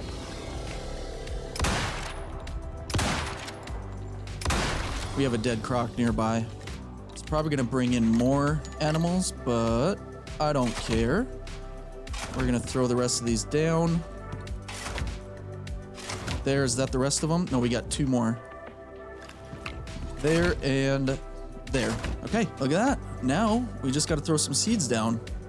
And, oh wait, I only have 1 gorse tea seed. Throw that down. Let's go grab the rest of them.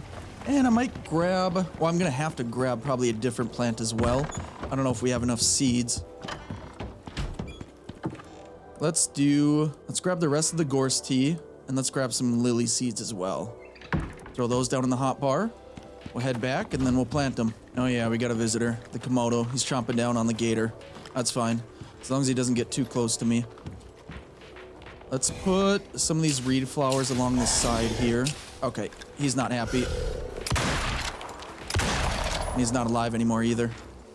All right, now let's finish putting these down.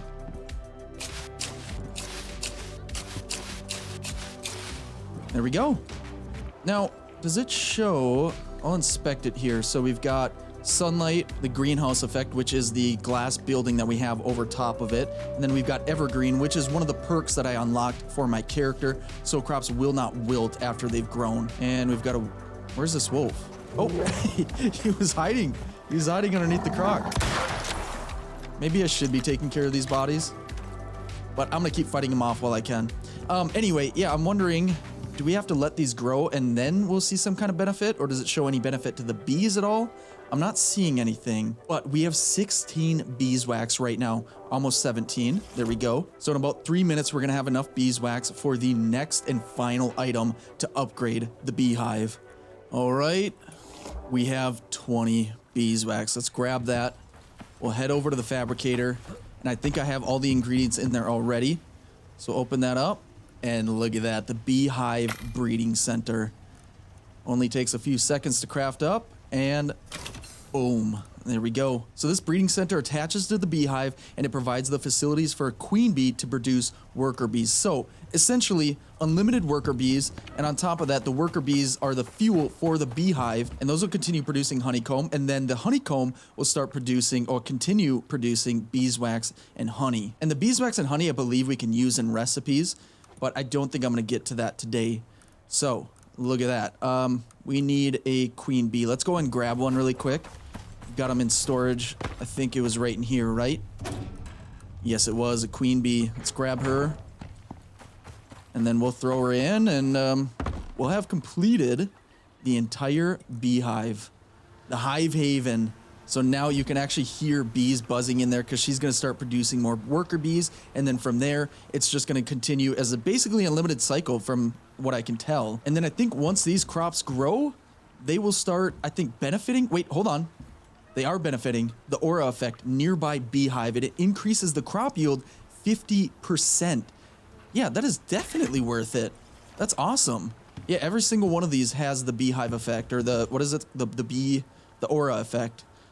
Okay, that's pretty cool. That's really good to know for the future. So now it really is a hive haven.